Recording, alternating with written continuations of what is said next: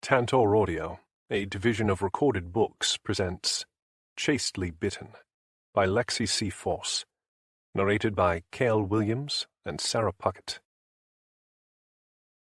Once upon a time, humankind ruled the world, while lichens and vampires lived in secret. This is no longer that time. Welcome to the future, where the superior bloodlines make the rules. Proceed at your own risk. The Blood Alliance. International law supersedes all national governance and will be maintained by the Blood Alliance, a global council of equal parts lichen and vampire. All resources are to be distributed evenly between lichen and vampire, including territory and blood slaves. Societal standing and wealth, however, will be at the discretion of the individual packs and houses. To kill, harm, or provoke a superior being is punishable by immediate death. All disputes must be presented to the Blood Alliance for final judgment. Sexual relationships between lichens and vampires are strictly prohibited. However, business partnerships, where fruitful and appropriate, are permitted. Humans are hereby classified as property and do not carry any legal rights. Each will be tagged through a sorting system based on merit, intelligence, bloodline, ability, and beauty. Prioritization to be established at birth and finalized on Blood Day. 12 mortals per year will be selected to compete for immortal blood status at the discretion of the Blood Alliance. From this 12, 2 will be bitten by immortality. The others will die. To create a lichen or vampire outside of this process is unlawful and punishable by immediate death. All other laws are at the discretion of the packs and royals, but must not defy the Blood Alliance. Part 1. Chastely Chosen. Darius. Item 17 is a 22-year-old Caucasian female with mahogany hair and chocolate-colored eyes. Human is 5'7", 130 pounds, and speaks English, Spanish, Japanese, and German. Her other intellectual aptitudes are detailed on page 9 of your guide. I studied the brunette on the podium and recalled the qualities I memorized an hour earlier. Her profile suited my tastes and purpose: intelligent, multilingual, gorgeous, and innocent. Just what I needed. The voracious gazes in the room confirmed this would be an expensive venture, but I enjoyed a challenge. Shall we start the bidding at 1 million? The portly announcer seemed quite pleased with this amount. I doubled it with a wave of my paddle. Her sweet blood sang to my baser senses, which was entirely the point. She came from a rare breed of human who resembled ambrosia to my kind, and her virginity only enhanced the allure. The loss of her innocence would temper the taste slightly, but not by much. Hence her value. I could keep her for days, months, years, or eternity, if I chose. A beautiful pet to own and do with as I wished. And I would, not just in the way everyone anticipated. I smiled as I raised my paddle again, tripling my neighbor's amount. This woman would belong to me by the end of the night, to fuck, to eat, to kill, whatever I wanted. Poor thing. I almost felt sorry for her, but she seemed strong enough standing nude on the platform for all of us to examine her every attribute. I doubted she saw much beyond our legs, given the spotlight illuminating her gorgeous assets and face. So pretty, and so very much mine. Chapter 1. Juliet. Sleek black shoes. That's all I knew about my future. No name, no face, just a vampire who bid the highest in the room for my body and blood. Remember your purpose, my matron murmured as she pulled a flimsy white dress over my head. It left me feeling more exposed than I had on the altar moments ago. Yes, madam. The words burned against my dry throat. Standing naked on ceremony for a room full of society's most affluent monsters had nothing on what would come next. 22 years of training taught me what to expect and how to behave. Bow. Do not make eye contact. Obey. 3 rules of etiquette all blood virgins followed. If I was lucky, he might let me live afterward. My matron draped a deep red cloak over my shoulders and tied it at the neck, hiding my sheer gown, a false sense of propriety that served as a way to preserve my innocence for my new master. "You are ready, my child," my matron said as she secured the hood over my brown hair. The cape and gown were the only items I was permitted to keep outside these walls. I couldn't even take a pair of shoes. "Thank you, madam." An automatic reply brought on by years of strict discipline. If I performed as expected, I could one day become a matron too, and instruct future blood virgins on proper protocol. But I had to endure and survive my own initiation first. My palms heated as the doors of the ceremony room whispered open. 2 vampires stood waiting in the stark white hallway. They weren't escorts, but guards meant to ensure my cooperation. Running was never an option. Neither was fighting. Survival meant following procedure. I swallowed the urge to scream. That never ended well. This would happen whether I agreed or not. "Don't keep him waiting," my matron whispered, caution in her voice. Part of the ritual was walking down that hallway willingly. Or so it would seem, anyway. Was it really consent when I didn't have a choice? "Good day to you," I managed. My version of a goodbye to the only woman in my life I ever considered to be family. Not that I dared to tell her. Emotion equaled weakness when displayed outwardly, and I couldn't afford for anyone to consider me pathetic. Not if I wanted to live. "And to you," she replied. I inclined my head in a notion of respect before starting the path toward my future, to the male vampire I would call sire. My legs felt heavier with each step. I'd never ventured outside this compound. What existed beyond the front door other than a starless night? The guards followed on either side, careful not to touch me. I belonged to someone else now. They were only permitted to handle me if I chose to fight, but I knew better. My bare feet were silent against the pristine marble while the cloak rustled softly over my legs. I could feel the guards inspecting me. They had all seen me naked on that altar, like an animal put up for auction, which was exactly how society perceived me, an animal without rights. I paused at the building's primary entrance and examined my destiny. A door handle. Once I twisted it, there would be no returning, not without my sire's permission. But there isn't a choice. I never had one. My unique bloodline placed me here at birth. The guards beside me shifted, an indication that my hesitation had not gone unnoticed any longer, and I would be at risk of insubordination. I didn't want to end up there again. My heart beat unsteadily as I pulled open the door to reveal the late hour of the night. A limo waited ominously in the driveway. No external lights. Vampires preferred the dark. Only the hallway behind me illuminated the outside. I stepped onto the porch and flinched as my feet touched the cold surface. The sensations grew with each move forward, then hurt as I found the cobblestone sidewalk that led to my fate. The guards kept pace beside me, their gazes vigilant, and then the back door of the limo opened. I immediately fell to a bow, my knees touching the uneven stone as my forehead and palms met the ground. Vampires of status required complete and utter submission, especially a master. To greet him in any other manner would result in punishment, and I preferred to avoid that for my first night in his hands. Expensive shoes appeared in my peripheral vision as a deep voice said, "I will take it from here." "Of course," the guard to my right replied.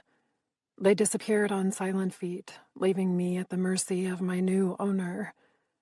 Would he take me here, on the lawn, for all the others to see? I trembled at the very real prospect. He owns me. I remained obedient, awaiting the inevitable. My matron prepared me for this moment. She taught me all the appropriate responses and platitudes to please my new master, but nothing could have equipped me for the reality. What if I misspoke? What if I couldn't handle the pain? "Rise," he commanded. Bile taunted my throat as I forced myself to comply.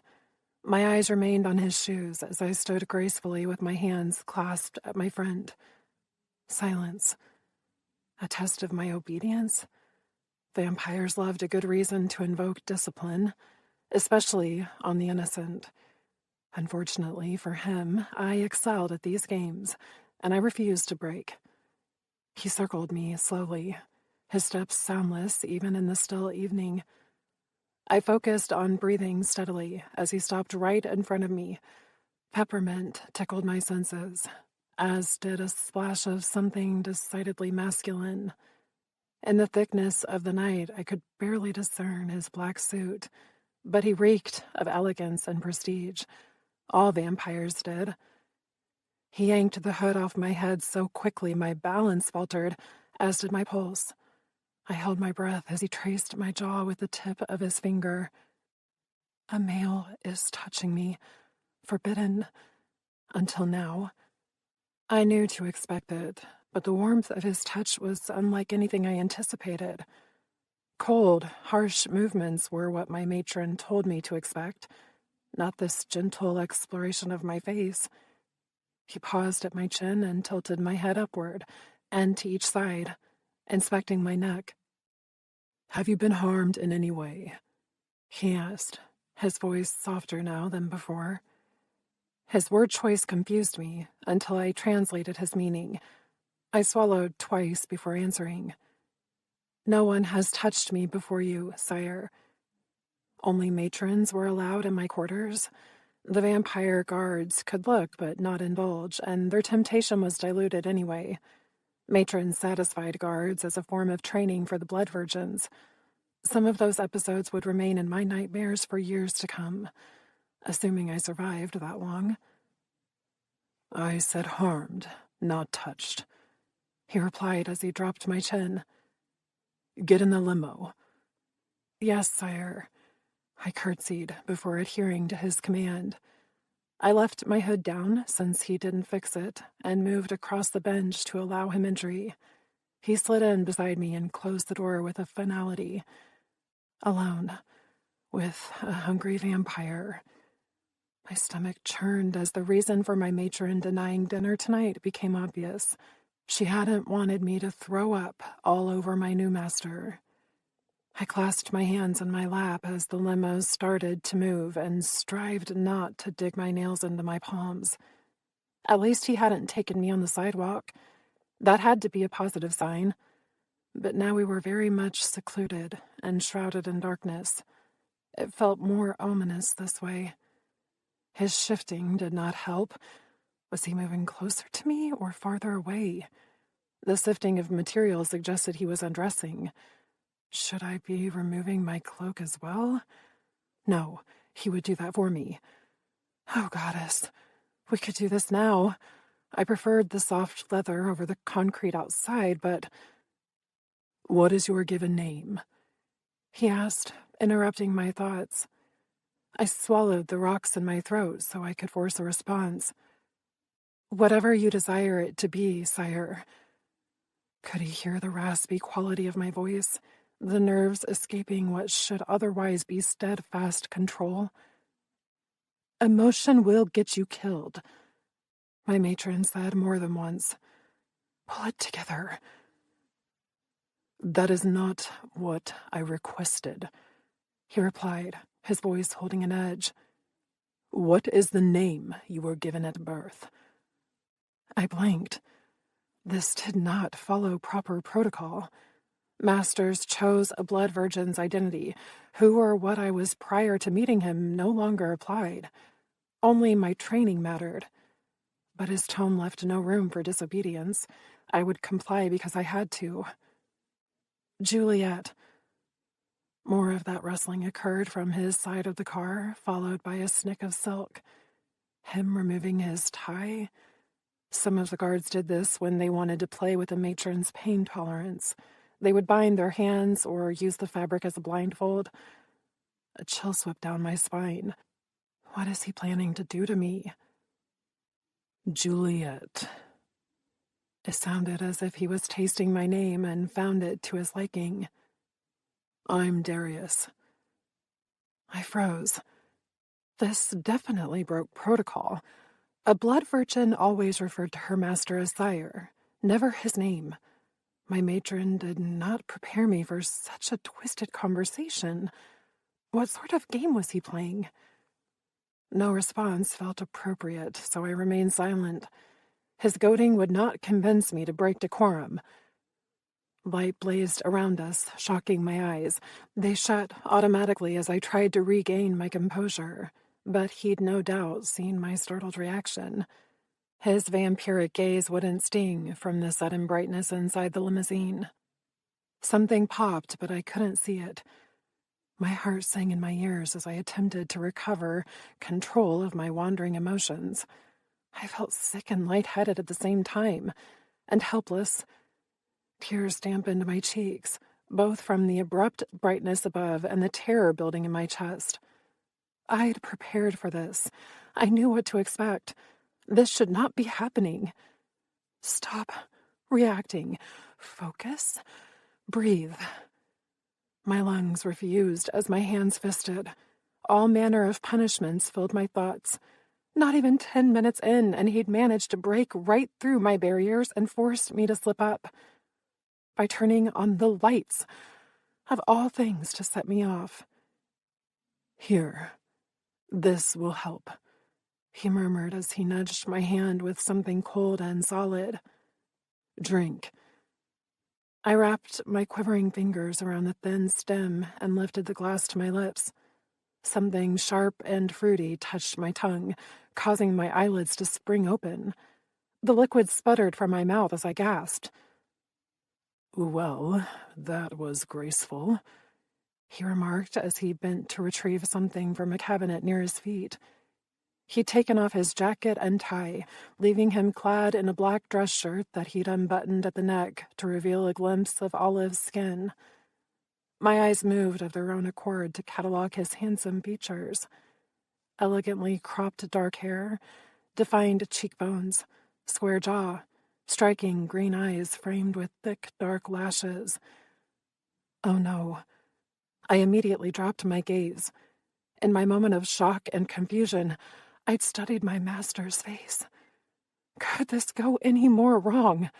I knew the rules, yet it'd taken mere minutes to throw them all out the window. Forgive me, sire, I whispered. The alcohol startled me. It was expressly forbidden. Blood virgins did not imbibe, ever. It tainted our bloodlines. He plucked the drink from my shaking hand and draped a towel over my fingers. Clean yourself up, Juliet. My throat clogged with repressed emotion. To perform so poorly reflected not only on me, but also on my matron. He would seek her punishment in addition to mine. How had I managed to mess this up so spectacularly? I used the cloth to clean up my hand and cloak and started to kneel to wipe up the droplets on the floor, but his hand on my wrist held me in place. He said nothing. For so long, I wondered if he was struggling to determine how first to hurt me. Vampires were notorious in their cruelty. I'd witnessed so many executions, floggings, public rapes, and bloodbaths that I could too well imagine his intentions for me. He let go of my wrist to switch off the lights. I sat still in the shadows of the limo, waiting. My limbs shook with confusion and fear, too fierce to hide. Not that it mattered anymore. I'd more than earned my sentencing. A little emotion sprinkled on top would neither improve nor worsen my pending chastisement. You are forgiven, Juliet, he said quietly. We will be traveling for some time. I recommend you sleep. You wish for me to sleep, sire? The waver in my voice couldn't be helped. He claimed to forgive me, but vampires excelled at lying. I knew better than to let those words placate me. Yes, rest. As you wish, sire. Did he intend to wake me cruelly? Would that be my penalty for misbehaving? That seemed rather docile, but it depended on his methodology. I closed my eyes in a false attempt to follow his command, but knew my heartbeat gave me away. He would know the truth, but I had to try. Anything to appease him. My master. It was my duty to obey, my duty to accept punishment, my duty to give my body and blood, only to him, until he no longer had use for me. There was no escape, nowhere to run. Follow the rules or die. I didn't want to die. Chapter 2. Juliet. Miss? A sharp shake, followed by, Please, you must wake up. I blinked, startled by the unfamiliar voice. It didn't belong to my matron or any other woman in my history. I sat upright in the foreign bed and took in my surroundings. Royal blues and golds flourished throughout the oversized room, all illuminated by candlelight. Where am I? Master Darius's home. A stout woman with graying hair informed. He mentioned you may be drowsy from your long sleep, and also as a side effect of compulsion. Perspiration dotted my brow and hands. The last thing I remembered was attempting to sleep, then nothing. I didn't even know how long we drove or where he'd taken me. Master Darius requests you for dinner, the older woman said as she laid a revealing black gown over the bed sheets. You are to wear this. I studied her. Are you my new matron? Her age indicated her humanity, but I didn't recognize her as one of the blessed. No. I'm one of Master Darius's housemaids. There are several of us, as well as other servants who maintain the manor. Her blue eyes crinkled. You may call me Ida, love. Darius informed me to call you Juliet. My brow furrowed. He did? Yes? Is he wrong? Oh, of course not. If he has chosen Juliet, then that is what I am to be called. How bizarre, though, that he would select my given name. Perhaps he liked it? Ida looked me over with interest. I've heard rumors of your kind. Master Darius is in for a treat. I shivered at the underlying meaning of her words. My body would be his treat for dinner. I supposed that was better than the lawn outside the Covendus or in his limousine. I shall prepare myself, I said quietly as I slid out of the silk sheets. Someone had removed my cloak, leaving me in the sheer white gown from earlier. I pulled it over my head and traded it for the black dress. It was no less revealing than my previous outfit, with its sheer bodice and slitted skirt. Both my legs were exposed to the hip, and my breasts were pronounced beneath the translucent material. Typical blood virgin attire. Although usually a woman in my position only wore darker colors after losing her virginity. Unless... had he taken me while I slept? Goosebumps filed down my arms at the very real prospect. Perhaps that was the true purpose for knocking me out. I spied a mirror in the corner near a door leading to tiled floors. A bathroom. One meant only for my use? Not important. I moved on wooden legs, terrified of what I might see, but found my appearance to be normal, with the exception of my sleep-nested hair. No visible marks on my neck, arms, or thighs. And I didn't feel sore anywhere. From what my matron told me, it would hurt, perhaps for days afterward. If he'd taken me, I should know. There's a brush and other essentials in there, Ida said, reminding me of her presence. She stood off to the side, hands folded before her, appearing curious. "Do you require any assistance?" I cleared my throat. "No, madam, but thank you." She smiled. "I will wait for you by the door, then." She pointed to the large wood panel across the room and bowed her head slightly before leaving me by the bath area. A human maid. How intriguing. I supposed vampires and lichens would employ them. My bloodline was too cherished and rare to be influenced by humanity. We were owned from birth and protected by vampire guards. Or perhaps incarcerated was the better word.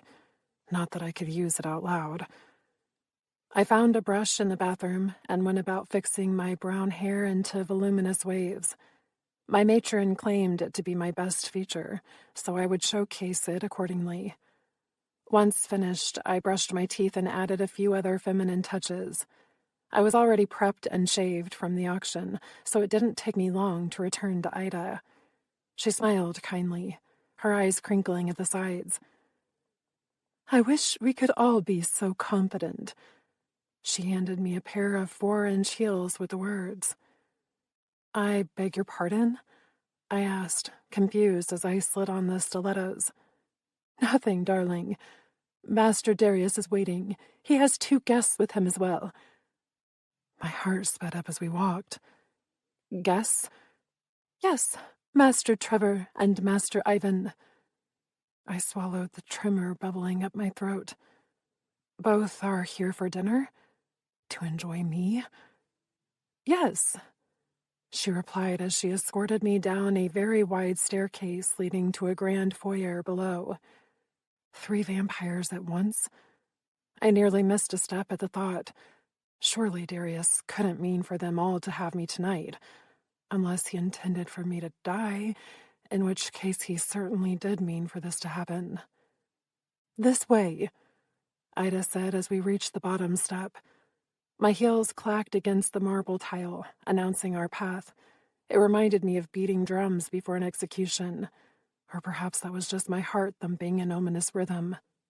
Most blood virgins did not return to the Coventus. Our blood was so potent and addictive that vampires could hardly contain themselves and drank us dry. Or so my matron warned. I could do nothing to stop him, if that's what he desired. Screaming only sweetened the moment. I was the equivalent of an expensive steak, meant to be devoured, or savored, whichever my master preferred.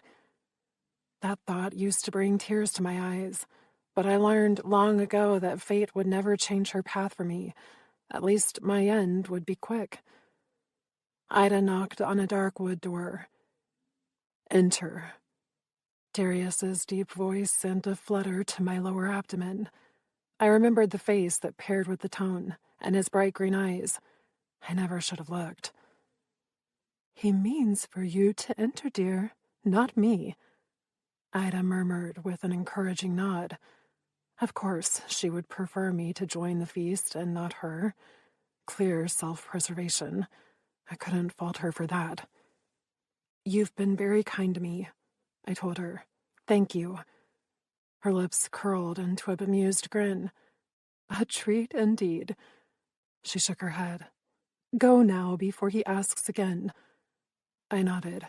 Yes, of course. Vampires did not appreciate having to wait. I pushed open the door to peek inside and found the room lit by more candles. A long mahogany table graced the center beneath a chandelier with enough chairs around it to seat an army. Expensive cutlery and plates adorned 4 place settings, and before them was an array of platters with scents that tickled my nose. Master Darius stood against the wall just inside the door, flanked by his 2 suit-clad counterparts. "Sire," I greeted as I assumed my position on the floor near his feet, with my forehead touching the marble ground. Their eyes felt like brands against my exposed skin, leaving marks as they admired my submissive position. They said nothing, yet I felt every unspoken word. Hunger and arousal thickened the air, churning my stomach as I waited for the first one of them to pounce. This is my purpose. I reminded myself as I studied my breathing. In, 1, 2, 3. Out, 1, 2, 3. Focusing on my inhales and exhales did little to still my thundering heart. I couldn't hide the harsh sound from their predatory senses. It served as a beacon, alluring me to them more. A tremor traversed my spine. 3 on 1. I'd seen it done too many times. Would I be able to handle their penetrations? Would I die swiftly? Goddess, I prayed, evoking the highest power on earth. Please end it quickly. Their shoes whispered over the floor as they circled me. She's exquisite, one of them murmured. And there's no denying the temptation. Yes. The familiar masculine tone called to my training and demanded complete surrender. He owned me in every way. But can she be reprogrammed? The third voice asked, his tone decidedly foreign. Time will tell. Master Darius replied as he crouched before me. Are you going to do this every time you see me? His finger found my chin as he forced me to meet his gaze. Because I'm already annoyed by it. Sire? I asked, confused as I tried to look anywhere except his face. To meet a master's stare was expressly forbidden. It suggested challenge, and I did not wish to engage him in that manner. He pinched my chin hard, bringing tears to my eyes. Look at me, Juliet. I swallowed and forced myself to comply. Those sharp green irises burned into mine, so hypnotically handsome, yet lethal, and so very old. You are not to bow in this manner unless I expressly request it. Do you understand? Not really. May I seek clarification, sire? A bold question, one that could earn me additional punishment, but I needed more details to comply. You may, he replied, and I swore he sounded almost amused. How would you prefer me to bow? I asked. This is the way of my training, but as it displeases you, I will conform my methods. No bowing at all, he clarified. Shall I curtsy then? No. He dropped my chin and stood. Rise, Juliet. Yes, sire. I rose swiftly to my feet and averted my gaze once more to the floor. Silence. I didn't quite know what he wanted me to do with my hands, so I left them at my sides while the three of them admired my dress. She's truly lovely, one of the males murmured. Indeed, my master replied. Shall we eat? My stomach churned at the casual words. No more platitudes or demands, just dinner. I'm famished. Likewise. Excellent, my master said as he moved into my personal space. I remained still as he placed a hand at the small of my back. This was it. My final moments. If I complied, it would be less painful. I pulled my hair over one shoulder, exposing my neck, and waited. Please, let it be quick. Chapter 3. Darius. Fuck, she smelled amazing. My maker, Cam, had once warned me of the temptation brought on by a blood virgin, but I'd never taken him seriously. However, after several hours in the limo beside Juliet, I finally understood. The woman was irresistible. My incisors ached with the need to taste her, even if for a second. Trevor and Ivan would feel it too, but propriety kept them from trying anything. And Christ, the bowing. To put herself in such a submissive position aroused all my darker needs, which was obviously the point. It had to stop. Everything she did, every word she said, were all express signs of submission ingrained in her from years of indoctrination. It shouldn't appeal to me, but damn if I wasn't aroused right now. Ivan's amusement rolled off him in waves. Of course he was enjoying this. He'd been all for our royal friend's ridiculous idea that I purchase a blood virgin for status. Oh, it would work, assuming I could withstand the temptation of taking her too soon. Juliet's pulse thrummed healthily in her exposed neck, taunting my instincts. I could devour her, and she would do nothing to stop me, maybe even encourage me. But it wouldn't be real. All trained responses meant to please the highest bidder. Not that I blamed her. She was a victim of her bloodline. I flexed my palm on her lower back to pull her slightly closer, and lifted my opposite hand to curl around her nape. She leaned into the touch and closed her eyes, but her lips trembled slightly. Fear. It seemed no amount of preparation could properly ready her for this moment. Not surprising. I flicked my thumb over her pulse, and her jaw clenched. A fighter lurked beneath the surface. She wanted to live in a world where most humans preferred death. Fascinating. I leaned in to inhale her addictive fragrance, so sweet and alluring. Knowing I didn't have to resist only deepened my desire to taste her, to take her. My lips found her pulse and kissed her neck coaxingly. She seemed to melt against me, her body recognizing its purpose, but her jaw remained tense. I'd chosen well. Very, very well. I nibbled her tender skin, careful not to break the surface, before placing my lips at her ear.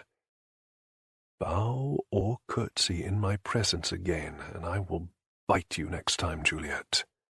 I nuzzled her cheekbone as she shivered, before pulling back to meet her gaze.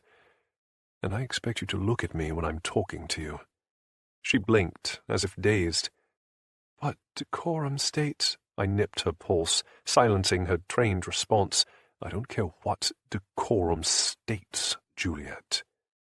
I laved the scratch created by my incisors, and closed my eyes as a speck of her essence met my tongue. Fucking heaven! What I wouldn't give to sink my teeth into her vein and take my fill. But I needed her alive, and I desired her acquiescence. It would make taking her all the sweeter, because I would have her and her permission, eventually.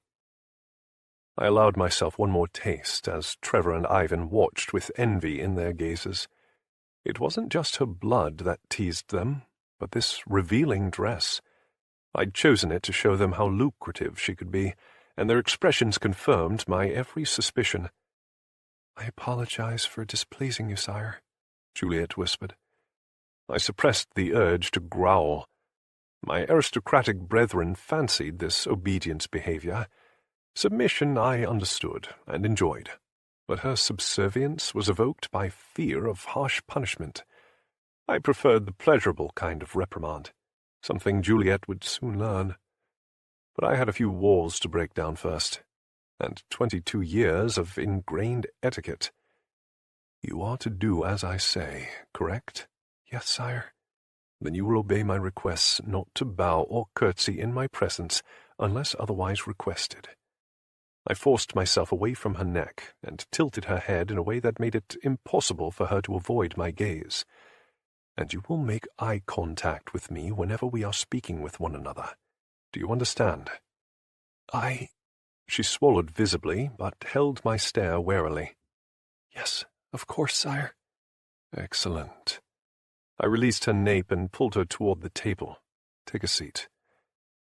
You always were gifted with the ladies, Darius, Trevor remarked, his humor evident. We should take notes, Ivan agreed. For when we buy our own fuck dolls? Trevor asked, a smile in his voice. Absolutely. I want a redhead. Yeah. I'm craving a brunette right about now. I think we all are, mate. Enough, I growled, as I helped Juliet into her chair. She sat very still, and kept her focus on the table while I took a seat beside her. It seemed the eye contact thing would take some work. Trevor and Ivan sat across from us, their expressions matching ones of amusement. Why did you both drop by again? I demanded. You know why, Ivan replied. Trevor wanted to see your new toy. I rolled my eyes. She's not a toy. She's a walking fuck doll with delectable blood, Trevor murmured. Definitely a toy. Juliet didn't react to the crude description and remained outwardly complacent with her hands folded in her lap. That sort of control would come in handy later. I reached for a platter of roasted duck and slid a few slices onto Juliet's plate before serving myself. Trevor and Ivan followed suit, taking several sides and lathering their dishes with Gladys's fine cooking. They frequently tried to buy her from me, but I always refused. I had one of the best chefs in the region, and did not plan to give her up any time soon. All my servants were my own. I protected them fiercely, just as I would the beauty beside me.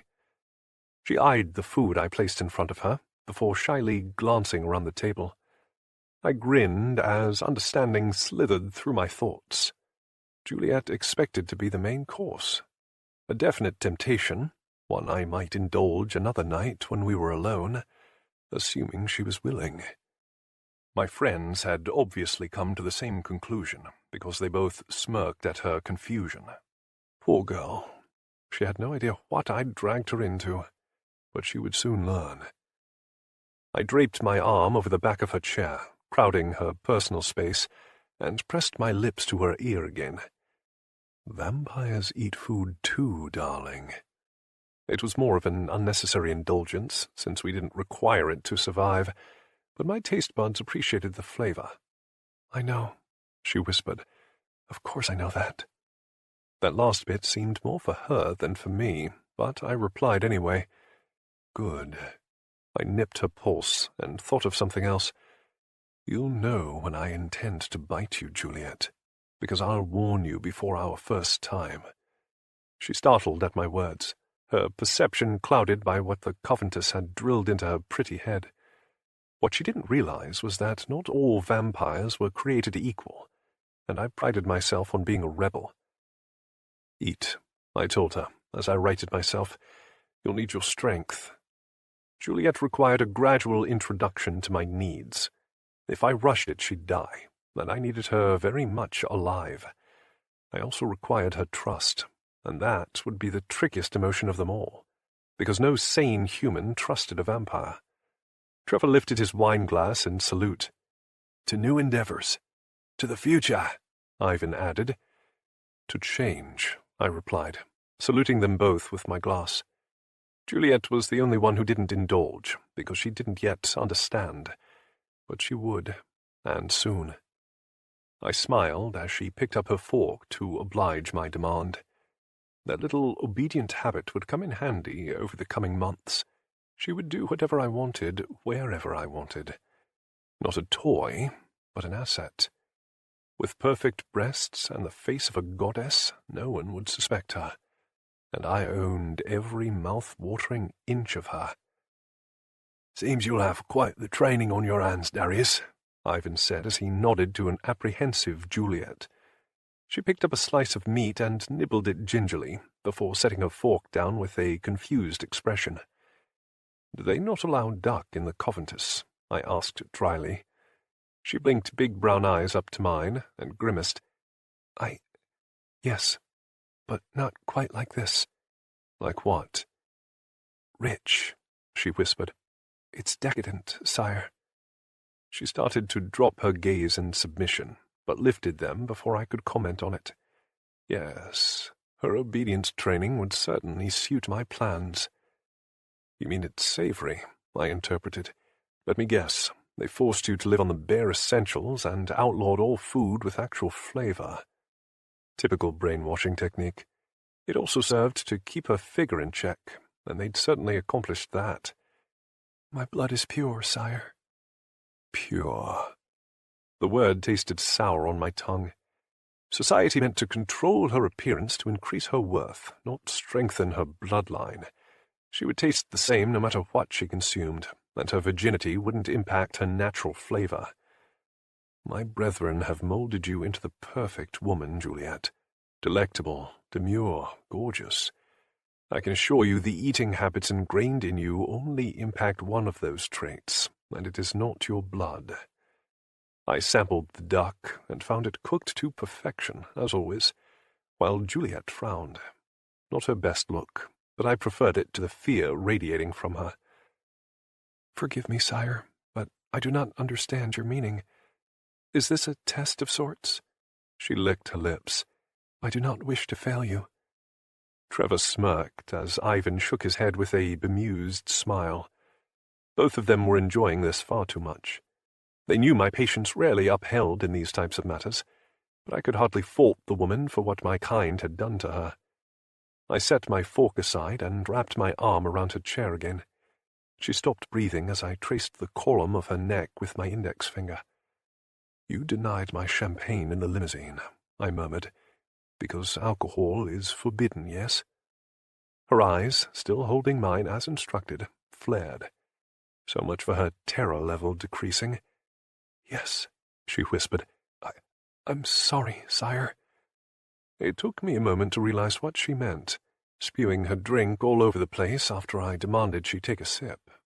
Most in my position would have punished the new pet for behaving impudently, but I saw her as something else entirely.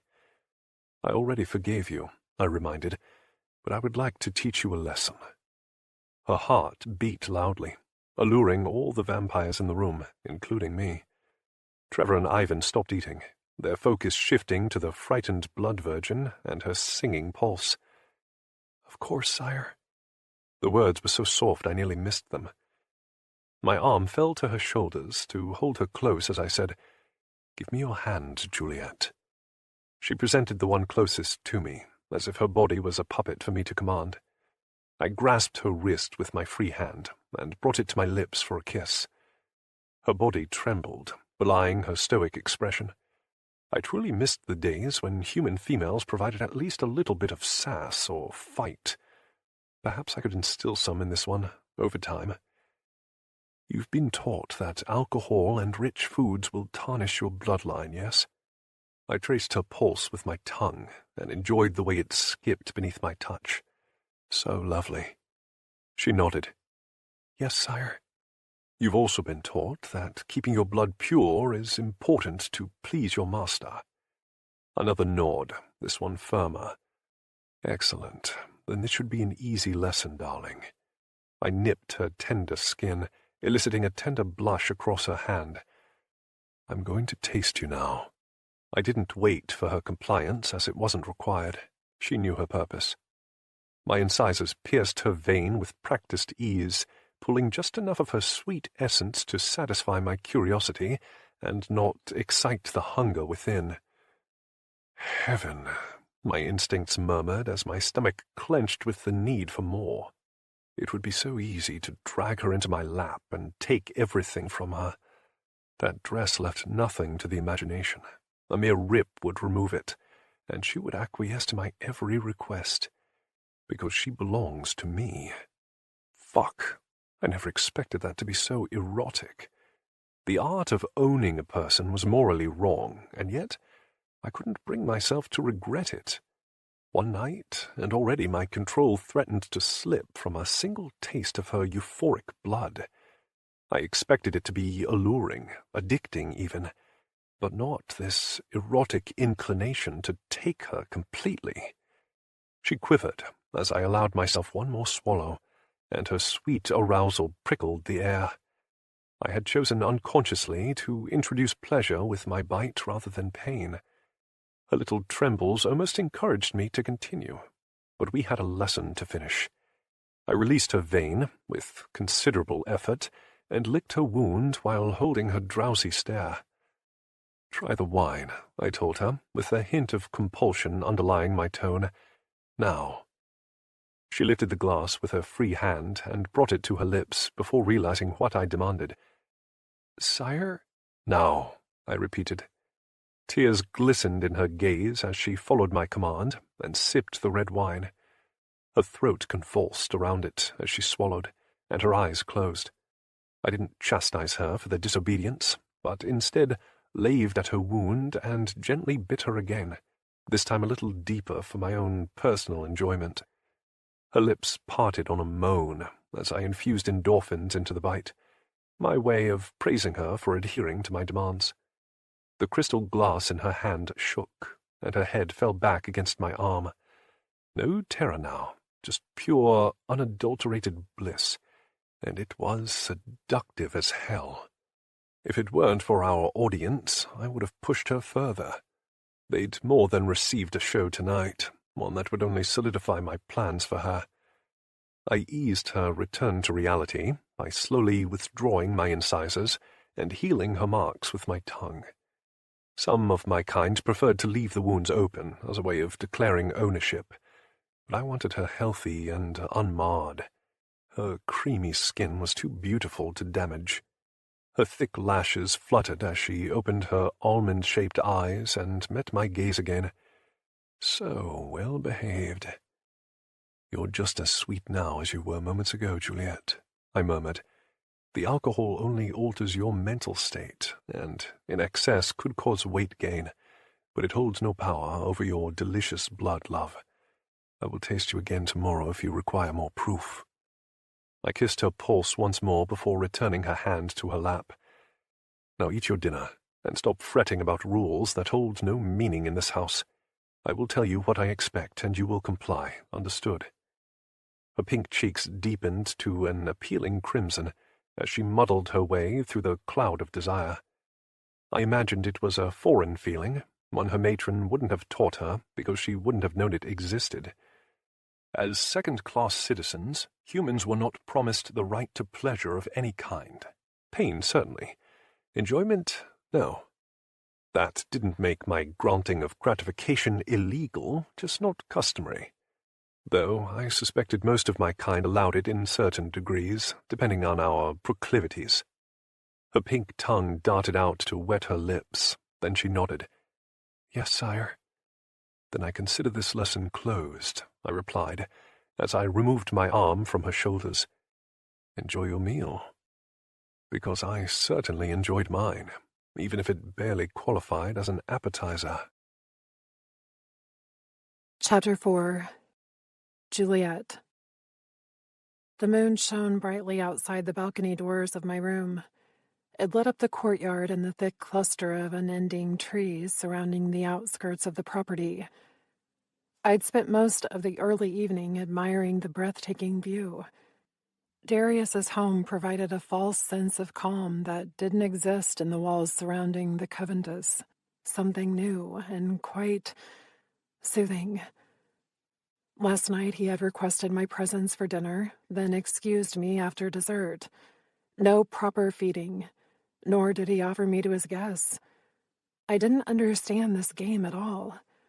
My matron had prepared me for every situation, or so I thought, but my sire played by a foreign set of rules. He forced me to imbibe alcohol, something expressly prohibited, and yet I enjoyed it, perhaps too much. Or maybe that was his bite. My thighs clenched with the memory of his mouth on my skin. Never in my wildest dreams had I expected that. It was unlike all of the scenes I'd witnessed between my matron and the vampires during my training. She usually cried silently as they took her, however they craved. And when she screamed, they punished her more. Silence was an important skill taught at a young age. Vampires preferred quiet pets who allowed them full access to whatever they desired. And I'd been prepared for that with Darius. I expected him to hurt me while sating his needs. Instead, he granted me sensation. My lips threatened to curl in a way they rarely did. A trick, my mind whispered. It's all a trick of some sort. Yes, a pleasurable one. For now. A knock startled my daydreaming. I blinked at the door, waiting for it to open. "Juliet." The deep voice ignited a flutter in my lower abdomen. Why didn't he enter at will? Another knock. Odd. I wandered over to open the unlocked door and revealed a suit-clad Darius waiting for me in the hallway. "Sire," I murmured, my knees bending slightly on instinct. Remembering his command not to curtsy or bow, I straightened and caught his quirked brow. "It is a formal habit, sire." Not that it was an excuse. My body should follow his every whim on instinct, regardless of former training. "May I come in?" he asked. "Always." I stepped aside while forcing my eyes to remain on his face rather than averted. His chiseled jaw and sculpted cheekbones were easy to admire. It was his intense stare that I had to watch out for. I could easily lose myself in those green orbs. "Ida informs me that you've been in your quarters all evening," he murmured. "Are you not hungry?" Last night's feast offered me enough sustenance for a week. I feel quite satisfied at present. I used the cup in the bathroom for water earlier when I required it. "I see." He clasped his hands behind his back as he stared down at me. "You are free to wander the manor whenever you want." "Sire?" That seemed inappropriate. He arched a brow. "Do you require a tour?" Did I? "Would you like to give me a tour?" He studied me for a long moment before saying, "This obedient habit is already trying my patience, Juliet. Change into something more appropriate, and I'll provide you with a new task." "Of course, sire." I fingered my robe. "What would you prefer me to wear?" He smirked. "What would I prefer you wear?" He scratched his jaw before palming the back of his neck. "I'd prefer you in nothing, if I'm honest." I untied the silk rope around my waist and allowed my robe to fall to the floor. "As you wish, sire." His grin slipped. "That—" He trailed off as his eyes dropped to my exposed breast and continued lower to examine every inch of my body along the way. Nudity didn't faze me, but I'd never stood this close to a male before without clothes. And this one could touch me at will. That should have frightened me, yet my stomach seemed to tighten in a different manner entirely, especially as his pupils dilated with unveiled hunger.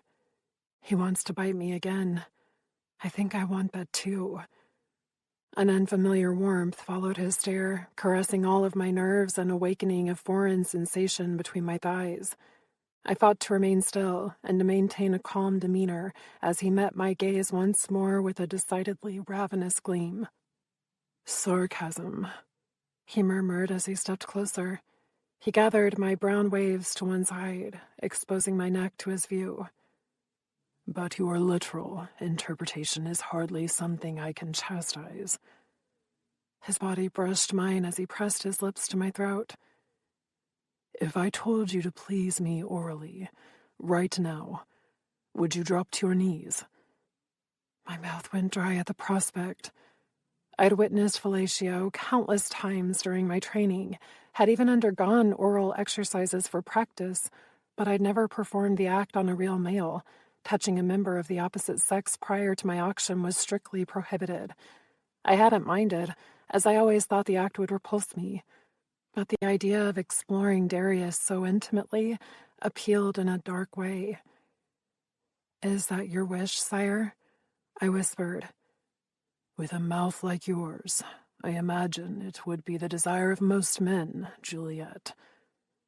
His teeth skimmed my pulse. I quivered at the sensual memory his mouth evoked and found myself longing for his bite. None of this was what I expected. I anticipated harsh words, painful penetration, and the very real fate of death. Not this sensual play. I opened my mouth to ask if he wanted me on my knees, but the words froze in my throat as he grasped my hips and pulled me flush against him. My heart skipped a beat at the very real proof of his arousal thickening against my belly. A silent demand for me to act? I wasn't sure. Perspiration dampened my palms as I lifted my fingers to trace the edge of his belt. He caught my wrist and whirled me around, pressing my back to his chest. My pulse skyrocketed at the fast, unexpected move, then stuttered as he flattened his hand against my lower abdomen, holding me in place. I couldn't breathe, not with his lips tasting my neck. "Oh, goddess." His tongue traced a hypnotic pattern that left me delirious in his arms. A wave of heat rolled over me, centering in my stomach and spiraling outwards. A whimper escaped me as I fought to understand all these sensations. Hot, cold, tension in every limb. His palms started downward, slowly. The breath caught in my throat, uncertain as he explored the freshly groomed space between my hips. I'd been shaved everywhere prior to the auction, something my matron stated my new master would prefer. "Time for a new lesson," he whispered. "Sire?" I didn't. My knees buckled as his fangs pierced my skin. Intense, sudden, and much harder than last night, but also really good. He held me against him with one arm wrapped around my chest and a hand on my stomach. I shuddered at the possessive hold and the warmth swimming through my veins. Most vampires didn't infuse their bites with endorphins, but Darius did. And I was very thankful for it. His name almost slipped from my lips as he drew my essence into his mouth. It burned in an intense way that caused my thighs to squeeze in response and my eyes to close. This was my purpose, and it felt so right in his arms. The fear I expected in this moment was replaced by a passion I never knew existed. Humans weren't meant to feel like this, or perhaps allowed was the more accurate term. The forbidden nature of our embrace only enhanced my enjoyment. His hand ventured lower, to a place I didn't realize I wanted to be touched until now. I knew he belonged there, and understood that he owned my body, but the reality far surpassed my assumptions. I grabbed his forearm, needing something to hold on to as he parted my slick folds. My limbs shook as he slipped a finger inside me and penetrated me from above and below. It was so overwhelming and powerful. I didn't know how to think, couldn't remember how to breathe. All I could do was feel. His mouth, his hand, his heat. I rocked against him wantonly, unable to stop myself from seeking more, needing more. Darius. My legs trembled uncontrollably, his arm around my breast the only thing keeping me upright. I felt caged, protected, and owned. He took a dangerous pull from my neck, so hard that I saw stars, while pumping more of that euphoria back into me, both with his bite and his fingers. I couldn't move, so captivated by all the sensations that my entire body just seemed to freeze. And then I broke on a rapturous wave that left me panting and pleading and crying. He'd ripped me in half, torn the air from my lungs, seared my skin, and left me shaking wildly. "That's it, Juliet," he whispered, his lips brushing my ear. "Feel." I shuddered against him as my limbs refused to function. My mouth remained open on an unending moan as fire singed every nerve. It seemed to take forever for the overwhelming sensations to subside, and several more minutes afterwards for me to realize Darius had lifted me into his arms. We were on my bed, with me curled in his lap. His mouth brushed my forehead and temple as he continued to whisper reassurances in my ear. I blinked, dazed. What just happened? Darius tucked my hair behind my ear and cupped my cheek. "You orgasm beautifully, darling." He traced my lower lip with the pat of his finger while he spoke. "I look forward to feeling it when I'm inside you." My pulse thrummed in my ears. Did he intend to do that now? His fingers slipped into my mouth, introducing me to a musky flavor I'd never experienced. I realized. This was the hand he'd used to pleasure me. My legs clamped together, arousing a quake from deep within. His eyes smoldered as I sucked my essence from his skin. "I will very much enjoy having you on your knees," he whispered darkly as he outlined my lips again. "But not yet." His mouth captured mine, shocking me to my core. Vampires did not kiss humans, but this one was definitely kissing me. Darius's tongue slid through my defenses, coaxing me to respond. I'd never experienced anything like this, but found it quite pleasing, especially the way his lips caressed mine. I tentatively returned the movement, learning his preferences with each stroke. My essence mingled with his, thickening our kiss and creating an intoxicating atmosphere of addiction. His fingers wound in my hair, holding me to him as he devoured my mouth, and I groaned with satisfaction. No one had ever touched me in this manner, as if I meant something. Although I understood this was all a result of my temporary purpose here, a small part of me hoped that this could become my permanent reality. Darius tore his mouth away from me and pressed his forehead to mine as our heavy breaths filled the air. Would he finish the task now and rid me of my maidenhead, or did he have something else in mind? I no longer knew what to expect from him. He broke all the formalities, and he fed without hurting me. "Pleasure," Darius murmured. "You've now experienced it." He kissed me again, softer this time, before pulling back to hold my gaze. His irises had darkened to a forest green, so hypnotic and beautiful. "Juliet." He uttered my name with an authority that required attention. "Yes, sire." I thought perhaps I said his name out loud before, but couldn't remember. Another shattered rule. "You are only to offer yourself to me when you crave pleasure, not because you wish to adhere to a command. Do you understand?" I blinked at him. His words were clear, but the meaning behind them confused me. My duty was to provide blood and sex. Why would my desire play into our arrangement? He arched a brow, waiting. "Yes, sire." The words were out before I could stop them as my training took over. A displeased master was an angry master. "Good." He brushed his lips against my forehead and set me down to the side. "Now wear an outfit of your choice and meet me in the hallway. I want to show you something."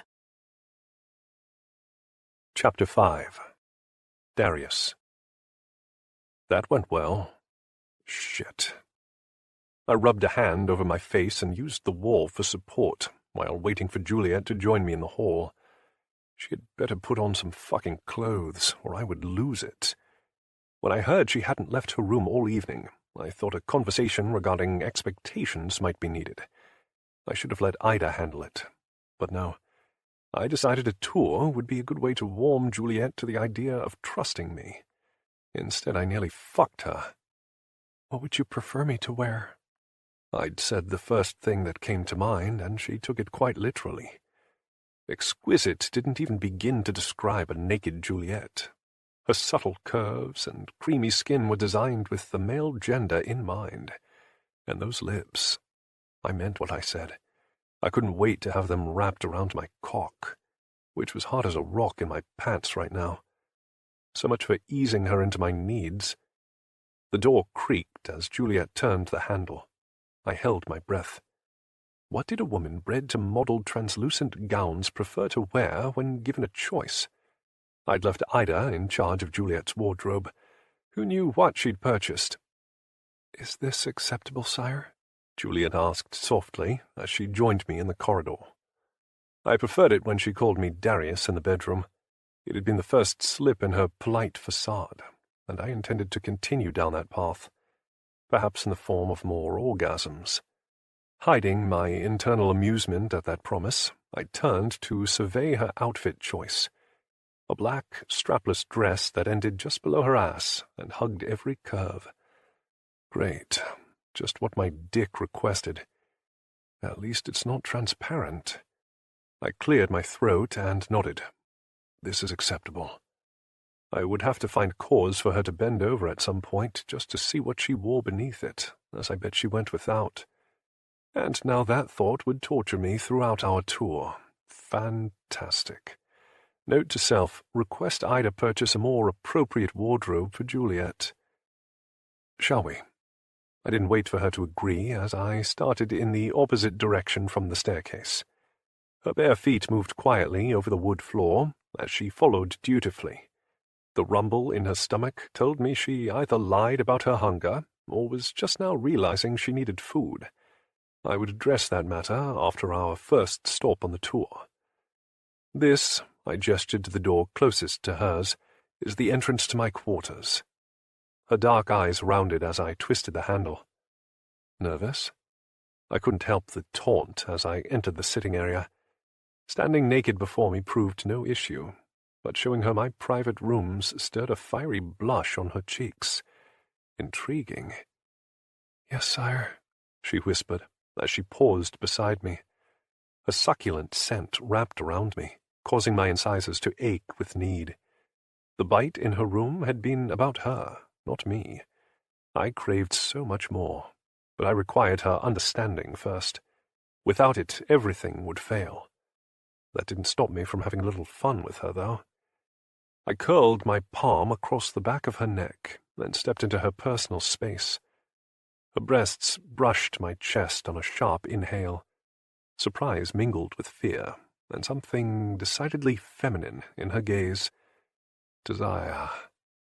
I pressed my lips to her ear. "You're welcome to enter my room whenever you please, darling."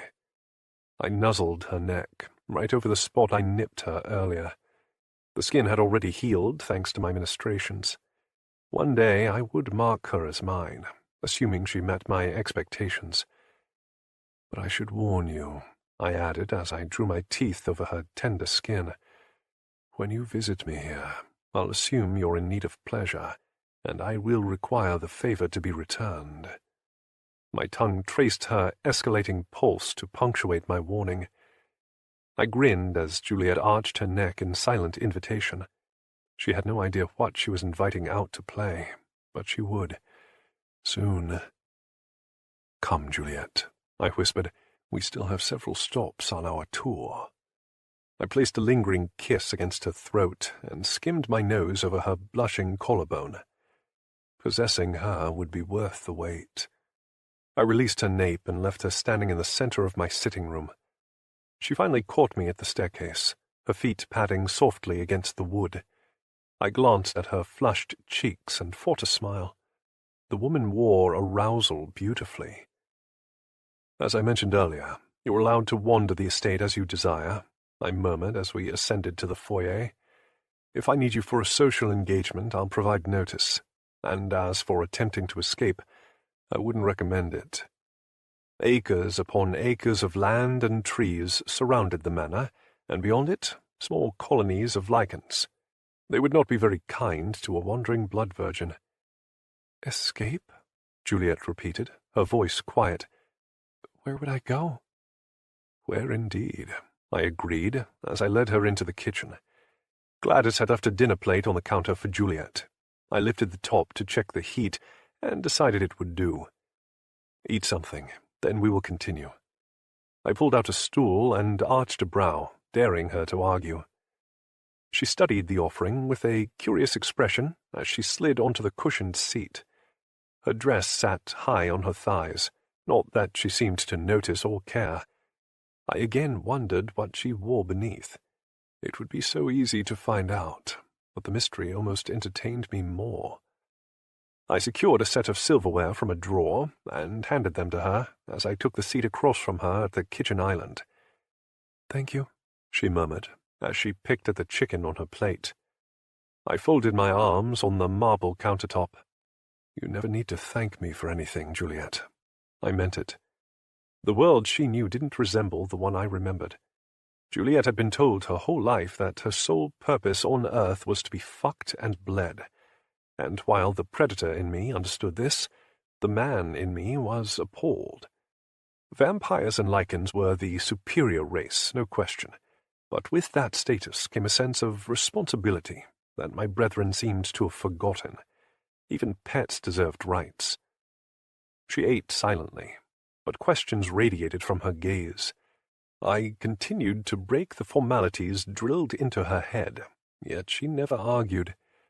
It hurt to see a woman so crippled by society's teachings, and Juliet, not knowing or realizing her broken nature, pained me even more. Still, nothing compared to what I had to do next. It was almost cruel, but I needed to shatter her bubble, and I only knew one way to do that: by telling her the truth. "I'm not well versed on your education, aside from the dossier I was provided during your auction. You speak several languages, your arithmetic skills are adequate, and you favor biology, all items I admire. What I don't know is how well versed you are in history." She finished chewing and set her fork against the half-eaten plate. Her eyes darted around, searching for something before landing on the sink. Realizing what she needed, I stood and found a glass to fill with water. Her curious eyes held mine as I handed it to her. Another formality ruined. I'd served the servant. Juliet took a longer than necessary drink before setting it aside. "Thank—" She bit her lip, halting the rest of the words I'd just told her weren't necessary moments ago. "You're allowed to thank me," I clarified, "but it's not mandatory." Her rounding eyes suggested we needed to start here, rather than with the history lesson. 22 years in the Coventus had molded her into the perfect pet by vampire standards, obedient, subservient, and dutiful. I needed to rearrange her perception of the rules. "Are you finished eating?" I asked before she could speak. She had consumed the same amount as the night before, but I wanted to be sure. "Yes, sire." "Excellent." I pushed away from the counter. "Follow me." She didn't wait to be told twice, and trailed right behind me. "My education included a thorough understanding of the Blood Alliance. I am also well-versed in geography, the vampire royal families, royal clans, and general government affairs." I glanced over my shoulder. "Making you a perfect pet for someone of class. And exactly why I chose her. But none of that is history, Juliet. Has no one taught you about the world prior to lichen and vampire rule?" Her frown answered my inquiry. "No, of course not," I murmured, as we walked by the grand ballroom. "The Coventus wouldn't want you to know such things. It fortifies your training to believe this has always been the way." I don't know how to reply, sire." "I suspect you wouldn't." I paused outside a set of glass doors and turned to stare down at her. "You exist to serve and please vampire aristocrats. Your blood, specifically, is why you were chosen for this path. But life wasn't always that way, Juliet." I pushed the doors open to the library and walked backwards, my gaze on hers. "Before I give you a task, I want to make a few things clear between us." Her attention flickered to the floor-to-ceiling bookshelves surrounding every available wall in the room, before spying the windows overlooking the vibrant garden patio behind me. She swallowed as she found her way back to me, her cheeks reddening with remorse. I held up a hand before she could apologize for being distracted. I understood. It was a magnificent sight. That's why I built it. Fear is a beautiful training mechanism. It's what my kind instills in humans to guarantee a certain behavior. I stepped into her personal space and grabbed her chin to tilt her head back. "I do not wish for you to be afraid of me, Juliet. While I appreciate your compliance, I also seek your willingness." I brushed my thumb over her lips, silencing whatever programmed response she had planned. "My rules are simple. I do not care for formalities in my home, and I expect you to look after yourself. You are free to roam my estate at your leisure, which includes anything and everything within my property lines. When I require you for something, I will inform you. Otherwise, your time is your own. Do you understand?" She studied me, her pupils dilating with uncertainty. I think so, sire." The hesitancy in her tone, coupled with those telling eyes, did not leave me with great confidence in her comprehension. Rather than explain more, I released her chin and turned toward a section of the library containing some of my favorite books. Tasks was something she could appreciate, and I had a horrible one for her. I plucked a few older texts from the shelves and set them on a table near the fireplace. That would be enough to start her re-education. When I turned to explain, I found her studying the item beside the fireplace near the oversized couch. "A television," I explained from beside her. "This technology isn't created anymore, but humans used to love the cinema. Mine still worked with the attached media player. I only used it when my nostalgic side required it. From what I understand, they are still quite popular with the lichen community." "What does it do?" she asked, her head cocked to the side. "It plays a movie, like a book come to life. Perhaps we will watch one sometime." She blinked up at me. "Is this something that requires permission?" So I'd finally found something that intrigued her. "No," I murmured, "but it does require a tutorial. One I had no patience for this evening. I have a task for you first." She eyed the books on the table. "You wish for me to read?" "Yes." I clasped my hands behind my back to keep from touching her. No amount of soothing on my part would soften my intentions for her. "You may know how the Blood Alliance operates today, but not about how it came into existence." Juliet picked up the first text, a global history book. "There was a council before it?" "There were many before it, including several human governments." "Human governments?" she repeated, her eyebrows in her hairline. "Read," I murmured. "When you're done, come find me, and we will discuss more." I made to leave her, but paused as I passed another shelf and thought better of it. "When you finish with those, select a few books from this row. They should provide you with the evidence required to believe." The manuscripts contained various pictures, all of which depicted the various world wars, and a few regarding the attempted purge of immortal bloodlines. The humans failed, miserably. "I have no travel planned for the next 3 weeks, Juliet, nor do we have any engagements, so feel free to take your time and come to me when you're ready." I started toward the door, then paused again. "And you can read wherever you feel most comfortable, and do not forget to eat. Remember, you're allowed to explore my estate without an escort." "Yes, sire," she said, her focus on the book and not on me. Let the retraining begin. Chapter 6. Darius. "Where's the door?" Ivan asked as he strolled through the glass doors. I lowered myself to the ground and back up. "You mean Juliet?" "Door seems more appropriate, but yes." He came to stand beside me, his hands tucked into the pockets of his trousers. I completed several more push-ups before hopping to my feet. Exercising wasn't necessary, but I needed the distraction today. "She's in the library, reading." Ivan snorted. "That's what you said last week." "And she's still in there." I stretched my arms over my head and rolled my neck. "Want to go on a jog with me?" My best friend looked me over and shook his head, bemused. "Why don't you just go fuck her? Isn't that why she's here?" Leave it to Ivan to think with his cock over reason. "You know why she's here." "Yeah, I do, and part of that requires fucking her." He waved a hand over my track pants. "I mean, this is absurd, mate. You don't even like to run." True, but I needed a physical distraction to keep myself from seeking out the delectable scent calling to my every instinct. Juliet had been in the library for 10 days now, rarely leaving even to sleep. I had to stop myself several times from stalking in there to remind her to eat. Fortunately, Ida had managed that part for me.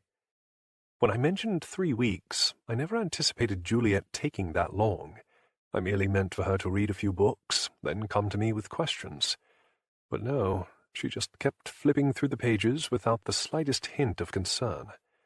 I had wanted to use the truth to fracture her conditioning, but it did not appear to be working at all, which meant I was starving myself for no reason. I could walk in there and fuck her, as Ivan so eloquently put it, then compel her to do my bidding, and I would if it came to that. Ivan folded his arms in that condescending way he favored. "Have you tried talking to her?" "My words won't be enough, not with the training she's undergone." I ran my fingers through my hair and blew out a breath. Blood virgins are broken at a very young age, and servitude is ingrained in their psyche. That sort of brainwashing is not easily overcome. "But you think a few textbooks will do it?" It provides Juliet with the historical context of what humans used to mean to this world, and creates doubt. Once I had that, I could rearrange her thinking and spark a need for revenge. But she's read over 15 books now and hasn't asked for any clarification. "Does she think it's all fiction?" Ivan wondered. I'd considered that possibility as well. If she does, I don't know how to convince her otherwise. Vampires and lichens had completely restructured the world to hide all hints of humanity's rule. Hope no longer lived here. All of my textbooks were considered illegal propaganda, not that I had any intention of ever giving them up. Will you discard her for a new one? Ivan's tone suggested he didn't give a damn, but I knew he cared deep down. Assuming she's defective, I mean. If she proves untrainable, then we'll have to determine an alternative, I admitted. The new plan wouldn't require a replacement so much as a more drastic approach. But my goal is for it not to come to that. Right, because you want her compliance, which I still say is a waste of time. His dark eyes glinted in the moonlight as he narrowed his gaze. You have the means to complete this task, but you're refusing to do what needs to be done. Just force her to drink a few times and fuck her, Darius. Then she'll be your Erosita, and you can control her. I palmed the back of my neck to keep myself from punching him. The bastard was right, of course. I could solve this problem in a handful of nights if I put my mind to it. But I craved her consent. I didn't require it. I owned her. But I wanted her to be a willing party, not a coerced one. You're playing a mind game when you don't have to, Ivan continued, because you're bored. Or perhaps I want to be better than the men I intend to kill, I suggested, as I rolled my neck again. Seriously, I need to go for a run. Anything to distract myself from walking into that library and doing exactly as my friend suggested.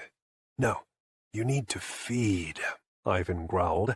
I just enjoyed the company of a pretty little blood whore, and yet my fangs are aching at the scent of your Juliet. Oh, you worried about me, that's cute. I jogged away, knowing the dolt would choose to follow me. He always did.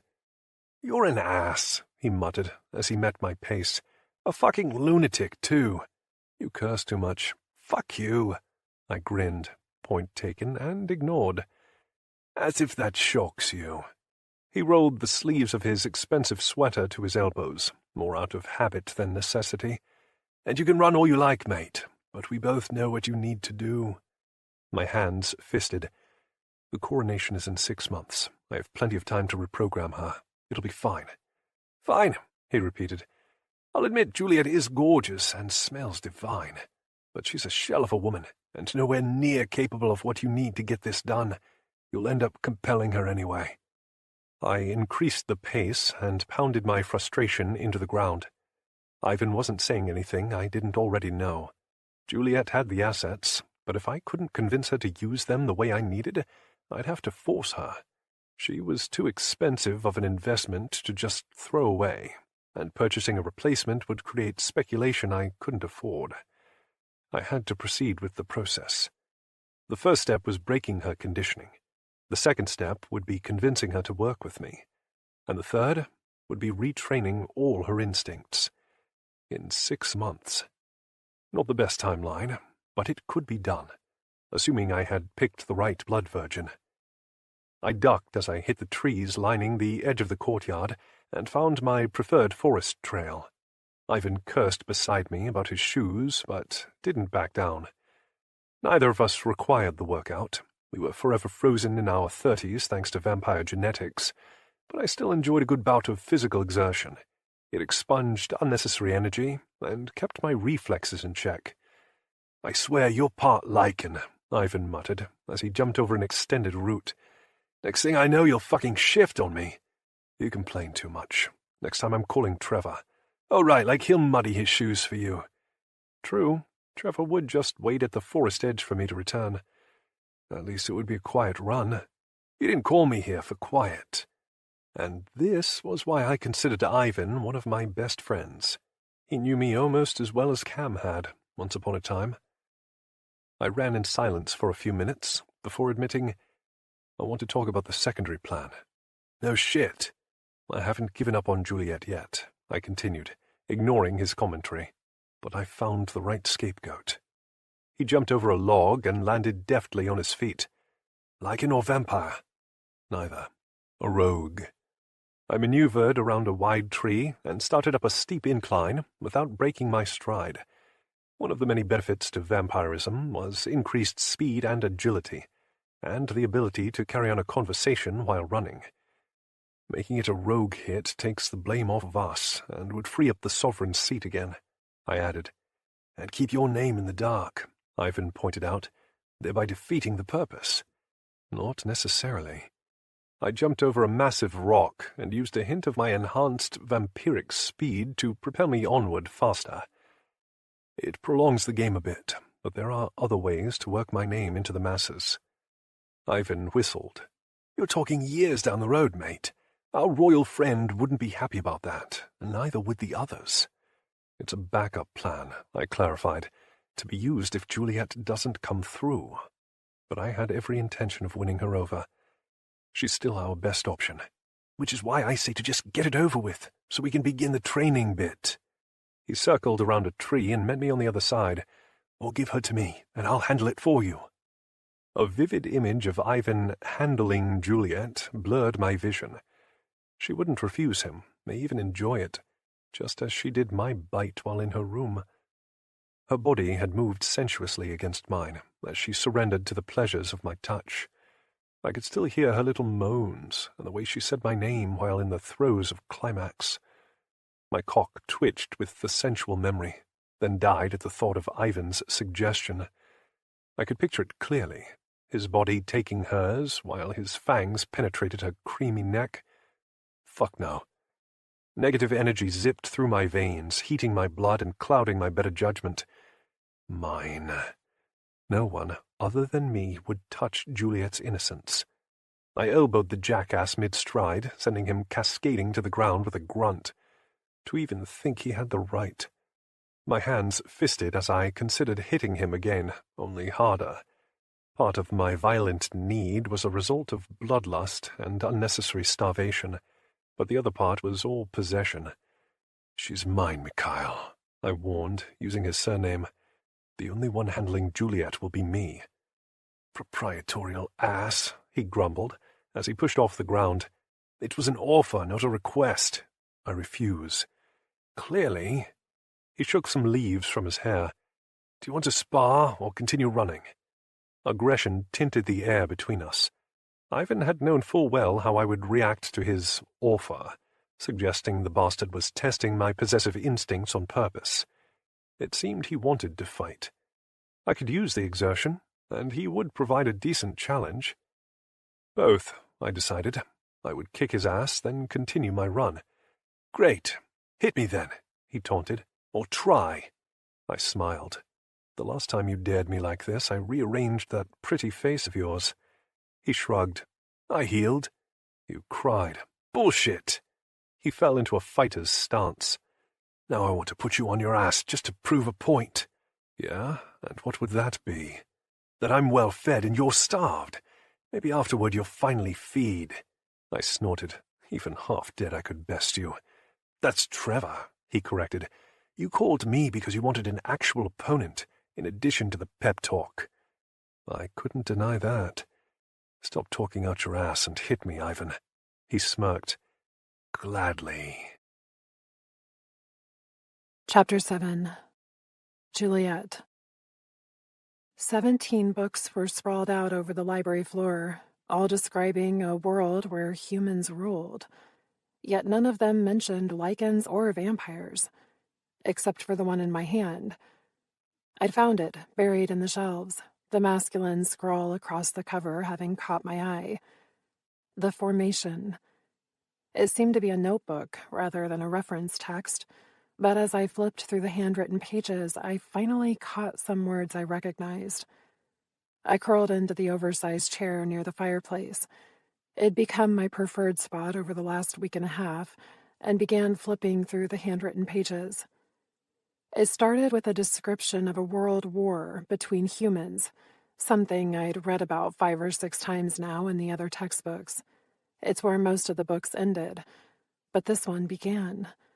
Another sign that I had picked something new. I skimmed the familiar words concerning nuclear weapons and agreed with the stark comments regarding humans clearly wanting to destroy the world. Then I slowed as I read a new passage regarding lichens. The Cyrus clan outed us first. They were discovered in the late 21st century by a paramilitary unit searching for a missing woman from a nearby town. Apparently, the Alpha took a liking to the governor's daughter and kidnapped her. So truly, everything changed because of a woman. This was definitely a journal. I continued reading about how humans attempted to experiment with lichens in various ways, all of which resulted in failures to understand their biology. A few governments attempted to use their genetics for militaristic means, but failed. Meanwhile, lichens and vampires met in secret to discuss the future of humanity. Several of the clansmen were furious about the treatment of the Cyrus clan and demanded retribution, thus giving those who craved a reformed world a platform to stand upon. Hence, the Blood Alliance was formed. The cadence of the words reminded me of Darius. Considering the notebook was stuffed in his shelves, it seemed appropriate for it to belong to him. I turned the page, learning more about the uprising, where the superior species organized an attack that destroyed over half the human race and successfully took control of the world.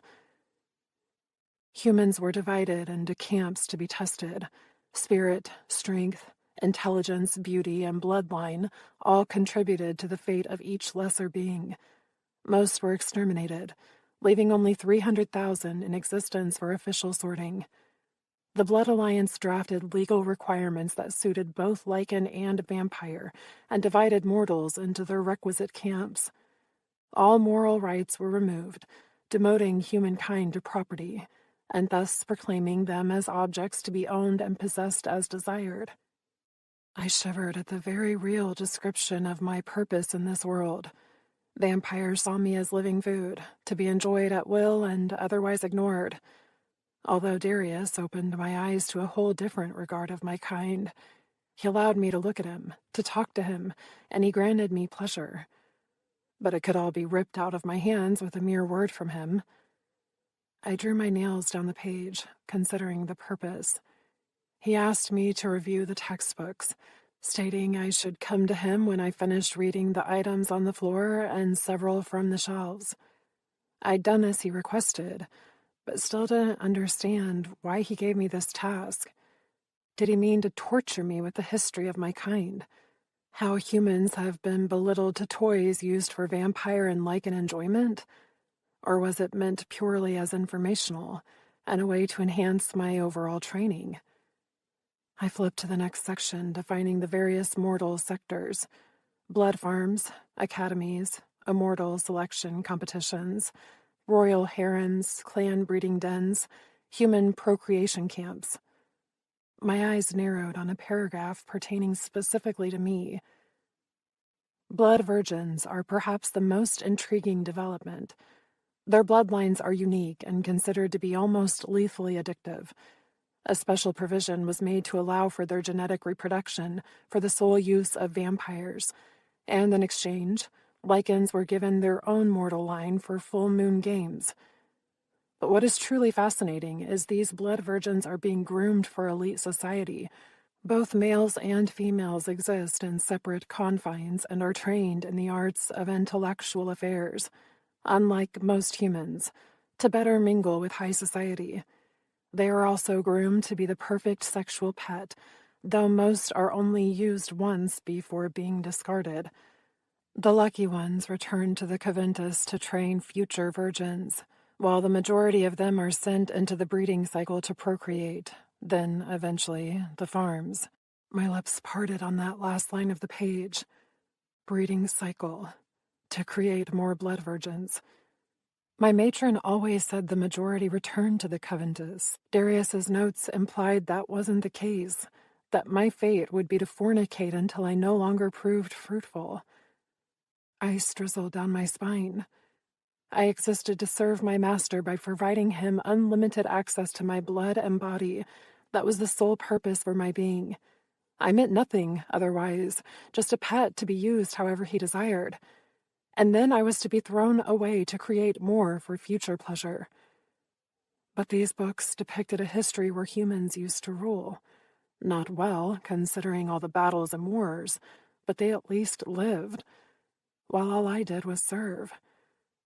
I blinked tears from my eyes as confusion poked holes in my bubbled existence. Why me? Why was this my fate? Because of my blood. And as a curse, I would be forced to produce more of my kind. Then that child would be sent to the Coventus to be trained, just as I was, to serve a new master before continuing the cycle. My stomach churned, reminding me that I had forgotten to eat again today. But what did it matter? I tossed the journal to the ground and found the history book depicting a strong female leader, human. She didn't smile, but her eyes bespoke of intelligence and determination. Mine would never resemble hers. When I looked in the mirror, I saw a soulless being who knew nothing about life, because I resided in a shell shaped by my vampire betters. They were more powerful, stronger, and immortal. That granted them the ability to control everyone beneath them, and to own a person like me. Humans used to have rights. Why would Darius require me to learn all of this? It served no benefit other than to prove my place while removing all hope. Was that what he wanted to show me? In case I garnered any ideas about what we were doing here? I preferred my state of ignorance, where the Blood Alliance always existed as the superior power, where humans were never in a position of authority, where I had no inkling of an optimistic future. He'd taken all that from me with this library of books. Why? I set the female leader aside and stood, determined. What did I have to lose? He intended to use me and throw me away anyway. I might as well demand an explanation. Maybe he would kill me as a result. That had to be better than forced breeding. My hands curled into fists as I stomped out of the library and turned toward the foyer. He told me only to visit him in his quarters for pleasure. He also told me to find him when I finished. Well, I was more than done. Damn the rules and etiquette. I required answers, and I wanted them now. Juliet! Ida called as I reached the bottom of the staircase. Normally, I responded to her with a demure smile or a polite greeting, but my mouth revolted against both actions as I turned to face her. If she noticed my lack of courtesy, she didn't show it.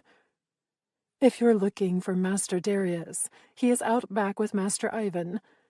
She winked and wandered away in that oddly chipper way of hers. Darius obviously hadn't given her the same reading assignment as me, or she wouldn't be nearly as content with her fate. Then again, she wasn't going to be sent to the breeding camps to produce more blood virgins. My lips thinned. Outside. I'd yet to venture beyond the doors of this large home.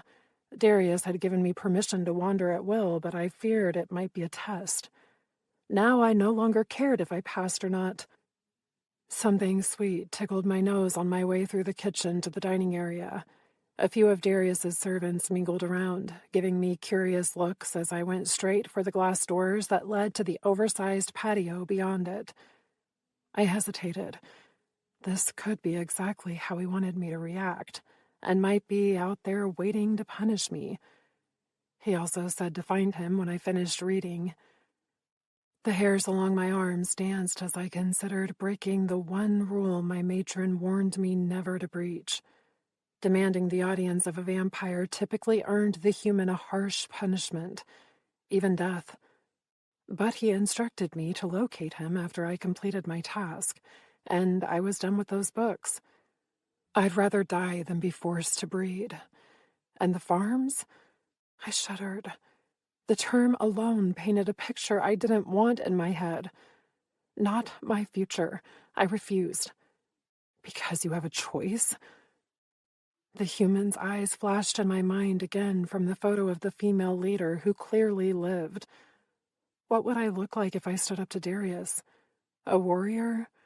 Or would I stare lifelessly up at the evening sky? Would it even matter? My lips flattened as I twisted the handle. I had nothing to lose. No life to value living.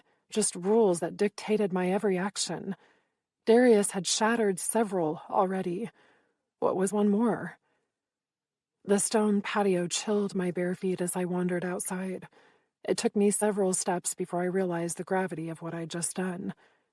The only other time I had ventured outdoors was when the guards escorted me to Darius's waiting limo, and yet I'd just walked outside as though it meant nothing. No alarms, no guards. I blinked.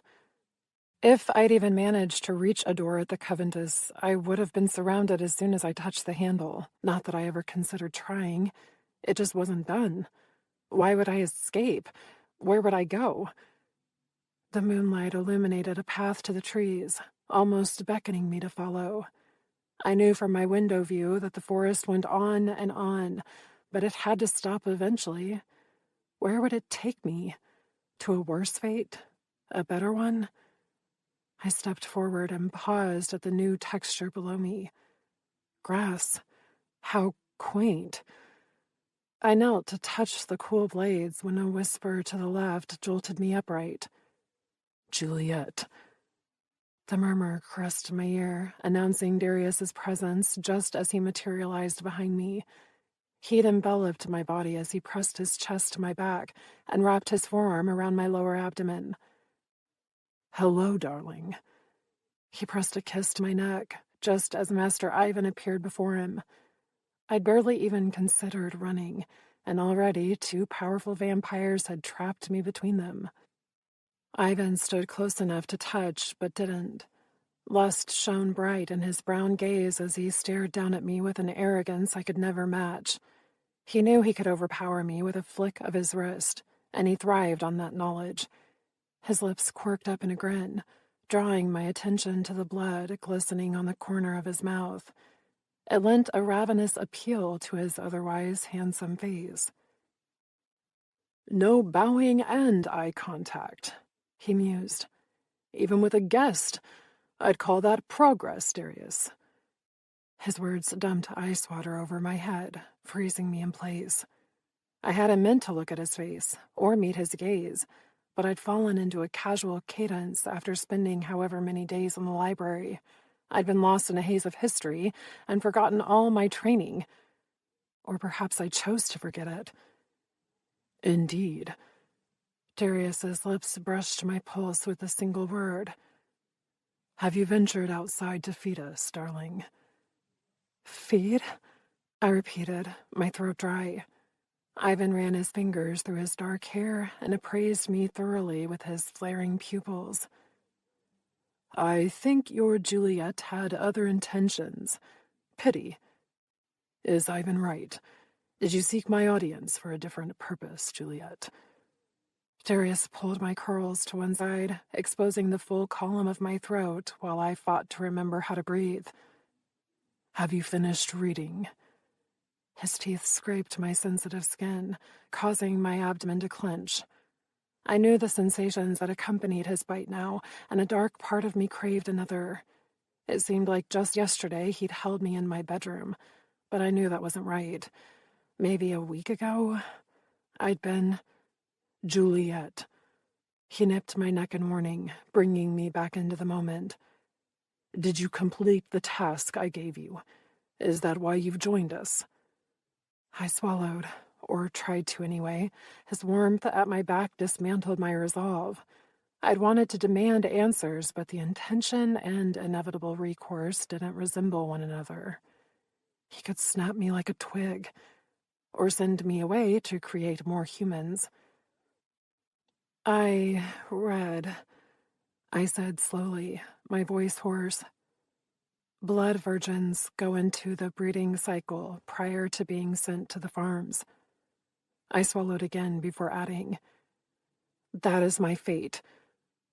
A sour note crept into my tone, one I'd never heard before. He didn't give me time to contemplate it. You found my journal. He whirled me in his arms with that lightning-fast speed and twined his fingers in my hair. The moonlight cast eerie shadows across his face while highlighting his green irises. They blazed with a hunger I could almost taste, and he appeared to have a fading bruise on his right cheek. It rather satisfied me to see it there, though I couldn't determine why. You sound displeased with your fate, Juliet, he continued. Any particular reason why? Displeased, I repeated, trying the word. That I am to be forced to create more of my kind? That my progeny will be offered up to the highest bidder, then forced to continue the cycle, and that I will inevitably go to a farm? Each word strengthened my voice, raising me from a whisper to a pitch I'd never heard from my mouth before. After learning that humans used to have rights, why would he teach me this? Did he mean to torture me? To poke fun at my fate? To taunt the poor human girl with a false hope that no longer existed? I'd say she sounds displeased, Ivan remarked, a smile in his voice. My hands curled into fists in response, a violent reaction I'd never before considered. It would seem that way, Darius agreed, grinning. That smug amusement drove my nails into my palms. How cruel they were to pick on the weakling and laugh at my plight.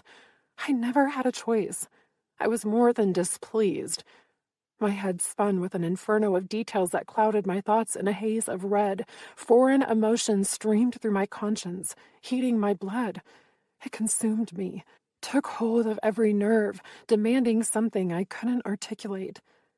My chest hummed with the need to scream, and my fists clenched with the desire to hurt. I couldn't do this. I couldn't breathe, not with him so close. I tried to dislodge myself from his hold, but he didn't budge. Instead, he chuckled. My eyes widened as a fire blossomed in my heart, causing my instincts to spiral out of control. I wanted to hurt him, kick him, punch him, kill him. All of them. I'd never once even considered it an option, but knowing that humans had once fought for their lives against his kind encouraged all manner of thoughts. Yes, he murmured. There's the emotion I wanted. Yeah, good luck taming it, mate, Ivan said as he started toward the back patio. I don't envy you the task. Chapter 8. Darius. The moment Juliet's scent hit my senses, I'd phased back to the estate with Ivan on my tail. I rarely used the teleportation-like ability, but I'd wanted to know what brought her outside, and I couldn't be more delighted with the furious expression on her face now. It painted her cheeks a lovely shade of rose, and deepened the allure of her plump lips, but it was the blaze in her dark eyes that intrigued me most. This was the woman I wanted to invite out to play. What else did you read in my journal, I wondered, about the immortal bond? Her nose flared. You intend to use me for my purpose and send me to a breeding camp. I smirked. That is the usual path, but tell me what else you read. She tried to move away again, but I held her in place. I do not wish to procreate, she shouted, shocking me. Juliet. She squirmed violently, her body trembling with unsuppressed emotion as tears pricked her eyes. Okay, the rage I enjoyed. This, not so much.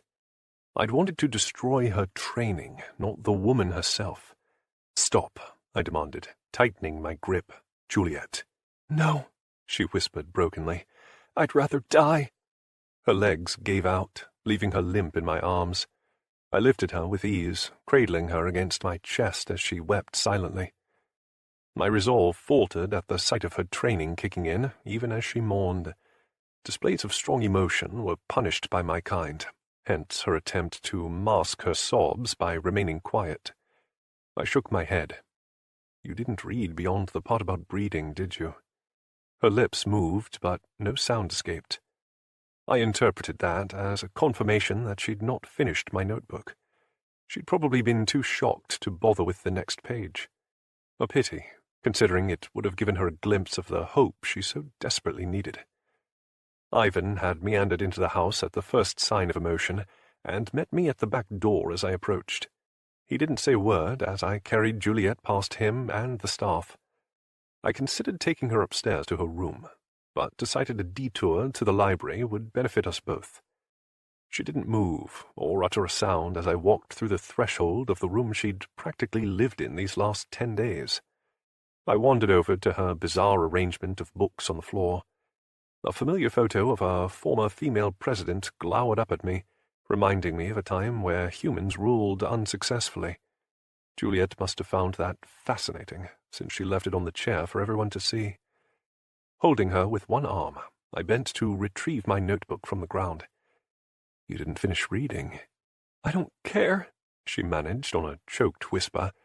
"Punish me, kill me, I don't care." Those last few words were mouthed more than voiced, but I understood the resolve in her expression. She preferred death to her future. I couldn't blame her. Most would feel the same in her position. I settled in the chaise lounge with her in my lap. "I have no desire to kill you, Juliet. It would be a waste of an exquisite blood virgin."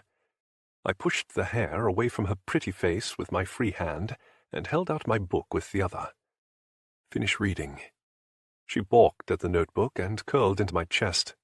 "No." A pleading note colored her tone as she tucked her chin to hide her face. "No," I repeated, minutely impressed by her refusal. She appeared to be both denying me and seeking comfort from me at the same time. An odd combination that stemmed from having her world turned upside down. I wouldn't apologize, but I could be lenient with her, to an extent. "I'll read to you instead, and hopefully the additional explanation would help our situation." I thumbed through the familiar pages, searching for my retelling of the sorting process. This notebook had been my way of dealing with the formation of our new world. As a former professor, I lived in a land of textbooks and research. Documentation came naturally, but I stopped writing when the Blood Alliance reached a status quo nearly a century ago. Their operation was seamless, due to 100 years of sharpening the edges and removing all those who opposed the movement, such as Cam. Whispers of a revolution had died with my maker's proclaimed demise, leaving me with nothing new to document. Until recently, anyway. I found the section I wanted, ending with the line about the farms. Juliet hadn't confirmed it, but I felt certain this was where she had stopped reading, so I flipped to the next page. "Then there are those select few who are gifted with an eternity of servitude. Some may consider death a preferable alternative beneath these new customs, as the ceremony that once required mutual agreement has now been tainted by enslavement. While society scoffs at the notion of bonded mates, it's still deemed an acceptable practice under the Blood Alliance laws." I paused to ensure I had her attention, and found her studying the book in my hand. Her shoulders still trembled, but the sobs had stopped. I took that as a sign to continue.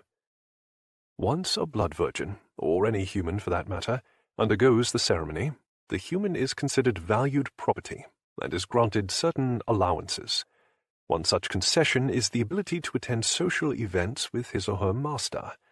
Although elite society mocks the ritual, it is inevitably revered, and garners a certain prestige that inspires envy from many. To touch another vampire's blood virgin, especially one granted ceremonial rites, is punishable by immediate death." And that last bit was what intrigued me most. For some males couldn't resist the forbidden, particularly one of Juliet's caliber. Marking her as my Erisita would make her irresistible to my brethren, especially those who craved power. I lowered the journal and focused on the gorgeous woman curled in my lap. She wore another one of those short dresses, causing me to wonder what Ida had purchased for her. Surely a pair of pants and a normal shirt. Juliet licked her lips, her brow furrowed. "I don't understand what you're trying to tell me." Yes, I supposed she wouldn't. Or perhaps she suspected, but didn't wish to hope. I set the notebook on the side table and wrapped my arms around her waist to hold her close. The comforting move likely confused her even more, but it was more for me than for her. I enjoyed the feel of holding a woman, specifically one who smelled decidedly edible. The purpose of reading all these books was to give you insight into the history of humanity. I glanced over her array of items on the floor. Everything from ancient mythology to the last of the world wars stared back at me. "Did you read all of these?" "Yes," she whispered, "but I didn't finish the notebook." I determined as much already. You read more than enough to understand that lichens and vampires have not always ruled, and that the world has not always operated as it does today. She nodded as some of that fire sparked in her alluring eyes. Good. That's what I craved from her, that anger. It would help this conversation flow to my advantage. If you think the treatment of blood virgins is unjust, then you should witness a blood day. I gently rubbed my palms over her bare arms to help temper my yearning to possess her. Knowing that I could do whatever I wanted without retribution didn't help matters, but I knew her agreeing to help me would be so much sweeter than compelling her into action. So the purpose was to show me that my life could be worse? I grinned at the hint of irritation in her tone. No, darling. The purpose was to give you context. You see, I have a proposition for you, and I couldn't offer it without the history lesson. She twisted in my lap to fully meet my gaze. I'd required her to make eye contact whenever we spoke, but this felt different, stronger, more confident, as though she felt she had the right to study me. It demonstrated a flaw in her conditioning, and that thrilled me. A proposition, she repeated, her brow pinched. I'm yours to command, sire. Why would you wish to offer me anything? I palmed the back of her neck and brushed my thumb over her steady pulse. She'd calmed down considerably since arriving in the library. Her flushed cheeks and puffy eyes remained, but her breathing had returned to normal. She had the most alluring lips. I tried to ignore them, but being this close to her, with her supple body in my lap, I couldn't resist. Your purpose has always been to serve a master, with the intention of it being temporary, yes? Juliet's heart rate escalated, just a little, but the usual fearful glint in her eye didn't appear as she nodded. Intriguing. From what I understand, they teach you to expect death. It served as a way to train the humans not to react to the inevitable. It also functioned as a brainwashing mechanism to remind them of their place at the bottom of the food chain. I observed her closely as I added, I don't want your service to me to be temporary. Her tongue darted out to dampen her lips as my words hit their mark. You refer to the ceremony? From your journal? Yes. I traced the column of her neck with my thumb and tracked the move with my eyes.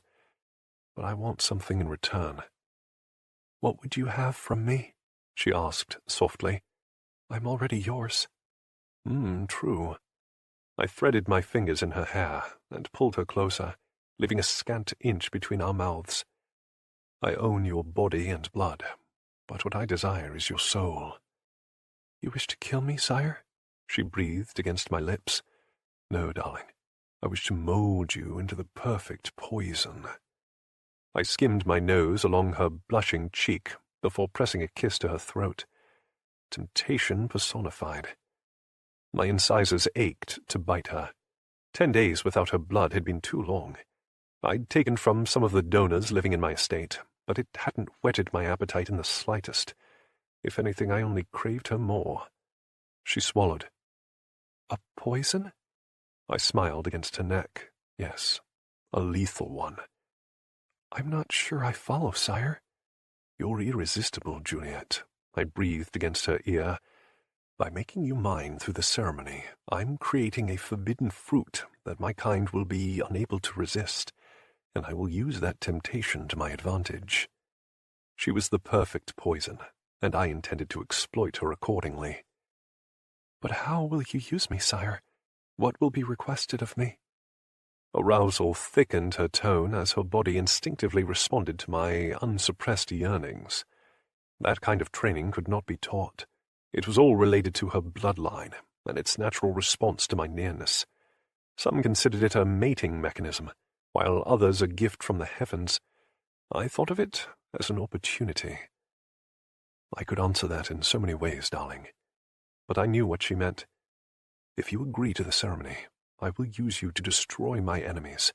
They'll never know what hit them, and I will most definitely use you to sate my every need as well. Because having her here and not enjoying the luxury of her company would be a waste of a perfectly good bedmate. I've only begun to demonstrate what I can offer you, Juliet. I placed an open-mouthed kiss beneath her ear and grinned at her responding shiver. And I believe I've shown that living here can be quite pleasurable for us both, yes? Would... She cleared her throat. Would this continue? My seducing you? And the other things? She asked. You mean pleasure? She whimpered as I explored the column of her neck with my tongue. Yes. I couldn't tell if she meant that as an invitation to continue, or in response to my clarification. Perhaps both. As I mentioned during your tour of the estate, you're welcome in my room any time you desire more pleasure. I shifted to meet her gaze. But tonight, I require it. Her chest rose and fell in quick succession. So beautiful. I wanted to tug down her dress to reveal those gorgeous breasts and nibble every inch. This time I would take as well as give. My purpose is to sate your needs, whatever they may be, she said softly. But I insist you give me everything, Juliet. I pulled away from the temptation of her blood to capture her hypnotic gaze. You're trained to mingle with high society, to converse in various languages, and to seduce with the glance. All admirable traits. But what I desire to teach you is vastly different from what you already know. She gazed up at me with an innocence I planned to destroy. I supposed that made me the villain in her story, or perhaps her savior. Will you agree to learn more, Juliet? I loosened my hold in her hair to run my fingers through her thick locks. In exchange, I can offer you the initial ceremony. It will grant you unique privileges within society and mark you as mine, thus protecting you from any alternative future, and it will stop your aging. At least temporarily. The blood exchange had to be repeated several times prior to my claiming her body, but even the initial stages would gift her certain rights and strengths.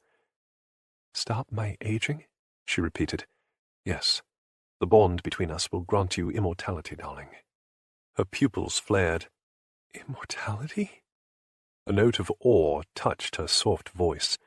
She clearly hadn't understood my comment regarding eternal servitude from the journal. And, what does the ceremony require? Your willingness to meet my needs, I replied. As for the ritual itself, you'll drink from me. And I'll eventually fuck you to oblivion and back. Her eyes widened. That's forbidden, sire. I smiled. No, only the turning is outlawed. The ceremony is very legal. You'll understand after we attend our first social outing. Several would ridicule my actions, but most would envy them. Blood virgins, especially one as tempting as Juliet, were rare and coveted. Purchasing her was the first step in drawing attention to my re-emergence into society. Keeping her would be the second. Sometimes one had to play the game before destroying it. I gathered her curls over one shoulder and forcibly relaxed into the chair. Touching her was an obsession, and I needed to focus. Immortality, pleasure, and safety, Juliet. That's what I offer. In return, I want your compliance and cooperation in everything I desire. It won't be easy, and you will do things for me that you will not enjoy. But I believe the benefits will outweigh the negatives in the end. The decision, however, is yours. Chapter 9. Juliet. The decision, however, is yours. False. Nothing in my life was ever my decision. I existed to provide sex and sustenance to a master, something I always accepted. It wasn't a debate or an option, merely a fact of life. Except the books sprawled out around us painted a different world, one where humans were given choices and allowed to live as they wanted. That world no longer prevailed. I had no rights here, no choices. I lived for Darius's pleasure for as long as he wanted me. My matron prepared me for the inevitability of being discarded, though she never mentioned the alternatives. The notebook clarified everything. Blood virgins weren't necessarily killed by their masters, so much as sent elsewhere to procreate, and a select few were offered the ceremony. Darius didn't explain what all that entailed, but I inferred enough to understand his proposition. If I refused him, he would return me to the Coventus or send me somewhere worse, or maybe even kill me. He could, and no one would care. Yet he claimed the decision was mine. A lie. Accepting the ceremony was the only option, even if it did require me to give him everything. But my very purpose was to please him, with or without the offer of immortality. That made his proposal more of a gift, since he owed me nothing at all, and living with him thus far hadn't been nearly as horrible as I originally expected. He provided pleasure where most elicited pain. Even now, his gaze held a voracious hunger that he controlled with admirable ease. The vampires of my limited acquaintance didn't wait. They took. Yet Darius possessed a patience I admired, and a touch I craved. There was no choice. I would accept. Saying no earned me nothing, while agreeing granted me opportunity, even if temporary. It would never truly be consent, not without any other feasible alternative. But humans didn't possess the right to decide. We merely did as we were told, which made my response easy. I'll do anything you wish, sire. It's why I'm here. He tilted his head to the side and drew his thumb over his bottom lip. You will, yes. But that's not entirely what I wanted. His pupils dilated as he studied me. Well, I suppose it's a start. We can revisit my requirements after I teach you more about what I wish for you to do. Of course, sire. I doubted it would convince me otherwise. Even if he chose to turn me into a poison, whatever that meant, I'd do whatever he requested, because there was no other option, unless I wanted to breed or be sent to the farms. Hopefully I wouldn't disappoint him. Then we will initiate the ceremony, he murmured, his hands settling on my hips. I swallowed. Now? Yes. He tightened his grasp. Straddle me. Electricity zipped down my spine as I shifted on his lap to place my legs on the outside of his thighs. It stretched the fabric of my dress, causing it to bunch closer to his fingers. You won't need to drink a lot from me. He ran his palms up and down my sides, creating a trail of fire through the thin fabric. But I'll demand more of your blood in return, especially as I've not fed well in the last 2 weeks. I studied the hollows beneath his eyes. Most vampires required daily nourishment, but the older and stronger ones could survive on little. That he hadn't come to me every day for a meal said a lot about his status. I'd not considered it until now. But if he hadn't fed much, as he said, then he would indeed necessitate a lot from me. It would intensify his bite, and, potentially, the pleasure that accompanied it. He did mention requiring the latter tonight. A quiver worked its way over my limbs as I considered what that would entail. Surely he meant to deflower me as well. It would hurt, but I also might enjoy it. There is something very wrong with me. All the reading and unexpected conversations had derailed my being. I no longer knew what to anticipate, but one thing was certain. I'm ready, sire. Pleasing him would not be a hardship, even if he did inflict pain. I gathered my hair to one side to expose my throat for easy access. It was my way of inviting him to feed, not that he needed it. His hands fell to my exposed thighs as he relaxed into the chaise and gazed up at me with hooded eyes. All vampires were attractive, but my breath caught at the desire radiating from Darius's handsome features. He truly was one of the most beautiful men I'd ever seen. No, this definitely would not be a hardship at all. He traced the edge of my dress with his thumbs and inched the fabric upward. The hairs along my arms danced as he skirted the crease of my bottom. I swallowed. He's going to touch me again. Pleasure. Cool air met my intimate flesh, eliciting a tremble from deep within. Yes. As I thought," he murmured as the material gathered around my waist. "You're not wearing anything beneath this dress." His gaze fell to the apex between my thighs. "I was instructed never to wear undergarments," I whispered. "A rule that can remain," he said as his hand explored the zipper along my spine. It slowly loosened, bit by bit. My breath hitched as he hit the base. I'd been naked in front of him before, but this felt different. My pulse didn't beat out of fear, but out of yearning. "Bite me," I nearly said, catching the words before they could escape on a groan. He tugged the dress down, exposing my breasts. My nipples pebbled to painful peaks as I waited for whatever came next. But he removed his hands and relaxed into the chair instead. Gorgeous. My skin heated beneath his slow visual inspection. Sensations stirred between my legs, begging me to find friction while I fought to remain still. Oh, goddess. I wanted to squirm, to lie against him, seek comfort, something, anything. "Sire," I managed, my voice sounding foreign to my ears. "Yes, Juliet." He folded his hands behind his head. "What do you desire?" I licked my lips. "I wish to please you." One eyebrow inched upward. "Do you?" I nodded. Yes. It would give me a distraction from the ache forming inside and also allow me to touch him, to explore him. "Oh, yes, very much."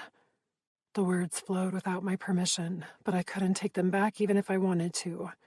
Amusement radiated from him. "Very well. On your knees, Juliet." The command in his voice soothed me and provided the guidance I craved. I slid from his lap to the floor and assumed a submissive position as requested. This was the training I understood.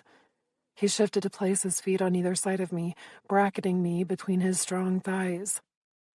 "You may please me in 2 ways," he murmured as he loosened his pants. They weren't his usual suit trousers, but of the athletic variety. I thought he meant to remove them, but he lifted his wrist to his mouth instead and bit down hard enough to draw blood. "Drink." "For the ceremony," I breathed. "Yes." He lowered the wound to my lips. "Now, before it closes." "Yes, sire." I couldn't refuse him, not when he used that tone. I grasped his hand and tentatively licked the area he desired. His sweet essence touched my tongue, surprising me. That isn't horrible. Actually, it's quite pleasant. I closed my lips over the laceration and drew more into my mouth. His hand fisted in mine as his opposite palm clasped the back of my head to hold me against him. I interpreted that as a sign to continue drinking and complied. A humming simmered in my mind, causing my eyes to fall closed. It compelled me to take more, to suck harder. I responded instinctually, pulling more and more of his blood into my mouth and swallowing, until he threaded his fingers in my hair and yanked me away from his wrist. My breaths came in pants as my body desired more, but he held me with ease. "I want you to do that to my cock." His sharp tone snapped me from my daze and forced me into action. He released me to tug down his pants. My heart skipped a beat at the sight of his prominent erection. Not all men were created equal, and Darius put many of the others I'd seen to shame.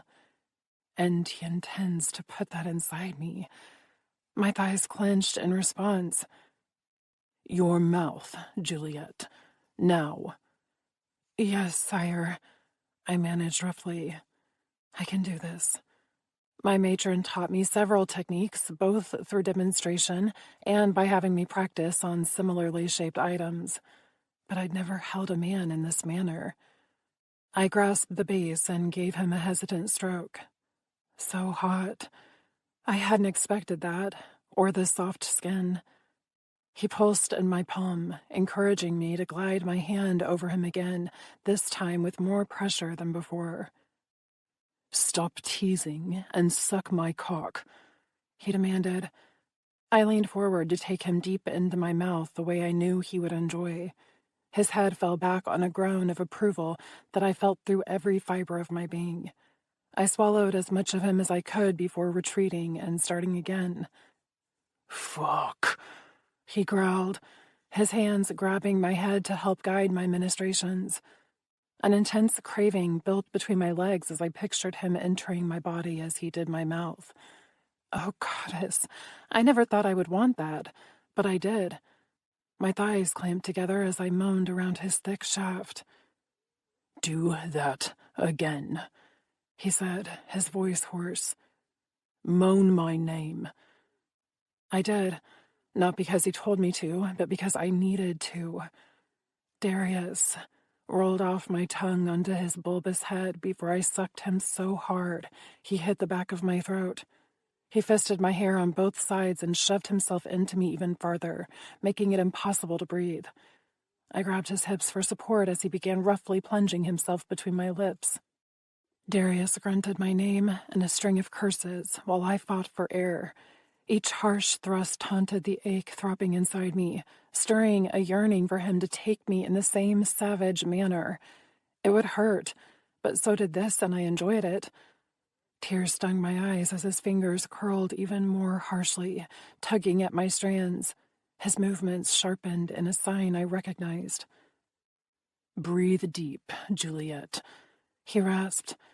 I inhaled as much as he allowed and relaxed my throat as best I could to accept his pleasure.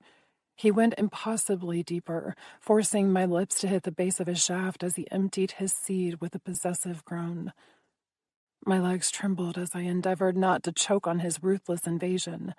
He loosened his hold just enough to give me room to gasp and swallow while remaining in my mouth. I met his gaze as I finished, causing his lips to curl. "You are worth everything I paid for, and more, darling." He combed his fingers through my hair as he slowly eased my mouth off of him. "But I still need to feed." "Yes, sire," I whispered through my aching windpipe. He smiled. "Remove your dress." I gathered the fabric at my waist and pulled it over my head to set on the floor while I remained kneeling before him. He stood and tucked himself back into his pants, only inches from my face. His palm caressed my cheek as he stared down at me. "You looked so beautiful with my cock in your mouth. We will be doing that again very soon." I was about to agree with his wishes, but Darius pressed his thumb to my lips, silencing me. "Lie down on the chaise with your legs spread," he murmured. "On your back." My knees protested as I tried to rise, and he held out his hand to help me from the ground. I accepted with a murmured "thank you" before moving into the position he requested on the cushions. He admired me for a moment, his gaze touching every exposed angle. "Slide farther up." I moved until my head hit the upward cushion of the chair as he knelt on the bottom of the chaise. His palms clasped my calves before slipping higher to force my legs farther apart. My shoulders hitched as he settled on his elbows between my thighs, placing his face directly above my dampening folds. You are glistening for me. I approve, darling." I jolted as he placed an open-mouthed kiss against my most sensitive area. "Oh," my nails dug into the cushions. "Sire." My pelvis bucked into his mouth as he sucked my intimate nub. I had no words. It felt amazing, hot and cold. I shivered even as a fire blossomed inside. His fingers trailed up my inner thighs and joined his mouth to torture me more. 2 digits entered me at once, causing me to yelp and moan simultaneously. Never in my wildest dreams had I expected something quite like this. His tongue. I didn't know they could move this way. Darius flattened and curled it, right where I desired him most. My legs trembled beneath his assault as my veins heated with some exuberant fluid. His teeth scraped my delicate nerves, sending a shock through my system. He couldn't mean to bite me there. It would hurt far too much, and a scream caught in my throat as he pierced my skin just above. Not enough to feed, but enough for me to bleed. "Darius," I whimpered, as flame overwhelmed every aspect of my being. He'd done something, sent some sort of wave of ecstasy through me with that nick, leaving every part of me throbbing uncontrollably. "Embrace it, Juliet." The words vibrated my tender flesh, making me convulse. Then he suckled me hard into his mouth, and stars exploded behind my eyes. I no longer cared how loud I yelled or that it was his name rolling through the air. He'd done something so incredible, so powerful that I couldn't even begin to comprehend. My soul detached from my body, returned, and escaped again. It left me shaking and moaning and crying. I couldn't stop. Wave after wave of euphoria hit me, and I barely even registered that Darius had moved from my center to my thigh. His thumb circled my inflamed nub while he drank directly from my femoral artery, weakening me by the minute.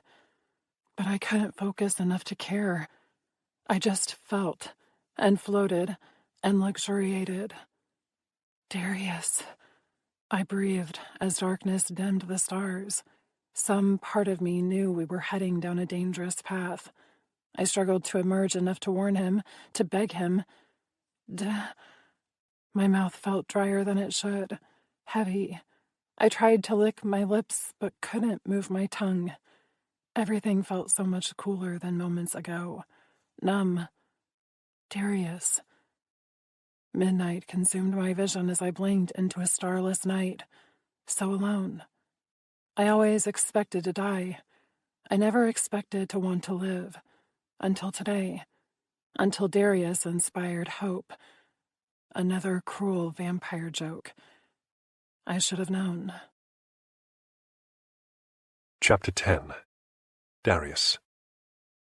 "Sleep," I whispered, as I covered Juliet with a blanket. She looked so pale, but her heart beat healthily in my ears. The marks on her thighs had already healed. My gorgeous Juliet. I brushed the curls away from her face and bent to kiss her forehead.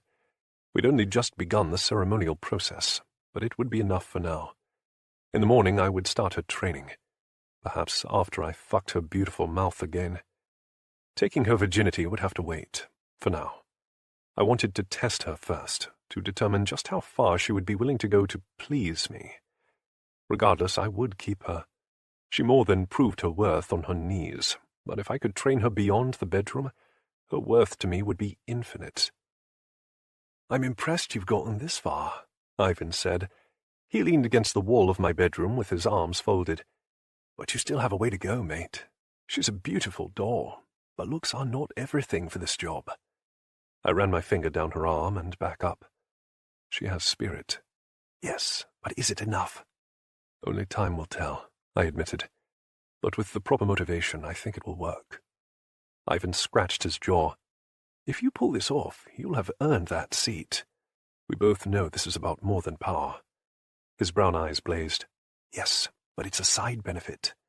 "The side benefit," I repeated, my gaze falling on the beauty resting in my bed, "will be watching our enemies fall at the hands of their very own creation. It would be the sweetest revenge, and so very deserved."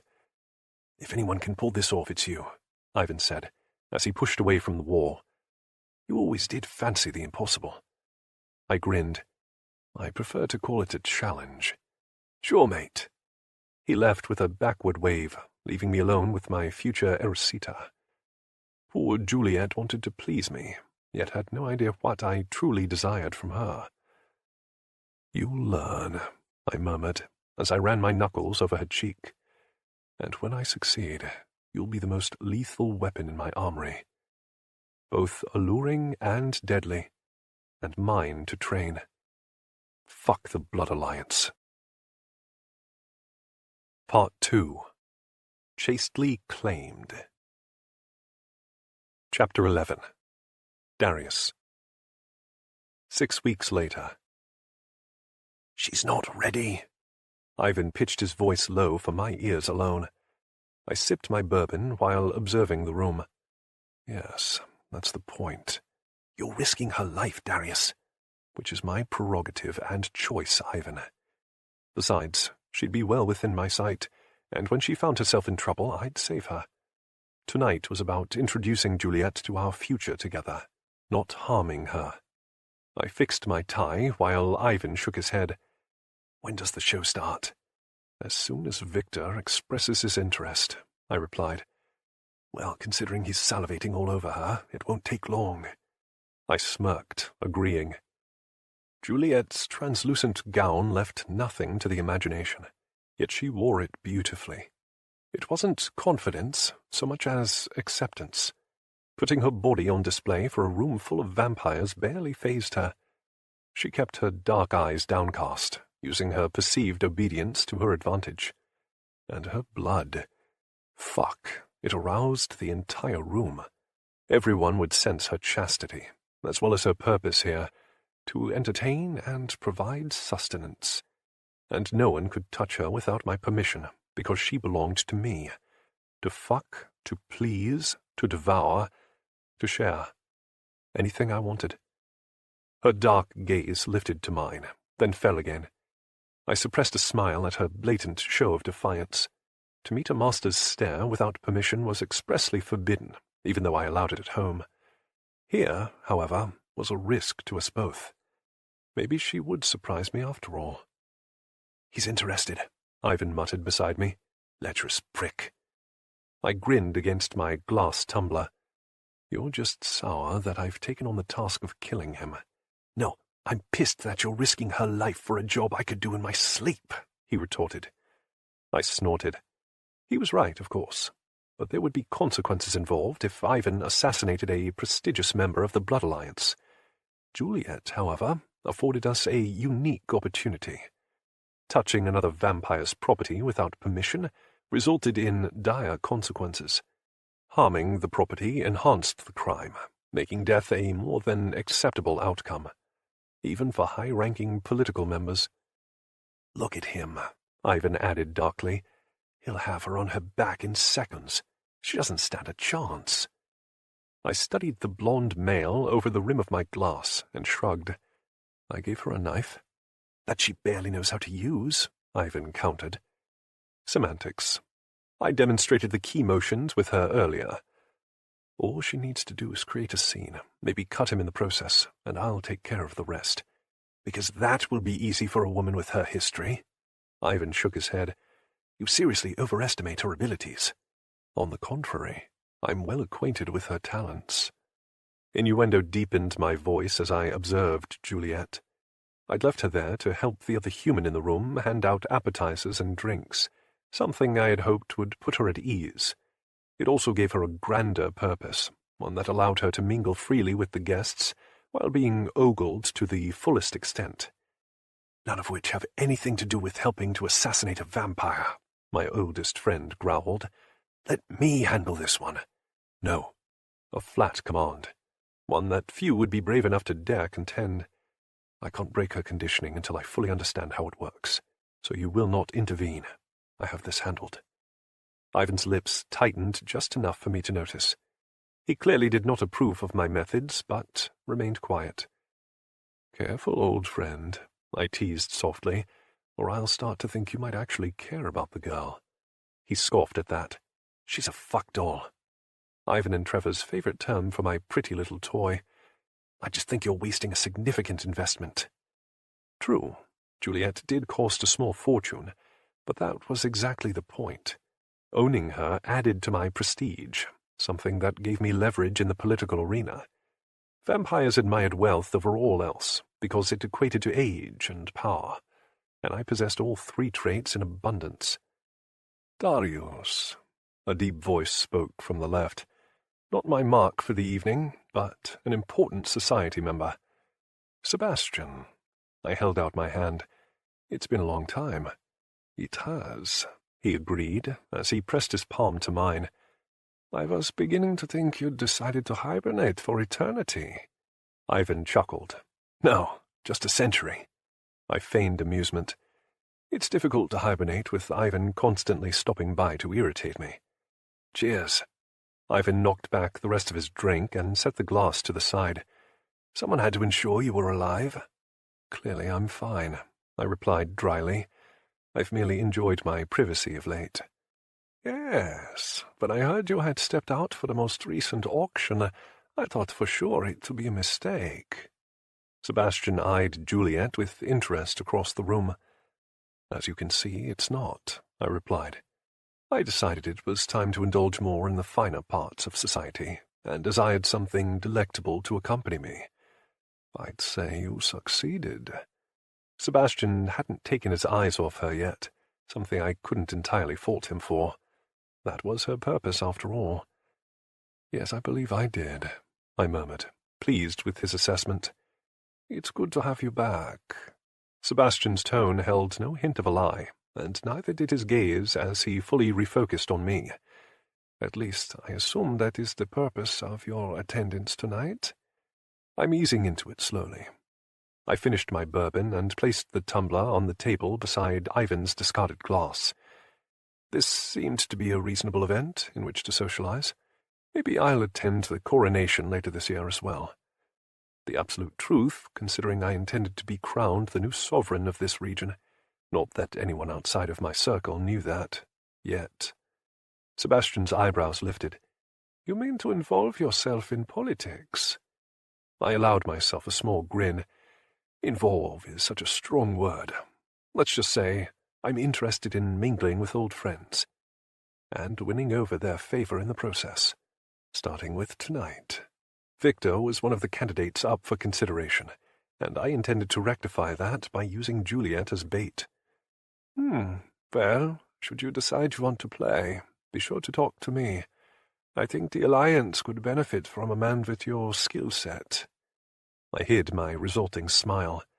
Sebastian carried significant weight in the political arena. Having him on my side would certainly be a benefit, and exactly the kind of support I intended to recruit. I appreciate the vote of confidence, I replied smoothly, and I will take your suggestions under advisement. Do, he encouraged, handing me his card.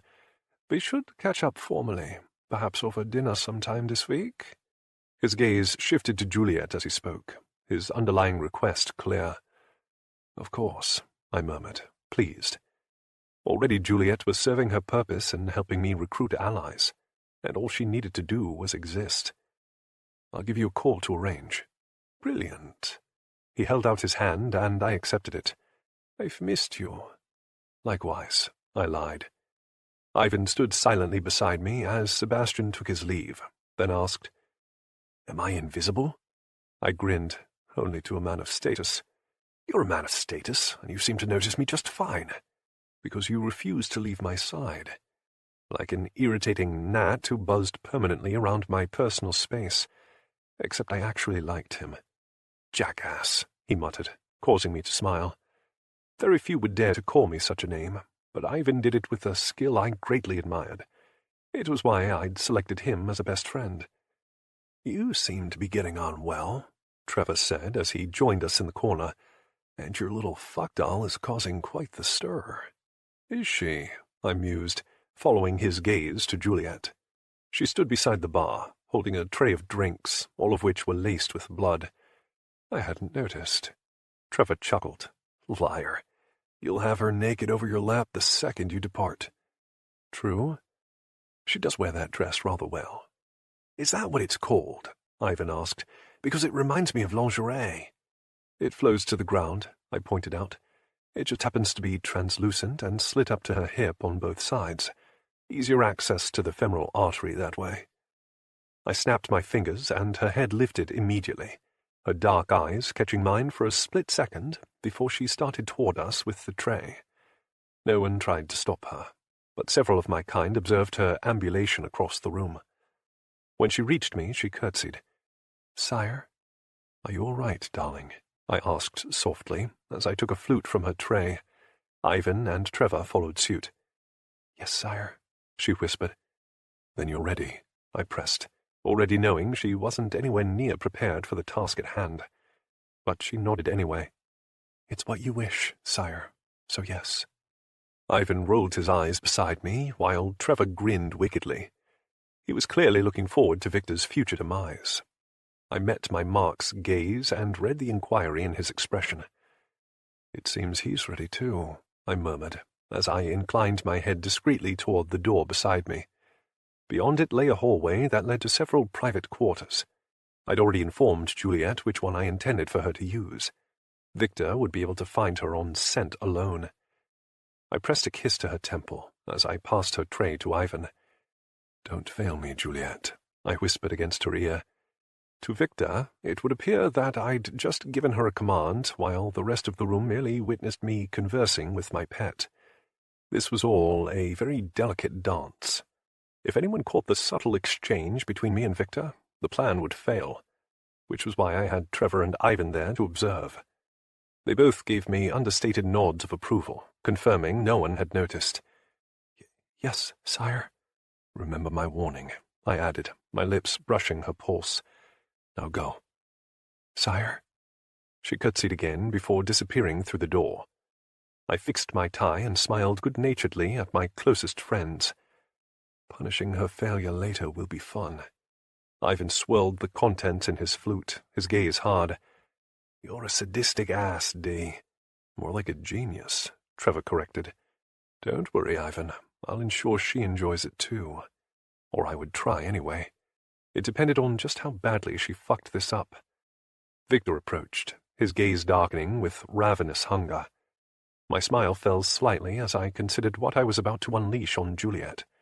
If that look was anything to go by, then it would take significant effort not to act too soon on her behalf. "Thank you," he whispered, as he passed me on his way toward the exit. I lifted an eyebrow as he wandered through it, both an act for the room and in response to his perceived rudeness. His conversational skills leave a lot to be desired. "He appears to be in a hurry for something," Trevor replied, playing his role perfectly. His voice was pitched just high enough for a few to overhear, but not too high that it was obvious.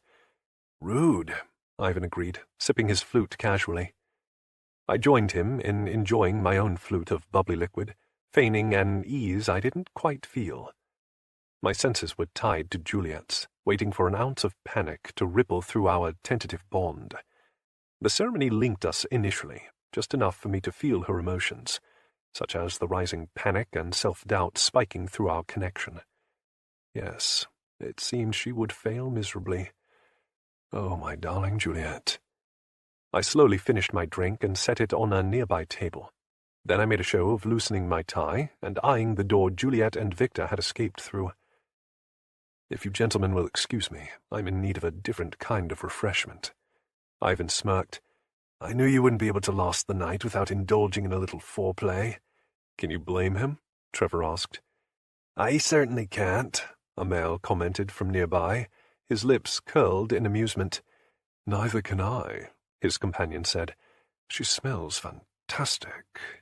"Well, I'm glad you all approve," I remarked dryly, as I started for the door. "Because you're all in for quite a show. Let the games begin." Chapter 12. Juliet. Breathe in, breathe out. My hand shook. "You can do this." There was no other choice. Darius commanded it, therefore I would complete the task, even if it meant taking a life. My lips curled in an inviting smile, while my insides turned to ice. "Well, you are a tempting morsel, aren't you?" The deep tenor sent a shiver down my spine, and not the good kind. I demurely stared at the vampire shoes, as was the etiquette by one in my position. A blood virgin, a possession, a human without rights. "So pretty." The male's smoke-laced breath lingered over my lips as he traced a finger along the deep V-neck of my sheer black dress. Darius had chosen the outfit and piled my dark hair up on my head to better expose my throat. I wore nothing beneath the thin, see-through fabric, something the vampire touching me appreciated thoroughly. "How generous of your master to share you with me," he continued with a sharp pinch to my nipple. I bit my tongue to hold in the yelp his touch inspired. The blade strapped to my inner thigh begged me to act, but my instincts held me steady. "Not yet," I whispered to myself. "Coward," my conscience replied. "You're not ready for this." "Straddle me," the vampire demanded. My body moved of its own accord, adhering to his will as if I were a puppet. All the while my brain rebelled, dared my new learnings to override the old, but my every action felt entranced by his command. Humans obey. Then obey your master's command. My eyes threatened to close as a war raged through my heart and mind. To harm a vampire was strictly forbidden, as was to disobey a master. Either way, I broke a cardinal rule. The vampire's palms ran up my sides as I slid onto his lap on autopilot. His arousal settled between my legs, a hot invitation I had no desire to accept, but if he took me, I'd have to comply. Master Darius put me here, to challenge the being beneath me, not to pleasure him. A test. One I would fail if I didn't slide my fingers beneath the fabric of my dress, find the dagger, and plunge it into this vampire. Oh, goddess, how had this become my life? The auction seemed like a lifetime ago. I was meant to be a new master's blood virgin, to provide sustenance and sex, not to become an accomplice to murder. My stomach revolted as the vampire drew his fangs across my collarbone and up the column of my neck. It felt wrong. Only my master Darius was allowed to touch me there, except he had given me to this blonde male without a name and left me with a single demand to create a scene. Use the blade. Goosebumps pebbled across my flesh. No, it's only there for protection. Hot air seeped into my skin, the vampire readying my pulse for his bite. Darius had told me not to let the male strike, to defend myself as needed. Grab the knife. Oh, Darius would be so angry with me if I failed. I'd yet to earn his wrath and punishment, but it would ensue if I didn't pull the weapon out and wield it. What if I missed? What if I wasn't fast enough? What if someone caught me? Hot and cold fused in my blood, paralyzing me. Then the prick of a fang pierced my skin, and I fell victim to the compulsion to obey. 22 years with the Coventus overruled my master's 2-month tutorial. Muscle memory was a powerful tool. Succumb, allow, yield. Pain flickered through the fog of my mind as the vampire deepened his lethal kiss. Darius was the only other ever to taste my blood, and he always infused it with euphoria. This was not Darius. My lips parted on a scream I forcibly swallowed. Showing signs of pain only encouraged them. I knew this from observation during my mini lessons. Rough hands went to my dress, ripping the fabric from my chest to my waist. His mouth followed, clamping onto my breast in a cruel bite that scalded my insides. No pleasure, only excruciating pain, a preference most vampires seem to share. Not Darius. My hands scrambled for the knife, but the vampire took too much too fast. My limbs had gone cold in a matter of seconds, leaving me helpless on his lap, and very, very alone. One command: to reject the male's feeding by screaming or fighting back, something, anything to garner attention, and now I could barely scream, let alone yell. I'd failed. Hadn't even removed the dagger from its sheath around my thigh. And this would be my punishment, to endure the fate I always feared, death by overzealous vampire. My blood was intoxicating, and from the fanatic way the male suckled at me now, he'd definitely fallen beneath the spell. No one would care, not even Darius. I was property, a broken toy my master had failed to retrain. It didn't matter that he'd essentially thrown me into the fire with no experience. I should have done better. He would most certainly allow me to succumb to this death. Splinters fractured along my chest, whether from the pain of failure or the vampire I couldn't tell. Everything hurt. Warm liquid seeped over my skin, drenching me in the life being cruelly sucked from my body. A knock to my head caused light to flicker behind my eyes. The vampire trying to bring me back to lucidity, no doubt to admire his handiwork. Or to deflower me, because Darius never had, and now I'd failed him. He would start over with another, replace me at a new auction. I never meant anything to him. "Don't let that hurt," I chastised. "You know better." But he was a kind master, far better than I ever anticipated, even with his intention of molding me into his personal poison. "Juliet." Darius's voice traveled over me in a warm caress that nearly pulled me from my reverie. Even post-death he would haunt me. "Juliet."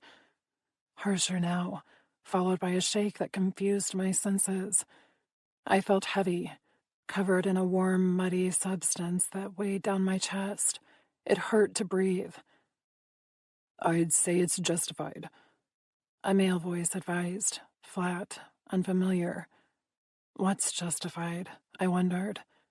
"Clearly," Darius snapped, as if there was any question. Well, I do hope she's not thoroughly defiled. Would be a shame."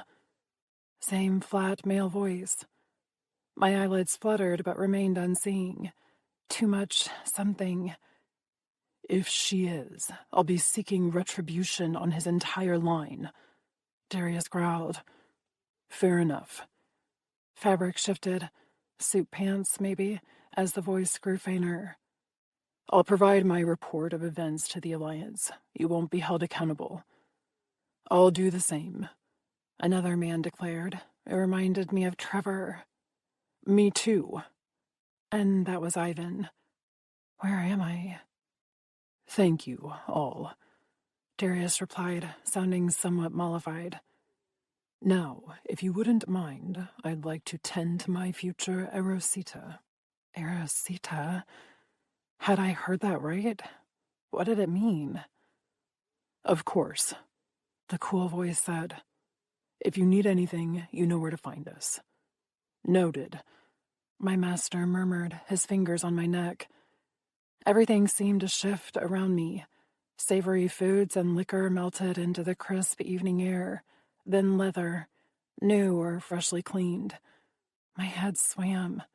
Something warm touched my lips, decadent, liquid, addicting, gone. My world continued to change, floating in a haze of foreign sensations and scents, until silence overtook the buzzing in my ears.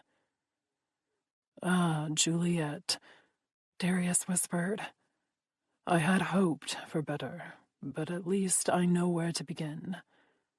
His lips feathered over mine. "Now, wake up." The command in his voice pulled at all my nerve endings, forcing my eyes to open. Even in the subdued lighting of the limo, I could discern the stern lines of his handsome face, high cheekbones, long, dark lashes, lush brown hair, square, masculine jaw, smoldering green irises.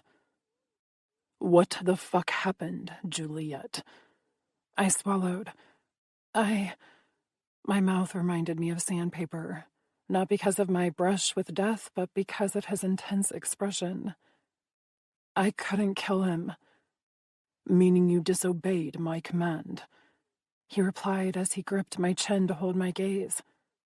"What happens when a blood virgin disobeys her master, Juliet?"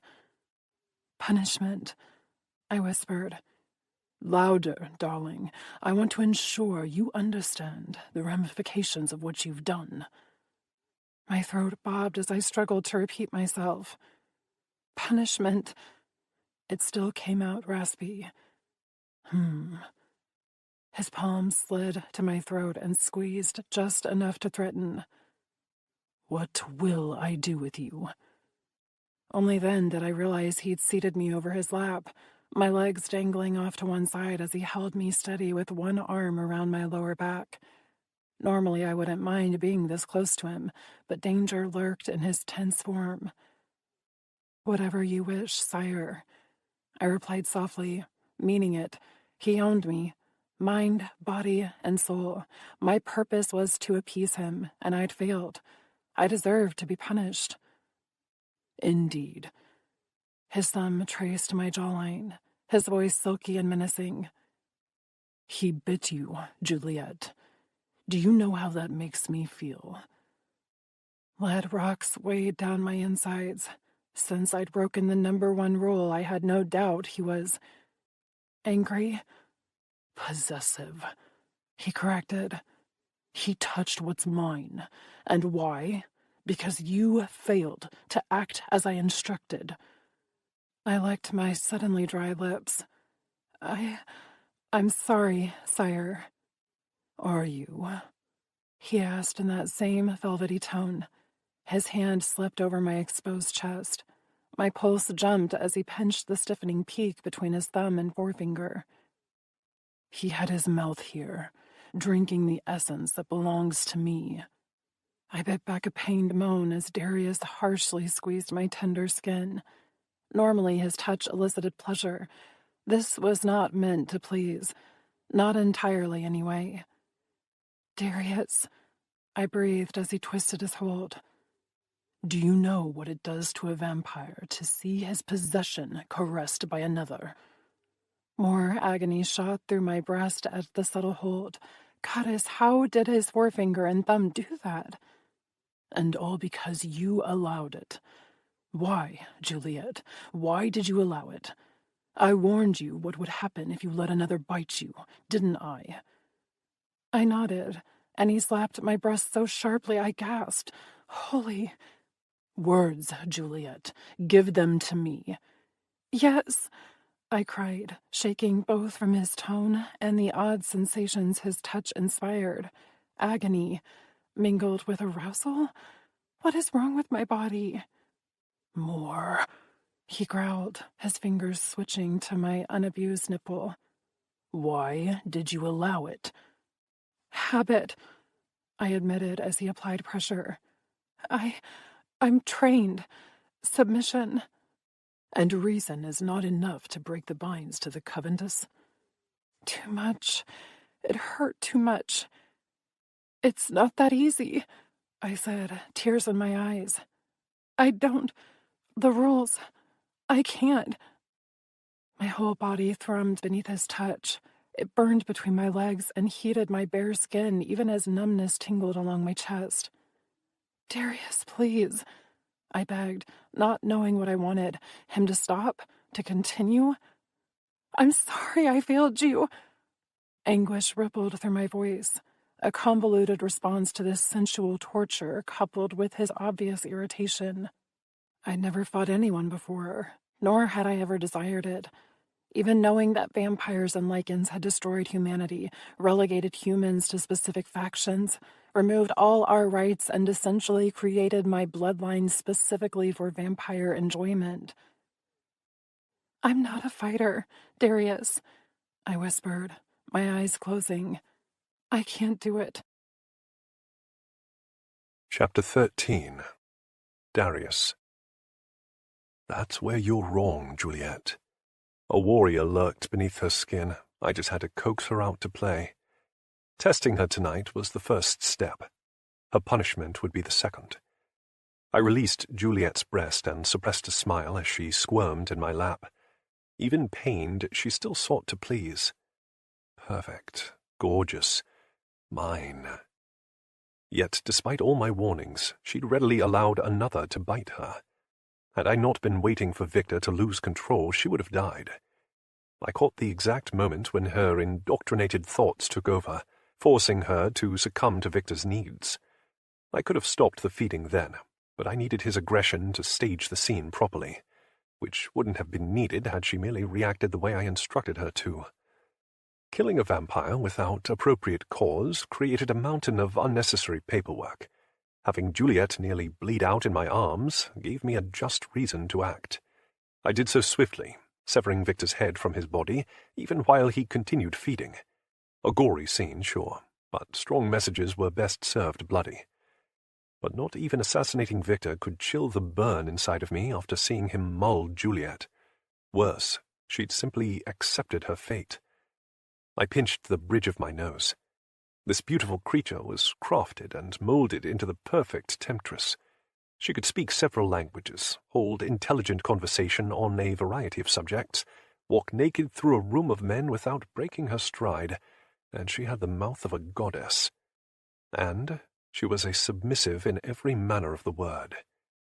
With a snap of my fingers, she would fall to her knees and suck my cock for as long as I desired. She'd please whomever I gave her to, including a complete stranger, all because the Covenantess ingrained this sense of duty into her pretty little head. I fucking hated them and loved them at the same time. Such a conundrum. I wanted her to think for herself, yet my sinister side luxuriated in all the ways her body could please mine, over and over again. My dick throbbed beneath her, begging to be allowed out to play, but now wasn't the time. Her life relied on her ability to follow my orders to the fullest extent. If she couldn't fight, she was worthless to me outside the bedroom. I slid my fingers into her long, nearly black hair and wrapped the strands around my fist. She yelped as I tugged, hard, forcing her gaze once again to mine. I gave you my blood, Juliet. That's the only reason you're alive right now. My immortality healed her quickly and efficiently, but that belied the whole point of this exercise. You would have happily died beneath his fangs, pleasing another master. How disloyal of you. No! Her dark eyes flared as they met mine, the first spark of challenge flashing in their depths. I cocked a brow when she didn't continue. No. You gave me to him? The breathy, slightly sullen quality of her voice suggested her wavering resolve, but the words were clear. To fight, not to fuck and feed. She'd been naked in the vampire's lap, her breasts exposed to his mouth, and she'd not even screamed for him to stop. Because she expected it, accepted it, embraced it. Fucking Covenantess. It had been a miracle that Victor hadn't seen the knife strapped to her thigh. It had been the first item I had grabbed before killing him. The whole scene was a nightmare. I'm a blood virgin, she whispered brokenly. That's our purpose. That's not your purpose, Juliet. I loosened my grip slightly. But if all you wish to do is please me, then get on your knees. She stiffened. Now? Yes. My cock would enjoy the attention while I taught her a lesson. I released her completely and raised a brow. Are you going to make me wait? No, sire. She scrambled off my lap to the floor and placed her shaking palms on my thighs. Having her like this between my legs helped tamper some of the fury rioting inside me. I meant what I said about possessive instincts.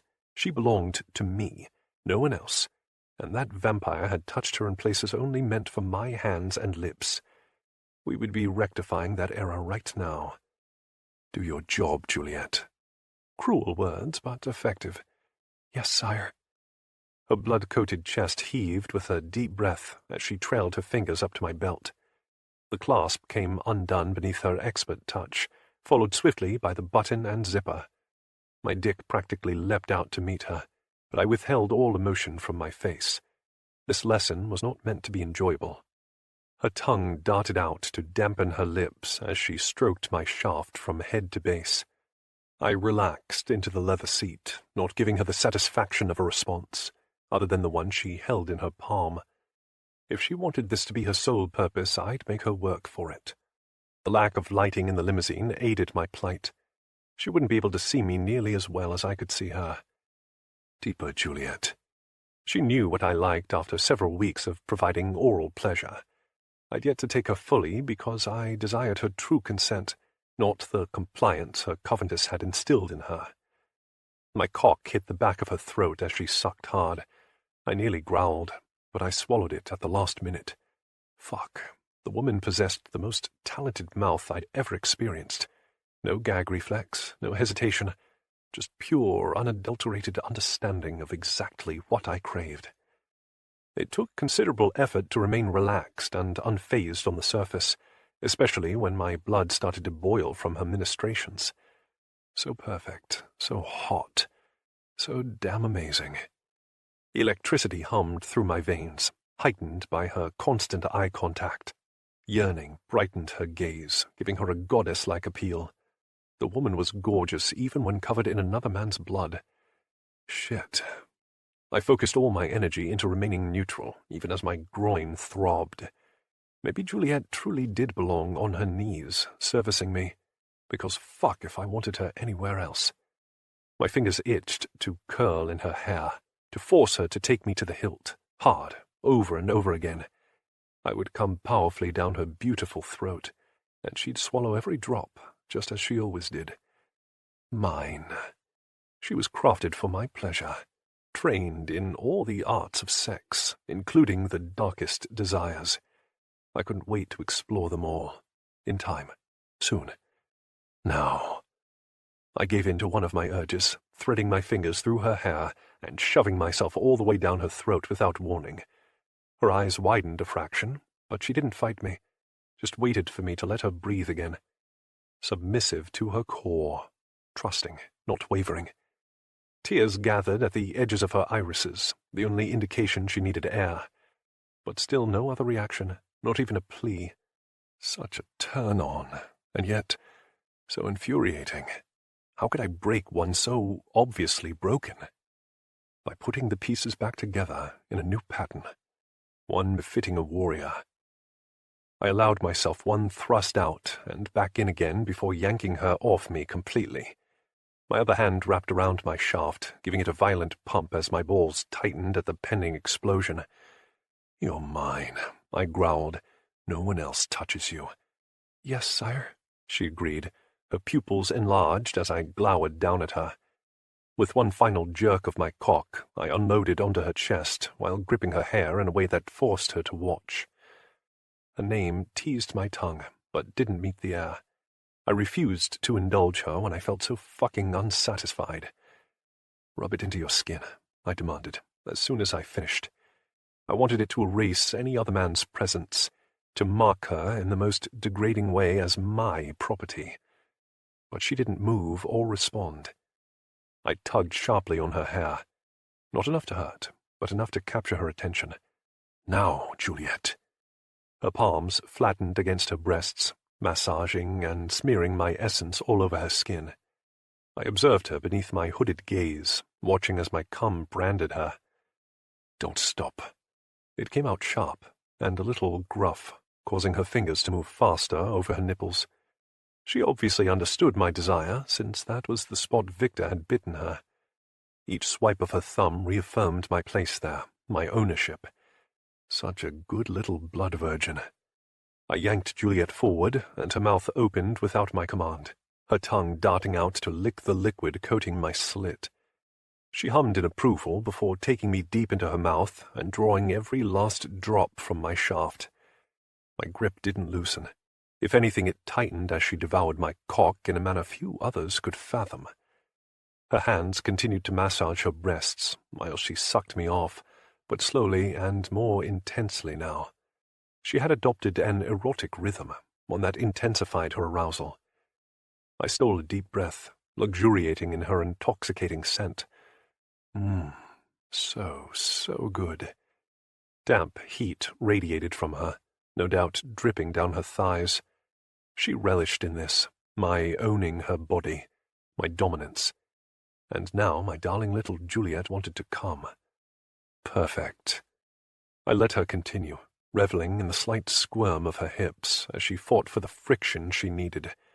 Her nipples were hard little peaks now, begging for my touch, and her pupils overshadowed her irises. "You enjoyed that," I murmured. "Yes, sire." The words were spoken around my still solid erection. Her attentions had only taken the edge off. I craved so much more from her, but not until she learned her lesson. "Zip me up, Juliet."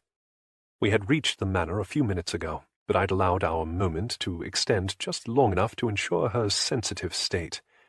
If she spread her legs, I'd no doubt find a very swollen, wet, and ready pussy to sink into. Not yet. Her fingers didn't fumble as she secured my hard-on into my pants. I'd tend to it later. The door opened not a second later, my driver clearly sensing my next move, and I stepped out into the night with a hand for Juliet. She pressed her palm to mine, even as her brow furrowed in confusion. Every time we indulged in these types of activities, I returned the pleasure. But not tonight, unless she requested it.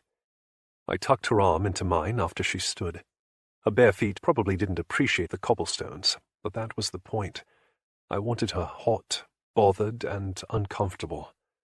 She moved at my side without flinching, following me into the house and upstairs, and not seeming to mind at all that she wore nothing but semen-laced blood. Her confidence, at least, was intact. I pushed open the door to her quarters, and her nostrils flared as excitement tinged the air. She thought I meant to devour her on the bed. Poor darling. No, that was not the game we were playing tonight. Instead, I led her to the bathroom and flipped on the shower. You have my permission to bathe, Juliet. I suggest you use the opportunity while it's offered to thoroughly clean yourself. I let that insinuation hang for a moment before continuing. Then get some sleep. We have a long day tomorrow. Yes, sire, she said, her lips curling downward. Unless there is something else you require, I prompted, one eyebrow raised. She blinked, frowned, shook her head. No, sire. I will bathe and sleep. Disappointing. Good, I said instead. See you tomorrow. I turned and left without looking at her, and ignored the hitch in her breath, too. The rules in this house were clear. Juliet had an open invitation to join me in my bedroom whenever she desired pleasure. Given the way her arousal tainted my nostrils as I left her room, it was a safe bet to assume she yearned for me tonight. Badly. It would be up to her if she chose to seek me out. Hence, tonight's primary lesson. Living. A gift not many humans received in this world, but one I happily bestowed upon her. Unfortunately, I couldn't force her to accept it. 22 years of training to accept fate, regardless of personal satisfaction, was a difficult mentality to alter. I needed the fighter hidden beneath her skin to surface and play. Once I coaxed her out, we could well and truly begin the retraining. Until then, I really only had a shell of a woman to work with, and I desired so much more. "Join me, Juliet," I whispered into the empty hallway. "Please." Chapter 14. Juliet. My body was on fire. Not literally, but it burned so fiercely I couldn't sleep under the bed covers, and the fan above did little to cool my hot skin. I could still feel Darius on me, even after the shower. His essence scorched my very being, imprinting on my soul. He well and truly owned me. I knew that from the beginning, but to feel it in such a way was intoxicating, addicting, frustratingly arousing. I kicked the remainder of the blankets off of the bed and huffed in irritation. How had I gone from expecting to be used within an inch of my life to anticipating Darius's pleasurable attentions? I was here for his needs, not my own, yet he'd always returned the favor. Except tonight. Why? Because I'd failed him. Was this his version of punishment? I bolted upright. The Coventus introduced me to various methods of reprimand, all of which resulted in severe pain and sometimes death. None of those applied here. A test, then? For what? I whispered to myself. What do you want? I examined our ceremonial bond, curious to see if I could sense anything from him. It was there, a psychic connection shrouded in darkness, as if we were on the verge of linking our thoughts, but not quite. Darius had mentioned it wasn't yet complete, that it would require several more rounds of exchanging blood to hold. Perhaps that's what he meant. Still, I knew he was awake as if he were a part of me already, but his emotions were shut off. He's waiting. I frowned at the thought. A guess or an instinct? Does it matter? He told me I could enter his room whenever I pleased. "But I should warn you," he had said. "When you visit me here, I'll assume you are in need of pleasure, and I will require the favor to be returned." I shivered at the vivid memory of his incisors brushing my pulse with those words, a promise and a threat rolled up into one. My sex pulsed with craving, urging me to take him up on the standing offer. If this ache between my thighs was meant to be a punishment, would he send me back to my room unfulfilled? Or reward me for asking him to care for my needs? I bit my lip, considering there was only one way to find out. "You're insane," a small voice whispered. "He can kill you with a flick of his wrist or worse." True. However, in our nearly 2 months of knowing each other, he'd never truly hurt me. His version of pain always mingled with pleasure. My core ached with the memory of the limo. Some of it had hurt, but it had also created an inferno inside of me that still burned. I moaned as my nipples hardened against my flimsy nightgown. Even silk felt too heavy right now. I hadn't bothered with underwear. There was a whole drawer of untouched undergarments I chose not to use, likely because they were forbidden at the Coventus. The only ones I even considered were the sexy pieces. Darius would like those. My eyebrows lifted. If I went to his quarters wearing one of those sets, he might be more inclined to indulge me. Maybe. I pushed off the bed to look for the most enticing lingerie in the drawer. Darius seemed to prefer darker colors. A black negligee caught my eye with its translucent material. I swapped my silk shirt for the thin fabric and shivered as it tickled the top of my thighs. A pair of matching panties completed the set, but they suffocated my aroused center to the point of discomfort. I tore them off, gasping at the relief that small action afforded me. My legs quivered as desire overwhelmed my being. Goosebumps filed down my arms despite the heat boiling within, and a moan parted my lips. I could handle this on my own, or try to, anyway, but I coveted Darius's expert skill. Only he would be able to truly relieve me of this incessant throbbing. His touch was an addiction my body now required. Without it, I would continue to burn. A pair of 4-inch heels and a silk robe completed my outfit. I'd lose the latter as soon as I stepped into his room, assuming he granted me entry. With a deep, steadying breath, I started down the hallway toward his quarters. The words he spoke during my initial tour bolstered my steps, reminding me that I had an open invitation to seek him out for this very reason. He might still be displeased with me for earlier, but he never told me I had to stay in my room, just bathe and sleep, which might have been a command. "Stop. We're doing this." I paused before his door, hand raised and ready. "Knock. Run. Introduce your fist to his door. Softly. Go back to your room. You were a coward once tonight. Don't do it again. Choose sanity. Choose pleasure." My knuckles tentatively tapped the wood as my thighs clenched. I needed this. Him. Strength infused my muscles as I solidified my resolve and knocked with slightly more force. "Come in." His voice carried through the door and seemed to caress every fiber of my being. I twisted the handle and stepped inside. He sat, shirtless, with a notebook in his lap, his back pressed against the pillows and the headboard of his oversized bed. "Juliet," he murmured, setting his pen down. "What can I do for you?" I quietly closed the door and moved into the soft light streaming down from his high ceilings. "I can't sleep," I admitted, dropping my robe. I need... His green eyes trailed over my form, taking everything in before meeting my gaze.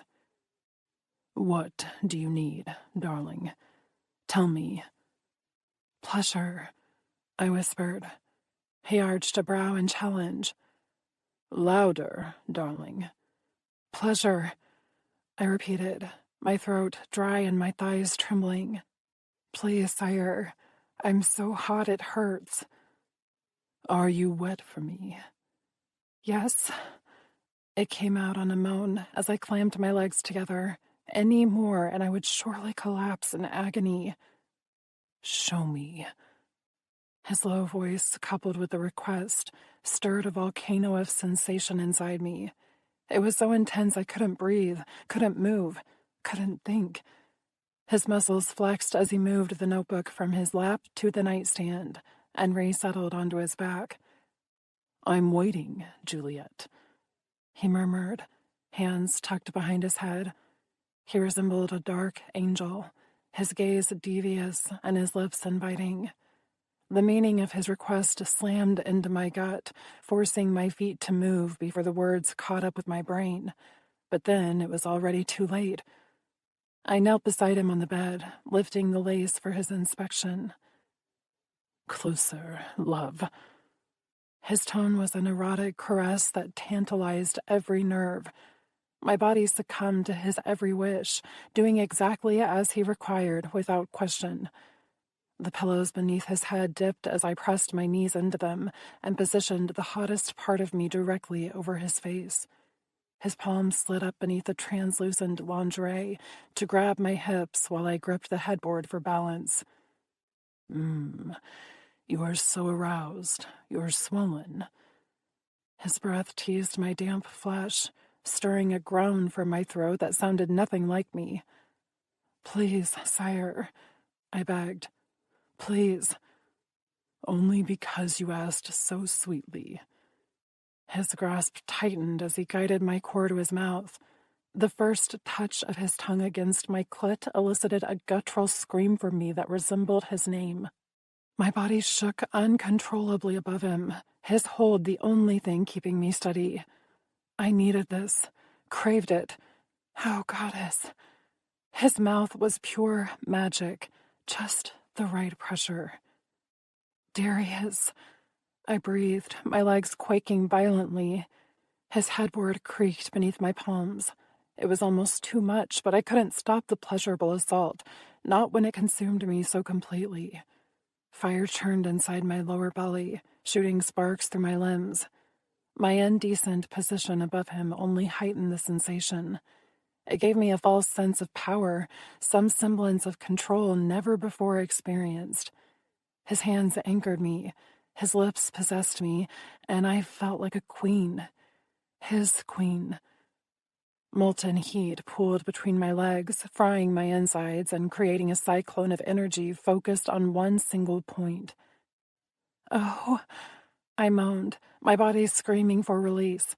Something sharp, Darius's incisors, skimmed the center of my pleasure, piercing me ever so slightly and vaulting me into a sea of dark bliss. His name rent the air, sounding suspiciously like a growl as I came undone. Every sensor exploded at once, my body breaking on a crash of such extreme ecstasy that I could no longer think. My forehead hit something hard. My hands squeezed impossibly tighter. Savage spasms shot through me over and over. Darius, I managed, my brain shattered, my heart in tatters, and my soul crushed. How could something so phenomenal hurt? Shh, he murmured, coaxing me back to him, to reality. I still straddled his face, my shoulders curled in torturous pleasure, and my head pressed against the cool headboard. Light slowly filtered into my vision. The heat of his palms registered against my thighs, his mouth against my intimate flesh. Beautiful. Praise deepened his voice, sending a shiver down my spine. His hands skimmed my legs all the way to my ankles, where he deftly removed my heels. The pads of his fingers massaged the bottom of my feet, sending tingles up my calves. So good. What did I tell you about coming in here? He asked softly. My dry throat convulsed as I tried to swallow. Reciprocation, I rasped. Good girl. His irises darkened to a forest green as he smiled. Slide down. I want to feel your arousal against mine. It took far too long for me to adhere to his command, but he didn't push me. His hands acted as a guide as I shuffled backward across his body to his bare waist and lower. He's not just shirtless, he's naked. I'd yet to see Darius nude. He always kept his clothes on, even when I serviced him. My palms went to his abdomen for balance and also to touch him.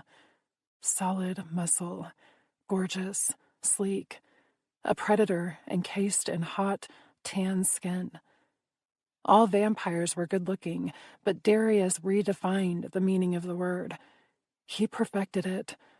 All lean, exquisite lines, handsome face, athletic figure, and beautifully proportioned. His erection was no different. It slipped between my damp folds, molding flawlessly to my body, as if we'd been created for each other. "Fuck," he whispered, his back arching slightly off the bed. "Ride me, Juliet. I want you to soak every inch of me." We'd not done this yet. It felt intimate, right, and slightly terrifying. His hard member would more than fill me. It would rip through my maidenhead and definitely cause discomfort. I had to be ready for him, especially if he intended to finally take me tonight. My body belonged to him, to be fucked as he required, and I would allow it, whatever he wanted. My hips shifted, drenching him as he commanded, spreading all of my subsequent pleasure over him and dampening his hot arousal. Every time his head met my cleft, I flinched. He'd left me too sensitive, too used, but I had to give him what he desired. His fingers danced up my sides beneath my negligee and wandered to my breasts. "You're so perfect." A note of reverence touched his voice, granting me immense satisfaction. His lower body moved with mine, the friction intensifying with every thrust. I half expected him to reposition me and force his cock inside, but he seemed lost in our movements. My lingerie disappeared with a rip, and I found my hair wrapped in his fist as he forcibly pulled me down to ravage my mouth with his. I forgot how to breathe beneath the onslaught and lost all touch with reality as he rolled me onto my back. This is it, I thought, terrified and aroused. He kissed me hard, his shaft continuing to slide through my damp folds with sharper thrusts. My clit throbbed from the abuse of his bulbous head, but I no longer flinched. No, I was starting to feel hot again. I bowed off the bed as his fangs pierced my neck. I hadn't even felt him move. He just struck, his vampiric kiss claiming my essence as his. "Darius," I whispered, threading my fingers in his hair. "Mine," he growled as he lowered to my breast and bit me in the same place the other vampire had just hours before. It occurred to me that he'd done the same to my throat. He's remarking me. Except this bite didn't hurt. Electricity surged down my spine, centering in the place where our arousals connected, heightening the sensations. Then his member disappeared, his hips lifting slightly as he grabbed my wrist and forced my hand lower. "Stroke me, Juliet. I want to come all over your clit." I wrapped my fingers around his thick arousal. The effects of my orgasm had drenched his skin, just as he had desired, enabling me to easily fondle him. Up and down, applying pressure where I knew he enjoyed it. My opposite palm joined the action, cupping his heavy balls as I worked his throbbing member with purposeful pumps. "More," he demanded, his teeth scraping my nipple. I shuddered as he pierced me again, drinking my blood as I massaged him intimately below. He was close. I could feel it as his sack tightened in my palm, and the way his cock grew impossibly larger. The temptation to put him at my entrance slammed into my gut, forcing my hand to angle his head toward my weeping slit. It would be so easy. One thrust. But it wasn't what he requested. I continued my task, moving in a way I knew he couldn't resist, and grinned when I felt his growl against my breast. Hot spurts of semen met my intimate flesh, striking me with the force of his orgasm and branding me indefinitely as his. My hips rose to meet his of their own accord, desiring more, wishing he was inside me and not just hovering above. His scorching essence blended with mine, creating spasms of delight.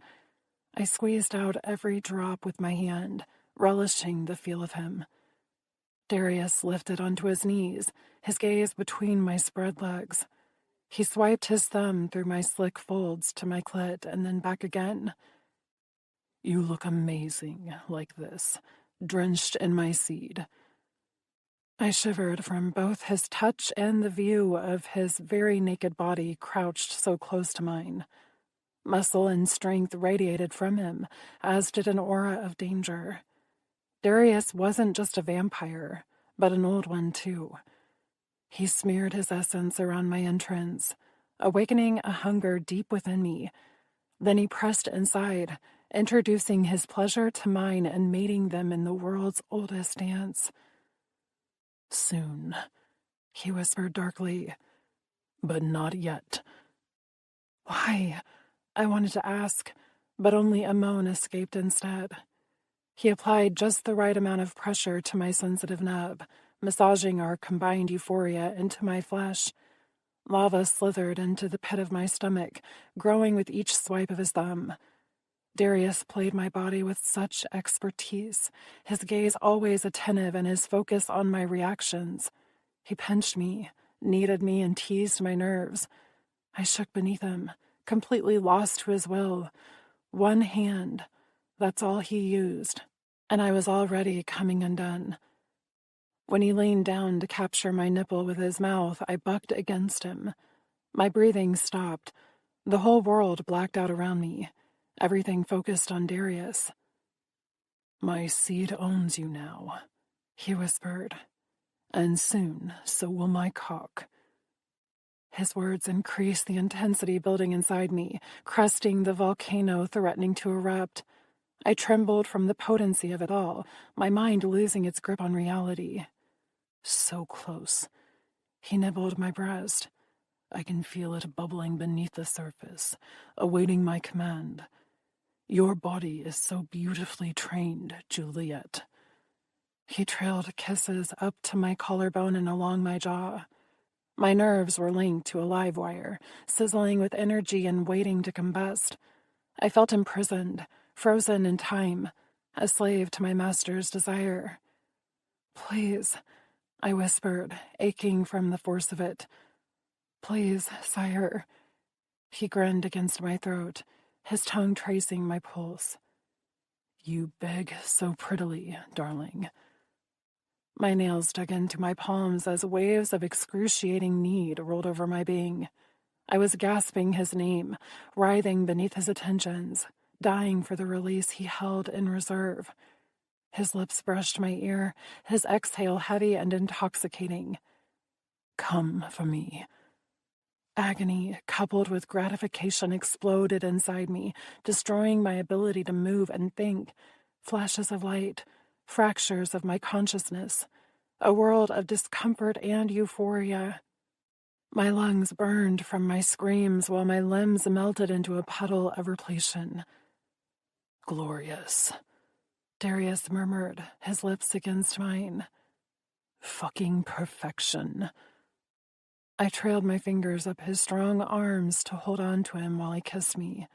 He tasted sweet, with a hint of sex, his tongue masterful as he explored my mouth almost tenderly. Sleep, Juliet. He nuzzled his nose against mine. We'll continue your training tomorrow. Chapter 15. Juliet. I stretched my arms over my head and sighed in contentment at the warmth flowing through my veins. A foreign feeling, one I wished to enjoy for a few minutes more. Most nights were so cold that I awoke to the feeling of ice drizzling over my flesh. It numbed me before the day began, helping me to endure whatever new trial the Coventus threw at me. Waking with Darius was different, new, intoxicating. His lips were on my neck, his bare chest pressed to my back as he slowly coaxed me from my dream state. I wiggled my hips, loving the sensation of his hot erection pressed into my backside. "Careful," he murmured, "or I'll accept that invitation, darling." I might enjoy that, I thought, but I stopped moving for the sake of my sore body. Darius had used me so completely last night that I felt exhausted today, despite the decent sleep. When he took me for the first time, he wouldn't be gentle. No vampire ever was, and Darius had more than shown his penchant for rough sex. I expected it to hurt, a lot. He caressed my chin and tilted my head back to meet his kiss.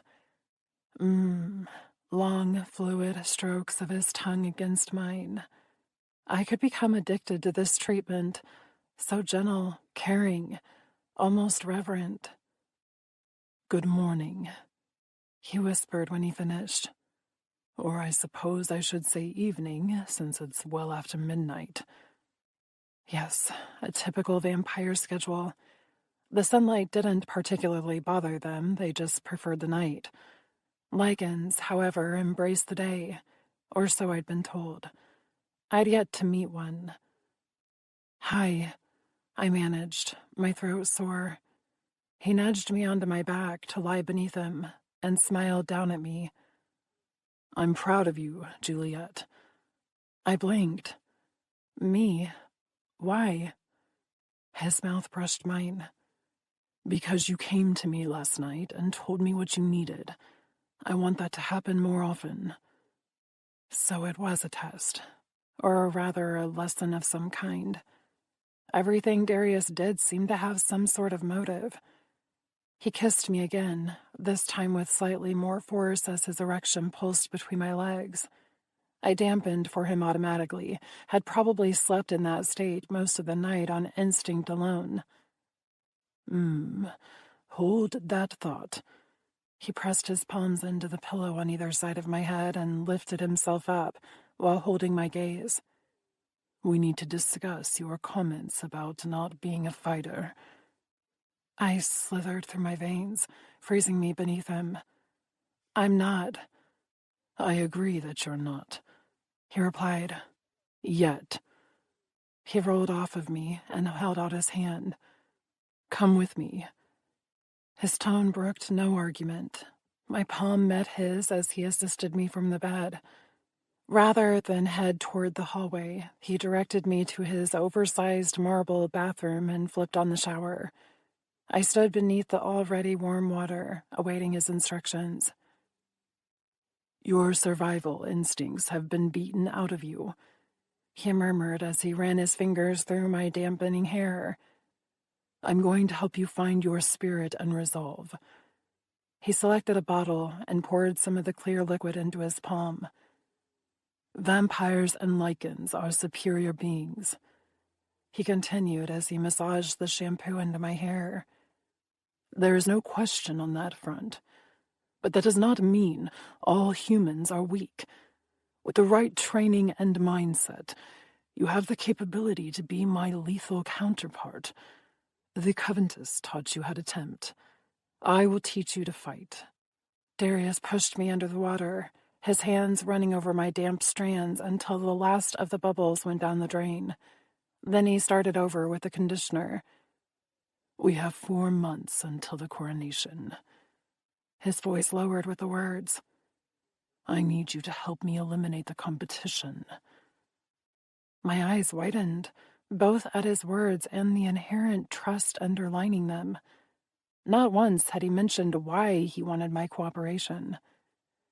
"You intend to run," I realized. "No, I intend to win." He fondled a stray piece of my hair that had fallen over my breast. "The best way to defeat an enemy is to become the enemy." "You refer to the Alliance?" I pitched my voice low, uncertain. "Yes." He nudged me beneath the water again and repeated his actions from before, then rotated us so he stood closer to the showerhead. "The vampire you helped me assassinate last night was Victor Armentrov."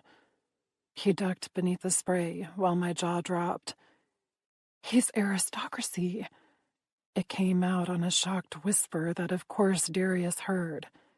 Yes, and an utter bastard who deserved his fate. He shook the droplets from his dark hair and stepped forward. His favorite establishment is the whorehouse.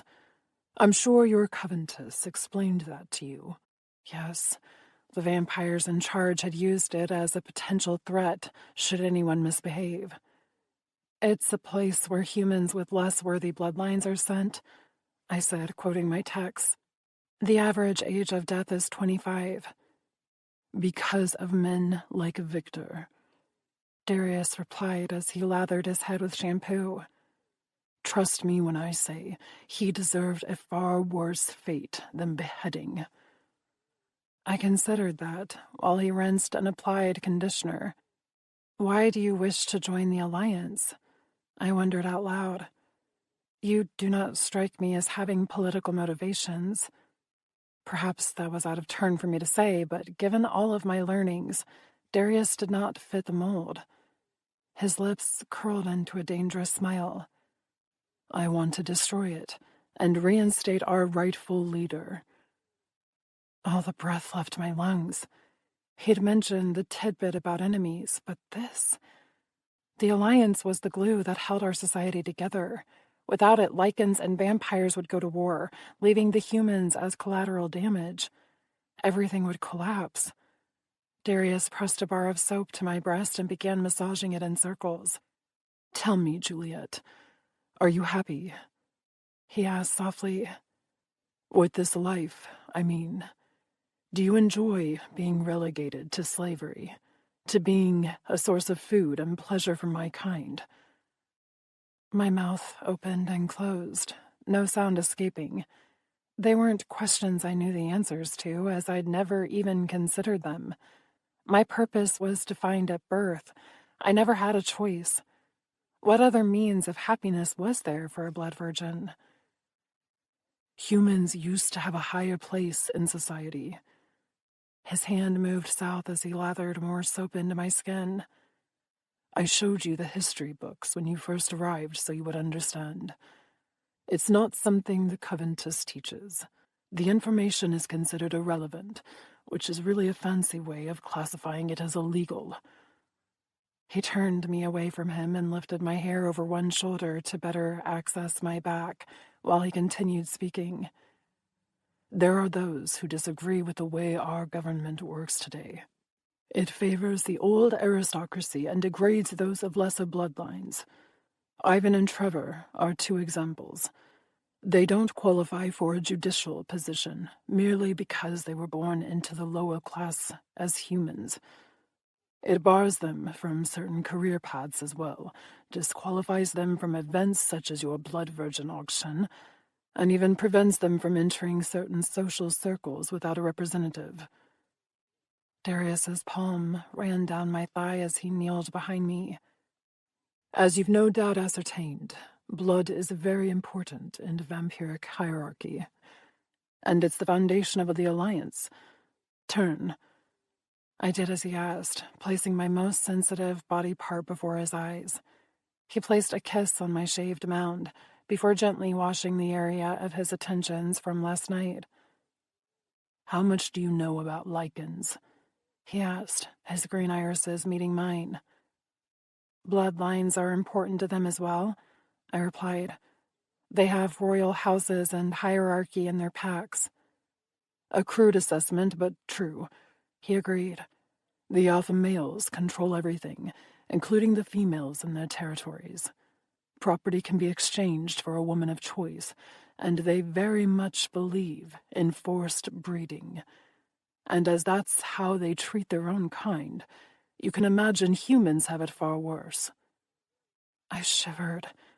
Lichens were never the predator I had to worry about, so I hadn't spent much time studying them, but I knew their kind to be violent. There were rumors about what happened to humans chosen for the full moon. None of them survived.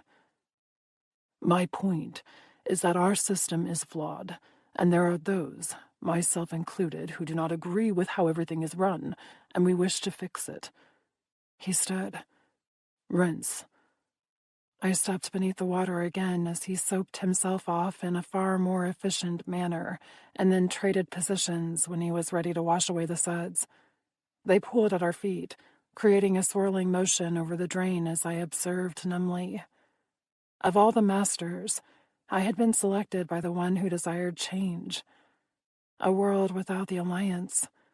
I couldn't even begin to imagine what that would look like. Darius lifted my chin, his gaze capturing mine. My bloodline is purely aristocratic, identifying me as an ideal candidate for ascension. What happened to the former sovereign, Adrian Lofton? The name was a guess based on his comment regarding Victor. I remembered his region from my studies and knew he resided beneath Adrian. I'm impressed, Darius praised. And to answer your question, Mr. Lofton met an unfortunate end at the hands of a few misguided lichens. Tragic. He didn't sound all that upset about it. You orchestrated it. Another guess, one I knew was correct by the gleam in his green eyes. As I said, tragic. He turned off the water and pulled an oversized towel from the rack. The warm cotton covered me from my shoulders to my knees. There are several in this region who qualify to replace him, myself being one of those candidates. But I've avoided politics for nearly a century, choosing instead to live alone. Why? I asked, curious. His smile was sad. A story for another day, darling. We have other activities to tend to that take precedence, including a dinner with Ivan and Trevor. Dinner? I repeated. He wrapped a towel around his waist. Yes, it'll be a practice run for later this week. What's happening later this week? The words were out before I could stop them, an indication of an error in my conditioning. To question a master was wrong. Not that Darius seemed to mind. If anything, he appeared amused. An engagement with Sebastian Cromwell. My eyes rounded. The regent? He was second in command to a sovereign, and notoriously powerful. That couldn't be the vampire he meant. The very one. He replied. He requested it. Why? I just couldn't seem to stop my mouth from moving or speaking. Some of his amusement dissipated as he stepped closer, forcing me to back up against the wall behind me. He placed his palms on the marble on either side of my head, caging me between his muscular arms. A ceremony is rare, Juliet. So rare that the last one on record occurred over 5 decades ago. And while ours isn't complete yet, the initial stages have begun, which has inspired a certain amount of curiosity among my brethren. Meaning he is coming because of me, I inferred. Yes. He let that response settle between us, his expression patient as though waiting for an additional inquiry, but he'd finally silenced me. Do you know what purpose a mated blood virgin typically serves at a dinner party? I recalled all my texts and came up blank. None of them had ever discussed the ceremony, let alone the etiquette that followed it. No, sire. Sharing, he murmured. My brow furrowed, not understanding. Sharing what? You, darling. Sebastian wishes for me to share you. And given my innate response to Victor last night, I need to practice my patience where that is concerned. So we'll begin with Ivan and Trevor, today. Chapter 16. Darius. You told her about the endgame? Despite his elegant suit and tie, Ivan appeared ready for a fist match, with my face being his primary target. Yes. I didn't elaborate because what was the point? Sharing my desires with Juliet suited the moment. Her understanding my objective was crucial to her training. Yes, Ivan repeated, pacing. That's it, is it? Yes. That time I said it to piss him off, and it worked. My old friend rounded on me, his nose inches from mine. She could go to the fucking Alliance and have you slayed. You do realize that, right? His anger was founded in his concern for me, which was the only reason I didn't respond outwardly to his physical proximity. Fuck, where is that damn royal when I need him? If anyone could talk some sense into you, it'd be him. I ran my fingers over my tie and held his gaze unwaveringly. No one would believe a blood virgin's babbling over a vampire of my status. Not that she would ever have access to anyone of aristocracy to inform them. Above all of that, she is mine, and she will not repeat a word to anyone. As for his comment about the royal, he'd understand, as my oldest friend and ally. After all, most of this was his idea. For Cam. Ivan's eyebrows popped up to meet his dark hairline. You trust her? I own her, I clarified. Trust isn't required with property. A harsh statement, but true nonetheless. I don't like it. You don't have to like it to accept it. He picked up his glass of bourbon and downed the contents before slamming it on my desk. Fine, but if she ends up endangering you, don't expect any pity from me. I chuckled. Duly noted. Now where's Trevor? Probably sating himself in some redhead, Ivan muttered. When I offered him my blood virgin for the night? Because you offered her. I smiled. Trevor clearly worried he might lose control. Well, that wouldn't be an issue, because I planned to be in charge of every detail. No one would harm my Juliet. Is she terrified? Ivan asked. Yes. I'd scented her terror when I mentioned sharing her earlier, and again when I dismissed her to ready herself for dinner.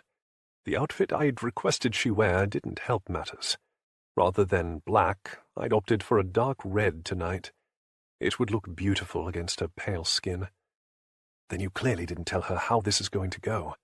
I snorted. Of course not. What would be the fun in that? Still a jackass, I see. Why would that ever change? I asked, smirking. Now shall we go have a little fun? You're an evil man, Darius. Another fact that will never change, I pointed out, as I led the way to the foyer. Juliet's scent had grown stronger, indicating she'd left her room, and I wanted to observe her reactions as she descended the grand staircase.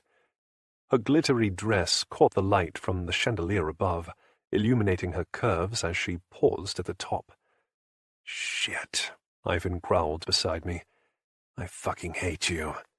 We both know that's not true, I replied softly, as Juliet started toward us on her 4-inch stiletto heels. Never once did she falter despite her obvious nerves over what dinner would entail. Her breasts swayed with each step, making me quite pleased that I had chosen this dress for her to wear tonight. Thin gold chains held the fabric up on her shoulders, and the neck split to her belly button. There was no back. The slits on her skirt went up to mid-thigh, and, as with everything else she wore, the sheer fabric revealed everything beneath. Juliet, I murmured, kissing her cheek as she joined us. We're going to pretend this is a traditional affair, just for dinner, to practice for future events. So I'll need you to bow as you normally would as I properly introduce you to Ivan. They'd already met on a few occasions, but tonight was about preparing for our meal with Sebastian, and to do that we needed to pretend a little. Her dark eyes slipped from mine, her subservience immediately taking over. Yes, sire. I lifted her chin, wanting to hold her gaze for a moment longer. I'll be here the entire time, love, and I'll coach you through it, all right? She swallowed. Yes, sire. I cupped her cheek and kissed her on the mouth. I won't let anything happen to you that you won't enjoy, I whispered against her lips. You'll see. All right. She didn't appear all that convinced, but I would prove my point by the end of the meal. I released her and took a step back. As much as it pains me to say, please bow for Ivan. Such a ridiculous formality, but humans were considered to be the lowest echelons of society. They ranked on the same level as cattle. Juliet lowered to the ground with a practiced ease, her gaze again on our shoes. She wouldn't stand again until I granted permission. When Sebastian arrives later this week, you will descend the staircase with the same confidence and bow as soon as you reach the foyer. Yes, sire. Her voice held no hint of fear, this type of formality no doubt being typical for her. "Ivan," I prompted. He gave me a look that expressed his irritation before eyeing Juliet's submissive form.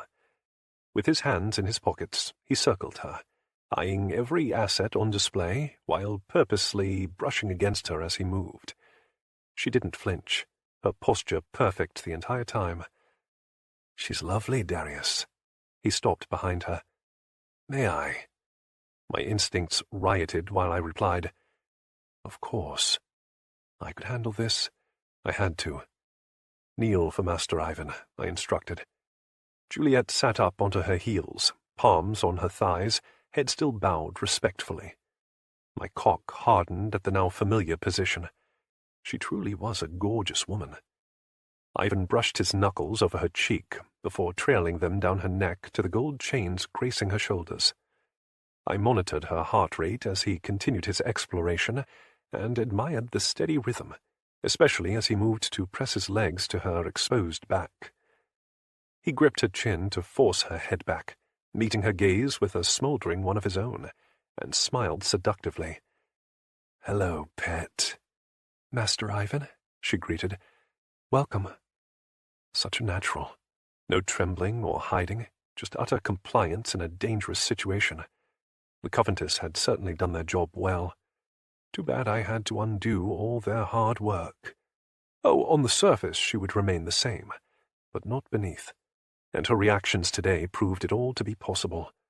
Juliet had questioned me openly without fear, a leap forward in our arrangement whether she realized it or not. Ivan drew his thumb over her lips, tracing them slowly and thoroughly. "You have quite the fuckable mouth. Perhaps your sire will allow me to experience it later." I swallowed my choice response to that statement and maintained my air of indifference, an improvement from the Victor situation. "Oh, I've missed the introductions." Trevor's voice carried through the foyer as he entered my home without knocking, an indication of our friendship. Very few could do that without risking their lives. "You're just in time," Ivan replied, his palm on Juliet's cheek. "Come meet Darius's pet." Trevor wandered over in a black tailored suit and stood in front of Juliet, while Ivan continued to slowly stroke her jaw. Trevor trailed his gaze slowly over her low-cut neckline to her waist, down to her slightly parted thighs, and back up. "She's delectable, Darius," Trevor praised, playing his part appropriately. "Would you like to touch her?" I offered. Yes, I would, with your permission." His blue-green eyes lifted to mine in polite question. "It's given." The words tasted sour in my mouth, but sounded normal, an indicator that I might be able to complete this evening without killing one of my best friends. Of course, this was the easy part. Trevor touched her shoulder before tracing the line of her dress down over the swell of her breasts and back up again. "So soft," he mused, his attention focused on her hardening nipples. "And responsive." Her body reacting to a vampire's touch, yet another impulse driven into her through years of conditioning. Was that why she submitted to me so easily? Or was it something else? Does it matter? Yes. "Shall we move to the dining room?" My steady voice sounded nothing like the one rioting in my head. "I'm certainly famished." Ivan released Juliet, but didn't move away from her. "Your pet is exquisite." Meanwhile, Trevor continued his exploration, moving from her collarbone to her jawline. "May I escort her?" he asked with a glance my way. I forced a smile. "Absolutely." "Excellent." He held out his hand, palm up. "Beautiful?" Her eyebrows lifted a little in surprise at the nickname he'd bestowed upon her, while Ivan smirked at the clear social mishap. Not that Trevor cared. He more than embraced being snubbed by aristocracy. Juliet accepted his help up from the ground and slid her arm through his as he offered it to her. "A pleasure, little one." "Thank you, Master Trevor." He chuckled.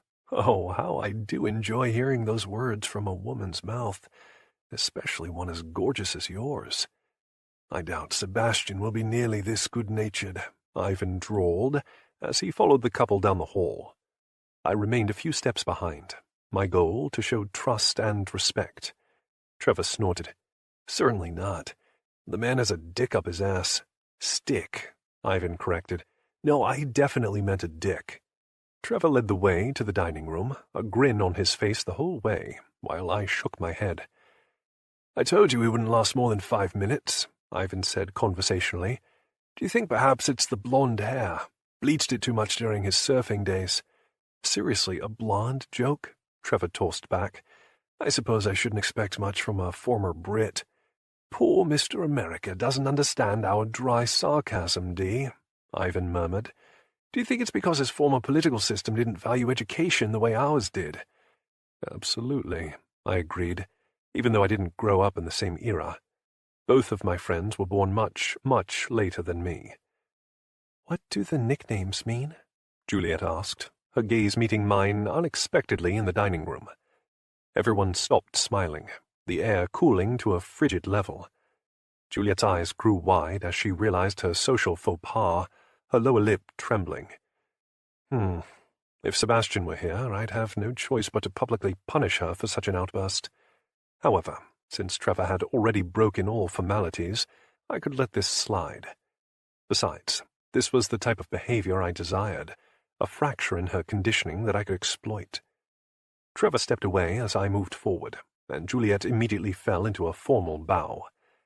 I bit my tongue to keep from chastising her for it. She thought we were still practicing, which meant I'd enforce her penalty now. But no, I had no desire to reprimand her for showing curiosity. Both Ivan and Trevor gaped as I knelt before her, my palms going to her face to lift her gaze. America is a former country, and technically where we live now. Brit is short for British, which relates to Great Britain or the United Kingdom. They disappeared with the fall of humanity. Now everything is divided into regions. Her brown eyes gazed deeply into mine. I read about those in the history books. So many wars. I hid a smile. Yes, they participated in several, but most humans did throughout the centuries. Remind me to let you read about the Crusades sometime. A devastating period that I did not enjoy living through. You are British? She asked softly. Actually, no. I smiled as I stood and held out my hand for her to join me. I was born in the Gaul region, which later became Western Europe. I'll show you on a map later, but my ancestry is Roman. I later moved to the Britannia province when it was otherwise known as Roman Britain. What he's trying to say is that he's fucking old, Trevor translated. I ignored him and focused once again on Juliet. Nearly 3 millennia, to be precise. She didn't appear shocked by that information in the slightest, suggesting she'd either anticipated it or been numbed to eternal beings. Likely both. You look very good for your age, she replied, shocking me yet again. Was that? Ivan trailed off. A joke, Trevor finished. Oh, I knew I liked her. You keep calling her a fuckdoll, which she is, but a clever one. Enough, I snapped, tired of the side conversation interrupting the moment. Juliet flinched, her gaze falling. I'm sorry, sire. I meant it as a compliment. I know, I whispered. No way had she suddenly adopted a sense of humor. Thank you. I kissed her forehead and folded my arms around her in a hug. Ivan and Trevor both gaped at me as if I'd grown a second head. What? You fucked up the practice round back in the foyer, Trevor. We'll start again in a moment. It wasn't like they cared about decorum. We never followed it here. I kissed Juliet soundly on the mouth to display my pleasure at her breaking the confines of her training. So beautifully disobedient. I wanted to see more of it, but only in the confines of our home. You can't act like this around society members, Juliet. I held her gaze, ensuring she understood the importance of my words. Only here. Yes, sire. She frowned. I didn't mean to speak out of turn. I'm not quite sure why I did. Because you're learning how to live, I advised softly. Now go take the middle chair. Trevor and Ivan will sit on either side of you, and I'll be across the table. We were nowhere near done yet. I still had to share her, physically and sexually. Chapter 17. Juliet. Open, Trevor demanded. I parted my lips while keeping my eyes closed, as instructed. Something warm and decadent slid over my tongue, and I fought a responding moan. They told me not to speak or utter a sound, a demand they seemed to be testing through a game of feeding me sweet desserts. Breaking the rules resulted in punishment, and these men clearly wanted me to disobey their commands.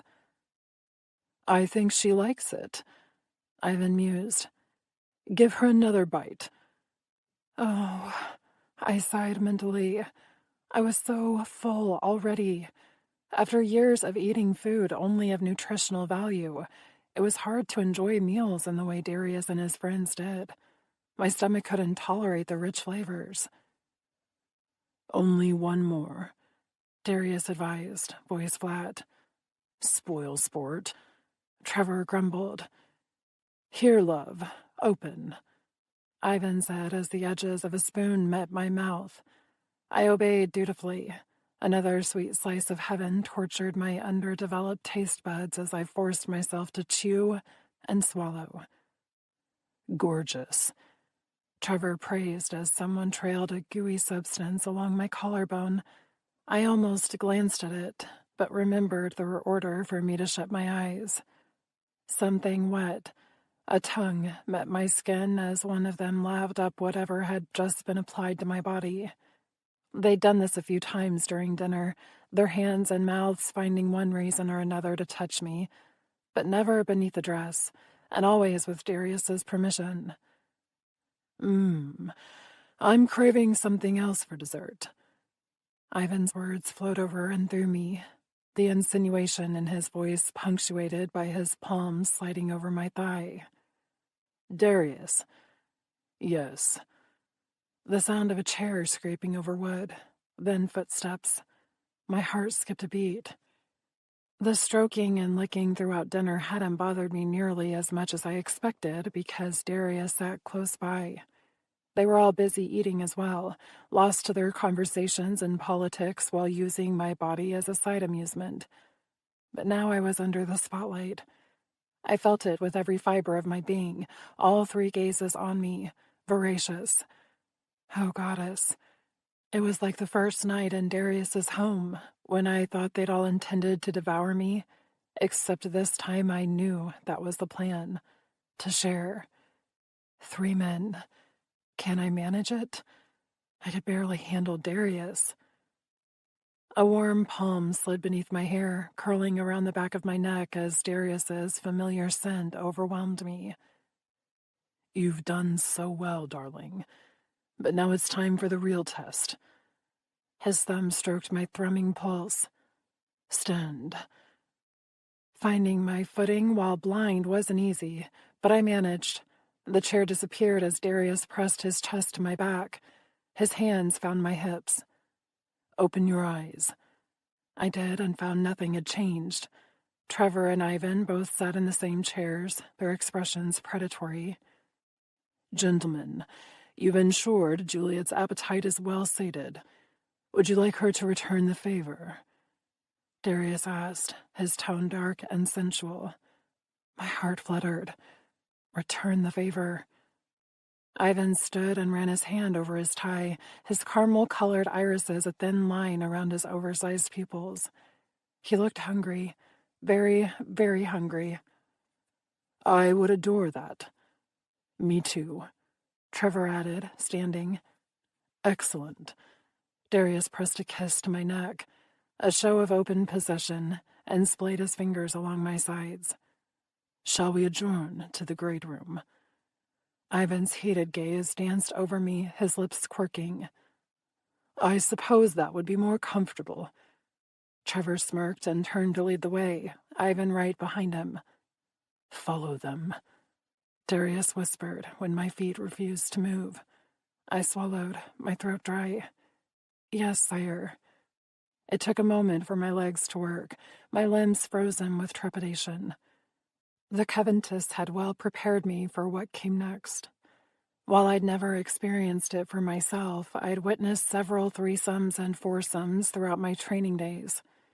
So much blood, and not all mortals survived. Darius needs me alive. Or that's what he had said anyway. Hopefully he and his friends remembered that. Trevor and Ivan stopped on either side of an oversized chaise lounge in the mansion's ornate living area. Plush chairs and couches decorated the immense room, leaving multiple other options for seating, suggesting they chose this spot with purpose. It provided ample angles for devouring their dessert. I refrained from the urge to wipe my clammy palms against my dress and stood with my eyes downcast, awaiting Darius's instructions. His fingers lightly traced my arms, eliciting a row of goosebumps in their wake as his hands settled on my shoulders. Trevor slid out of his jacket and draped it over the back of a chair. "What's the name of tonight's wine?" he asked while rolling up the sleeves of his crisp white dress shirt. "An old French wine that isn't made anymore." Darius's thumbs brushed my collarbone while his fingers toyed with the gold chains of my dress. Ivan mimed Trevor's movements as he murmured, "That's a shame." "Indeed." Darius drew the metal across my shoulder slowly, his lips near my neck. "Shall I reveal your dessert?" My heart slammed a chaotic rhythm against my ribs. They could already see right through my dress, minimizing the impact of my pending nudity. Yet the idea of Darius removing the only barrier between me and these three men. "Yes." No hesitation from Ivan, not that I expected any. "Absolutely," Trevor added, his tone taking on a low growl that rippled across my skin. Darius chuckled darkly as he drew the straps down my arms, exposing my breasts inch by inch. My nipples pebbled in reaction to both the cool air and the sexual tension igniting throughout the room. "Gorgeous," Ivan murmured as the fabric reached my stomach. I could feel their gazes on me, memorizing my flesh, or more likely determining where to bite me first. My blood heated and cooled, my body at war with how to respond. Darius's vampiric kiss always elicited pleasure, but I knew that wasn't how most of his kind fed. How would Trevor and Ivan feel? Would it hurt? Would I like it? Darius's thumbs skimmed my hips, the dress following his lead, and slowly slipping from my body to pull at my feet. "Leave the heels on," Ivan said, his tone laced with yearning. "Please." "Of course. Just one thing first." Darius twisted me in his grasp so fast that I would have fallen if his arms hadn't wrapped around my lower back. His opposite hand lifted to grab a fistful of my hair. A sharp tug forced my gaze to his. Two smoldering orbs of the deepest green. His mouth sealed over mine in a punishing kiss that left me wondering what I'd done wrong.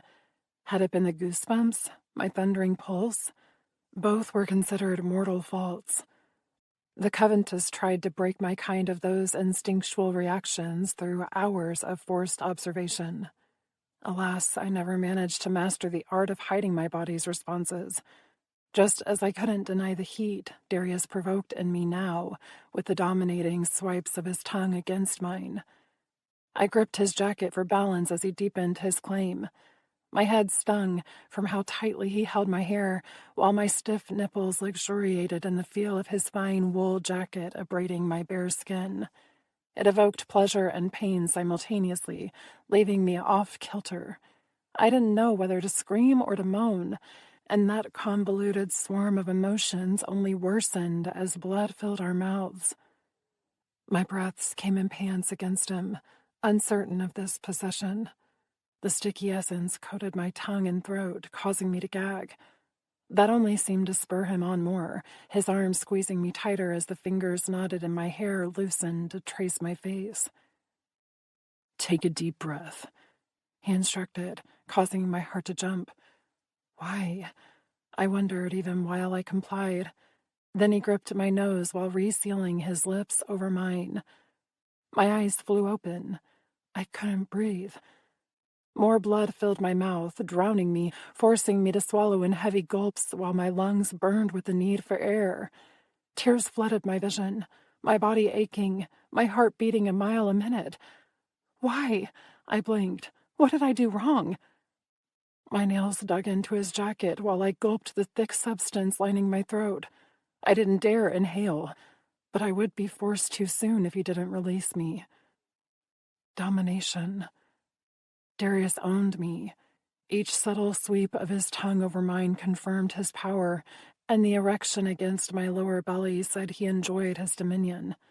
I was his to do with as he pleased, to fuck, to bleed, to suffocate, to kill. That notion of complete and utter control calmed me, despite the inferno etching a path through my lungs. He'll let me breathe. The confident thought pierced my haze of fear and stirred a quiver deep in my belly, so contrary to the act at hand. I should be screaming and fighting. Instead, I relaxed, my body yielding to his desires and trusting him in the most crucial of ways. I'm broken, shattered, his, just as the Coventus trained me to be. A human toy.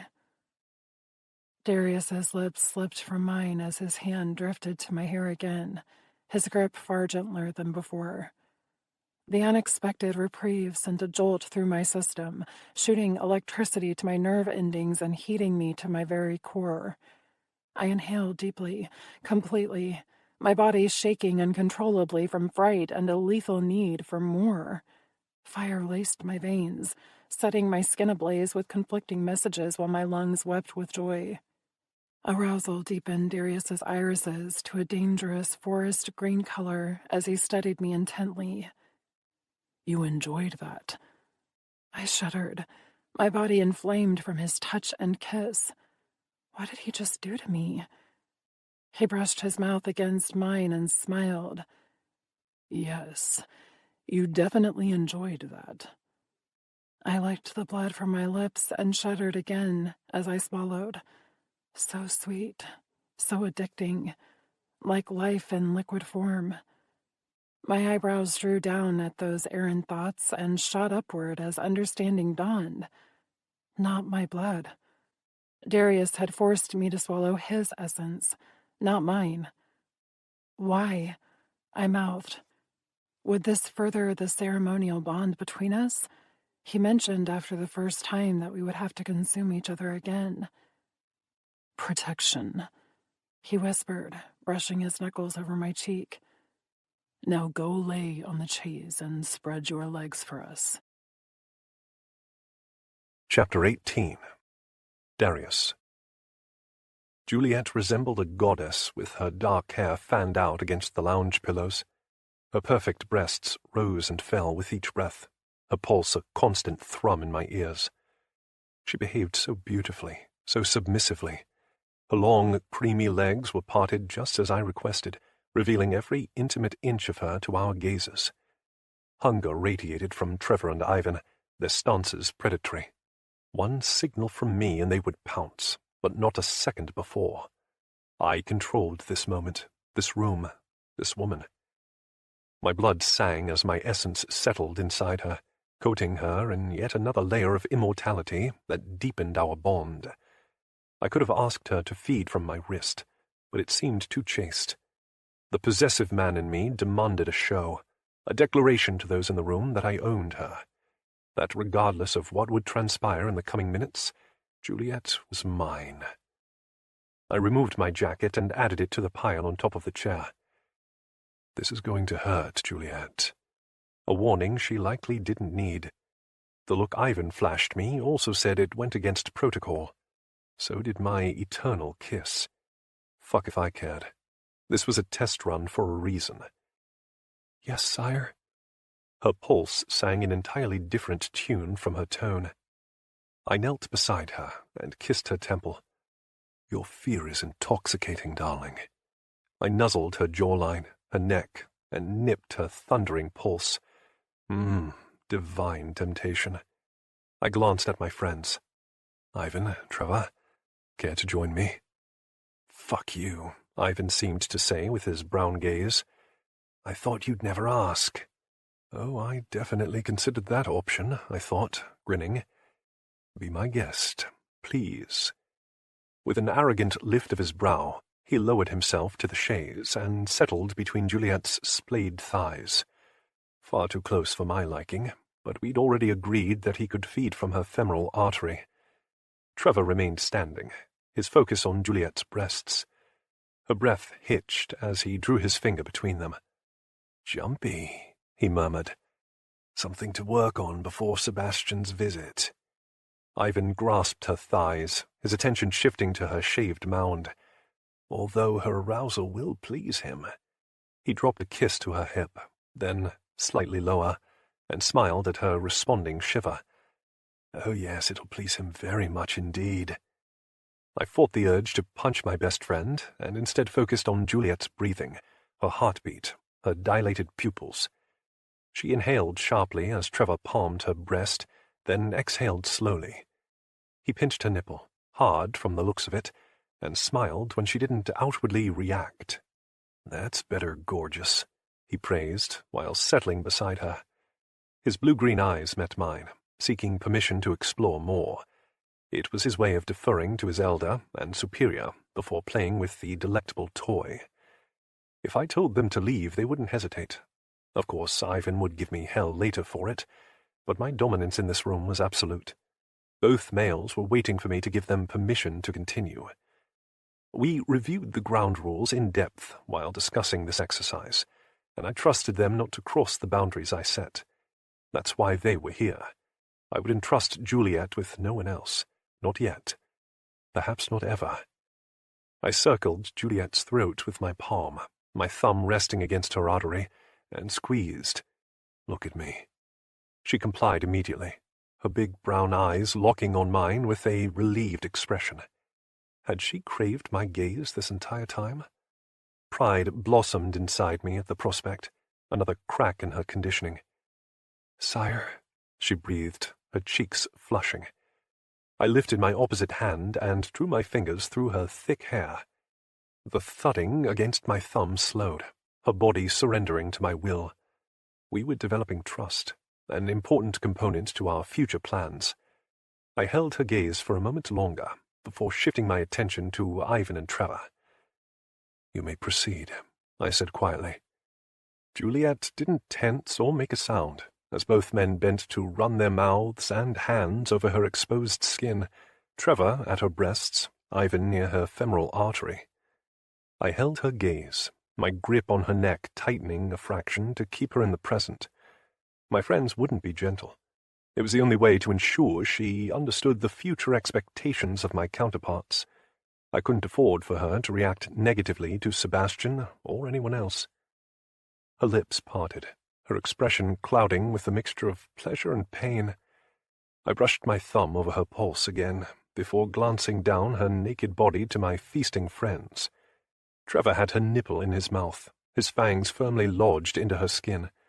A deep flush crept its way across her chest, leading back to her neck and up into her cheeks. My Juliet enjoyed a little roughness in the bedroom. Whether that was truly her, or a result of her upbringing, I would never know. She gasped as Ivan's incisors pierced her femoral artery, his mouth pulling hard and sharp.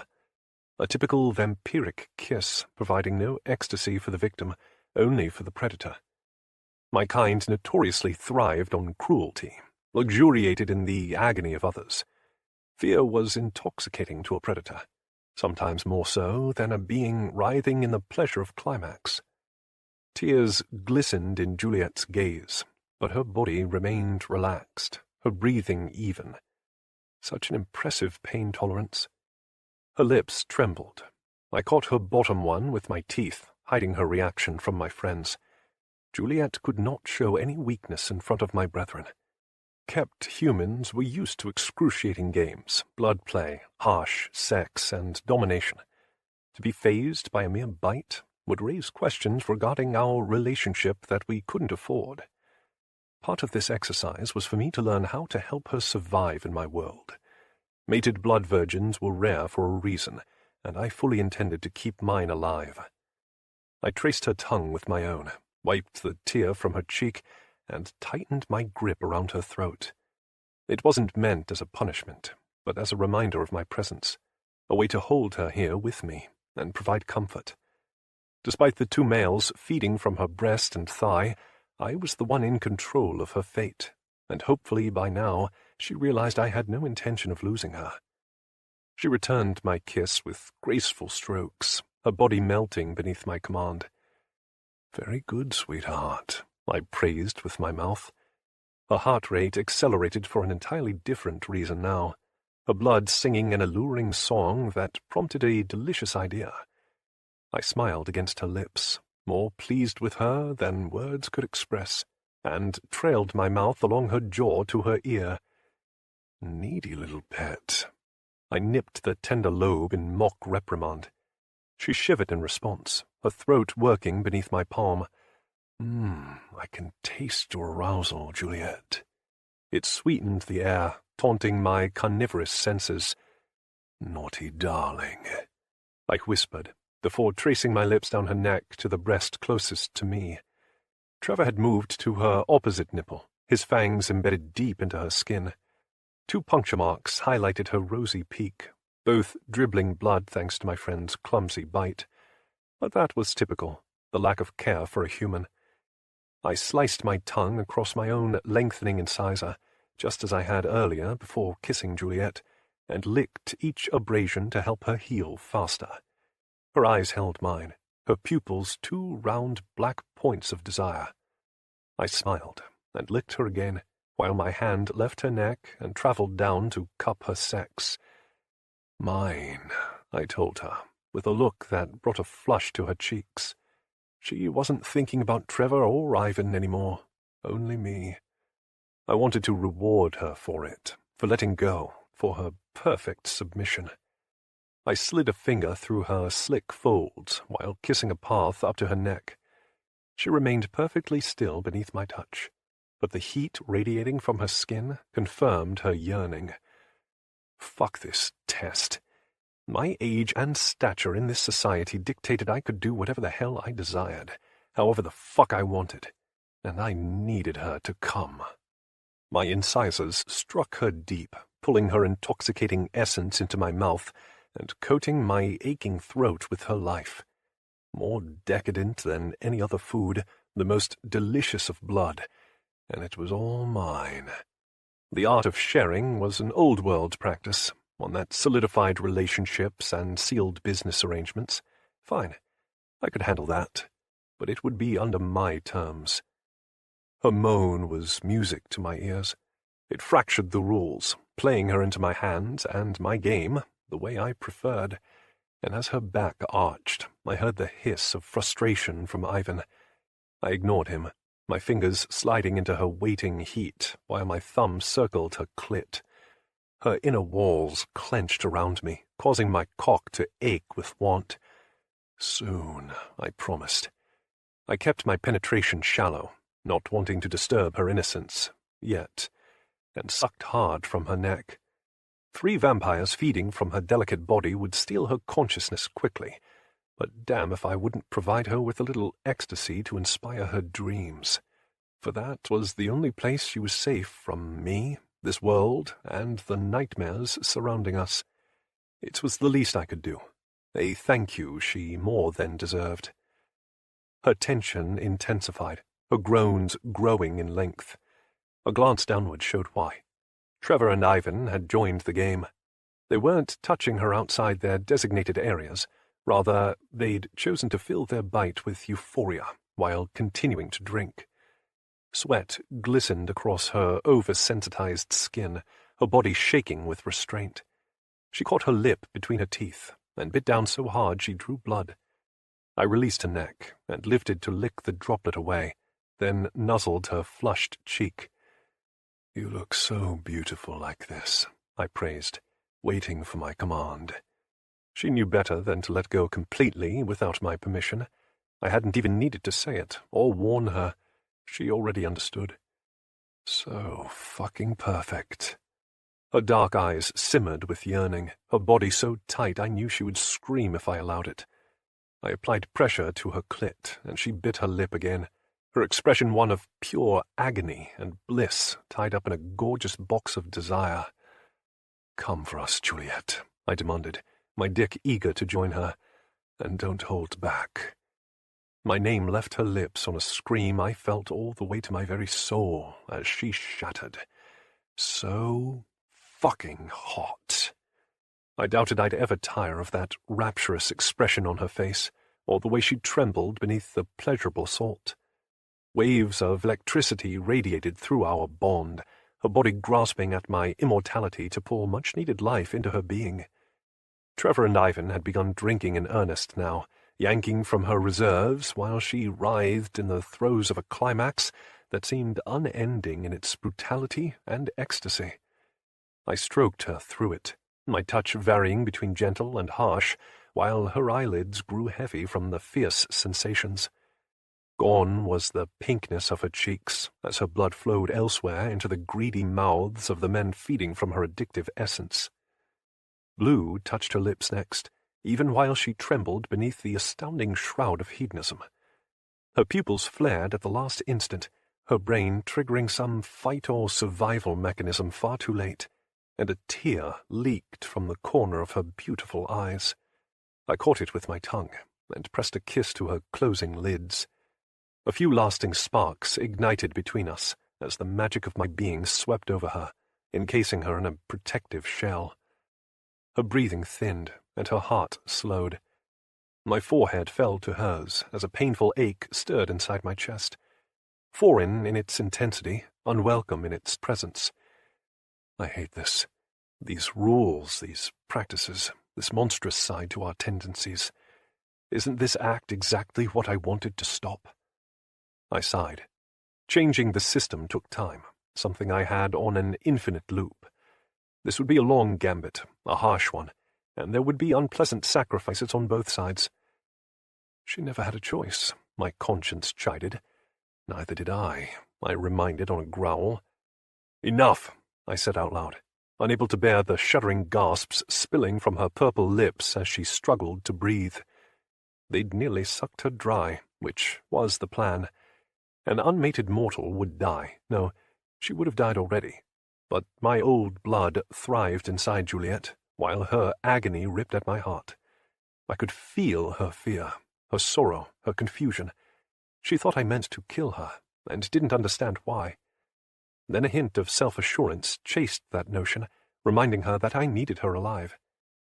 To see inside her soul, inside her thoughts, was part of our connection. It would increase as I deepened our eternal link, to a point where we would be able to sense everything inside each other. My determination, my craving for revenge, my frustration at the current state of affairs, all of it would become evident. This was why I'd already begun confiding in her. She would know eventually anyway. Telling her up front merely solidified our partnership, helped encourage trust, and would hopefully recruit her desire to help the cause. "You royally fucked that up," Ivan said, his voice a low snarl. "But you already know that, and don't care." I took in every detail of her immobile form, including the lack of bite marks. My friends had already healed her. Good. I added my blood to the incisions on her neck before kissing her on the cheek. Now she just needed rest. Tomorrow she would be fine. "Grab that blanket behind you, Trevor." I gestured to the couch with my chin. He snatched the fleece material, arousal simmering in his gaze. "You're totally fucked." "Thank you," I said, both for pointing out the obvious and for handing me the item I requested. I wrapped it around Juliet before lifting her in my arms. "Join me for a cigar." It wasn't a request but a demand. I didn't bother looking to see if they followed me through the manor to the seating area outside. I already knew they would. Several plush chairs were situated around an already glowing fire. My servants knew us too well. They'd even left a package of cigars on the table, prepped and ready. Trevor lifted the bottle of aged bourbon beside it and poured himself a drink before collapsing in his usual spot. Ivan selected a cigar instead and joined him, his brown eyes smoldering from the dancing flames, as I settled into a chair with Juliet in my lap. I refused to leave her alone until her skin regained its creamy color. "She comes beautifully, Darius," Ivan remarked, before taking a puff. He blew out his breath slowly, expression thoughtful. "I can see the appeal. but others won't, especially not the Regent. I considered his words while stroking Juliet's jaw. The icy quality left an unpleasant sensation against my fingers, leading straight to my chest. Perhaps not, I agreed. Perhaps I don't care. Clearly. Trevor knocked back the contents of his drink. Pretty sure that won't help you win the sovereign's seat. Or maybe it will. Ivan scratched his chin. It's all a show of arrogance and prestige, yes? Darius breaking from decorum will shock them and inspire intrigue. It's one way to ensure his name hits the masses, says the former politician, Trevor muttered. I was a political advisor, Ivan corrected, tone irritated. Far more useful than a shitty surfer. Back to that again. One of these decades you'll get more creative. And perhaps you'll grow a brain. We can all dream. Enough, I cut in, not needing to witness another of their bickering matches right now. Sometimes I wondered why I chose them as my best friends. I will figure out our strategy for the Regent's visit. A lot of our brethren seduce their unwilling victims. Perhaps I'll play into that lifestyle notion. By telling him you enjoy forcing orgasms from her? Ivan asked, gaze astute. That might actually work. Or you could tell him the truth. Trevor shrugged. Not all of us prefer resistant partners. No, only the old ones, I replied, sighing at the reminder of why I indulged this friendship with Trevor and Ivan. The ancient of my kind had given in to their harsher selves ages ago, choosing to embrace the darker parts of our nature and thrive at the top of the food chain. Trevor and Ivan still remembered what it was like to be human. They preferred consensual sex, not that it really existed anymore. One of the many aspects of this world I desired to change. I traced Juliet's cool lips with my thumb. Testing my resolve was the primary reason for tonight's interaction. Juliet behaved admirably. I did not, at least not according to the rules governing higher society. But I was older than most, a direct descendant of the royal bloodline, and therefore a power in my own right. The Regent may hold a position higher than me now, but if I win the sovereign's seat, he'll bow to me. I uttered the words out loud, despite them mostly being for myself. Why should I bend to his will? He has the trust of numerous sovereigns and royals. Winning him over will ensure your election. Ivan, the constant political voice of reason. And to be blunt, there is the matter of your ties to Cam. My blood cooled at the familiar topic. Severed ties, I corrected flatly, and I have support from other royals, including the one who desired me as his new sovereign. True. However, your rivals will point out the direct lineage, which means you can't afford to have anyone question your treatment of Juliet. Not if you want them to believe this charade. Any other obvious points you'd like to mention, Ivan? I asked, bored. We had discussed this part 1,000 times. Cam met his Erisita by chance and fell in love. By contrast, I bought my future Erisita through the proper channels and treated her as everyone expected in social situations. Very different approaches.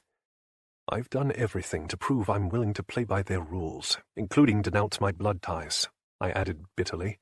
Even as Cam's sole progeny, they have no reason to suspect me of being a sympathizer. Right, because you resolved the issue by denying his royal throne a century ago, Trevor added, waving his hand theatrically. I'm with Darius here, mate. Move along, puppet master, so I can enjoy my blood high. Ivan narrowed his eyes at the blonde. Political mastermind. Trevor's lips twitched. Sure. I'm working with children, I muttered, my focus shifting to the gorgeous woman in my lap. Juliet's heart beat steadily against my palm, the only indication of the life thriving inside her. I drew a line across her collarbone with my thumb. So delicate and beautiful, and far too fragile for the games ahead. Fewer than 4 months to coronation. Ivan cleared his throat. You've done everything right so far by purchasing a docile, obedient slave. She behaved admirably at the event over the weekend, at least in terms of their standards. But that brings us to the matter of sharing, specifically with the Regent. I don't think you'll have to, at least not yet. Words I wanted to hear. I met his knowing gaze. Keep talking. His lips twitched. She's still a virgin. Use that to your advantage. It shows a restraint very few possess. I certainly would have fucked her by now, Trevor interjected, his electric gaze on the woman in my arms. Probably killed her by accident, too. Ivan snorted. Crudely accurate, and honestly, I'd do the same. Regardless, tell the Regent you're savouring her. Perhaps offer to pour him a drink yourself, or give him a wrist. She's not afraid to dance naked, so give him a show.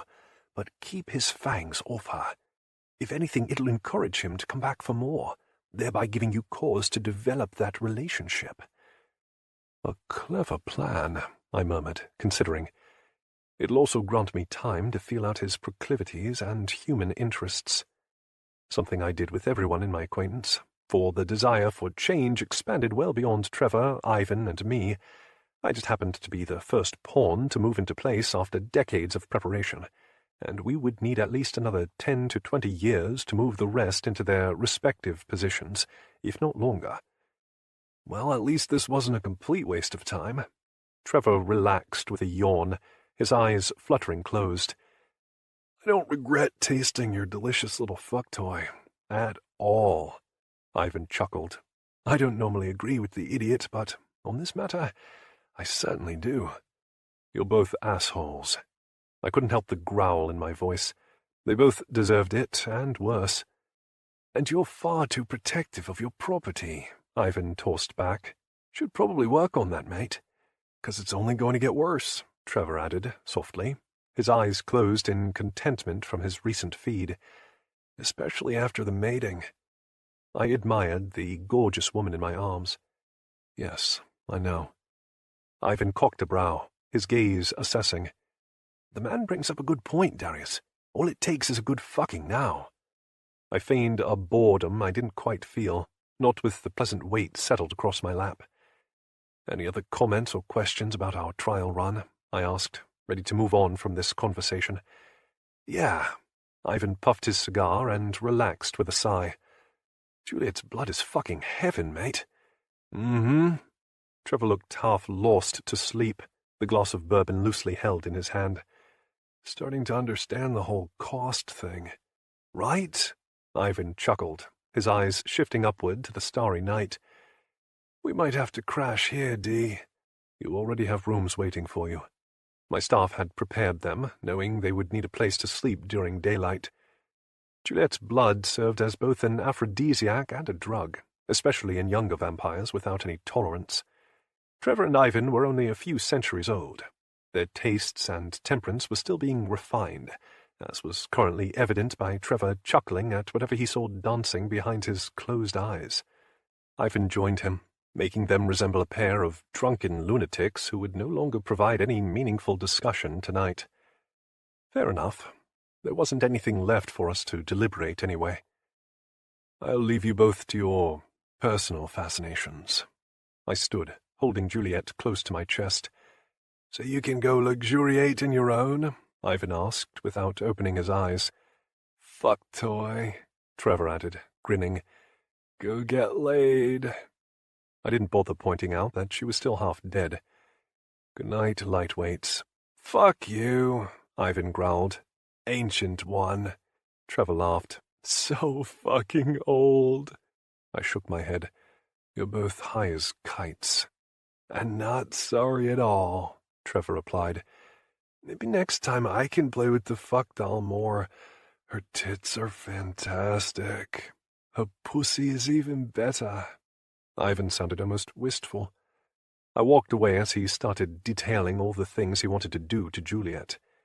If I stayed, he'd probably die, because no one would be touching her except for me. Mine, I whispered, as she snuggled into my chest, her body naturally seeking my warmth. I'll never share you again, Juliet. A forbidden promise, one that felt far too right leaving my lips. Societal obligations. The words ghosted through my thoughts, leaving a trail of doubt across my mind. I pushed it back, refusing to acknowledge the threat. Rest well, darling, I told her, as I placed her in my bed. Tomorrow we'll start your physical conditioning, and I won't be going easy on you. Chapter 19. Juliet. Again. Darius's voice rumbled through me like a bad dream. I hated him, or rather my body did. Yet my aching legs moved on his command, my feet hurtling over the ground outside as I forced myself to complete another lap around the grounds. Every evening this week had started with a light breakfast and some stretching, followed by this insane series of activities Darius referred to as conditioning. It went on for hours until dinner. We only stopped when I needed water or food. 3 days of training and I was already done with it, especially the running. Sweat beaded against my skin, my breath labored from the endless trials. I thought the Coventus had been hard on me. Darius was slowly disabusing me of that notion. 20 push-ups, he said as I completed the circle. No. I collapsed to the ground and considered just lying there. What would he do? Bite me? My blood heated at the prospect. He hadn't touched me since Trevor and Ivan's visit. I'd woken alone in Darius's bed with a note that said to get ready and meet him at the dining table. Then I spent the last 2 sleeps in my own room, while he rested elsewhere. Despite spending most of our nights together exercising, I missed him. Push-ups, Juliet. My gaze flicked up to his as a denial tickled my lips, but the threat in his gaze sent me into motion. Vampires love to punish, and Darius was no different, although I usually enjoyed his brand of castigation. How would he react if I refused? He couldn't force me to run. Well, not entirely true. He could compel me. That might hurt more than operating at my own pace. Still, it could be fun to deny him. Listen to yourself, a logical part of me chastised. You've clearly lost your mind if you think challenging a vampire is a good idea. Not a vampire, but Darius. What are you doing? He asked, his voice holding a touch of irritation. I started doing push-ups again. Sorry, sire. 20 more, he growled. I narrowed my gaze at the ground and fell back to my knees to stare up at him. Why? What purpose does this serve? His eyebrows shot upward. Are you questioning my command? No, I'm requesting a purpose. I could hear the obedient version of myself screaming in my head, but I ignored her. I want to know why we're doing this. He crouched before me in his jeans, elbows braced on his knees. You're defying me. I swallowed from both his nearness and the intensity smoldering in his green irises. No, sire, He grabbed my ponytail, something he insisted I wear, and yanked me to him. You're defying me. I trembled at the lethality lurking in his tone. Oh, goddess. I'd managed to anger him, and on the night of the Regent's pending visit, what had I been thinking? I'm sorry. It won't... His lips touched mine gently, silencing me. Very good, Juliet. You're learning. I blinked. Sire? He kissed me again, his tongue parting my lips as he pushed me back onto the grass, his body stretching out over mine. My short-clad thighs parted automatically to embrace him, even though I didn't understand. Was this my punishment for acting out? Because it felt more like a reward. I like you, Defiant. He tugged my bottom lip into his mouth, sucking lightly, before reclaiming me with his tongue. I moaned as he pressed his erection against me in the place meant only for him. I like it very much. His lips trailed fire over my cheeks, my neck, my collarbone. I arched as he bit my nipple through the material of the sports bra, my heart beating rapidly. Darius? Yes, pet. I'm confused, I admitted as I grasped his bare shoulders. Am I in trouble? He chuckled darkly against my breast. No, darling, you're learning. I swallowed. I'm not sure I understand. His fangs pierced my cleavage so unexpectedly that I yelped. He took a deep pull and groaned. Adrenaline mingled with bliss shot through my veins, all inspired by his bite and the way he felt on top of me. "Darius," I whispered, running my palms over his bare back. His muscles flexed and moved beneath my touch, stirring desires in the base of my soul. When had this attraction grown so deep? Just moments ago, I'd fantasized about killing him by forcing him to run to death. Now I wanted him to pleasure me with his tongue, his body, his hands. He took my mouth with a ferocity that left me breathless, my breasts heaving from exertion.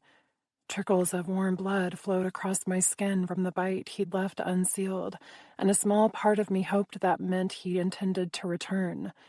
Instead, his essence spilled down my throat, causing me to cough and sputter as he forced me to drink from him like he did the other day. I clung to his shoulders, accepting his immortal gift with heady swallows. It warmed me from the inside, sending tingles of energy to my limbs and fingertips. His possession washed over me, coupled with his need to keep me safe. He wanted me stronger, more athletic, a fighter. The thoughts overwhelmed me while simultaneously explaining his behavior this week. Darius was training me to be his partner. His blood strengthened me, made me faster, less breakable, harder to kill. But not all of it was tied to his need for me to help him win the sovereign seat. A flicker of something else, an emotion he kept buried, spurred his need as well. I reached for it, needing to know more. The link severed abruptly, causing my eyes to water. What just happened? How was that even possible? I had felt him inside me, connected in a way I couldn't explain, like I knew him better than I knew myself. His intentions, his desires, his feelings, they were all clear, and now gone with a snap that ached inside my heart. Fuck. Darius moved back onto his knees, his breathing harsher than usual, his gaze simmering. I couldn't tell if he wanted to devour me or hurt me. Maybe both. "Sire," I whispered, uncertain. Did he want an apology? Had I done something wrong? He wiped his hand over his face and exhaled slowly. "I think that's enough for now. We should prepare for the regent's visit." "Oh, okay." I swallowed. Is there anything I need to do?" We had yet to discuss our trial night with Ivan and Trevor, leaving me uncertain as to whether or not my behavior was acceptable. They would have told me if it wasn't, right? "Just get ready as usual, Juliet. I'll handle the rest." He stood and turned toward the house. "Your dress is on your bed." I went to my elbows, my mouth opening before I could stop it. "Darius?" He stopped but didn't turn. "Yes." "Am I cleared my throat. "Are you sharing me with him? Like Master Trevor and Master Ivan?" I shivered at the memory, not entirely convinced I wanted to repeat it. The pleasure had been intense, almost painfully so. I'd floated through a cloud of ecstasy while my life had slipped through my fingers. Darius's eyes, the last memory I possessed before everything had gone black. I hadn't known if I would survive, and that fear nearly suffocated me in my last seconds before death overwhelmed me. Then I had awoken in Darius's bed, feeling renewed and full of life again. How many times could someone survive such an experience? He glanced over his shoulder. "Would you like me to share you with Regent Sebastian?" I stared at Darius. Was this another test? His way of gauging my submission after acting out earlier?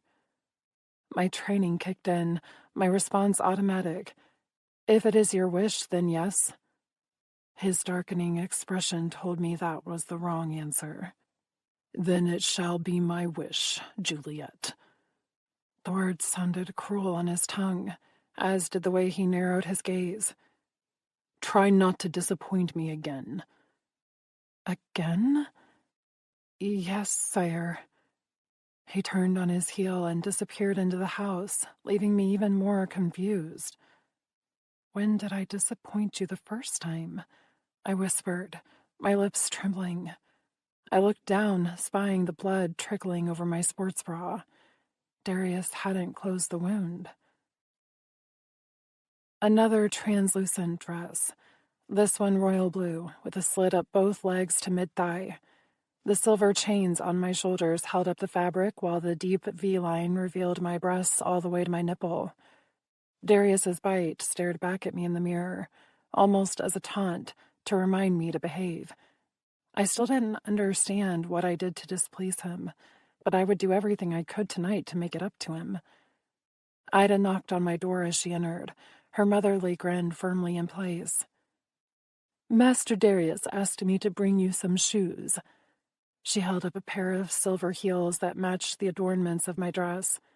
I pulled my hair over one shoulder and walked over to accept them. "Thank you." She frowned, her brow pulling down ever so slightly. "Are you all right, dear?" "Yes." I slipped on the 4-inch stilettos. "No. I've done something to upset Master Darius." I covered my mouth, startled by my brazen reply. I knew better than to admit that out loud. What has gotten into me? I felt undone, a tad out of control, as if I couldn't rely on the rules any longer. "Oh, goddess," I mumbled beneath my hand. "I'm sorry, Ida, I had nothing else to say. Here I was, about to meet the regent and speaking out of turn.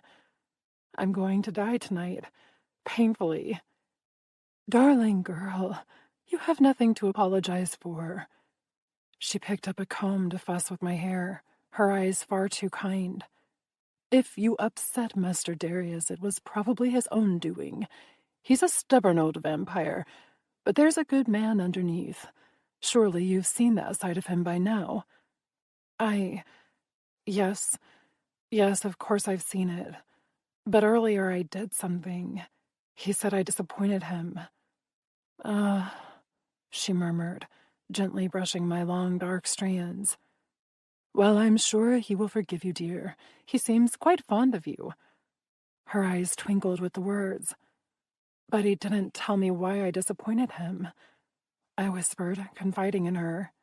"Then ask him," she replied, making it sound so easy to defy a master by demanding explanations. Except hadn't I done that during the push-up session? Demanded to know why he wanted 20 more on top of however many I'd already done? And he had rewarded me with a kiss, saying he enjoyed my defiance.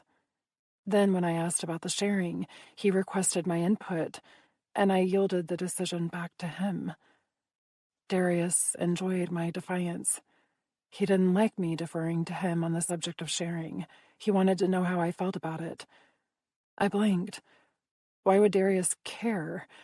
Or perhaps care wasn't the right word, in so much as he wanted me to voice my opinion, to make a decision and ask questions, to be defiant. "I see," I said, frowning. "I see." Why I felt the need to voice that twice was beyond me, nor did I truly see anything, but I sort of understood. Darius craved my disobedience, not because he wished to punish me, but because he wanted to crack my shell of deference. It took me one step closer to becoming his poison, submissive on the outside, defiant on the inside. Fine. However, what about my desires, my needs, my aspirations? Did he care nothing of those? What if I didn't want to be the weapon he used to lure his enemies into a trap? I stopped at the door of my room, my eyes widening. Since when did I ever consider those questions? Never once had I possessed a dream for myself. All I ever craved was survival. Oh, Darius, what have you awakened inside me?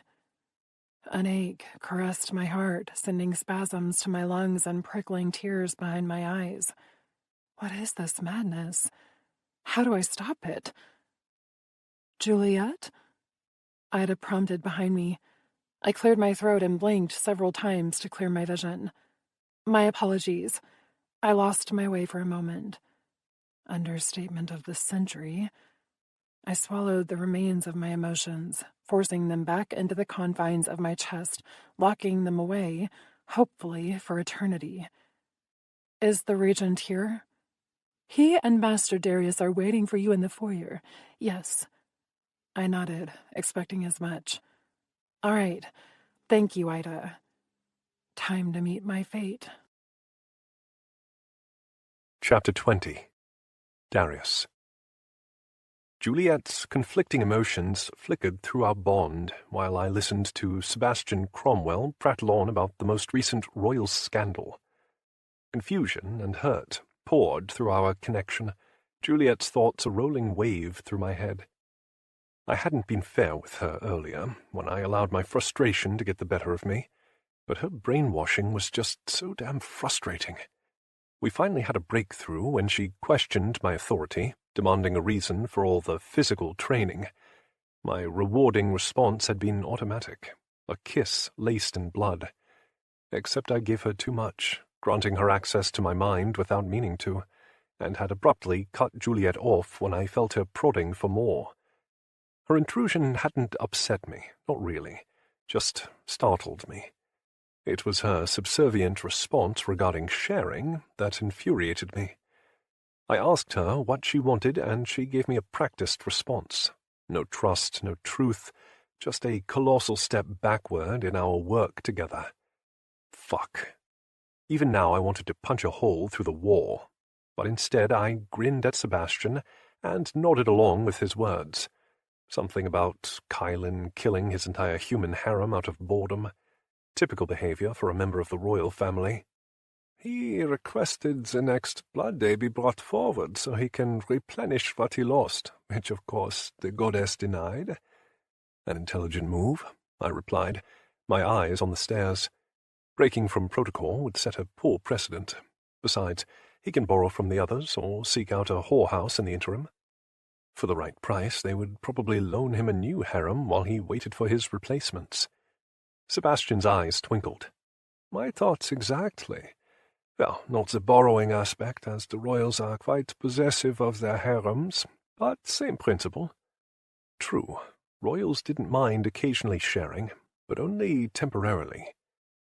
He's going to decimate the incoming flock, I added, hands tucked into the pockets of my trousers. Sebastian shrugged. Most don't survive the trials anyway, but I suspect the goddess will select extras from this year's crop to join the harem camps. I nodded. Likely. This was what my kind had reduced themselves to, discussing humans like sheep. Blood Day was an atrocious ritual where humans of a certain age graduated into their futures. They competed for their positions, all hoping for the coveted Immortal Cup, where 12 mortals fought for immortality. Only 2 won. One became vampire, the other lichen. The rest died. It was a brilliant system, really, pitting humans against humans. Only the fastest, brightest, and most gorgeous were awarded the top honor of killing each other in the name of a future. The rest were sent to battle in other ways. Some went to the harem camps, where they vied for a royal's attention with the hopes of prolonging their very short lives. A select few with useful skills went back to human camps to procreate, thus providing the next generation, and perform menial tasks. The list of factions went on, all divided equally between lichen and vampire needs. I personally pitied those who were relegated to the moon harvest. A shimmer of light appeared at the top of the stairs as Juliet stepped into view, her sapphire gown dazzling beneath the chandelier. Her dark eyes captured mine briefly before she descended, her head bowed in reverence as expected. "I thought I smelled something sweet," Sebastian said, his gaze taking in every inch of the gorgeous woman descending the stairs. "She is quite delectable," I murmured. Juliet's apprehension trickled through our mental link, but her steps remained steady, her body deceptively relaxed. It was almost fascinating to feel the truth emanating behind her flawless facade, providing a glimpse of the woman within. My Juliet, a jewel I intended to unearth, polish, and shine, unless she continued to bury herself and hide. "I'll dig deeper, darling," so deep that you'll glisten and burn when I'm finished with you. Only then will I make you well and truly mine." The mental vow stirred something ancient and dark inside me, a possessive instinct as old as time itself. Juliet folded onto the floor in a graceful bow as soon as she reached the bottom, her body frozen and awaiting my command to rise. "Allow me to formally introduce my future Erisita, Juliet." A note of wonder travelled through my mental chain to Juliet. I'd never explained that term to her, nor had I ever used it in her presence while she was awake. "I'm impressed by your restraint," Sebastian replied, his hazel eyes lifting to mine. "Some might assume your actions, or lack thereof, boast a certain purpose." I smiled. Aspirations are wicked dreams, are they not? He returned my amusement. "Indeed they are." Word games always bored me, but vampires adored them, especially the political ones. It would be so much easier to admit that I was undeniably refraining from fucking my blood virgin to prove I possessed superior age, skill, and the control necessary to lead. Alas, we chose riddles instead. "May I familiarize myself with your Juliet?" he asked, his pupils dilating with barely restrained hunger. To deny him would be an insult of the highest degree. I needed to impress him, not piss him off, but that didn't stop me from imagining what his face might look like beneath my leather shoe. "You may." I waved him forward and tucked my hand back into my pocket, in a fist, that I badly wanted to introduce to his jaw. "Off to a great start, D," I imagined Ivan saying. "I didn't kill him," was my reply. Because I certainly wanted to, with the way Sebastian circled Juliet now, his expression predatory. He crouched before her, drew his fingers through her thick hair before tracing his thumb along her jaw to her chin. "Let me see your face, sweetheart." Her mental wince told me he'd pinched her, his hand too impatient for his words. She lifted her head, meeting his gaze in a bold way that caused my lips to twitch. No fear in those dark depths, something Sebastian seemed to take as a challenge. Tendrils of hesitation threatened her mental resolve as the regent leaned in to nuzzle her cheek and throat, but beneath her fear was a sense of comfort. I followed that train of thought, curious, and found the source of her solace. Me. Juliet knew I would protect her. Her absolute faith in me caressed my heart in shocking waves, my mind instantly opening up to hers. "You're safe," I whispered to her. "I know," she replied, her heart rate steady as Sebastian kissed her pulse. "Remarkable," he marveled, his voice one of utter respect. "The Coventus has either perfected their training, or you have found yourself a rare blood virgin, Darius. I've never seen one so calm, so trusting." He stood and held out his hand. "Stand, young one. I must learn more about you." Juliet glanced at me, her expression inquiring. "Do as he says, Juliet." "Sire," she replied, bowing slightly as she accepted Sebastian's help up from the ground. No. Sebastian placed 2 fingers beneath her chin. "You're too beautiful to hide."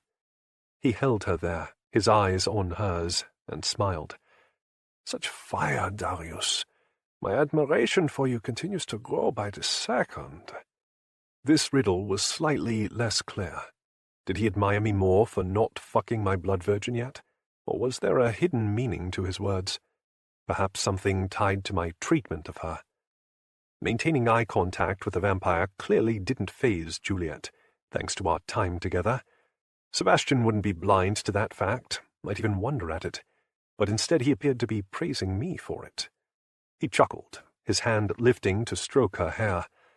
"I adore her," he said, as one would about a pet. "You're going to help your master in more ways than you realize, sweetheart. Let's chat more over dinner?"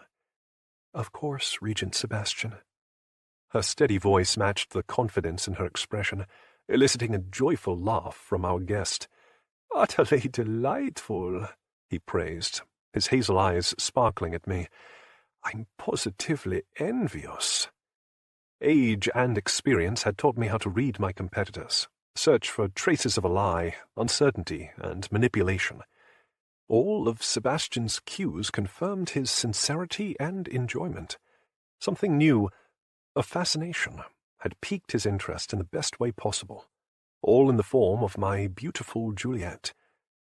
She's very special, I agreed, pleased with her performance, and probably starving after the workout I gave her earlier. Sebastian's focus shifted to the bite marks on her cleavage, his lips tilting. I'm certain she enjoyed it. I captured her gaze and smirked. I'm not quite sure she did. The subtle flattening of her lips confirmed my words and provoked another laugh from the regent. I was referring to the running, something she knew, but Sebastian mistook it as something else. Another word game, one my opponent unknowingly lost. Shall we? I gestured toward the main hall that led to the dining area. We shall, Sebastian agreed, extending his arm to Juliet. If you would lead the way, sweetheart. Thank you, Regent, she murmured, her steps sure as she escorted our guest. I admired her pert little ass in the translucent sapphire fabric. My cock stirred at the sight, irritated that I'd ignored my needs all week. Alas, she had needed her strength after the way Trevor and Ivan had fed from her a few days ago, and now she definitely required the energy to handle Sebastian. He would not go easy on her, might even kill her if I didn't monitor him carefully. We entered the dining area, a room I was beginning to dislike, and Juliet guided Sebastian to the chair Ivan had sat in earlier this week. Rather than sit down, the regent assisted her into the seat and smiled up at me. May I join her, Darius? Okay, yeah, I really fucking hated this room now. Please, be our guest, I said, waving at the space meant for Juliet.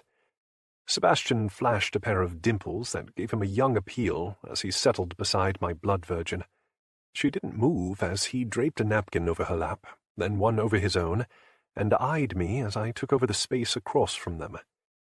Raquel, one of Gladys's cooking aides, entered with a tray of salads, her head bowed in reverence. Decorum. Something I rarely expected in my home, but had to be engaged because of our guest. Another aspect of society I would love to change, but I was getting ahead of myself. Sebastian placed his palm on Juliet's thigh. Tell me about your education, darling girl. What are your strongest attributes? She flicked her gaze at me, again seeking my guidance, and I gave her a subtle nod. Her pink tongue swept over her lower lip, her shoulders squaring as she looked directly at our guest and recited her portfolio. It reminded me of the auction, when the Countess's auctioneer listed all her traits and aptitudes.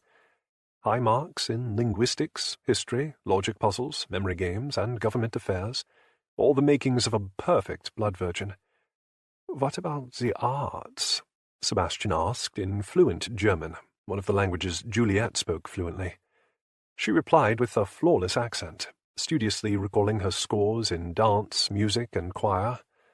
Sebastian ate his salad while she spoke, his other hand still firmly affixed to her thigh. I busied myself with my own food to refrain from the desire to break his arm. And sexual prospects? He prompted, his eyes darkening with curiosity.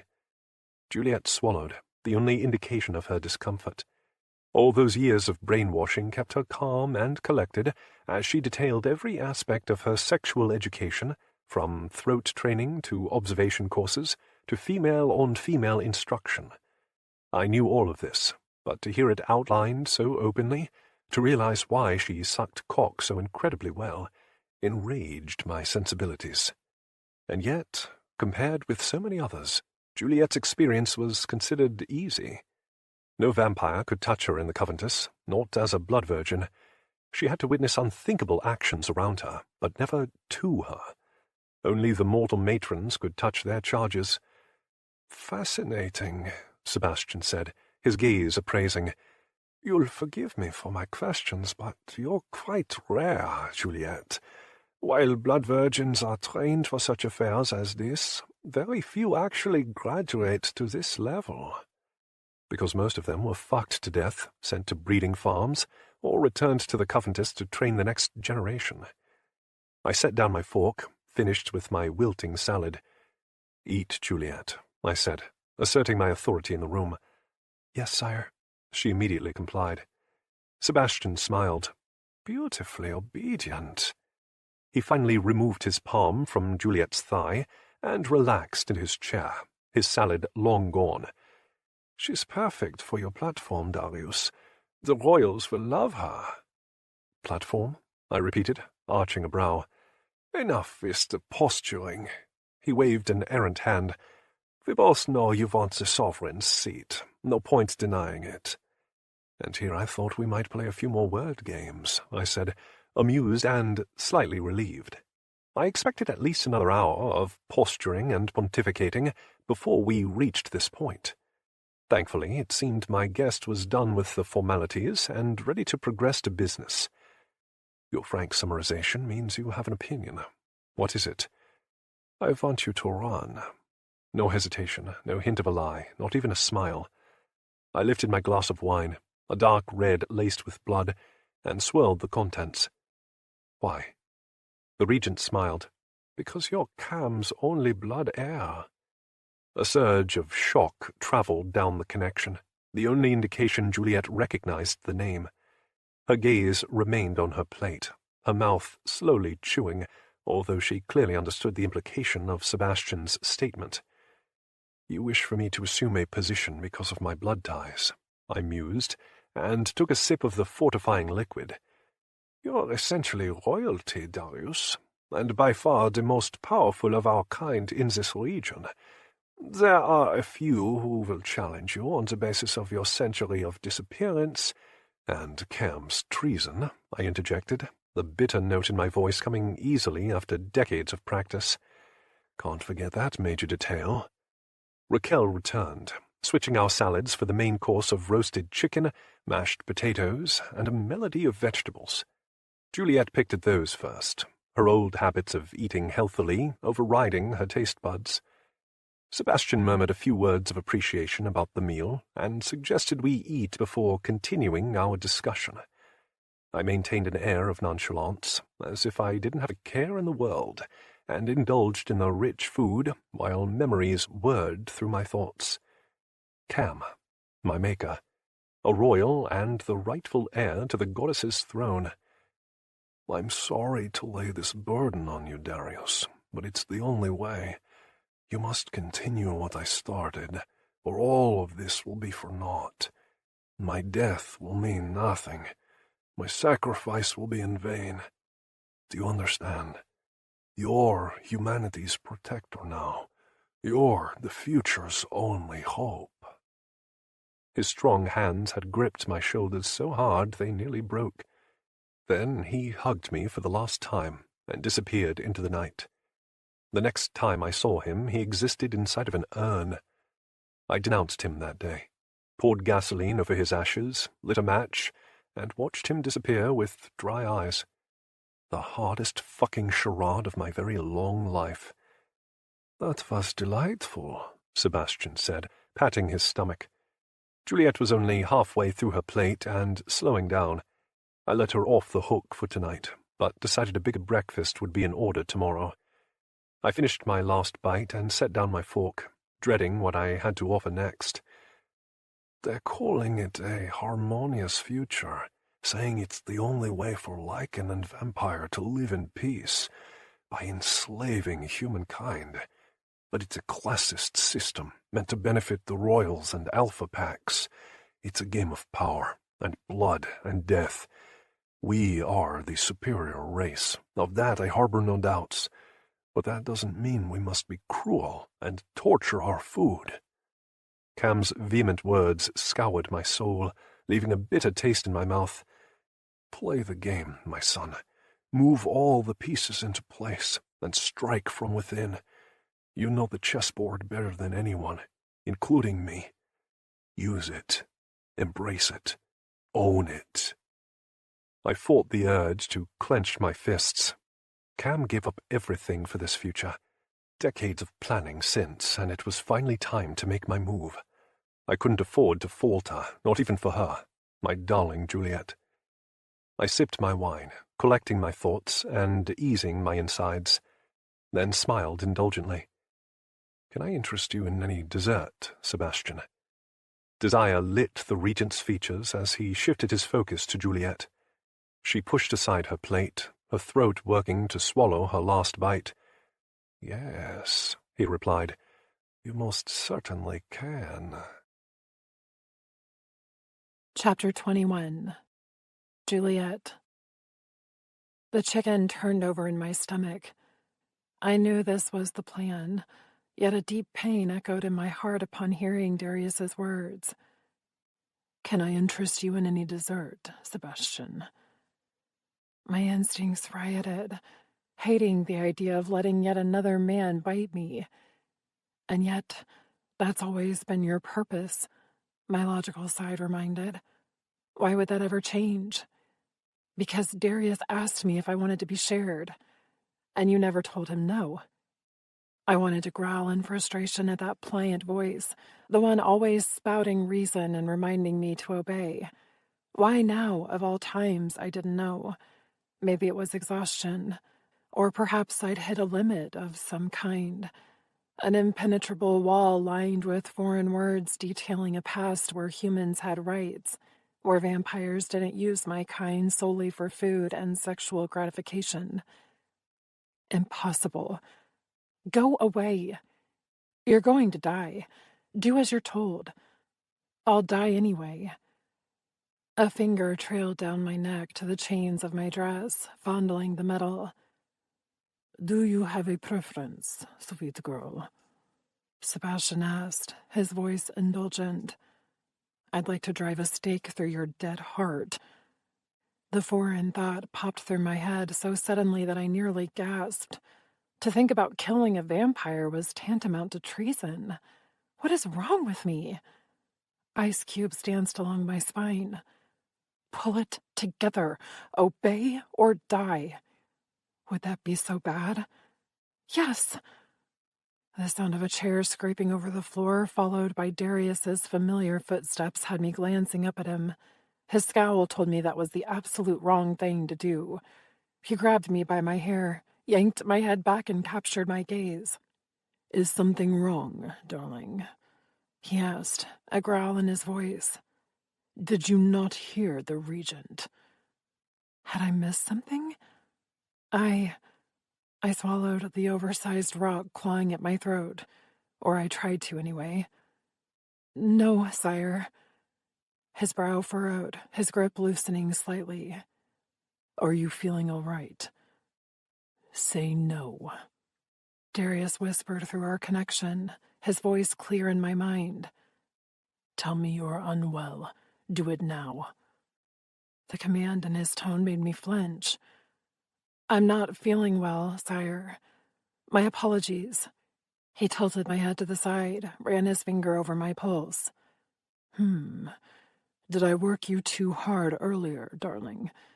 I noticed you barely touched your food. I'd only eaten about half of it because of the rich quality. It upset my stomach to eat too much.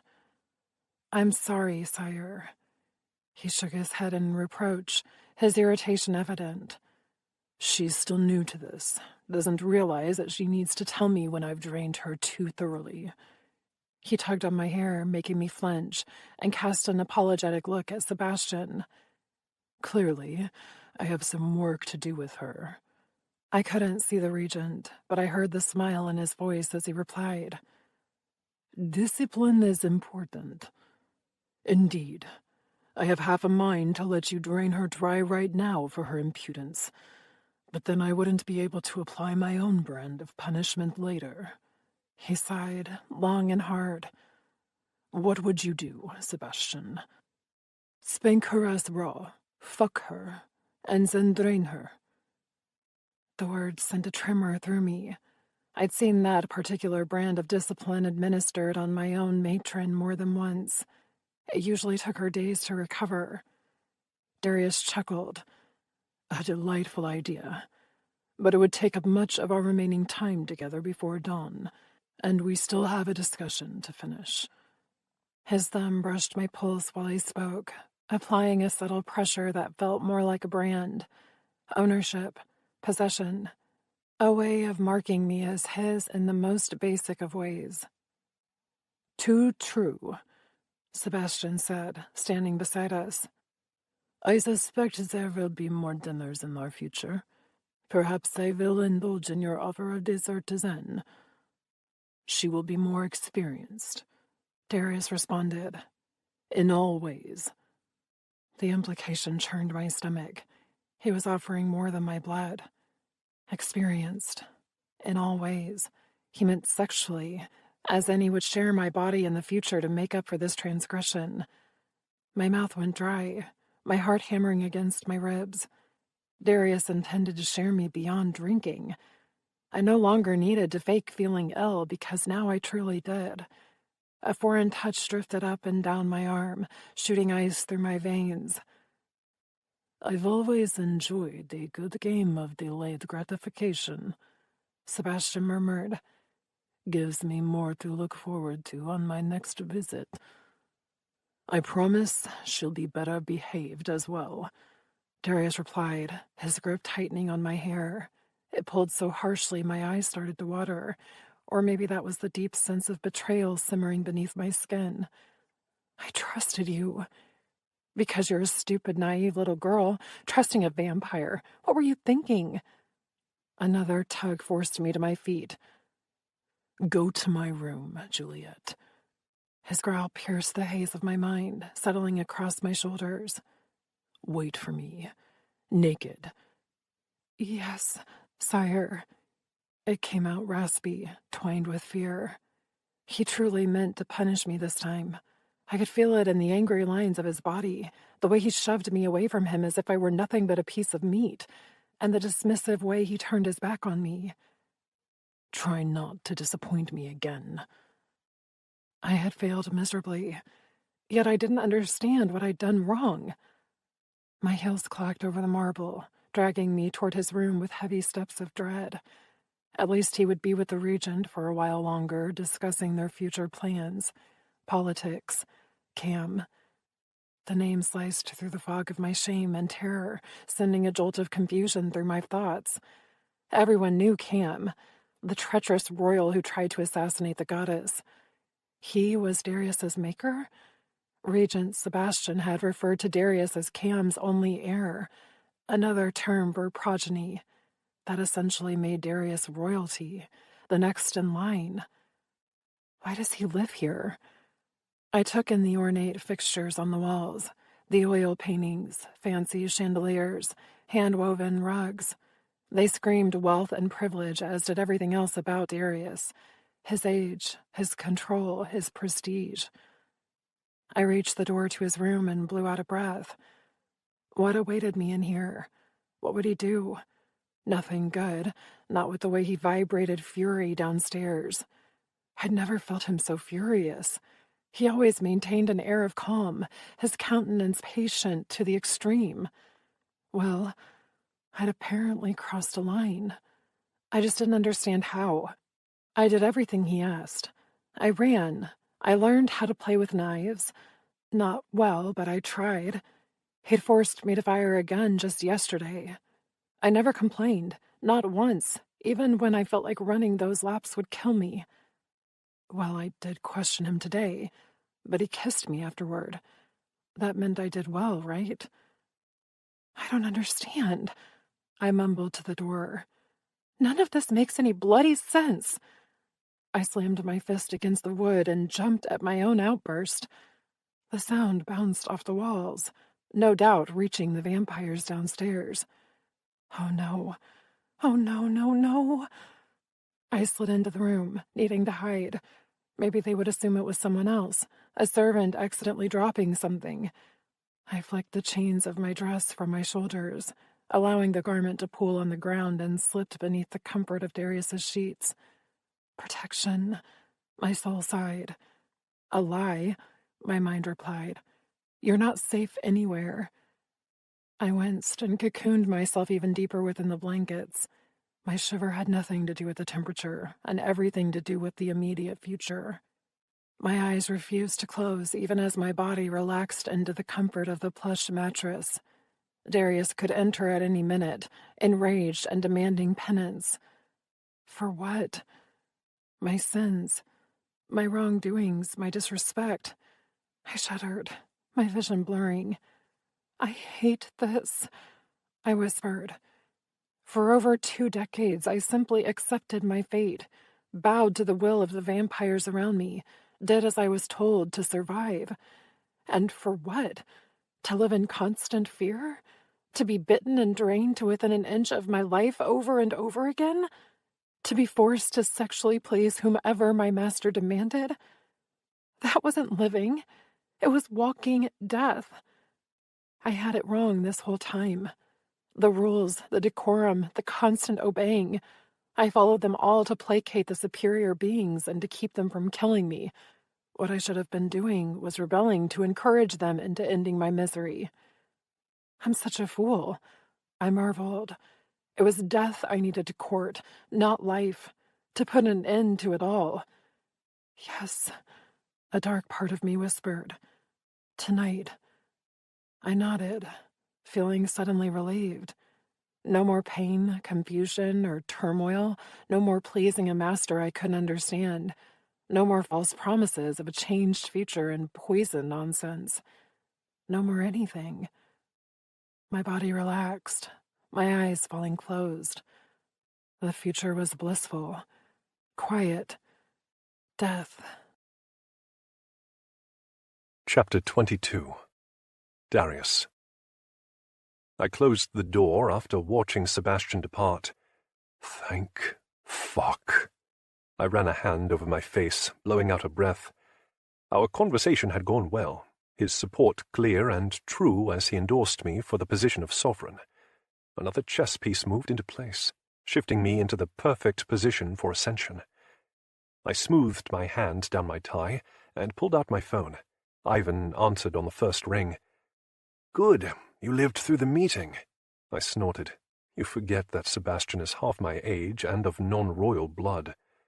To kill him would have been as easy as flicking my wrist, and I had considered it more than once tonight."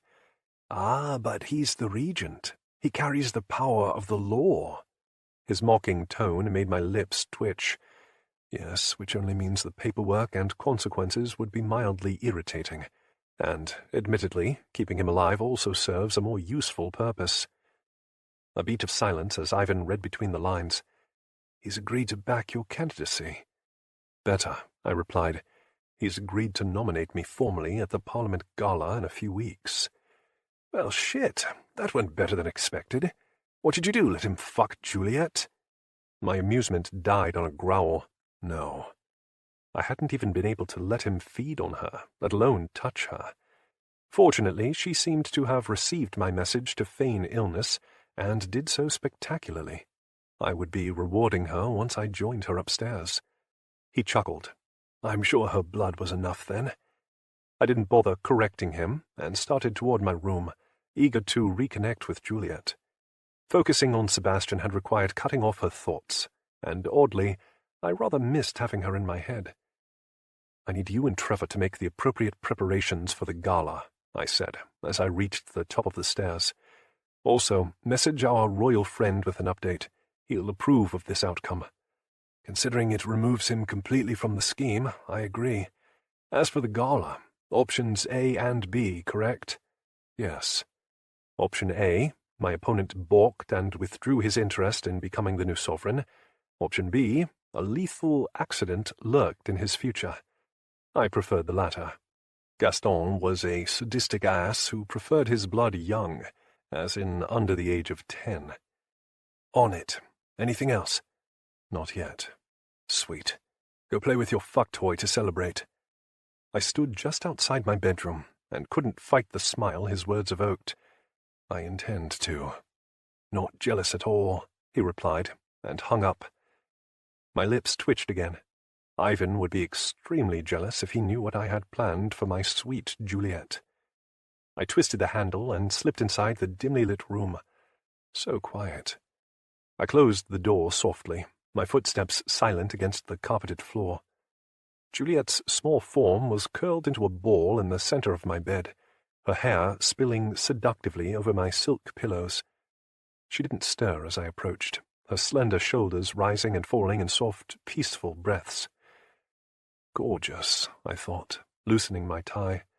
I should request she sleep here every night, naked, wrapped up in my sheets. Warmth touched my chest.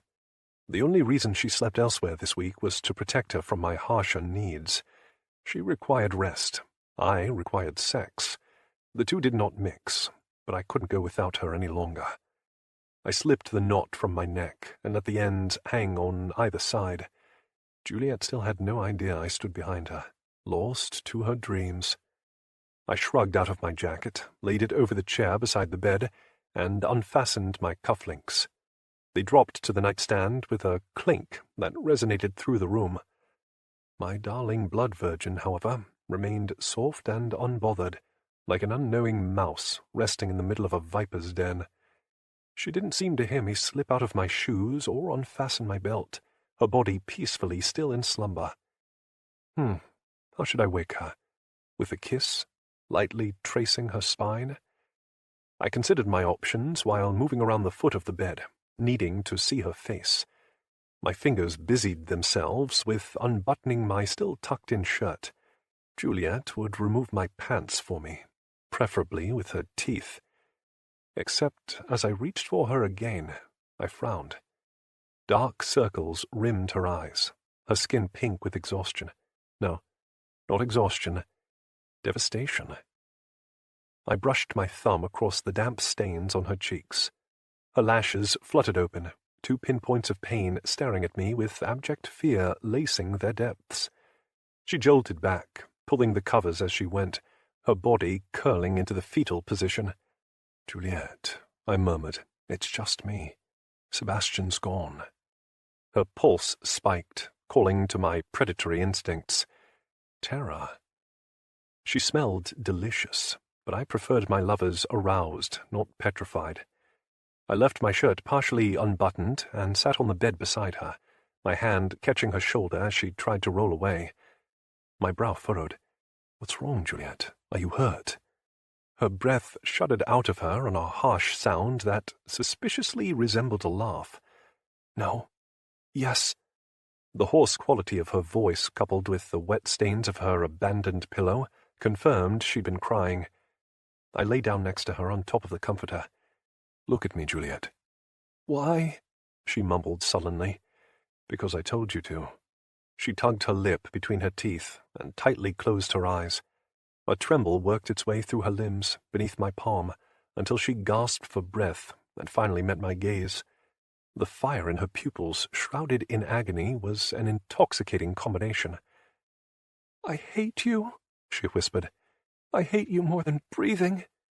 "That's quite a statement," I replied, surprised and a little turned on by her furious outburst. "May I ask why?" "Why?" she repeated. "Why?" Louder now.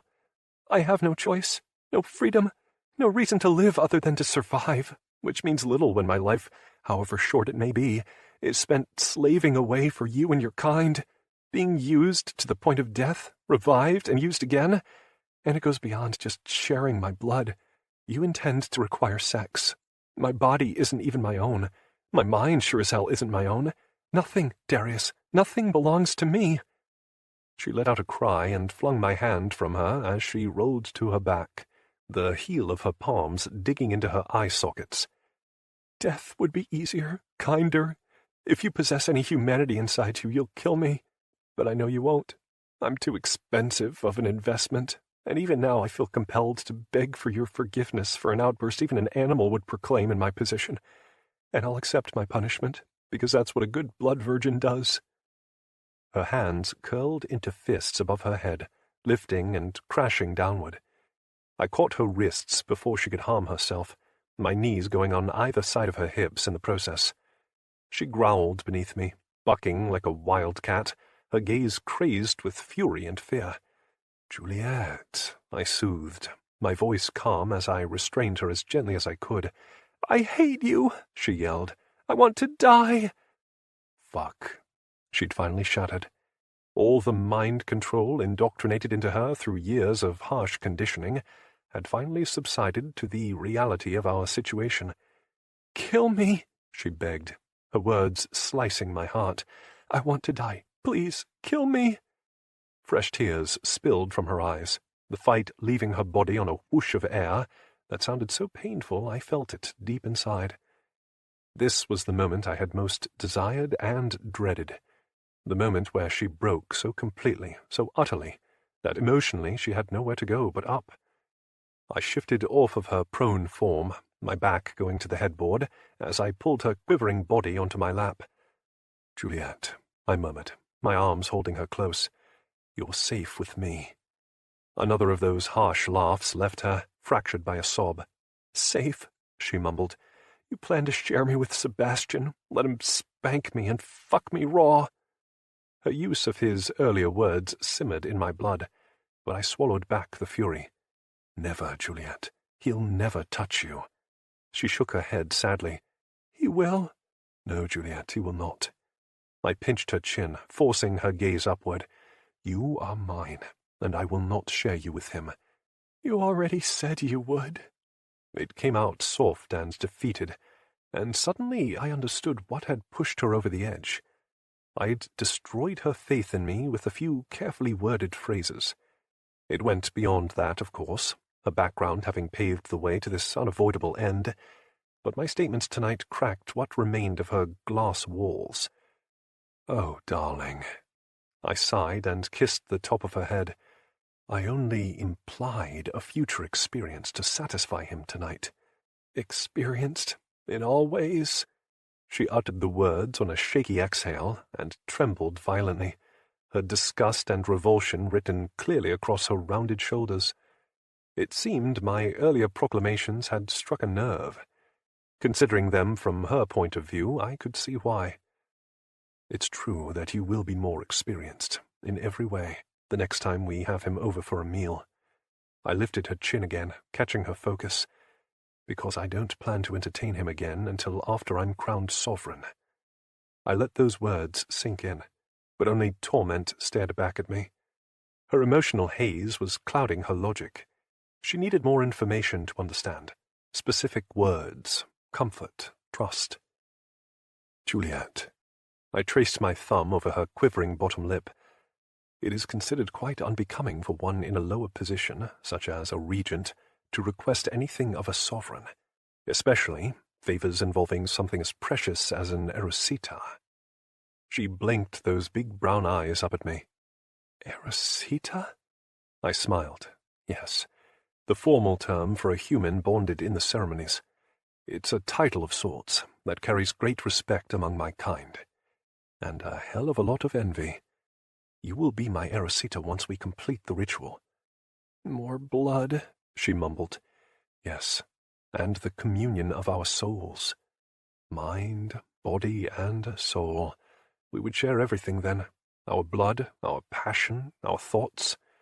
I nuzzled her hair, my chest tight. "I'm sorry for earlier, darling." The apology escaped me without preamble. I wasn't even sure what I meant to ask forgiveness for, but the words felt right. They felt needed. None of this was fair to her. All her irate comments, her accusations and statements, were founded in truth. She never asked for any of this. None of her kind did. "I want to understand," she whispered. "I need to understand." My gaze fell to hers, the yearning swimming in her chocolate depths a palpable thing. "You need to see," I replied, agreeing. That had always been part of the plan, but not until she could truly appreciate what I had to show her. "You're right, Juliet. It's finally time." Tomorrow I would make the arrangements. Now that she had broken free from the shackles of her brainwashing, I could move to the next phase of her training. A firm introduction to reality.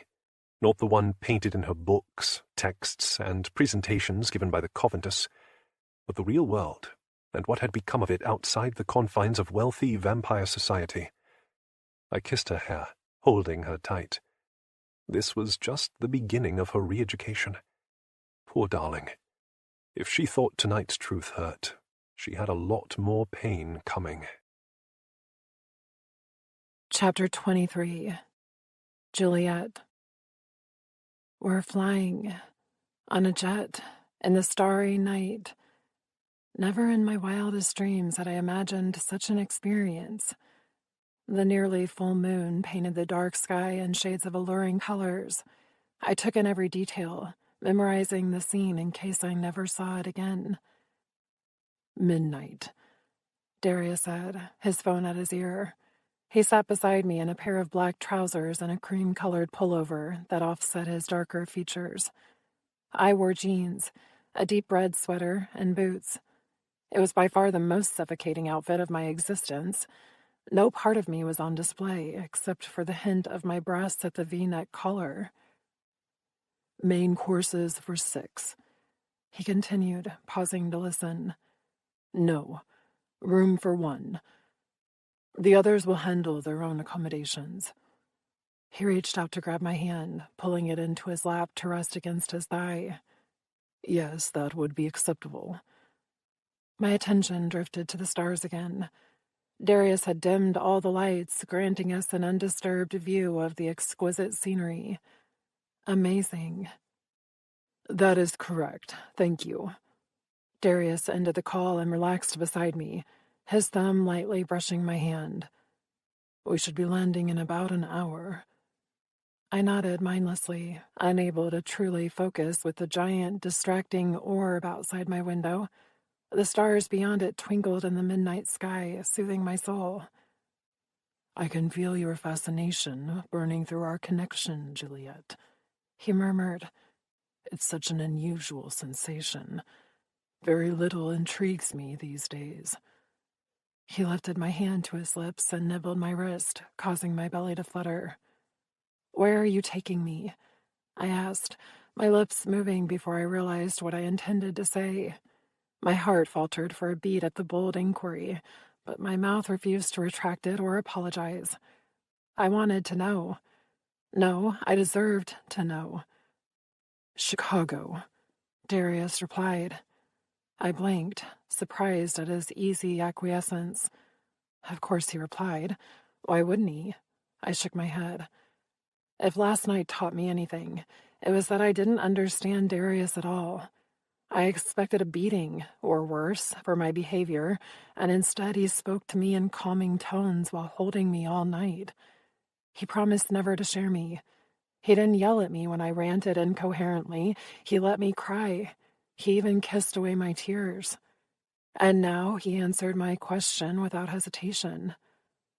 Chicago, I repeated. The name struck a familiar chord, but not from my studies at the Coventus. That was a popular city in the former United States, right? It came up numerous times in his history books. Does it still exist? Everything still exists. The question you mean to ask is, what has the city become? He lowered our joined hands to his thigh and sighed.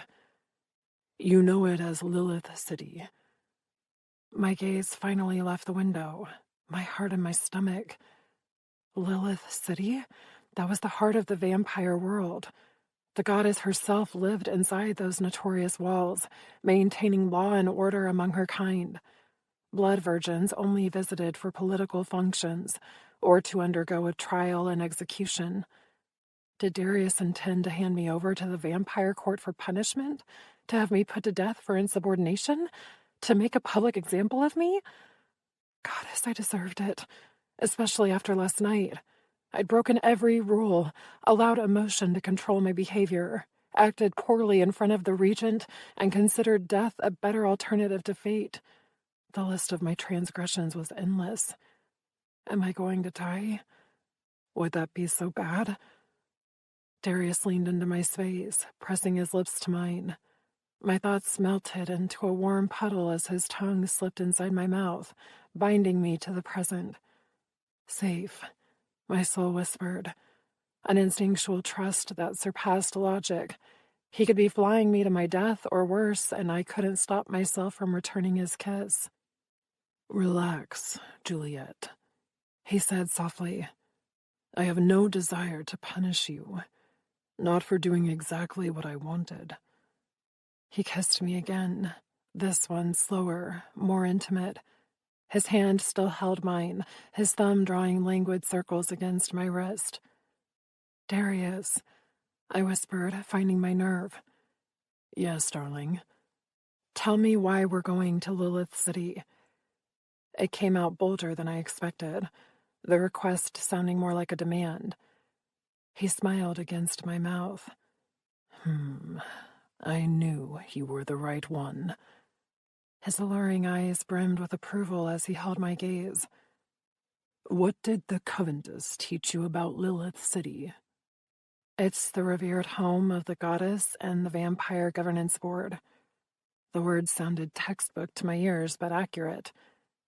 "Revered home of the goddess," he repeated with a snort. "Let me guess. You were forced to pray to her, right?" I nodded. "She is the supreme being." "More like a supreme bitch." He shook his head. "I've known Lilith for over 2,000 years. Goddess, she most definitely is not. Just a very old royal vampire with a penchant for power."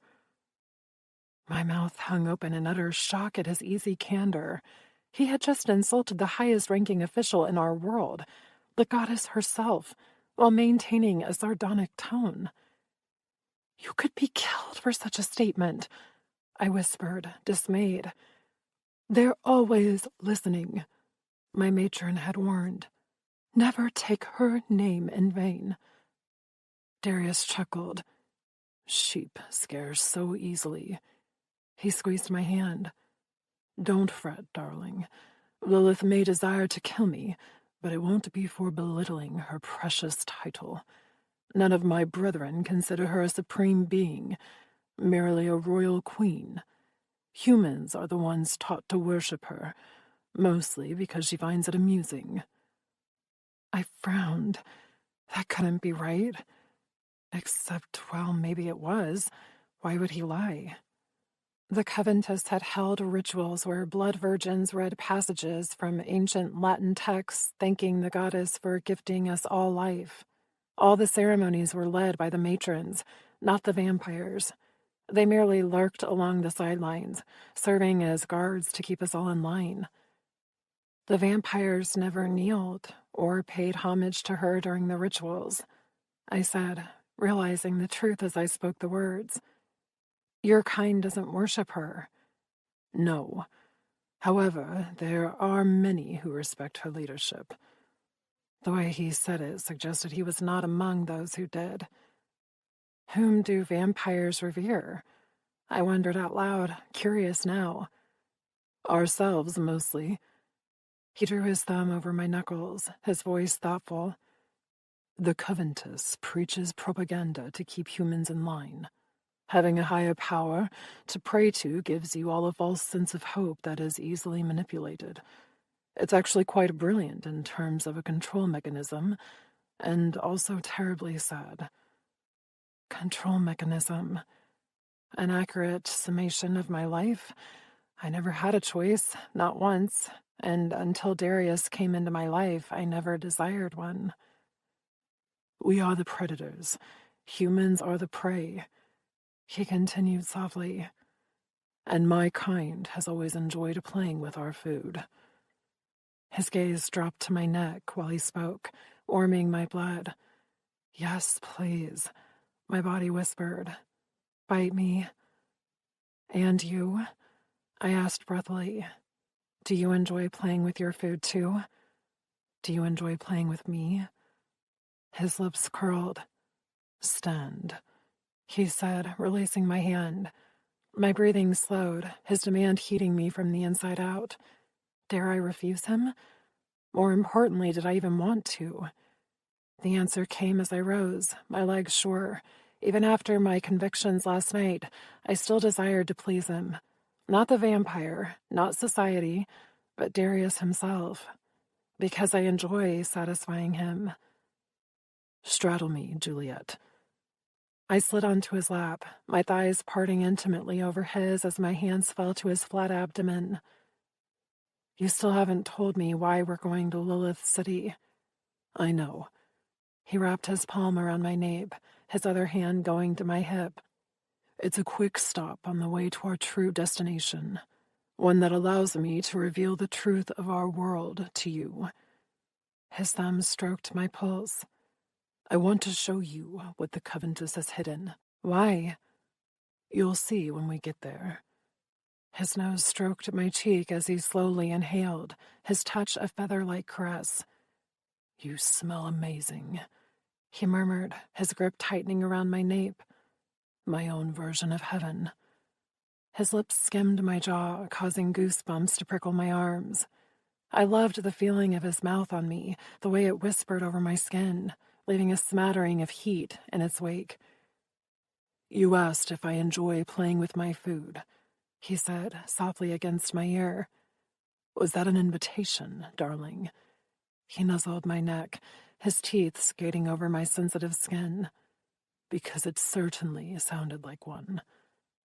My throat went dry, my eyes falling closed. Please.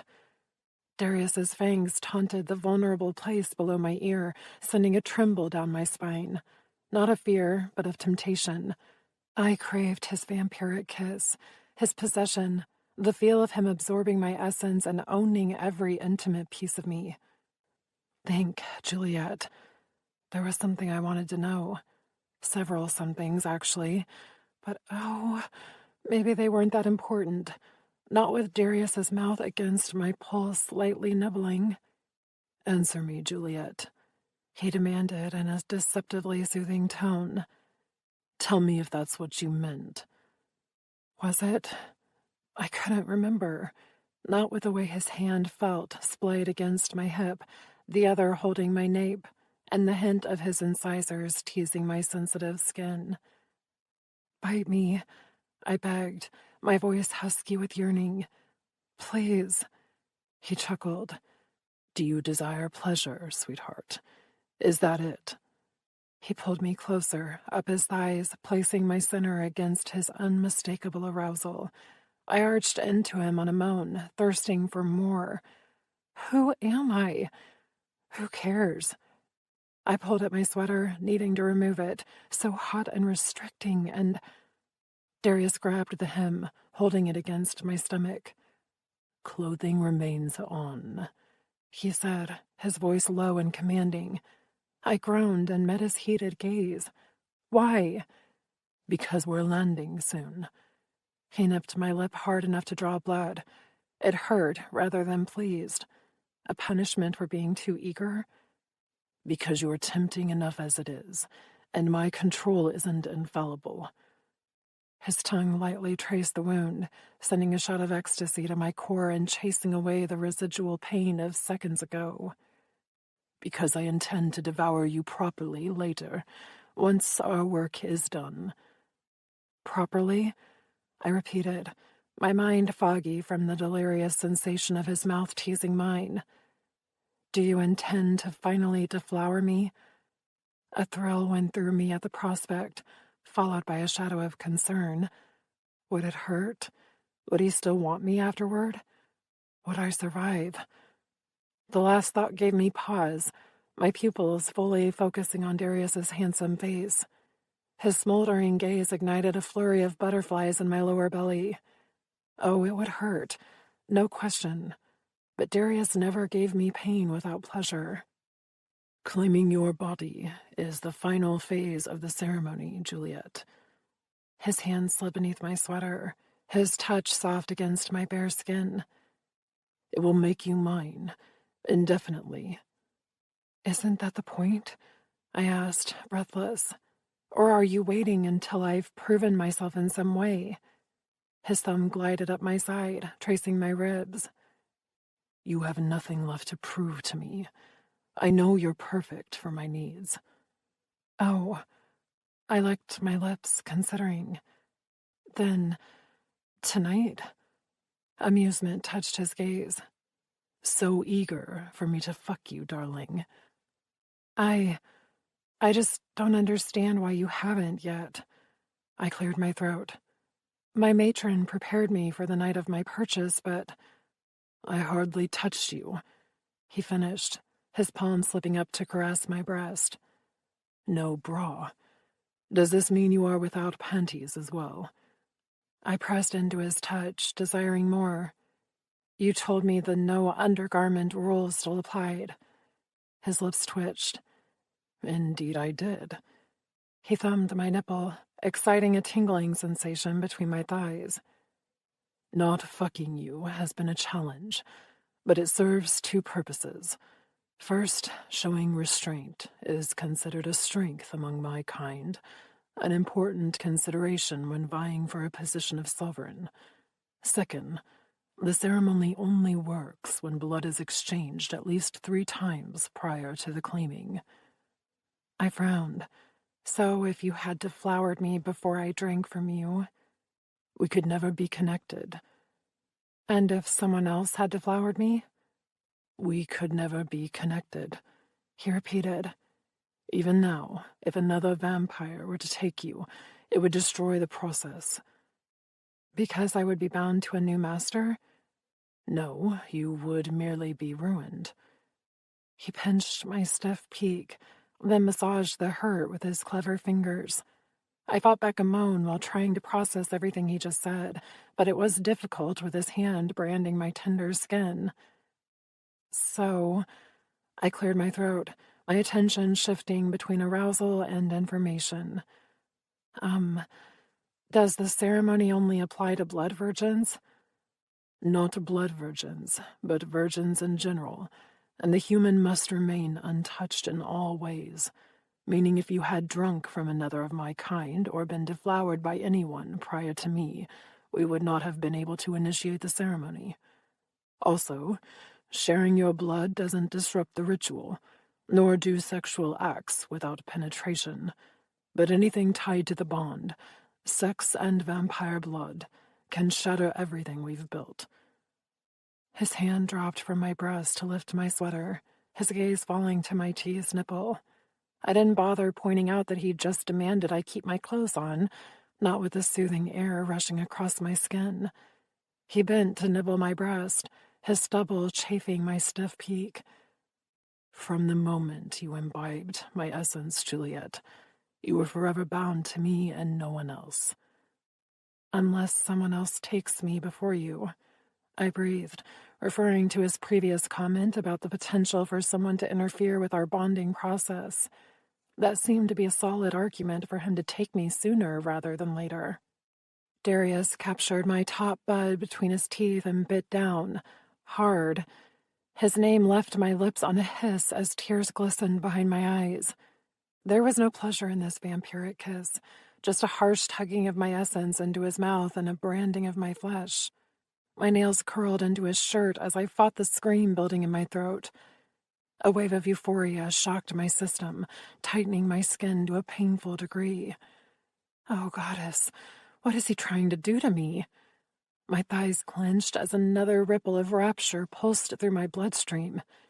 Darius, I breathed, grasping his shoulders. The weight of his erection against my tender core licked fire across my skin. I writhed wantonly in his lap, desiring more friction, more something, more him.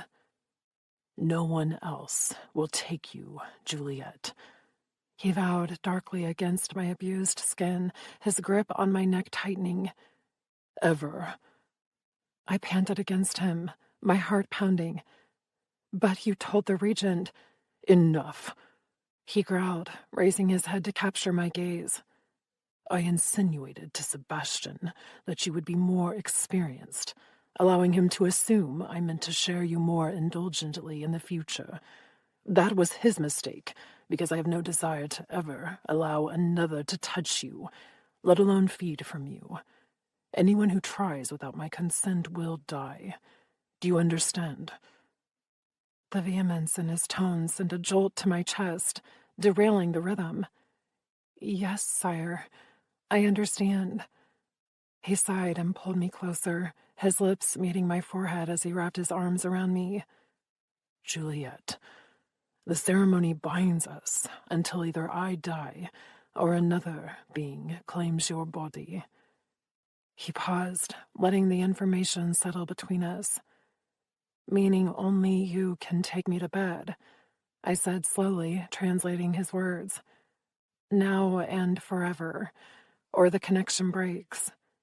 Yes, which would render you mortal again, causing you to age normally. He pressed his mouth to my hair, sighing. This is why erositas are so coveted among my kind. They are quite literally forbidden fruit. It only takes one intimate touch to shatter the eternal bond. Why would I jeopardize something so sacred for the likes of Sebastian? I stilled against him. But you told me sharing is a requirement for my position at your side. That was the point of the training with Master Ivan and Master Trevor. Yes, erositas, especially ones with your precious blood type, are expected to offer sustenance to guests under our current political structure. It's a way to belittle the relationship, to remind humans who is in charge, and also serves as a punishment to vampires who choose the ceremony. A punishment? He loosened his hold, allowing me to shift backward. Why? The world we live in is all about power and control, Juliet. Forcing a vampire to share his mate is the ultimate form of dominance. He drew his thumb over the wound on my breast and brought the blood to his lips, licking it slowly while holding my gaze. Is that what I am? Your mate? I couldn't help the note of wonder in my voice. All this time I thought the ceremony was merely a way of binding me permanently to his side as a blood slave, whom he shared and enjoyed for eternity. It granted me protection without freedom. Not that I had minded, as my purpose was to please, until Darius introduced me to the notion of choice. His pupils dilated as he sliced open a wound of his own and lowered his healing essence to my nipple. My skin hummed with electricity, mending beneath his touch. Yes, you will be mine in all ways, he confirmed softly. And you will be mine? The words were out before I could stop them, and they seemed to amuse him. Are you demanding exclusivity, darling? I don't know, I answered honestly. You said I can't be intimate or it fractures our connection. What happens if you take another to bed? The ceremony binds you to me, not the other way around. I could take several blood virgins if I wanted, without harming our connection. I frowned. Darius could take other lovers while I had to remain faithful. It meant I only had to sleep with him. A positive, but I disliked the notion of him pleasuring another. A knot formed in my stomach as I realized that Darius might have already taken other lovers while performing the ceremony with me. He hadn't drunk my blood in several days, other than the medial sip. Hadn't shared my bed for 2 nights in a row either. Had he been indulging in another, or several others? Was that how Darius refrained from deflowering me, by obtaining gratification elsewhere? This is unfair, I blurted out, my heart hammering painfully in my chest. I didn't want to share Darius, nor did I want him to share me. It felt wrong, cruel, unjust. He's mine. It's nature, darling. He slipped my sweater back into place, his hands falling to my hips with a gentle squeeze. Now I need you to buckle up. We're about to land. Chapter 24. Juliet. Darius escorted me down the stairs of the private jet to the black car waiting for us. He exchanged a few short words with the driver, shook his hand, and helped me into the back, where he settled beside me. Lights unlike any I'd ever witnessed paved the way, leading to a horde of skyscrapers in the distance. So very different from Darius's isolated estate and the bare walls of the Coventus. He reached over for my hand as the car left the airport behind, driving us toward what appeared to be a barricade of sorts in the middle of the otherwise vacant road. I peered through the windows, studying the odd formation. No, not a barricade. A line of soldiers dressed in black holding guns. Just like the Coventus. I froze. They're here for me, to take me back to... It's Border Patrol, Darius murmured, squeezing my hand and pulling me closer. Their job is to keep everyone inside the city limits. We slowed to a crawl, then stopped as the uniformed men surrounded the car. Darius rolled down his window, his expression bored. "Evening, gentlemen." "Sire," a deep voice replied. He's human, I realized with a start. How? His deep blue eyes met mine briefly before he glanced down at the clipboard in his hands. "How long are you visiting?" he asked. "As long as I want," Darius replied, his voice underlined with authority. "I own several properties here." The male flipped through his documents, nodding. "Right. Yes, of course." He raised a hand, waving to someone. The soldiers surrounding the car immediately stepped back. "Have a good evening, sire. Apologies for the intrusion." Darius didn't reply, merely rolled up the window and relaxed as the car began to move. "Human guards," I whispered, glancing over my shoulder at them. There were at least 50, likely more. "Yes, it is a coveted position among your kind because of the benefits." "Benefits?" I repeated, shifting forward again. "Yes. Sex, decent food, reasonable living conditions. The vigils, as they are called, are given these luxuries in return for their service at the borders, where their primary job is to catch anyone trying to escape." His green irises flared as he met my gaze. "You will see them all over the city. They maintain law and order and are allowed to administer punishments within reason." "Humans," I said, astounded. "Working for the vampires? I thought most were enslaved or in various camps. Those soldiers were wandering free, with guns." "The vigils serve the lichens, too. As I said, it's a desired placement. Not many are selected, making it rather competitive." He brought my hand to his lips, kissing my wrist. "Force the masses to contend for a coveted position in society so they don't band together and rebel. It's a textbook control mechanism, and flawlessly executed. Essentially, humans regulate themselves without the higher beings having to put in any effort." I opened my mouth, closed it, then opened it again. But I had nothing. No words, not even a question. He smiled sadly and brushed his lips against mine, lingering. "The Coventus taught you all about vampire political affairs, but nothing about Blood Day or the factions, and likely very little about lichens." Another kiss, this one longer, his tongue dipping in to taste mine. That's going to change, darling. I want you aware and knowledgeable, not sheltered and docile." His mouth captured mine, silencing any sort of response I might have desired to voice. Not that I had one. My mind was still reeling from trying to comprehend the vigils.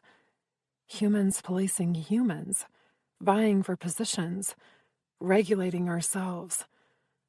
Darius grabbed my hips and pulled me onto his lap, forcing me to straddle him like I had on the jet. A whirring sounded behind me, a privacy screen being deployed, as my sweater disappeared over my head, dropping to the seat beside us.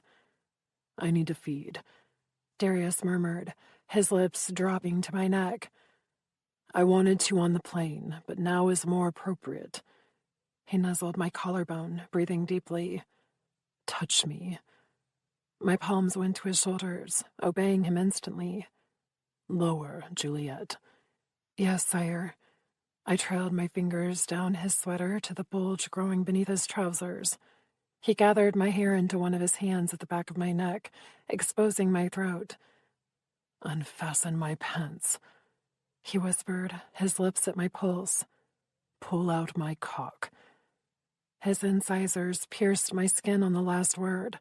Hard, sharp, fast.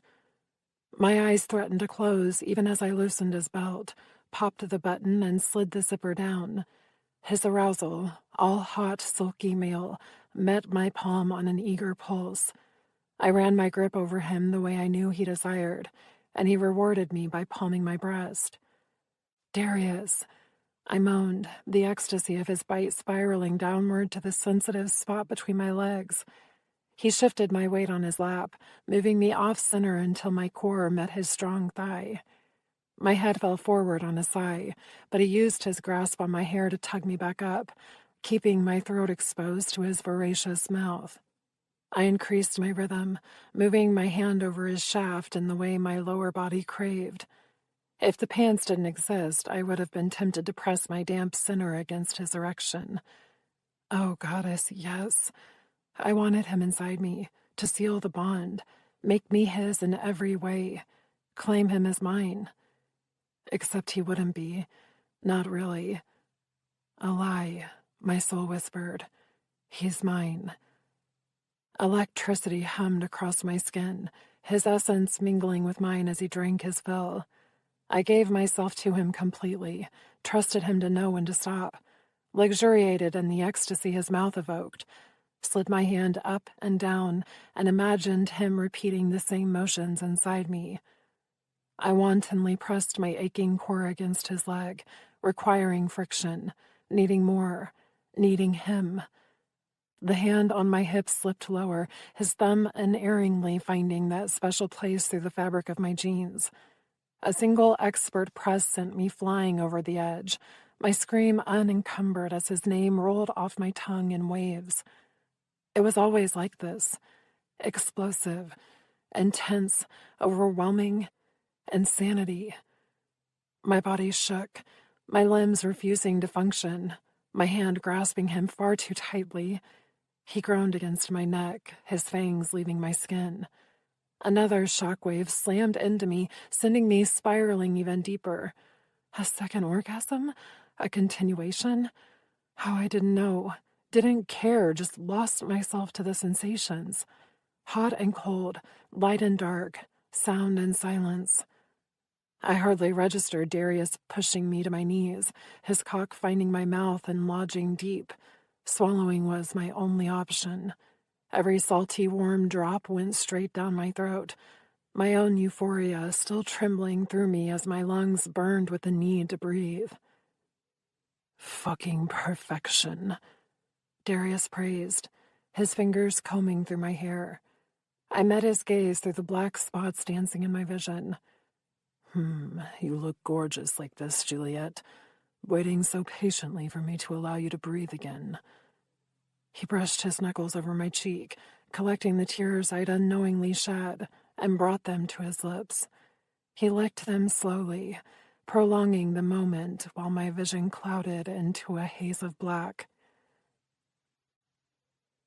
My eyes opened and closed several times, clearing my foggy vision to reveal a city skyline filled with twinkling lights. I blinked again, and again, but the floor-to-ceiling windows remained showcasing a night filled with activity. Darius? I whispered. No response. I rolled onto my back, the mattress beneath me molding to my body, and took in the high ceilings. A fan rotated overhead, doing little to cool my clammy skin. The sweater and jeans were not helping. Why had Darius redressed me? No. Better still, why did he leave me here? I stretched my arms and legs and slid off the fluffy white comforter. The silver and black adornments of the room were very masculine and clean, but the air lacked the familiar scent I craved. A walk-in bathroom with marble furnishings and an oversized shower stood off to the left, with a closed door beside it. I twisted the handle slowly and found a hallway bathed in light. Voices floated to my ears. A female, followed by a deep laugh that made my stomach flip. Darius. With another woman? I started walking before I could stop myself and found him in the middle of an oversized living area, with his arms spread along the back of a couch. A gorgeous blonde sat in the chair beside him, her legs crossed and angled toward Darius, and her lips creased into a charming smile. Her bright blue eyes found mine and widened for a moment, as though shocked to see me. The feeling was mutual, even more so considering I'd just pleasured Darius before arriving here. He had no need for another, and I was not sharing. If he required more blood, he could have mine, and my body, and my mouth. He glanced up as I approached, the ankle resting on his knee, shifting to the ground, just in time for me to plant myself on his lap. Mine. I made sure my expression conveyed that while meeting the blonde's gaze. Her response was another one of those tinkling laughs. Darius's arms came around my waist, tightening slightly. "What happened to bowing for our guests?" he asked softly. My spine went rigid. Bowing. Guests. Formalities. We were in the middle of Lilith City, and I had just forgotten the most fundamental of rules. Clearly the death wish from last night still remained, because I was going to get myself killed for behaving this way. I needed to apologize, to grovel, to... Oh, goddess, I had no idea what to do to fix it. Formalities weren't required with Darius, but everything changed with Gus. I tried to move, to fall to the ground, but he held me against him, his arms thick bands of solid muscle. Tears flooded my vision. "Sire, I... Oh, stop torturing the poor girl, Darius," the blonde said, her tone chastising. "You know I hate all this submissive shit." He chuckled, his lips caressing my neck. "Juliet, this is Mira." He nipped my pulse. "She's an old friend." My nostrils flared. An old friend, as in a former lover, or someone he still enjoyed intimately. Another of those too happy giggles from the blonde. "She reminds me of Izzy." Her eyes twinkled as she met my gaze. "So possessive." I dug my nails into Darius's arms, not at all amused by this female and her joviality. But the man beneath me seemed quite entertained as he chuckled again. "It's a rather new development, Mira. I kind of like it." "Liar, we both know you love it," she replied, smiling indulgently before fixating on me again.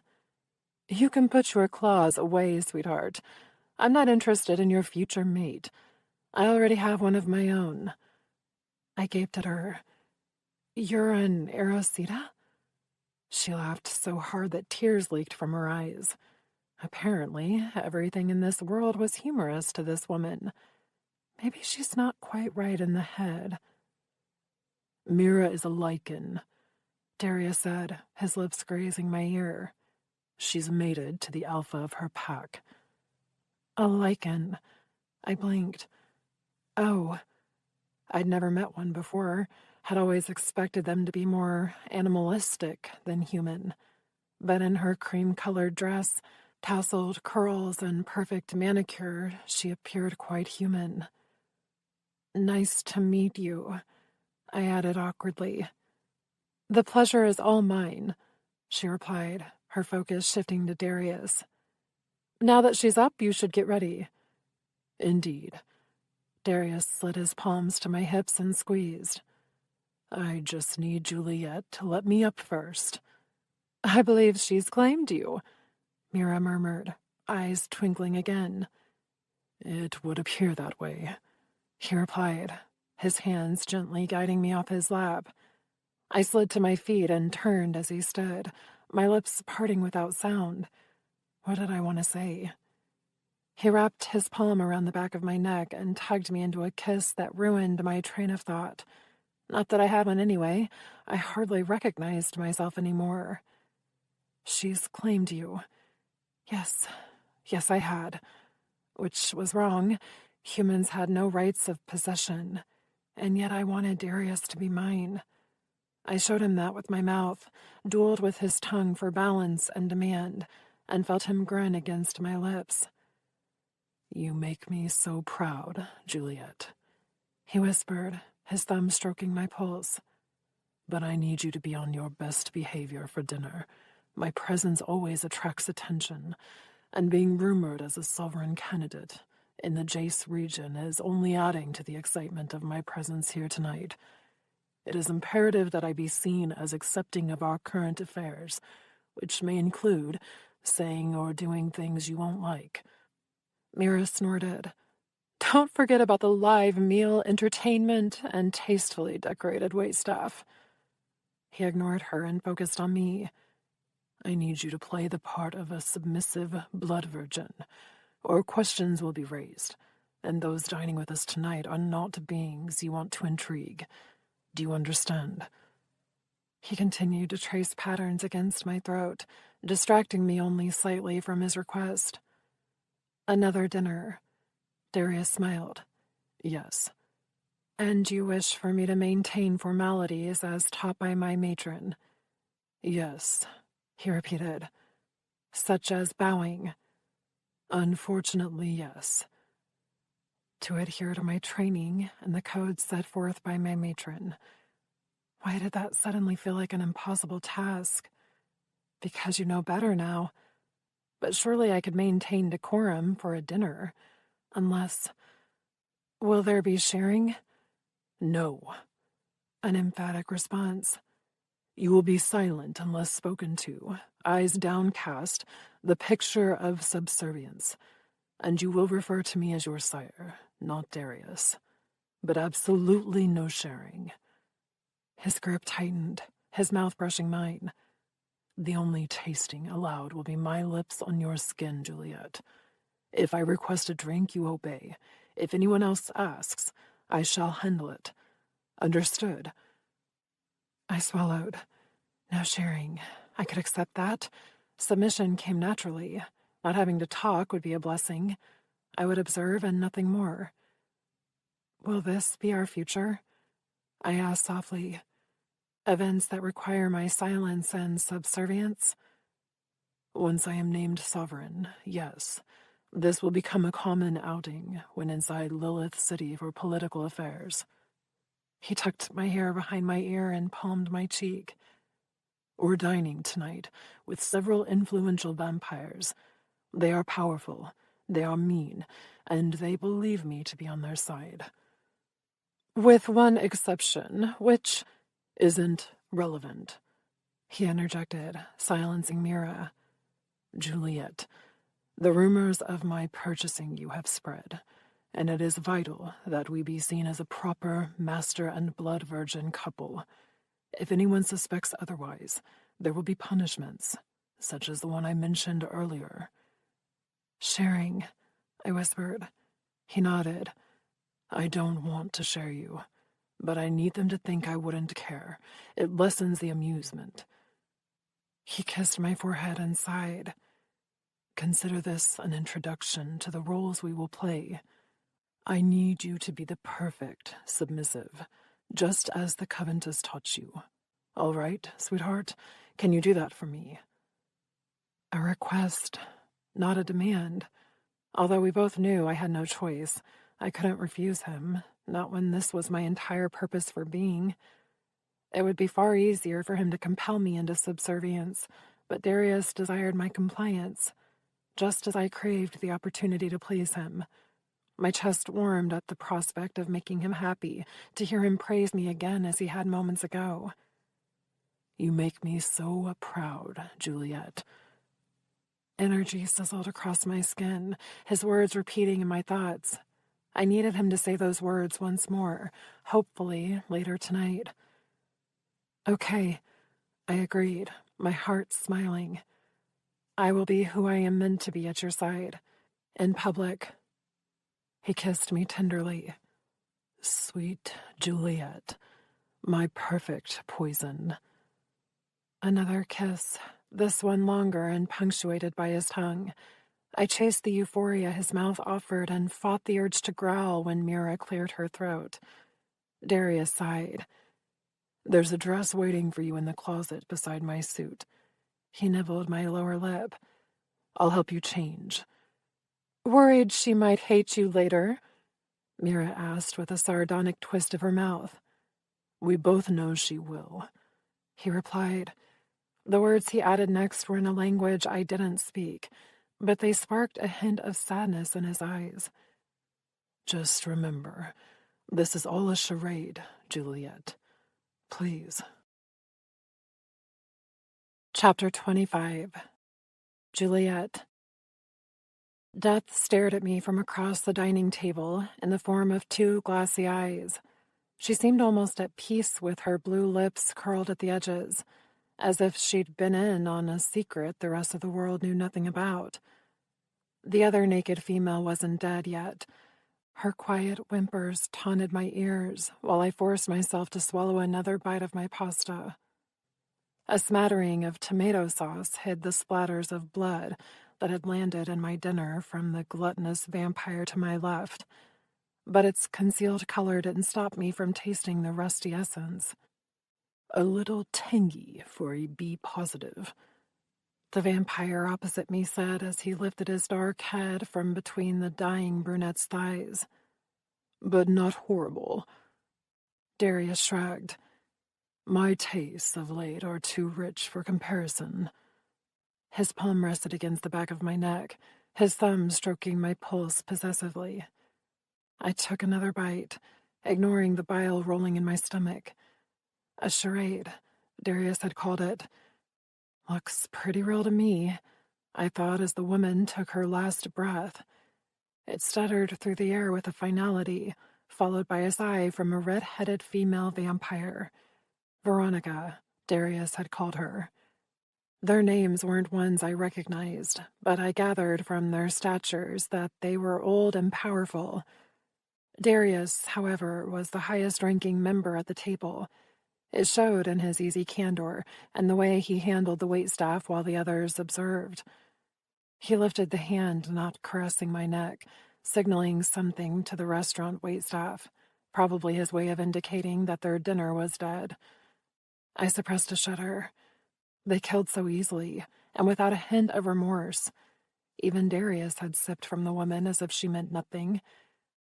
A trio of humans adorned in nothing but various metal piercings appeared to handle the corpses.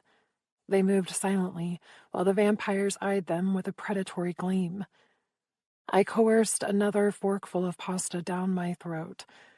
It tasted bitter and wrong, but I had no choice, or I would end up like the women on the table. There were several others in this room, all being devoured in a similar manner, most of them silent. I refused to be the next one. Pick up the fork. The vampire beside me, Brent, started fondling the chains hanging from one of the staff members' breasts. Ignore him. Swallow the food. So pretty, he mused, tugging sharply. The metal ripped from her skin, causing her to flinch without yelping. Blood poured from the wound, some of it landing on my plate. I almost dropped the fork, but Darius's grip tightened beneath my hair, his hand grounding me in the present. Don't vomit, I told myself, breathing deeply through my nose and out through my mouth. It'll only make matters worse. The female yelped as Brent yanked her into his lap, his mouth fastening over the wound. No one jumped in to stop him, not even the other waitstaff. They continued cleaning up the table as if nothing were out of the ordinary. Because this happened every day, everywhere. Act normal. Darius's voice in my head heated my blood. Whether it was him or my imagination, I didn't know. Didn't care. I latched onto our link, drowned in his power, and listened for further instruction. Set your fork down. I did. Good, darling. The woman whimpered as Brent moved her to the table, her body replacing the two already removed by the other waitstaff. Juliet, pretend to be finished with your meal. Wipe your mouth with a napkin. Say nothing. A chill threatened to sweep down my spine, yet somehow I complied, dabbing my lips, folding the fabric primly over my plate, eyes still averted while the human's breathing shallowed. They were all feeding from her except Darius. His focus was on me, his thumb gently stroking the column of my throat. Darius, a deep voice said from directly behind me. The hand at my neck disappeared as Darius stood. Well, this is a surprise. I've said the same phrase about you several times lately.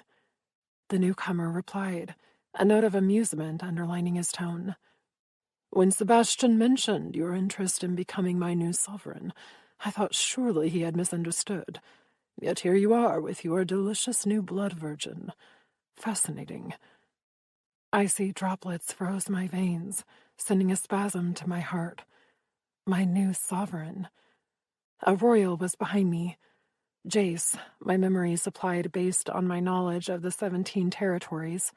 Sebastian resided in his area, meaning the sovereign position Darius sought also existed under Jace. Mind if I join you?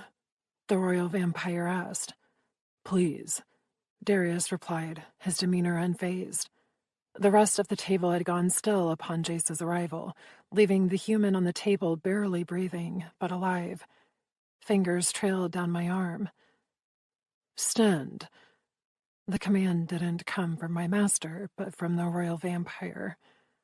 I couldn't say no to any of them, and especially not him. I did as he requested and fell into a bow, my head touching the ground in a severe sign of respect. His resulting chuckle was alluringly masculine, warming my skin. She's lovely, Darius, if a little too eager to please. I consider that a benefit, my master replied. But do what you wish. My breath caught on an inhale, my heart stuttering to a halt. Sharing. He promised that wouldn't happen, yet his words implied otherwise. An act to show nonchalance? To take away the fun of a potential punishment? Because this was the one vampire in the room Darius couldn't refuse? The royals were gods, the oldest of their kind and revered by all. Only the goddess stood alone at the top. Jace slid into my vacated seat. Come, young one, you may sit on my lap. I hesitated, unsure if he meant me or another. Who else would he be talking to? Right. I rose onto my stilettos, head lowered, and accepted the hand he held in my direction. His thighs were solid muscle, reminding me of Darius. Now, let's have a proper look at what all this fuss is about, he murmured while collecting my hair at the base of my scalp with one hand. With a sharp yank, my head came up, my gaze landing on his striking silver-blue eyes. They narrowed before trailing over my features, as though inspecting a new purchase. Lovely shape and bone structure. Fuckable mouth, one of the others supplied helpfully. He ignored the comment, his focus shifting to the cut of my maroon dress. The finger of his free hand traced my collarbone to the center and down to where the fabric met my belly button. My nipples pebbled beneath his touch, a sign of arousal derived from fear. His pupils dilated at the sight, his touch drifting up to reveal my reaction to the table. Beautiful breasts, he murmured, fondling my flesh and pinching my stiff peak. Responds wonderfully as well. If Darius minded, he didn't voice it. You see why I've decided to keep her, then? I do, Jace replied, still stroking my skin. She's going to be quite popular at future functions.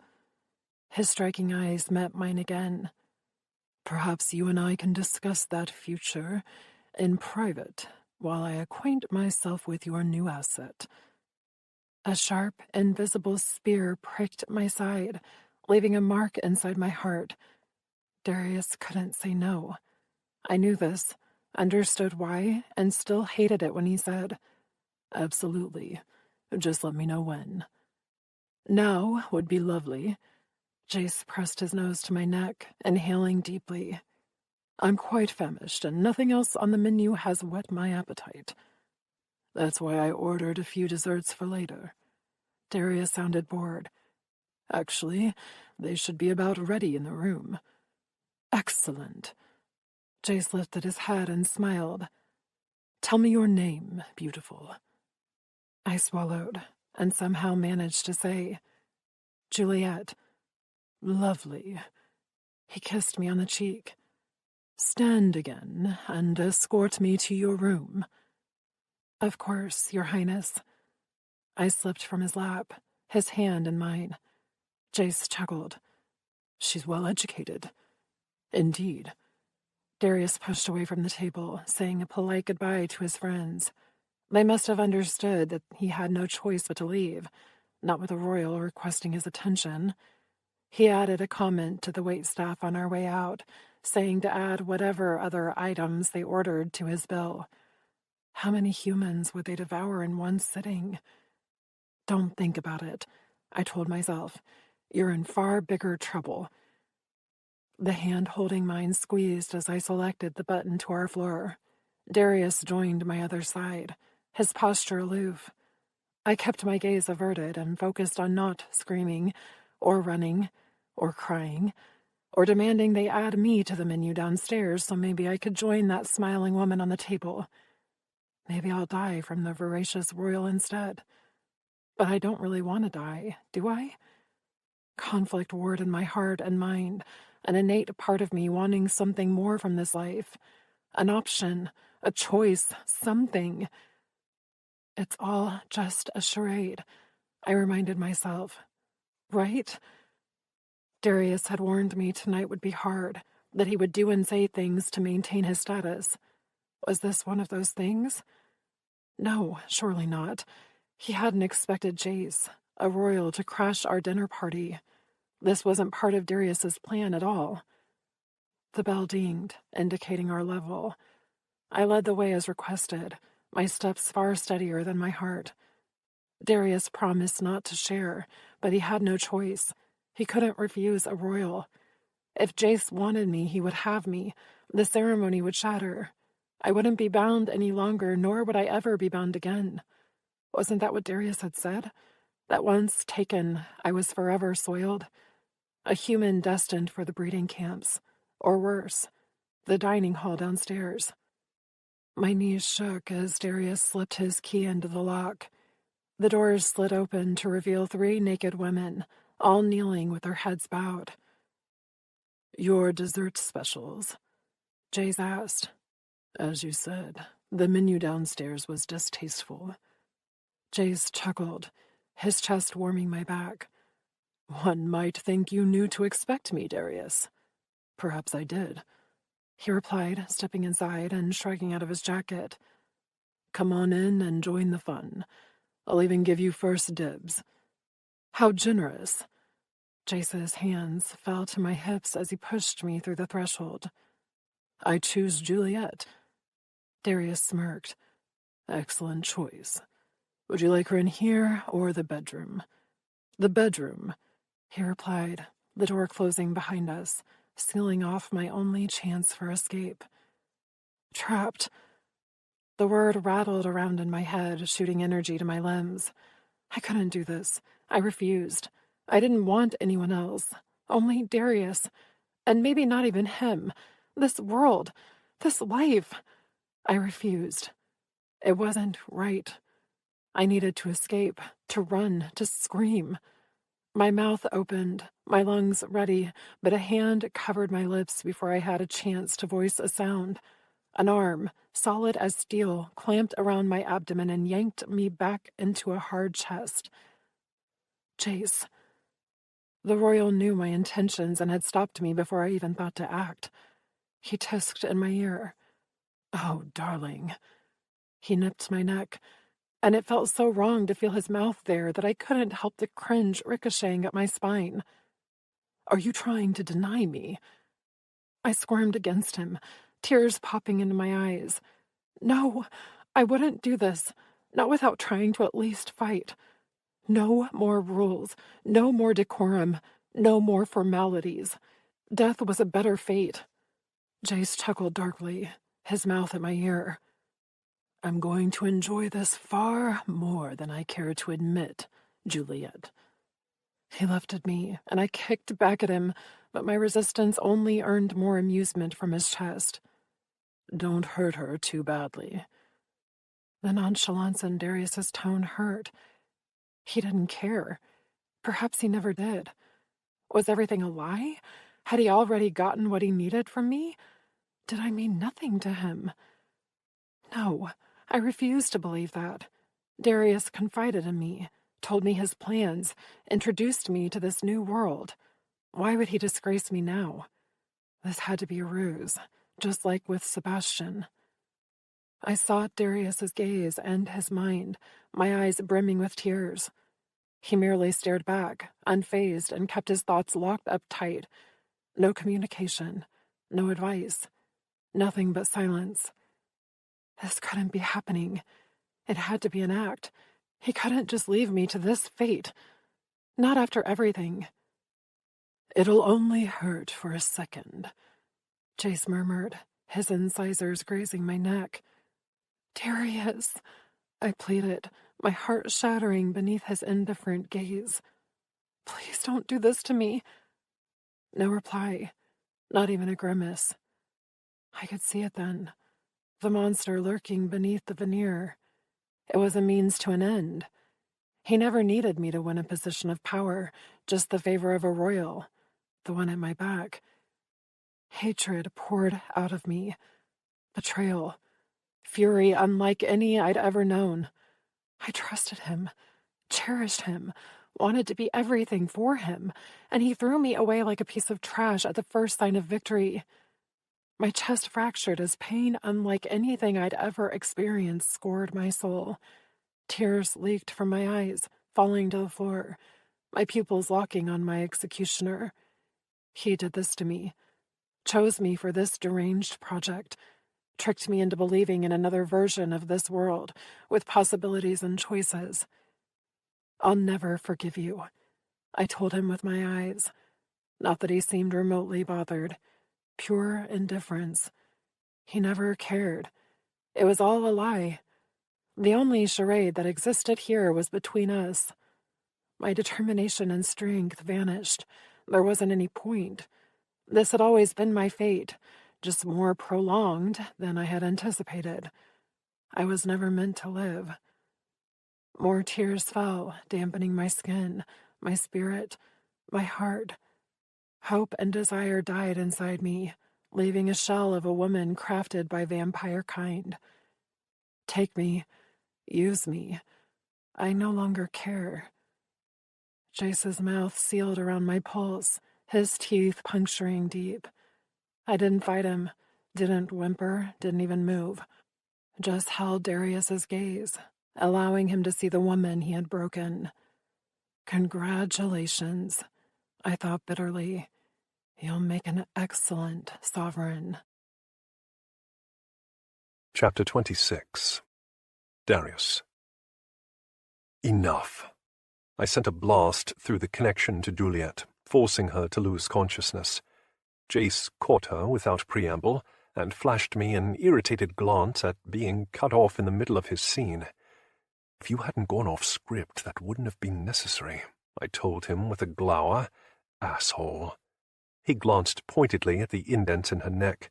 "That could have been a hell of a lot worse," he seemed to be saying, likely because his fangs had been lodged inside her skin when I knocked her out. "You weren't supposed to bite her," I returned. Not that he could actually hear me, but my glare conveyed my feelings well enough. He rolled his eyes. "Hold her while I decide which of your desserts I want to enjoy with your Juliet." His voice lacked the annoyance clearly written in his features. "Of course," I replied, sounding just as nonchalant despite wanting to introduce my fist to his face. Jace handed Juliet to me with great care before moving to the humans on the other side of the room. I sliced my tongue and dabbed it against the 2 shallow puncture wounds on her neck. It wasn't really necessary from a healing perspective. I just didn't appreciate Jace leaving marks on her.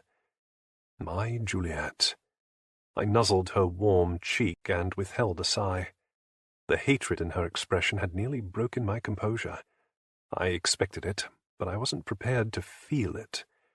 Jace touched the humans, describing their physical attributes as he guided each of them to the floor into a deep slumber. When the blonde hit the ground, he asked if I had a preference. Mira appeared from the bedroom, her steps silent over the ground while I engaged in the script we had decided upon earlier. We commented on their blood types and personal preferences, while Mira skimmed each of the humans with her fancy scanner. Her technology overrode the listening devices buried in their arms. They doubled as trackers in case the mortal somehow escaped. Juliet had come equipped with a similar one that I removed after knocking her out in the limo on our first night. I'd left it somewhere in the formerly called country of Italy, where the Coventus also happened to be located. "Perhaps we should see who screams the loudest," Jace suggested, upon Mira lifting her fingers into the 5-second countdown. "Sounds delightful," I replied on cue. Mira's hand closed. "Clear." "Thank fuck," Jace said, sweeping his hand down his face. "I thought Darius might actually try to kill me." "You weren't supposed to bite her," I growled, finally able to say the words out loud. The script had called for scaring her, not tasting her. "If it makes you feel any better, mate, I didn't swallow." I took a step toward him, ready to show my oldest friend how much that didn't improve matters, when Mira moved between us. "You two can hit each other later. We need to move if you want to reach Majestic Clan by sunrise." Mira nailed me with her icy blue eyes, the alpha inside her lying just under the surface. "Wake her up and dress her for the drive. You have 10 minutes. I didn't bother arguing, my feet already moving to the bedroom. If the look Juliet had given me before passing out was anything to go by, she'd wake up fighting. "Juliet," I murmured softly, while laying her on the soft white comforter. "Open your eyes, darling." Her lids fluttered, her cheeks a soft pink. So beautiful and innocent. Stirring her from slumber was a luxury I could enjoy for a lifetime. "Darius?" she breathed, her pupils narrowing as her brain caught up with the moment. "You!" Her palm sliced through the air, and I caught it before it could connect with my face. She tried again with her other hand, and I pinned both of her wrists above her head. "Juliet." I kept my voice low and calm. "I need you to listen to me." "I hate you!" she shouted, squirming beneath me and trying futilely to escape my hold. More words of disdain fell from her mouth, some of it surprising me. Either she truly craved death, or she felt comfortable enough around me to say these things, because no human yelled like this at a vampire. "Settle down." Threat and command underlined my tone, requiring her submission. If anyone overheard her, there would be hell to pay, and I wanted to be the only one to ever make her bleed. I collected her wrists with one hand, and used my other to cover her mouth while stretching out on top of her. My cock lengthened, excited by the prospect of more, despite my brain's focus on the long night of travel ahead. Her fighting me had been such a turn-on, one I wanted to both punish and please her for. A sexy contradiction, one to take up later. "I'm sorry Jace bit you," I said in as soft a voice as I could muster, with my arousal heating my blood. "It wasn't part of the plan." Her eyes narrowed, an indication that she still desired a piece of my flesh, or worse. I sighed. "Juliet, I told you this was a short stop on the way to our true destination. We're leaving in a few minutes, and I need you prepared. You can hate me later, but right now, I need you to trust me and do as I say." Her expression didn't falter. "Considering everything I've told you, darling, I warned you tonight would be a charade, and yes, I promised no sharing. I'm sorry, it wasn't his fault," Jace said, interrupting my explanation. I glared over my shoulder at the pompous ass leaning against the doorway. "Don't look at me like that. You're the one taking forever in here. Because you scared the life out of her. And pissed her the fuck off in the process. Not that I could entirely complain about that last part.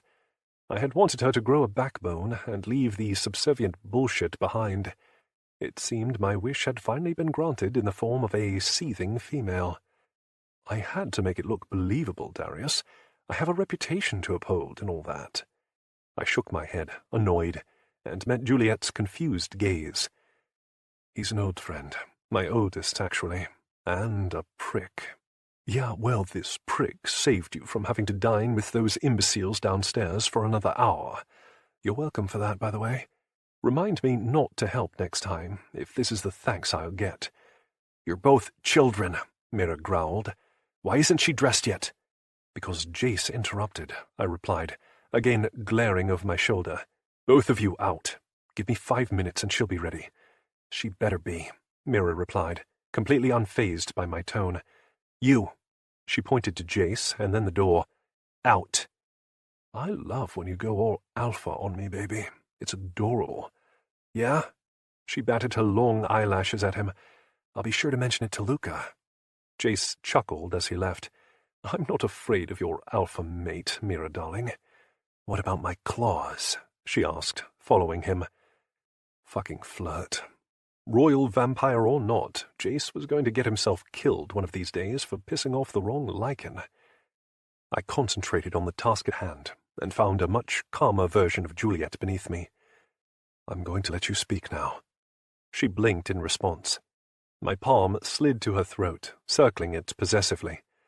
Her pupils flared, her tongue darting out to lick her lips. Now wasn't the time, but I wanted her. No, I needed her. Before she could move or voice her denial, my mouth claimed hers. I unleashed all my pent-up frustration from the evening with my tongue, brutally coercing her to accept my apology and comply. She didn't move at first, didn't react, but slowly she yielded to my kiss and returned it with a moan I felt deep within. Mine. I hated that Jace had touched her, had put his mouth on her. I needed to erase him and everyone else, remind myself that she belonged to me. I kissed her jaw, her neck, the spot where Jace had dared to mark her, and sank my teeth into her throat. She arched into me on a cry of pleasure, her body shaking beneath mine. This wasn't about blood or needing to feed, but about reaffirming her place at my side. No one else, I whispered, more to myself than to her. I'll kill anyone who touches you. I released her hands, my fingers trailing down her arms to her dress. I ripped it off her in one pull, leaving her exposed. Fuck, I need to claim you, Juliet. I need you to be only mine. She threaded her fingers in my hair, yanking my head upward. I won't share you. I smiled at her proprietorial tone. The ceremony was so rare, so few vampires choosing to take a mate, but I knew of one similar to this where the female felt just as covetous as the male. Esmeralda. The name was the splash of cold water I needed to break the moment, a severe reminder of our mission. I kissed Juliet soundly, promising her with my lips that we would revisit this discussion soon. We need to get ready, I said, pulling away from her. I'm taking you somewhere very special to me, Juliet, but it's very, very dangerous. You'll need to do exactly as I say. It's not another dinner, is it? She asked warily. I chuckled and helped her up from the bed. No, only a few minutes have passed since the last one. Oh. She glanced at her ruined dress on the bed. I didn't pass out from blood loss?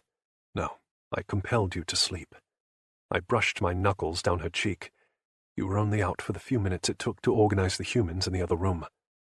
Organize? She repeated. Yes. I found her clothes from earlier, jeans and a sweater, and handed them to her. Mira has a way to alter the devices implanted in their arms. Anyone listening in is hearing a lot of screaming and male grunts right now. It'll calm during the daytime hours, and pick up again in the evening. She pulled on the pants first. Why? I helped with her sweater, combing my fingers through her thick hair as it fell over her back. It provides an explanation for my absence, as well as Jace's. We did this every time we visited Lilith City together. It helped us maintain our reputations while granting us the freedom to visit our obligations up north.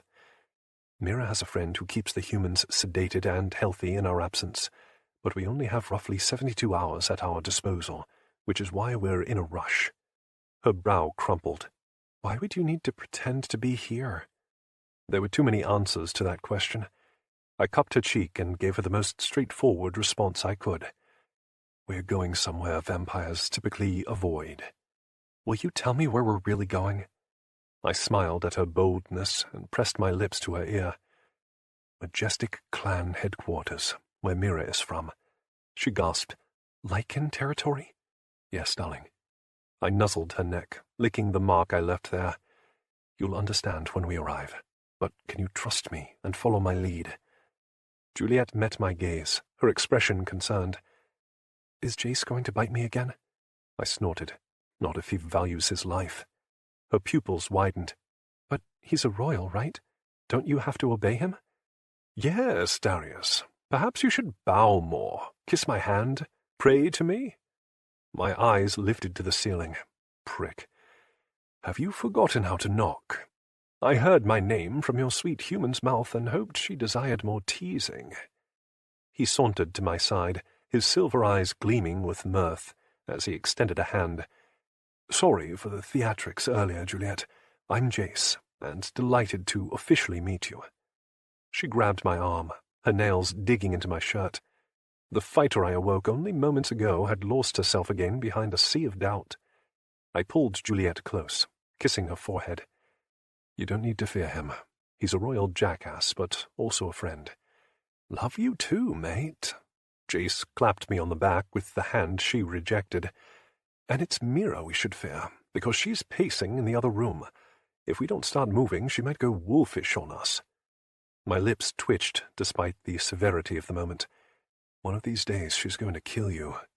Jace shrugged, unconcerned. She's welcome to try. Now shall we? I'm eager to get this show started. That made two of us. Juliet, I asked, rubbing a hand down her back, can you trust me? She didn't move, her gorgeous eyes transfixed on Jace, her body rigid. His expression softened. I'm sorry for the fright, darling. I barely had my fangs in you before Darius knocked you out. His pupils narrowed up at me. And it's a bloody good thing I caught her, by the way, or I could have ripped her throat out by accident. Don't blame me. You're the one who bit her without permission. And you're never going to let me live it down, are you? Not any time soon, I admitted. Now apologize to Juliet again. Her eyes widened at my demand, her lips parting on soundless words. Jace merely gave her his most charming smile. I'm so very sorry, sweetheart. Will you please forgive me so Darius can stop acting like an ass? Her jaw completely unhinged, all signs of composure gone as she remained frozen at my side. I've done as you requested, but she doesn't seem keen on accepting. Jace frowned. Is it because I'm a royal that she expects such horrid things of me? The Coventus definitely enjoys its propaganda, I muttered. Clearly. Jace smoothed his hand down his tie. His jacket had disappeared in the living area somewhere. Shall we go, then? Perhaps I can make amends in another fashion. Juliet, I prompted softly, rubbing her back. I need to know you'll follow my lead outside this room. Please? She blinked those gorgeous eyes up at me. I have a choice. It came out hoarse, but it was better than her remaining silent. Best to admit the truth, not lie. Not really, no. She didn't appear at all fazed by that blunt reply. Her gaze, now curious instead of petrified, flickered to Jace and then back to me. You trust him? With my life, I replied, meaning it. He's my oldest friend. Jace smirked. For what it's worth, I trust him, too. She glanced between us again. All right, then we should go. I pressed my lips to hers. You'll understand everything soon, I promise. And then I'll claim you as mine, completely, in every way, forever. Chapter 27. Juliet. Darius's hand firmly gripped mine while we descended the stairs, Mira in the front, Jace at the back. They didn't move quickly, just casually, as though they didn't have a care in the world. A royal is working with Darius. Does he dislike the alliance as well? I resisted the urge to check my neck, to feel for Jace's marks. He never drank from me. My certainty of that fact increased with every step. My body felt refreshed, not weakened, and I couldn't actually recall him sucking on my neck. I vaguely remembered the prick of his fangs as he had initiated his bite. Then everything went black. I glanced over my shoulder at him now, and he met my gaze with a smile in his silver blue eyes. He didn't resemble the terrifying royal from dinner at all now, just a regular male with an incredibly attractive face. No mistaking his vampire roots, not with a bone structure like that. Darius pulled my attention back to the stairs as we rounded yet another corner. The tennis shoes he'd given me felt foreign on my feet. They were so flat I almost felt unstable. Somehow I managed to move alongside him without stumbling, but I missed my heels. Mira held some sort of device that seemed to be directing us. When we reached the bottom, she paused, hit a few buttons, and led us through a door into a dull corridor. No one spoke, but I sensed Darius's alertness. Majestic clan. Lycan territory. What reason could he possibly have to go there? Vampires and Lycans worked together as the supreme world leaders, but notoriously stayed within their own domains. That didn't mean they couldn't cross borders, they just preferred not to. And yet this visit was of a clandestine nature. Why? We stopped at a steel entryway, Mira playing with the item in her hand again. The metal hissed open after a moment to reveal a garage full of cars. She moved with purpose toward a large black vehicle and smiled as another female slipped into view. They embraced with a hug and kiss on each cheek, but didn't say anything. Jace followed suit, while Darius merely nodded. The back doors opened to reveal two males waiting inside, dressed in jeans and t-shirts. They signaled for us to move. Darius lifted me into their waiting hands and hopped up on his own to join us. They gestured to a box-like compartment swathed in black. Darius lay down inside it first, then held out his arms for me to join him. A very different way to travel, but all right. I pressed myself lengthwise against him and jolted when something warm and hard met my back. A glance over my shoulder displayed a smirking Jace, his hand falling to my hip. A drum kick-started in my chest, sending goosebumps down my limbs. Why is this happening? Darius's finger found my lips, silencing my ability to ask for an explanation. His gaze burned with warning. Shh. He hushed through my mind. There are listening devices everywhere. Would have been nice to know that before we started. I thought back at him. His twitching lips suggested he either heard me or understood my look. A swath of dark fabric covered our bodies, followed by a case clicking into place over our heads. I shivered, despite the two warm males pressed up against me. It's so dark. I know, darling. Darius's murmur sent a shiver of delight down my spine. His mental presence felt so intimate, as though he belonged there. It's only until we breach the city limits undetected. He added. That part I still didn't quite understand. They were going through a lot of effort to conceal this visit, just to avoid some questions. Are you not allowed to visit the Lycans? Oh, we're allowed, but it's uncommon and raises questions. Questions, Juliet, that we cannot afford. So I need you to remain calm and quiet for me, okay? The vehicle started to move, our bodies knocking into each other in the confined space. Jace inhaled deeply, reminding me of his presence. Not that I had forgotten, with his hips pressed against my backside and his nose in my hair. Calm. Yeah, that wouldn't be an issue at all. I have an idea for how to pass the time. Darius tilted my chin up and captured my mouth. His tongue slid inside to slowly caress mine, shooting my heart rate up a notch. Jace nuzzled the back of my neck, his palm a brand against my hip.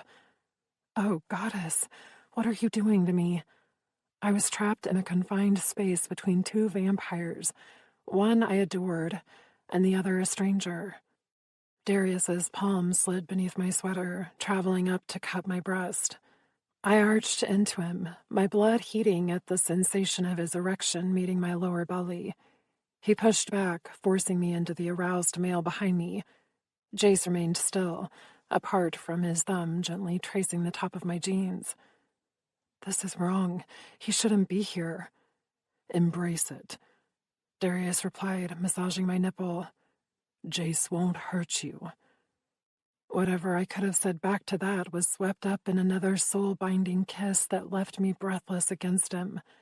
Jace's lips were in my hair, his breath hot against my nape.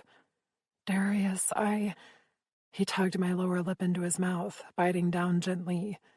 Stop thinking, Juliet. I did, my brain shutting down and allowing him full control as he devoured me from the inside out, possessing my every breath. Jace remained a solid warmth at my back, shielding me from the world. I should have been afraid, terrified even, but I felt oddly protected between them. Maybe because, despite their clear desires, they didn't push me. Jace never strayed from my hip, his mouth staying in my hair and not touching my skin, while Darius kissed me soundly, his caress gentle against my breast. When the car rolled to a sudden stop, their grips tightened, but their embrace didn't end. If anything, it intensified with Darius's mouth moving more urgently against mine, and Jace's palm sliding up and down my thigh. I fought the urge to moan, some sane part of me knowing I had to be quiet. It just felt so good, so hot that I could hardly contain my need for more. "Pleasure me," I begged. "Please, Darius." The vehicle lurched forward, knocking me against him and back into Jace and fracturing my mind from the lust-induced fog surrounding me. I shuddered, my body begging for more while logic threatened to pull me into the present. Darius's tongue continued to coax mine, his touch searing my skin. I fell into his embrace again, my heart beating in time with his, my core aching with need. It overwhelmed my senses, making me oblivious to our surroundings. Until we halted again. Jace chuckled behind me, the first sound to grace the air in longer than I could remember. "That's one way to keep her quiet, Darius." The mouth against mine curled. "I thought you might approve of that. I'd approve more if you let me properly indulge in her." "Not a chance in hell," Darius replied, his nose skimming the flame dancing along my cheek. "In the nearly 3,000 years we've known one another, you've never turned down the opportunity to share." Jace kissed the back of my head. "You chose well, mate." "I know." Darius's hand slid out of my shirt and up to cup my face. "Stay calm for me." I didn't get a chance to reply before a pale light slithered into our black cavern. Jace disappeared, exposing me to the chilly night air. Darius nudged me onto my back and rolled over me, then extended a hand to help me out of our former safe haven. "There we are," he murmured as my feet touched the paved ground. A few masculine chuckles had me jumping to his side. Over a dozen pairs of yellow eyes glowed in the night, the moon overhead our only illumination. Darius stroked his palm down my spine as a white wolf approached and sniffed my hand. My pulse beat erratically in response, but I forced myself to stay still. I assumed the wolf was male because of his size and stature, growled low in his throat and took a few steps back. "You should know that fear is an aphrodisiac to a predator," a feminine voice warned from the darkness. A woman stepped through the trees alongside the road with a pair of white wolves on either side of her. The moon highlighted her pale skin and ash-blonde hair, giving her an almost ethereal appeal as she walked over the pavement. "Although I'm sure Darius doesn't mind." "Esmeralda," he murmured, a fond note in his voice. "You shouldn't be this close to the border." She tissed. "When Luke told me you'd initiated emergency protocols for an unexpected visit, I knew there had to be an important reason. Now I see why." She walked up to him and kissed both his cheeks, her intimate knowledge of him clear in the way she hugged him. "I've missed you, sweetheart." "I've missed you too," he replied softly, holding her for too long of a second. The hairs along my arms rose in retaliation, displeased with this development. How dare he bring me here to meet it with a former lover? I made to step away when his arm came around my waist, keeping me beside him. "Juliet, I'd like you to meet a very old friend of mine, Esmeralda." She smiled warmly. "That's a name I only ever hear when you pay a visit, Darius. Everyone else calls me Izzy, now, even Jace." "It's shorter," Jace replied, as though that explained everything.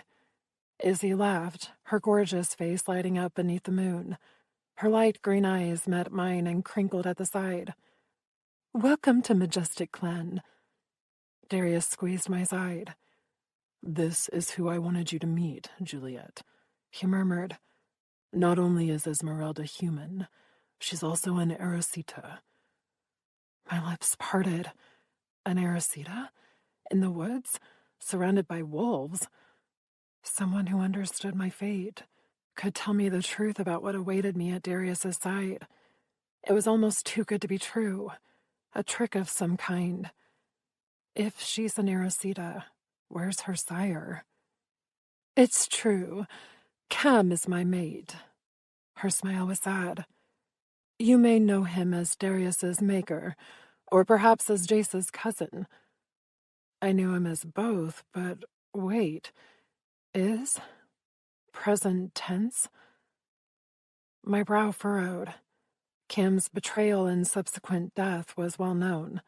The Coventus had described him as a corrupt vampire who unsuccessfully tried to take over the Alliance and was killed for his attempt. But if she's his Erosita, then she should be dead too, right? Darius's words from the plains slipped through my mind. "Juliet, the ceremony binds us until either I die or another being claims your body."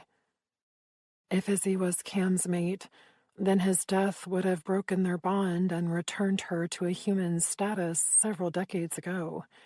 Yet she didn't appear a day over 30, suggesting her immortality was firmly in place.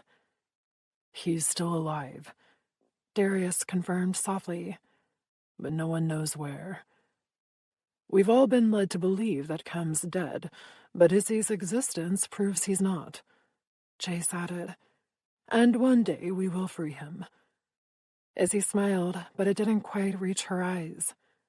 "Well, now that introductions are finished, perhaps I can accompany Juliet back to the compound, while you two ride in the back. It'll be dawn before we reach our destination at this point." Darius kissed my temple, his voice low as he asked, "Are you comfortable with riding up front next to Esmeralda?" "It is your choice, Juliet," he whispered through my thoughts. "She won't be offended if you refuse." I didn't need to think about it. My decision made the moment I realized who and what she was. Yes, I would like to talk to her.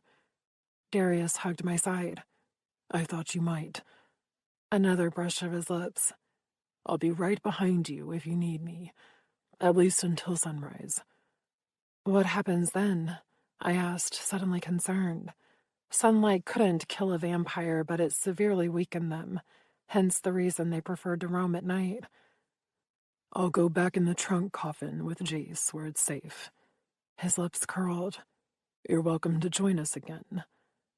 A wolf howled in the distance, causing everyone to lift their heads and stare in the direction of the sound. When a second howl graced the night air, the lichens began to move. "We need to go," Darius said, propelling me toward the front of the car and Izzy. She grabbed my hand and guided me to the middle seat between her and the driver, while Jace and Darius settled behind us. The rest of the lichens disappeared in wolf form or on motorcycles. "Nothing to worry about," Izzy murmured. "Just a warning of human scouts on the horizon. They sometimes like to prowl along the border, usually because they're bored.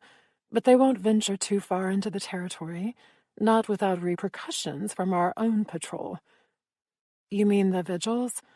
I asked, recalling the formal term Darius had used.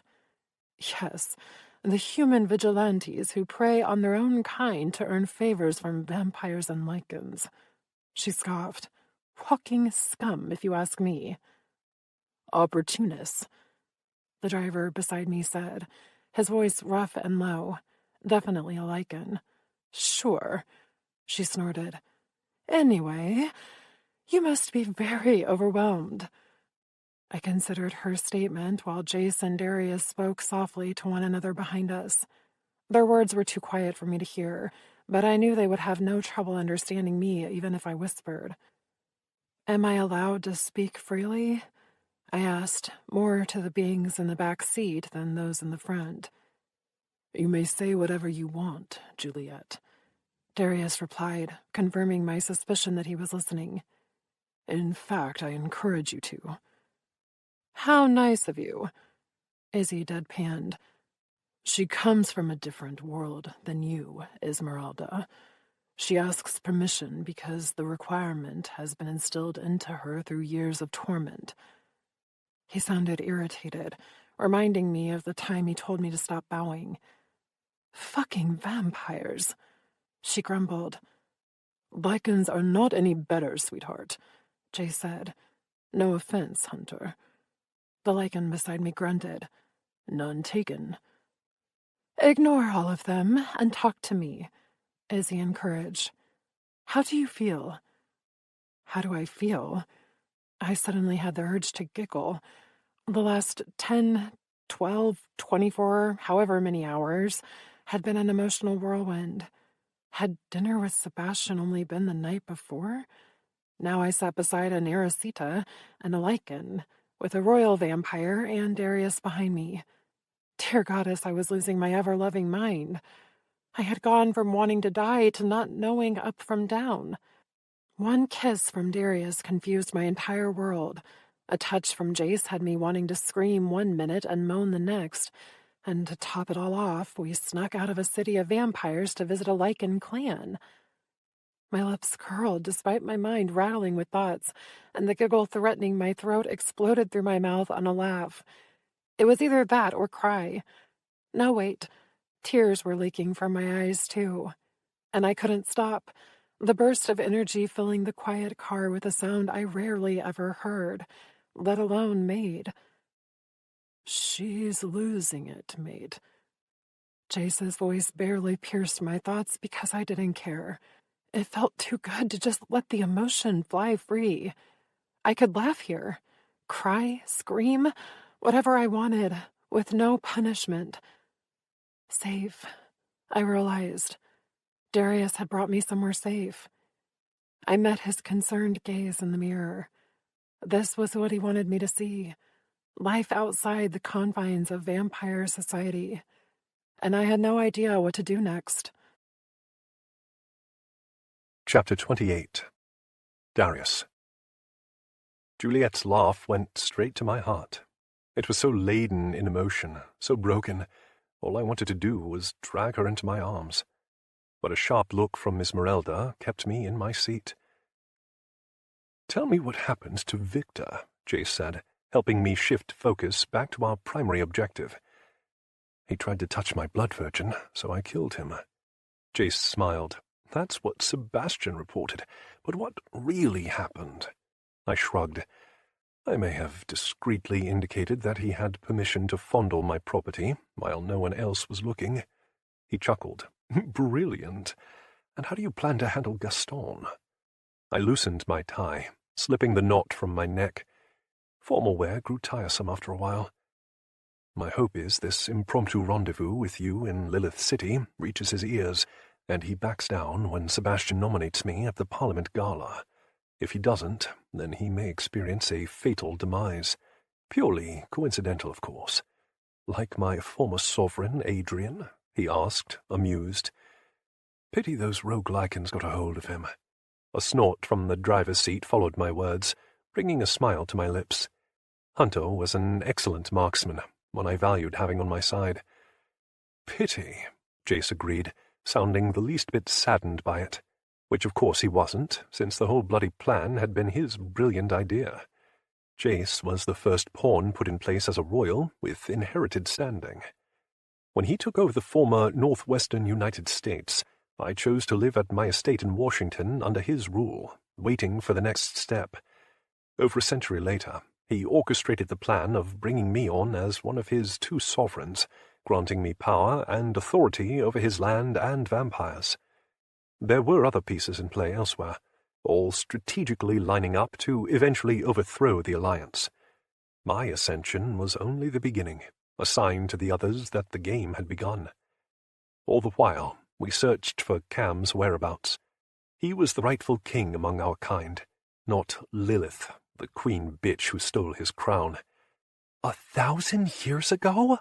Juliet gasped from the front, her laughter long gone thanks to Esmeralda's storytelling. She was deep into the history of how she met Cam, her voice hinting at a much happier time in her life. I couldn't begin to imagine what it must be like for her to know her love existed in a place she couldn't find. Their mental bond had fractured, an indication that he had cut her off, likely to hide her from whatever torment our kind was inflicting upon him. Not to mention, it protected her existence. The royals thought Cam had killed his Erisita before the supernatural uprising, a scene he had strategically orchestrated to protect her from the inevitable future of human enslavement. He hid her among the Majestic clan, some of our only Lycan allies, knowing the vampires would never think to look for her there. And then he had been caught and tried for treason, not because of the treason Lilith claimed he had committed, but because of his potential threat to her power. A note of awe entered Juliet's voice as she asked Esmeralda about her relationship with Cam. She wanted to know about possessiveness, and if vampires typically took more than one mate. "I think she wants your fidelity," Jace murmured, listening. "It would seem that way." I smiled. She's grown quite proprietorial, but I don't think she understands why. "The bond." I nodded. She's channeling my emotions for her. I had to keep all my instincts locked away out of fear someone might test them, and it seemed by doing so I'd shoved some of them into her through our connection. I think there might be more to it. He cocked his head to the side, listening as Juliet quietly spoke about our relationship progression. "She likes you, because she has no alternative." He lifted a shoulder. "I provided one in the coffin, and she barely knew I was there. Something we both know never happens to me." With his dark hair, silver eyes, and striking face, no one ever denied him. Hell, some of the humans we ordered for sharing had actually appeared relieved to be chosen by him. Not to mention, the majority of those sent to the royal sex training camps desired his harem above all others. "She's afraid of you," I pointed out. "The Covenantess taught her to fear all royals and influential vampires." "Yet she doesn't fear you," he mused. "Fascinating, considering you are one of the most powerful of our kind. You have Cam's essence flowing through your veins, marking you as a true prince. Something she doesn't understand. Oh, I beg to differ. She senses it plenty, but trusts you despite her instincts, because her emotions are telling her you're safe." I considered her in the mirror, her flushed cheeks and thoughtful eyes. She was deep in conversation with Esmeralda, completely unaware of us discussing her in the back seat. They were going over the benefits of being mated, the immortality, the mental connection we'd only begun to explore, and the pleasures shared between vampire and Erisita. Juliet blushed at that, her voice dropping to a whisper as she asked if Cam had waited a long time before deflowering Esmeralda. I smiled, sensing Juliet's frustration at my delay in culminating our own bond. Now that she knew everything, I would be able to provide her with a proper choice, something I hadn't considered in the beginning, but now desired. Having her at my side would prove beneficial so long as she actually wanted to be there. If she didn't, then she could live the rest of her days here, among the Lycans and other humans they kept safe. There was a whole clan of mortals living mostly as they once did, with freedom and families, hidden among the trees by the Lycans who controlled this territory. No one thought to scout the forests for stray humans, assuming them all rounded up or dead. Besides, what Lycan would allow fresh meat to roam free? That's what the others thought, thereby marking this as the safest territory for mortals. And my Juliet, should she choose to stay. "How are Ivan and Trevor?" Jace asked, refocusing me on the present. I provided him a brief update, including Ivan's thoughts on current political affairs and who we might want to consider for our side. Jace listened to every word, nodding in agreement and adding his own ideas to the mix. We rarely had an opportunity to chat freely about our plans and used the time to our advantage. Jace caught me up on the royals and their antics, even mentioned Kylan killing his entire harem out of boredom. Is he falling into an immortal insanity? I wondered out loud, curious. Some of the oldest of our kind lost touch completely with life and started dabbling in death to pass the time. It seemed Kylan might be heading in that direction. His motives remain unclear, but something isn't quite right. He's secluded himself for the time being, stating he requires time to mourn. Sebastian said he tried to move up the Blood Day ritual to replenish his harem. Jace scratched his chin. He did, but it lacked heart. I'm still trying to figure out what's happened. Regardless, he's lost the plot, and clearly doesn't mind killing for sport. A summary of most of our kind. True. He glanced out the window, taking in the last vestiges of the night. Sometimes I wonder if we'll ever be able to right all these wrongs. We won't, I replied quietly. But we can try to improve the future. By returning Cam to his rightful throne and treating humans better than cattle. Vampires and lichens would always rule, our preternatural nature placing us at the top of the food chain for a reason. But that didn't mean we had to relegate humans to camps. They were our source of life. We needed them more than they needed us, something the Alliance had forgotten when nearly wiping humans out of existence. Yes, Jace agreed, we can try. The horizon began to lighten, indicating the coming day. Time for a nap, I drawled. Not that we needed to at our age, but old habits and all that. Besides, I wanted to be rested and alert when Juliet joined me later. There was an important discussion in our near future, and I needed to be prepared for whatever she had to say. Chapter 29. Juliet. This is where Darius usually stays, Izzy said, flipping on the lights to a bedroom decorated in shades of brown. We had spent the entire drive here talking about her life, Cam, what it was like being a vampire's mate, and her view on the current affairs. My mind spun with thousands of additional questions, but my body required rest after all the traveling and stress. This is lovely, I told her, touching the wood door frame. May I sleep here? She smiled. I don't imagine Darius would like you sleeping anywhere else.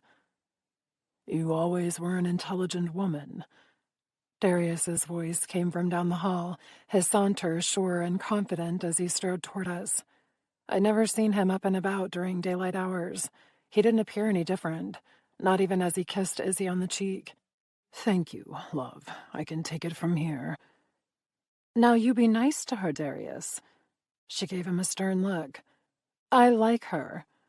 He smiled, his green eyes meeting mine. Don't worry, Esmeralda. I like her too.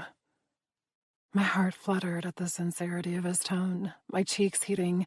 He never spoke about me in that manner to anyone, not even Trevor and Ivan. Good, Esmeralda replied, satisfied. Cam would approve too. The last was spoken a little wistfully as she patted Darius on the arm and walked away, leaving us standing alone in the threshold. Are you all right? He asked softly, his expression softening. I imagine this is all a bit overwhelming. A bit overwhelming? I wanted to laugh, or perhaps cry. There were free humans outside, wandering, laughing, living. We had passed them on our way to this oversized log cabin. They'd all watched us curiously. Some had even waved.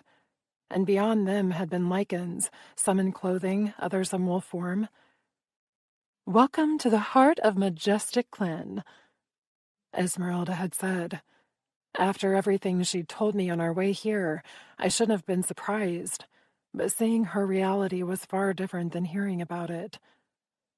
I want to explore later, I said. Please. My brow furrowed. I didn't know how to behave here, around him. Did decorum still apply? Am I allowed to explore? Darius tucked a strand of hair behind my ear and cupped my cheek. You can do whatever you want here, Juliet. No permission required. I leaned under his touch, seeking his intimacy and warmth. His other arm came around me, pulling me into the hug I didn't realize I needed. He held me for a long moment, one foot inside the bedroom, the other in the hallway, and said nothing. I'm not sure how to act, I admitted in a whisper. We went from a dinner horror show to, well, this, and I don't know what you expect from me. Moisture welled in my eyes with the words. Tell me what to do. Please. I needed his guidance, his understanding, his words. I needed him. Shh, it's all right. He ushered me into the bedroom and closed the door, then took me in his arms again, holding me tightly. His strength enveloped me, lending a sense of security and familiarity that I craved. It's all so much to take in. I never even dreamed, never thought to consider. Darius, there are humans outside, living with lichens. Is it this way with all the clans? Can I stay here? The words were clumsy and rushed, tears streaming down my cheeks. I hadn't realized just how exhausted and overwhelmed I felt until now. My legs threatened to give out, my heart hammering in my ribs. Everything crashed over me at once. Sebastian, the lethal dinner in Lilith City, Izzy, this log cabin filled with fresh air and happiness. Darius. I clung to him for support, and he lifted me off the floor. I have you, he murmured, carrying me to the bed and holding me on his lap. I curled into him and stopped fighting the onslaught of sensation desecrating my being. Too much. It was all too much. The conversation with Izzy had been enlightening and terrifying, and so sad. She chose this life. She chose Cam. I never had that, had never even hoped for it. And then to see her life here, even a glimpse of it, the freedom, happiness, humans smiling, while I lived in a world controlled by vampires. I shuddered. Darius had shown me such an existence what felt like years ago, by having me read all those books and walk through the history of human nature. It had felt like fiction at the time, but now I understood it, had witnessed the difference in a few short hours, seeing Izzy laugh and tease supernaturals. As a human, I would never have that. This was a visit, not my life. And even if it was, I didn't belong here. How would I ever fit into a world with choice? I couldn't even ask to wander without permission. Or worse, I didn't want to explore without Darius's blessing, because a part of me lived to serve him.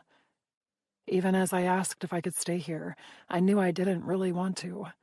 My mind rioted at the insanity of it all, smearing my vision and sending violent spasms down my spine. Crying was a weakness, forbidden, not tolerated by vampires. And yet my vampire held me through it all. He whispered foreign words in my ear, in a lyrical and sweet language. They soothed my aching heart, distracting me from the commotion in my mind. "What are you saying?" I asked against his chest, his dress shirt ruined by my tears. "I'm reciting an old poem." He drew his fingers through my hair and down my back, again and again. "It's about forgiveness and compassion, but has no true translation. The language is too old." I sniffled, my eyelashes still damp. "Why are you so different from the others?"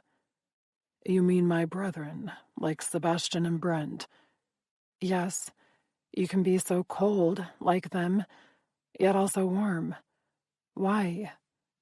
He shifted, his legs stretching out to cross at the ankles as he repositioned me on his lap. I pressed my cheek to his shoulder, my gaze on the dark wood wall. "The coldness is natural, a product of age. However, unlike most of my kind, I haven't lost my sense of humanity. Vampires and lichens are the superior races, but humans are the source of our life force. Without your blood, vampires would die. Without your ability to procreate, lichens would also die." He rubbed my back while he spoke, his touch peaceful and right, lulling me into a state of comfort I'd experienced with no one else. "There has to be a way for us all to live in harmony without relegating your kind to camps and torture," he continued. "We managed it for several thousand years, which, of course, changed after humans discovered our existence. Still, the solution put in place, today's society, wasn't the only option. That's Kem's belief, and there are many among us who agree with him, including me. And Jace.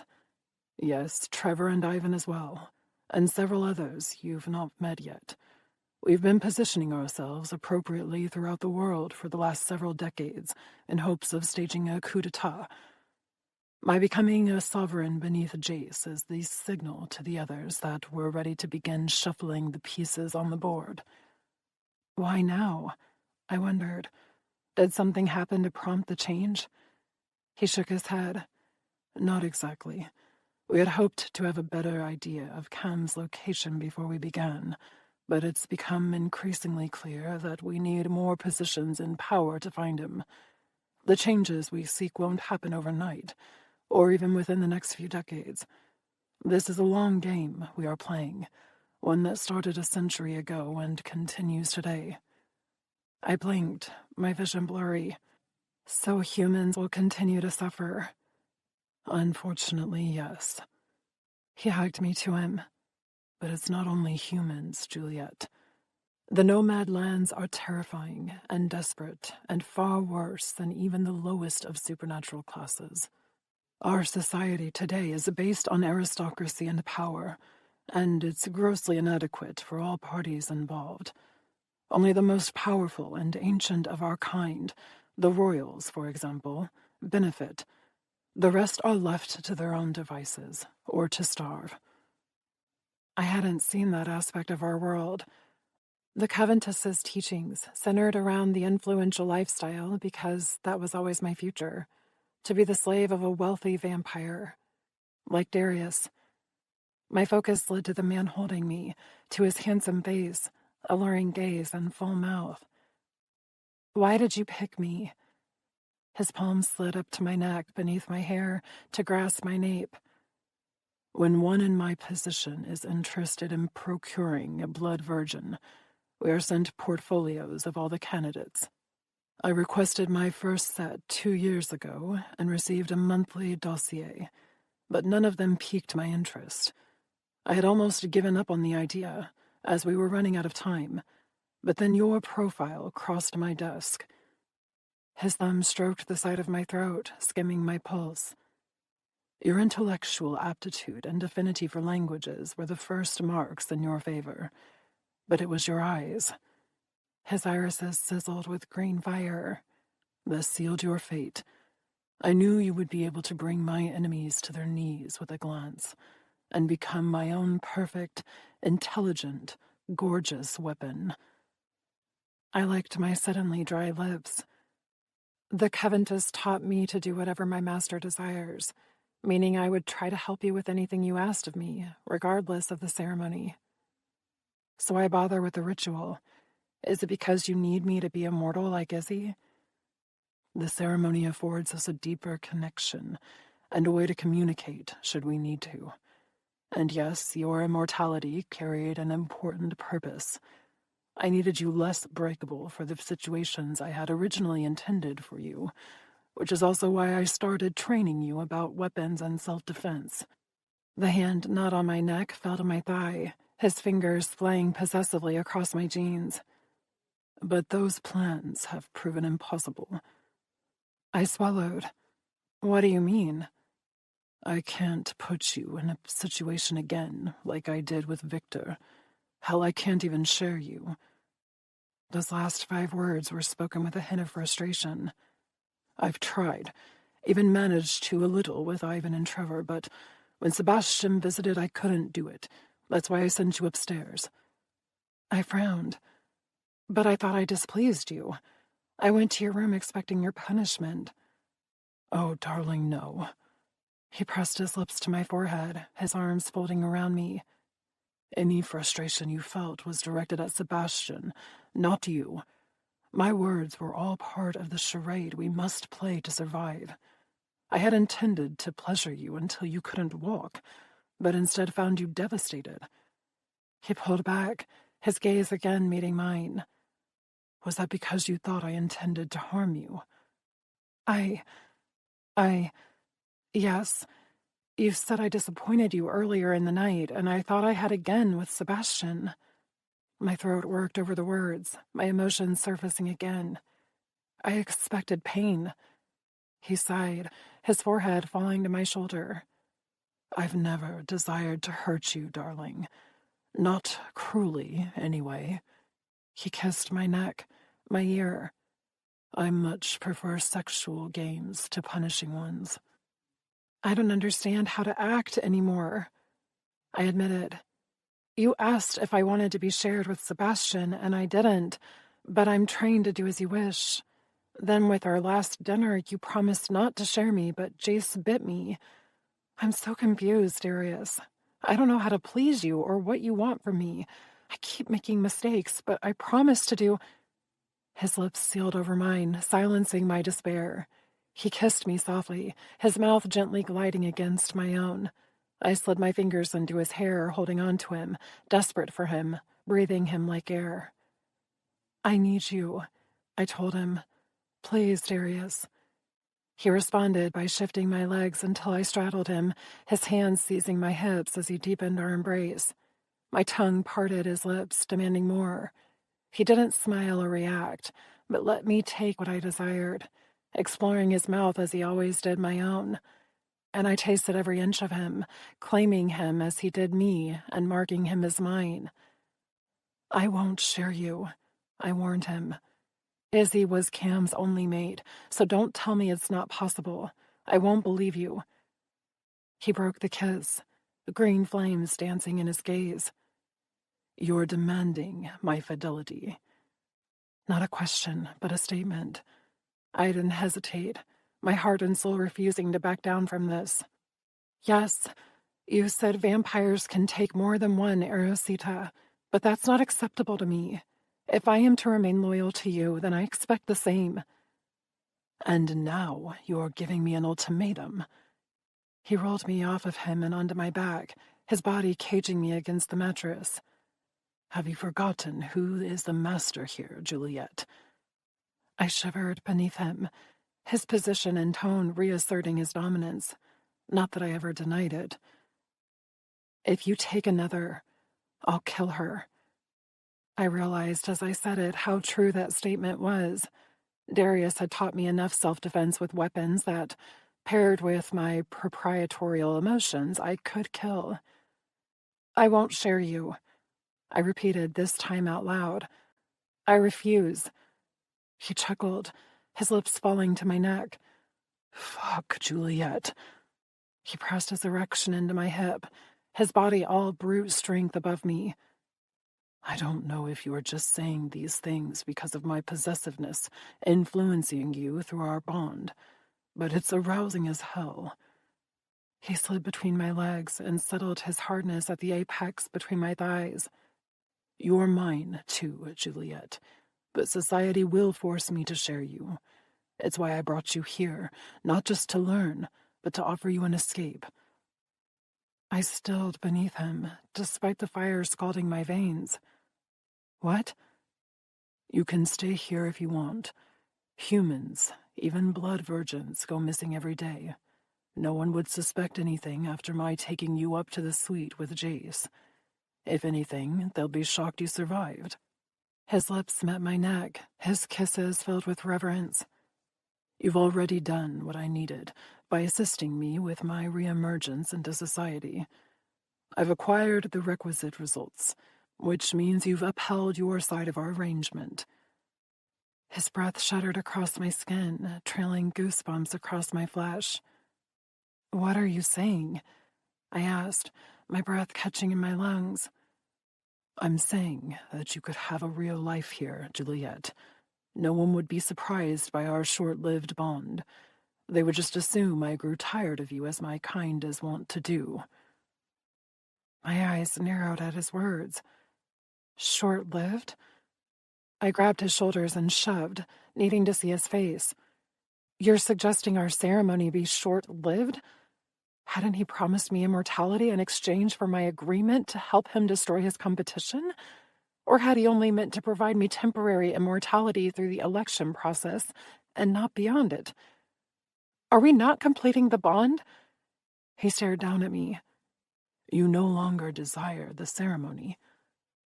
That was not at all what I just said. I shook my head, confused and conflicted. What was the point in initiating the bond only to leave me here? I thought Darius wanted eternity, to train me to be his perfect poison always, not temporarily. I pushed him again, this time intending to shove him off of me, but the hard vampire didn't move. Juliet, are you rejecting my bond? My eyebrows jumped up. Rejecting the bond? Was he joking? I just told you I don't ever want to share you, and you replied by informing me that my purpose in your life is essentially done. I couldn't help raising my voice. All of this was complete and utter madness. You required my acceptance of our deal, stating I would gain immortality. Then you tell me vampires can have more than one Erosita, and now you intend to leave me here, alone, in a world I don't understand because you no longer need me and our bond can be short-lived. I officially hated that term. I officially hated him. I officially hated everything. This life, this world, this situation. I wanted to scream. An act forbidden by vampires, but why did I care? What purpose did it serve to always be in perfect order? To please my master. I almost laughed, but instead another sound parted my lips. A screech filled with all the emotions and hatred I felt for everything and everyone. My world shattering beneath a veil of hurt and torment. No more. Darius wanted to leave me here? Fine. But not without him realizing just how much he'd broken me first. Chapter 30. Juliet. Fuck. Darius's palm covered my mouth, the complete opposite of what I desired. I squirmed beneath him, fighting with everything I had to dislodge his much bigger body, to no avail. Stop, he demanded. No! My shout came out muffled behind his hand. Tears burned my eyes as I glowered up at him. He could silence my mouth, but not my mind. I hate you. Why even bother with the ceremony if you didn't intend to see it through? To just leave me here, alone, without you? I tried futilely to throw him off me again and screamed internally in frustration when he didn't even budge. You should have just compelled me to help you without all the extra requirements. That would have been a better fate than forcing this temporary bond between us just to shatter it once I completed my purpose. Or is that how you play with your food, vampire? Promise her eternity just to steal it away and leave her in a place with complete strangers while you go off and find a new mate? He held me down, his gaze smoldering with unveiled fury as I trembled angrily beneath him. Let me go! Both of my hands were locked over my head in one of his, while his thighs pinned mine to the bed, his other palm still covering my mouth. You have completely misunderstood my intentions. He growled. I snorted. I've misunderstood everything all along, because you prefer to talk in riddles than to actually explain yourself. His eyebrows rose.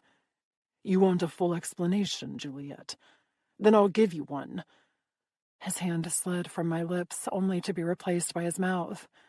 I bit his tongue in response, eliciting a deep snarl from him, but he didn't stop despite the blood pouring from the wound, his lips devouring mine in a punishing kiss that stole my breath. Walls crashed down around us, an influx of sounds and voices piercing my ears. The assault left me dizzy and floating in a consciousness that didn't belong to me. Darius. His mind surrounded me, encasing me in his memories, his thoughts, his feelings and intentions. I gasped, my lungs inflamed with the need to inhale, but all I absorbed were more words and emotions. Tenderness, fear, possession, hurt. Taking her here is the right thing to do, even if it kills me to leave her. I can't keep her, not in this world. I'm losing focus. Fuck, she's amazing. So broken, so beautiful, so mine. Breaking her is going to be the most fulfilling and devastating act I've ever committed. This world is too dangerous for her. I'll kill anyone who touches her, even though I shouldn't. Kim is counting on me, but all I can think about is her.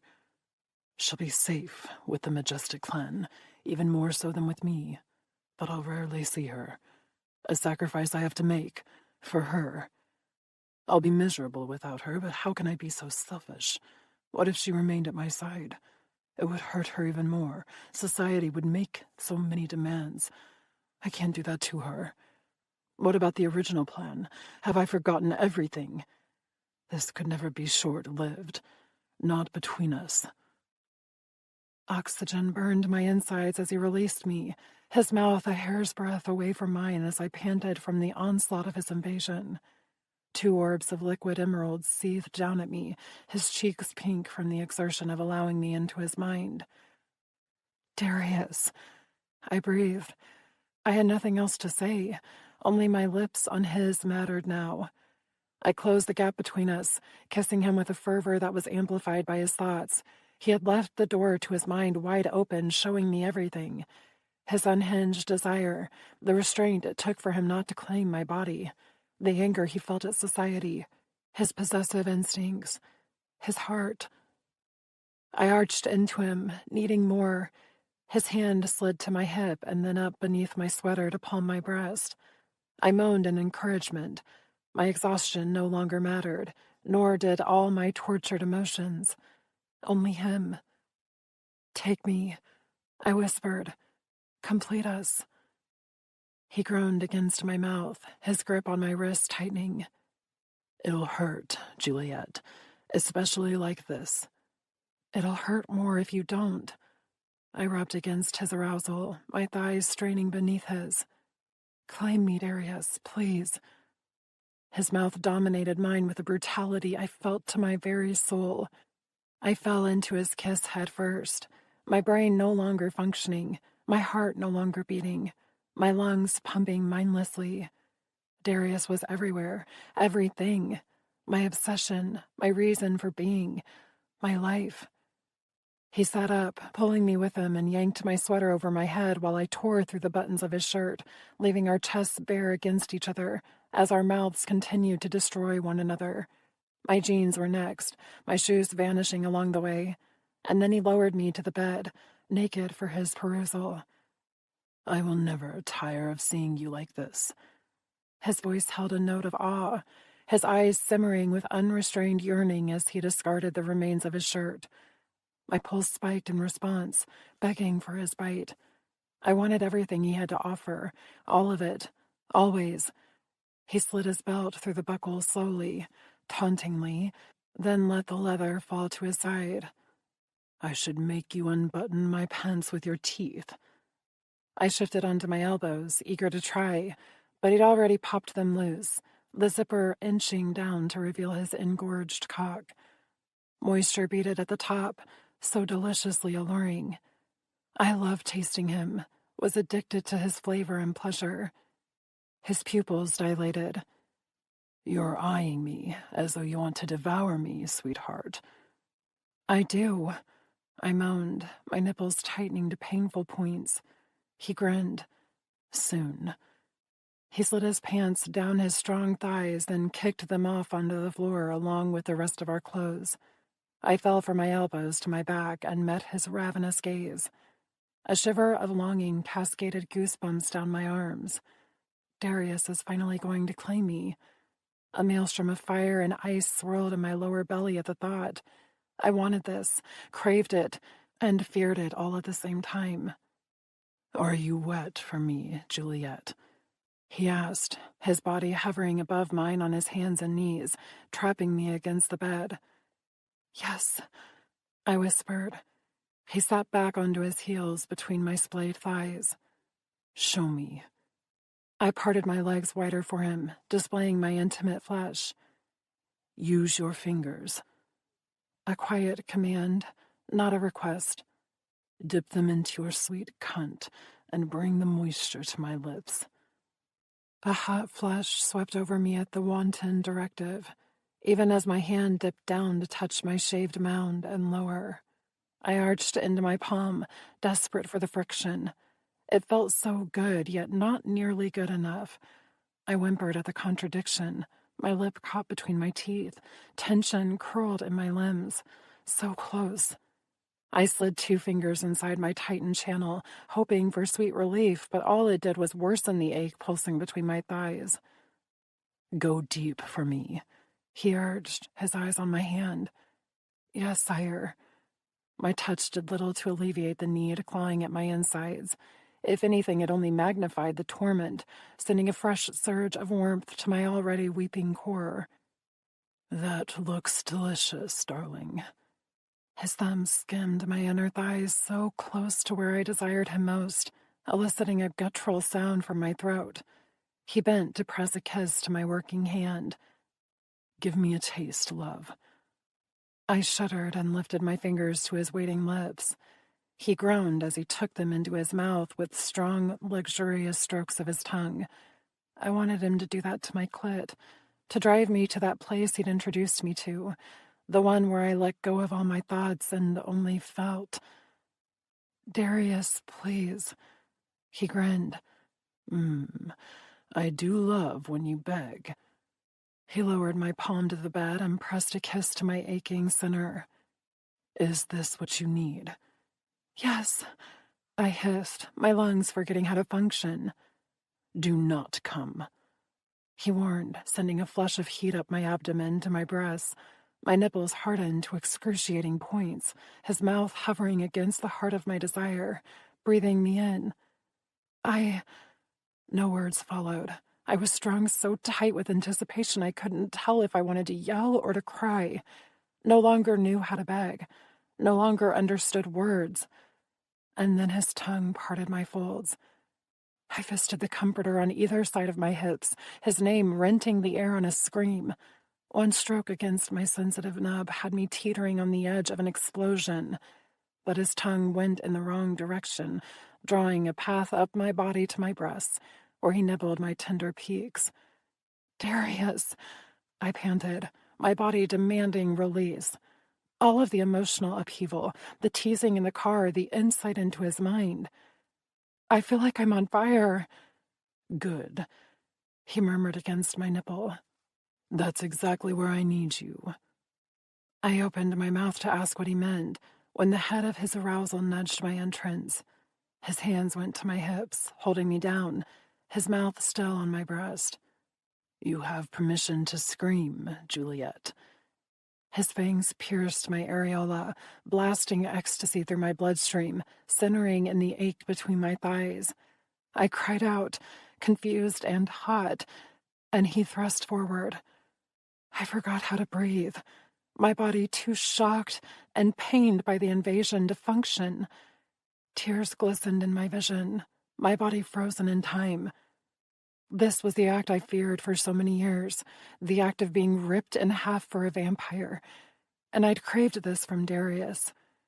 His palms traced my sides, his lower body still as my walls shuddered around his harsh intrusion. I barely registered my stinging nipple, or the way his tongue traced the rivulets of blood trickling down my breast. Deep breaths, he instructed softly, his hips flexing subtly. I winced. Not ready. His hands gripped my waist, his fingers bruising my skin, as though he had to fight to stop himself from seeking more friction. His mouth moved to my neck, his lengthened incisors skimming my pulse. I need to move, he whispered, his voice agonized. I need to fuck you, Juliet. My throat worked over the words I needed to say, but no sound escaped my lips.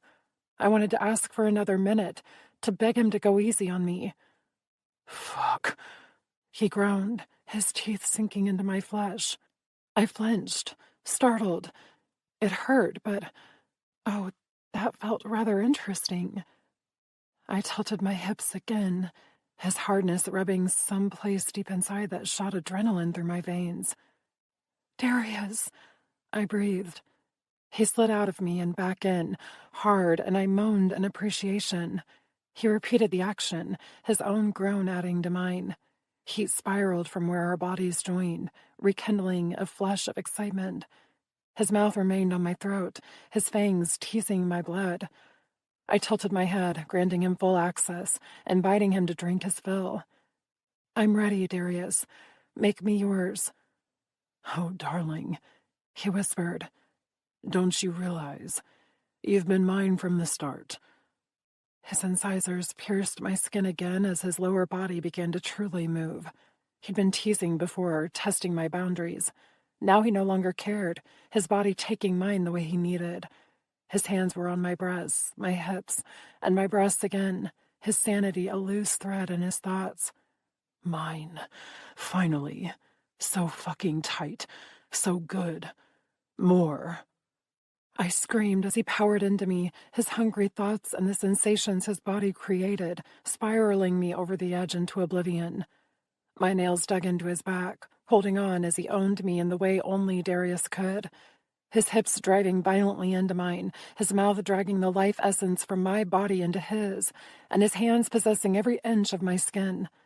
I cried out beneath him, the brutality of his assault exactly what I anticipated, and yet so much better.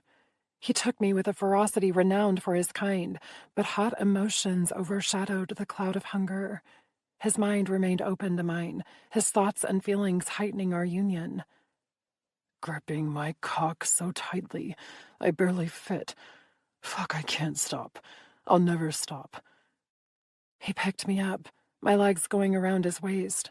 I rode him, forcing him even deeper, as his thighs drove each thrust. Darius, I moaned, my body fracturing beneath the onslaught of pleasure and pain. He'd already pushed me through one climax, and another was already building. Drink from me, he demanded, lifting his wrist. He sliced his fangs across his flesh, blood welling from the wound. Finish the ceremony. A choice. If I chose not to imbibe, the connection would falter. I only understood because he showed me with his mind how the process worked, his body claiming mine with a savage need to finish this, to complete the bond, but not without my final consent. I was never going to refuse. I accepted his wrist, my mouth latching onto the laceration and sucking deep. His sweet blood pooled into my mouth, his resulting growl filling my ears. Mine. I heard him shout. Whether out loud or not, I couldn't tell, too lost in the feeling of our bodies, minds and spirits marrying one another in an eternal promise. His pace quickened, my hips bruising from his punishing grip and harsh assault, but pleasure mounted deep inside with each upward stroke. I released his wrist, my mouth finding his while his arm wrapped around my back. His other hand dropped to my waist, his grip firm as he propelled himself into my body. Fucking me, loving me, annihilating me. I returned the pressure in kind, meeting him move for move, needing to stake my claim too, and I felt him smile against my mouth. The perfect mate, he said, capturing my tongue with a bold strike of his own. You feel fucking amazing. More, I begged. Give me more. He flattened me on the bed, his cock lodged deep inside me. Hold on to me. I wrapped my arms around his neck, holding on for dear life as he took me to a new level of existence. My heart raced, sweat trickling down my brow, the pain almost too much to bear. But it also felt so good, better than I ever imagined. My body shook, the fire in my veins reaching a melting point. And still I needed more. Of what, I didn't know. I was lost to his movements, his speed. He rotated his hips in a way that stroked my clit, but it wasn't enough. So hot. No, too hot. Oh, Darius. He owned me. My entire being existed for this joining of souls and flesh. It burned, searing every nerve, singeing my heart. I couldn't breathe. My body trapped in the throes of an impending spasm that refused me. It hurts. Come for me, Juliet, Darius demanded harshly against my lips. Now. I pulled my mouth away from his on a savage exhale, his name the only one gracing my tongue as I shattered beneath his command. His resulting growl rumbled through my chest, clawing its way to my heart and soul. It wrecked me from the inside out, solidifying his claim and my own, while my body shook violently in the blissful agony of our addictive passion. Mine. Darius's fierce proclamation rattled the walls as he followed me into delicious oblivion, his rapture scorching through our connection and stirring another explosion from within. Black and white lights danced behind my eyes. my world flipping upside down in an instant. I lost consciousness, too absorbed in the bliss of my soul lifting to a new plane of existence to remain among the living. This is what it feels like to fly.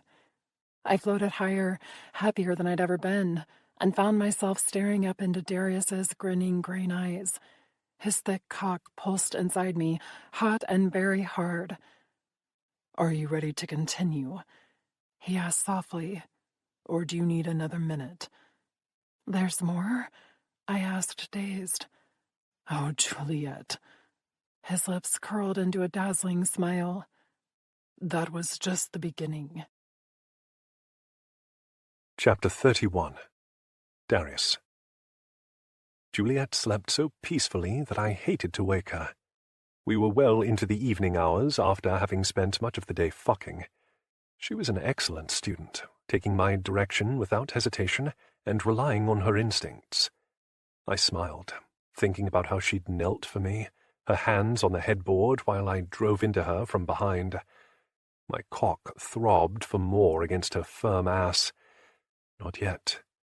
She needed to recover from earlier before we ventured into that territory. Her immortality was firmly established, her life force thriving inside me, but she still required sustenance to stay healthy. I nibbled her neck gently, my tongue gliding over her pulse. She groaned, her backside pressing into my eager groin as she stretched and yawned. "Darius," she murmured, her voice groggy with sleep. "Juliet." I kissed her bare shoulder. "It's after midnight." Another stretch that had me growling low in my throat. "Keep doing that and we won't be leaving this room today." She stilled, then repeated the action. Little rebel. I flipped her onto her back and knelt between her spread thighs. "Juliet, do I come off as the joking type to you?" I had meant my threat. She could go a day without food, especially with my blood running through her veins. No." She licked her lips, her brown gaze falling to the arousal between my legs. Her cheeks flushed, her pupils dilating with hunger. "Don't look at me like that unless you plan to do something about it." I grasped my cock and gave it a firm stroke, my muscles clenching with need. She shivered visibly, lifting to her elbows. Her stomach growled on cue, causing my lips to twitch. "Yes?" I cocked my head. "Are you desiring an appetizer, darling?" She groaned and fell back onto the bed, covering her head with a pillow. Her hardening nipples and glistening pussy told me exactly how she felt about my offer. I placed a kiss at the apex between her thighs. "You can't hide from me, Juliet."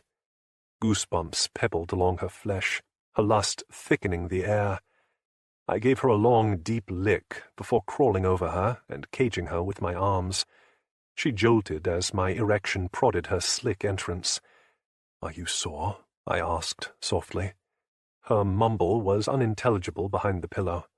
I removed the barrier with a flick of my wrist and gazed down at her flushed face. So beautiful and turned on, but another gentle stroke against her folds confirmed my suspicions. I should fuck you to prove a point. I nipped her lower lip. "You need to tell me when I push you too far." She swallowed. "How?" "Just open up your mind," I murmured. "I'll listen." Her brow rose, her doubt filtering through the bond. My lips curled, amused. "I didn't say I'd stop, but I'll listen." I slid into her slowly, her sweet heat enveloping my cock in a sheath of damp arousal. Her cheeks reddened to a deep, luscious shade. I ran my nose along her soft skin, inhaling the sweet aroma while setting a luxurious pace. Her eyes rolled into the back of her head on a moan, all earlier hesitation gone. I kissed her neck, her jaw, the sensitive spot below her ear. "It doesn't always have to be hard, love." Another kiss to her temple. "I can be tender, too." Her palms slid up my arms, her fingers gripping my shoulders. "I think I prefer rough." "I know you do." I lifted to my elbows again to find her gaze. "But you need more energy before I take you like that again. I want a partner in the bedroom, not an unconscious doll." Her hips rose to meet mine, driving me deeper. I'm coming back with you. She spoke the words on a groan, her pupils engulfing her alluring brown irises. Are you? My soft question didn't match the hard thrust of my hips as I tested her pain tolerance. She bit her lip, her back arching. I am, she gasped out. You're not leaving me here. You'll be safe. An important factor considering my political agenda. And if you chose to remain faithful, we could be together in the future. Her nails dug into my skin, hard. You're mine. I smiled at her ferocity. I know, darling, but you have a choice. She lifted into me again, guiding my erection to the place she desired inside. No, Darius, I'm going with you. Her eyes fluttered closed, her expression the perfect picture of agonized pleasure. It hurts, doesn't it? I asked, keeping myself sheathed inside her. Yes, she whispered, but I want more. Harder? Yes, she repeated, and tell me I can come with you, stay with you. Her gaze pierced mine on those last 3 words. Say it, Darius, please. I released the answer in a kiss, allowing her to feel my emotions, and punctuating them with my increased momentum. Her heart beat rapidly against my chest, her breathing erratic. It wouldn't take long for her to come, and the thought of that alone brought me one step closer to climax. Feeling her walls grip my shaft was one of the most amazing experiences of my very long life. I would never tire of it. I would never tire of her. Oh, Juliet, I whispered against her swollen lips. Don't you understand what it means to be my mate? My weight fell to one elbow while I used my other hand to angle her hips for a more intense connection. A guttural sound parted her lips, her approval evident in the way her back bowed off the bed. It would hurt like hell to leave you here, I continued, my voice darkening from my mounting need. But I would do whatever you asked, whatever you wanted. My tongue found hers, yearning to prove my point, to claim what I owned, and to reciprocate in kind. She shook beneath me, her pleasure cresting at its peak, awaiting my approval and final touch. Fuck, your body is perfect, I said, awed. You are perfect. Darius, she breathed, a hint of urgency in her voice. Please. I drew out the moment, plunging into her with a frenzy, enjoying the freezing of her limbs as she fought to hold on to her sanity. A light sheen of sweat decorated her skin, her eyes closed so tight she had to be seeing stars. Gorgeous. I'll take you wherever you want to go, Juliet, I vowed, so long as you take me with you. I kissed her deep, her limbs violently trembling around me. Come for me, sweetheart. Embrace me. Her scream pierced the night, my heart, and my soul, and I followed her over the cliff with a mind-blowing orgasm that put all the others to shame. Fuck. I growled her name, my seed filling her so deep, staking my claim. My arms shook from the effort to remain hovering above her, my legs actually weak from the force with which I took her body. Her pleasure contracted around me, squeezing every last drop into her greedy little cunt. My forehead fell to her neck, my eyes glistening with tears at the impact. I would never desire another, not after Juliet. All those years of doubting the Irisita bond, wondering why Cam would ever choose to engage in it, and I finally understood. Juliet's the other half of my soul.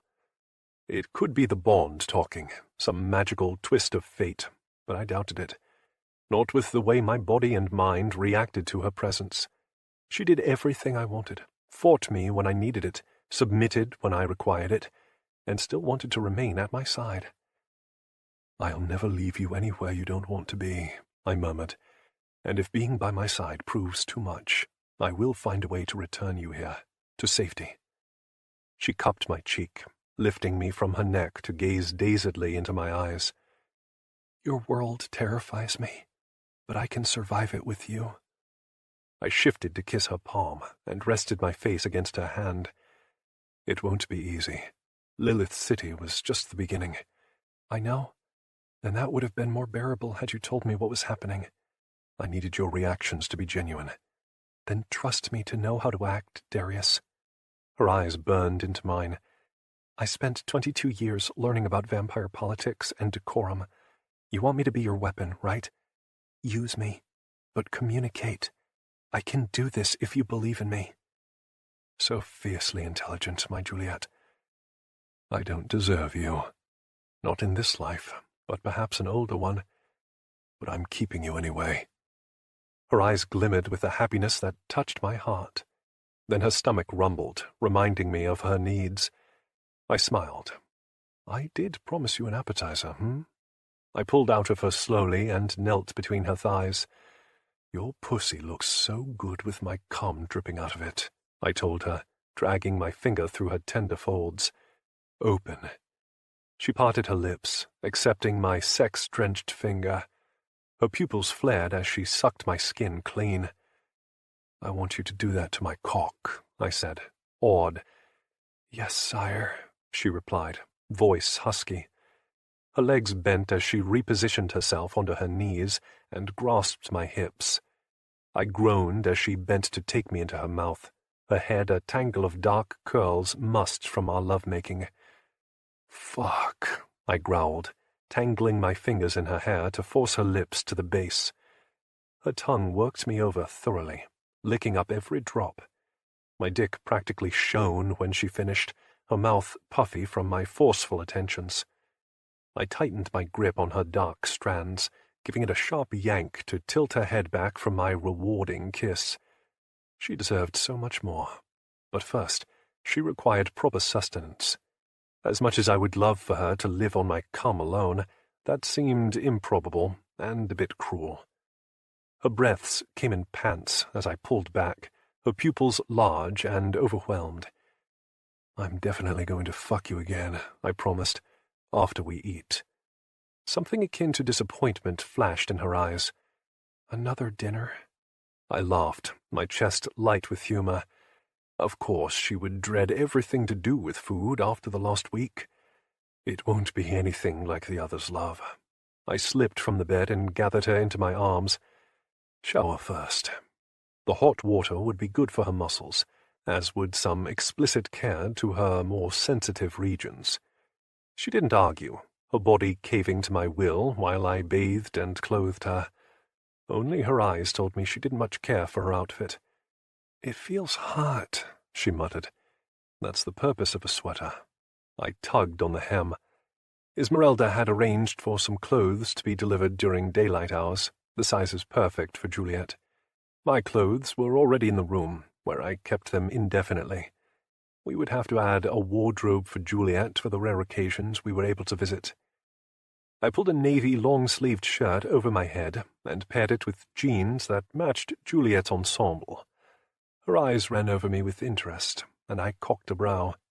Yes? Nothing. It's just, well, I like this look on you.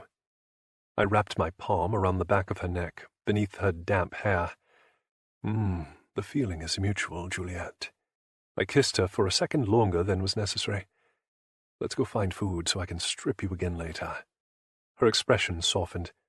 So that's the point of the clothes? I chuckled. No, but we can pretend it is if that makes you feel better. No woman I'd ever met preferred to wander around naked. I wanted to fault the Covenanters for that, I really did. But my heart just wasn't in it. My mate wandering around nude for a lifetime would not upset me, not in the least. My fingers linked with hers as I guided her down the hall toward the kitchen. Jace stood just inside, his head bent over a blonde Lycan's shoulder, his lips at her ear. Whatever he said painted her cheeks a deep red, her arousal and excitement more than evident. Spying us in the doorway, she giggled and darted out of the room, leaving Jace smirking after her. That'll be fun to chase later. I shook my head. You seriously have a death wish. He pressed a palm to his chest. What? She's not a mated Lycan, and definitely of age to make her own decisions. She's the Alpha's daughter, I reminded, opening a cabinet to pull out 2 bowls while Juliet rested against the counter.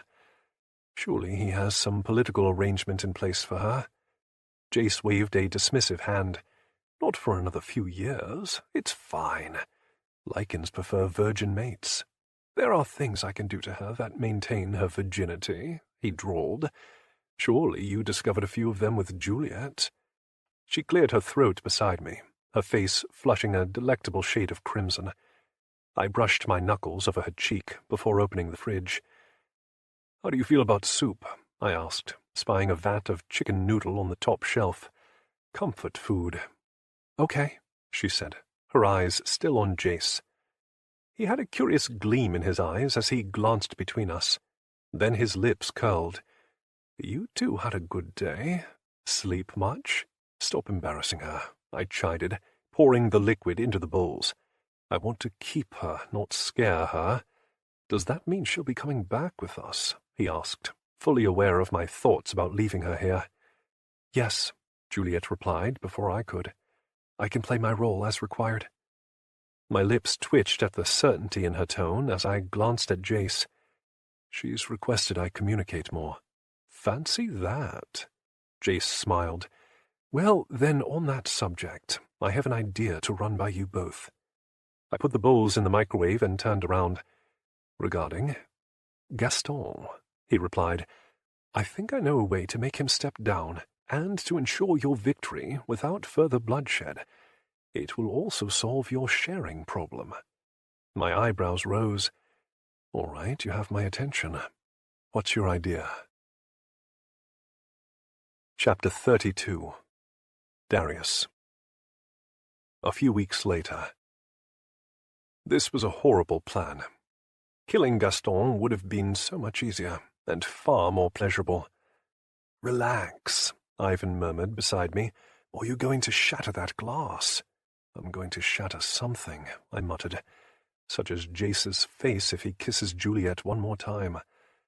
"I'm fine, Darius," she replied, her voice soothing. She sat across the room in Jace's lap, wearing a black gown cut to her belly button. His arm was around her shoulders, his opposite hand tucked beneath the slit of her dress to rest on her bare thigh. "I agreed to do this," she reminded. "It's the best way, and also my purpose as your mate. Trust me to play my role." My grip loosened, her calm tone relaxing my bonded male instincts. Jace had suggested this scene as a way to demonstrate to society my lack of affection and care toward my blood virgin. "Removing the forbidden allure will take away all of their fun," he had said, "and it also serves as a way for you to show me favor, something the masses will more than appreciate in this political game. Gaston won't stand a chance because he has nothing of interest to offer me, and he knows it." I finished my drink and set it on a nearby tray. Word of my nomination had already spread, Sebastian making a point to tell everyone in the room that he was the one to thank for my newfound political aspiration. I would enjoy killing him someday, once his usefulness no longer applied. "Looks like Gaston has just received the news," Ivan informed, his chin nodding at the vampire in question. His bald head glistened in the chandelier lights as he spoke to Sebastian, his face paling. "He looks thrilled," Trevor said, handing me a replacement flute. "Don't break this." I snorted. "I'm in control." "Sure," he grinned. "Keep telling yourself that." "She's had you by the balls since you brought her home." Ivan sounded far too amused. "It's been entertaining as hell to watch." I sighed, secretly thankful for their distraction. "Why am I always surrounded by children?" "Because you're so fucking old," Trevor suggested. "Just a thought." Ivan chuckled. "And true." His lips twitched. "You're being summoned, Darius." I glanced at Jace's table, noting his raised brow. This should be fun, if you'll excuse me." "I'm going to kiss you, Juliet," I told her as I approached. "Prepare yourself for it." "Why does that sound like a threat?" "Because you know me well." I took another sip of my champagne before passing it off to a human servant without a word. "Your Highness," I greeted formally, my fingers knotting in Juliet's long strands. "One moment." I tugged her back and kissed her as I promised, my teeth scraping possessively over her tongue. Her sweet essence filled my mouth. That's better," I murmured, releasing her as suddenly as I had grabbed her. Jace chuckled, his fingers combing through her now tangled strands. "Was that an invitation to taste her again, Darius?" A brilliant reference to our time in Lilith City for the benefit of the room. Some days I suspected Jace knew how to play this game better than me, perhaps because of his experience on the royal court. I lifted a shoulder, feigning nonchalance. "You're welcome to do whatever you'd like to her." Cold words that I could only utter because I trusted him. Maybe this was a good plan after all. His silver gaze glimmered. "I may just take you up on that offer later." I brushed my knuckles down Juliet's exposed arm, eliciting goosebumps in my wake. "She would be happy to oblige in whatever you have in mind." Jace kissed her throbbing pulse and then her cheek. "I look forward to it." He sighed, relaxing into his chair. "Join us, Darius." He gestured to the chair beside him. "Gloria can share with Lisa." Gloria's expression remained stoic as she stood and moved to the chair on his other side, silently sitting on Lisa's lap. Both humans were members of Jace's royal harem. They were alluringly dressed in navy lingerie, but their collective beauty was nothing compared to my Juliet. "Thank you," I murmured, sitting beside him. The symbolism was not lost on the room. Inviting me to sit at his side indicated his favoritism in my accepting the position as his new sovereign. I met Gaston's fuming gaze across the room. Message definitely received. Sebastian stood beside him, his lips curled in triumph. The power-hungry vampire assumed I would benefit him somehow. He would be sorely disappointed. "I was just telling Benedict how thrilled I am by your interest in finally joining my political council," Jace said conversationally. "Adrian left a rather large gap in my team, and it will be nice to have someone competent at my side to replace him. Hopefully I can live up to your expectations." A scripted response that he knew was intended to be sarcastic, despite my respectful tone. "Oh, I believe you already have." Another stroke through Juliet's hair, trailing all the way down to her waist. "I've never understood the allure of procuring a blood virgin, perhaps because I have my own harem, but I haven't been able to stop thinking about your Juliet's blood for weeks." I allowed myself a smile. "She is quite addictive. Which I imagine is why you chose her as an erosita," Jace added thoughtfully. "Another aspect I've never comprehended, but can definitely respect where she is concerned." He smirked at the other aristocrats seated around us. "She screams beautifully." Their lust-driven expressions said they desired a taste themselves, but no way in hell was that happening. "Your Highness," a familiar voice said from behind us, "may I have a brief word?" Jace waited a beat before turning. "Gaston, of course." He trailed a finger down Juliet's throat. "Go back to your master like a good pet." "Yes, Your Highness," she murmured dutifully, sliding from his lap to mine. I wrapped an arm around her exposed lower back and splayed my hand along her side. Her hair fell to one side as she taunted me with the column of her neck. "Desiring a bite, darling? Only from you?" she replied. I kissed her pulse and nibbled the tender skin. "I'll take your femoral artery later." She shivered. "Yes, please." "How can I help you, Gaston?" Jace asked, his body angled toward the older vampire. Fury flashed through my opponent's eyes at the blatant disrespect of his position. Most of our brethren would stand in his presence, but a royal could get away with remaining seated. And Jace took full advantage of that right while also delivering a very clear message. "I don't support you." Gaston cleared his throat. "As you may know, I've put my name forward for the position of your sovereign." "Yes, I'm aware." Jace kept his voice politely curious, his charade flawless. "In light of recent events, I believe it best that I withdraw my candidacy." It sounded like those words hurt Gaston to say, but he delivered them appropriately. "Darius is far more suitable for the position." He couldn't conceal his grimace as he spoke the words. I hid my grin against Juliet's hair. "On that, Gaston, we agree," Jace replied. "I accept your withdrawal. Is that all you needed?" The quick dismissal had a few heads turning our way, their gazes curious. Royals were commonly rude to their constituents, but to be rude to one as old as Gaston would certainly reach the gossip circuit. "Yes, Your Highness. That is all I have to say." "Excellent. Nice speaking with you, Gaston." Jace turned around before the male could reply. "Now, where were we? Oh, yes, discussions of later, and the things I want to do to your Juliet." I slid into the limo beside Juliet and captured her hand in mine.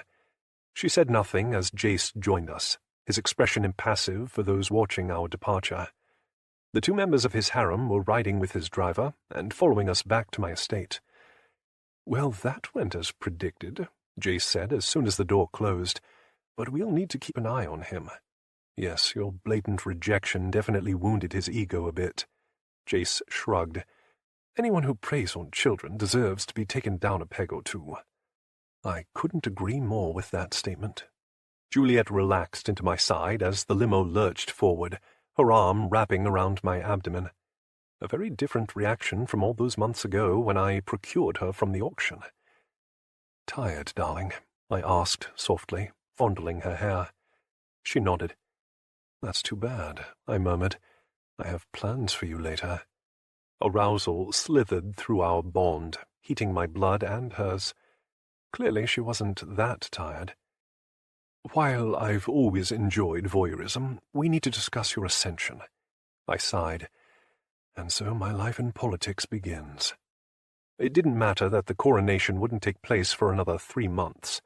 Those who mattered had been in attendance tonight at the Parliament Gala, and they were all in favor of my placement as Jace's new sovereign. There would be no contest to my accepting the position. The dinner invitations had already started, as well as the high society events. My schedule had quickly gone from quiet to busy in a matter of hours. "I'll be with you," Juliet whispered, my thoughts completely open to her. I squeezed her hand. "I know." Jace started discussing the future, his ideas, how we could work together, and also commented on the ongoing charade with Juliet. So long as our brethren thought I openly shared her with him, no one would bother asking for a taste. She was used goods, thus making her not nearly as exciting. More like a pretty ornament that smelled delectable. "Is he staying at the estate tonight?" she wondered. "Yes, with his harem, and possibly for a few days."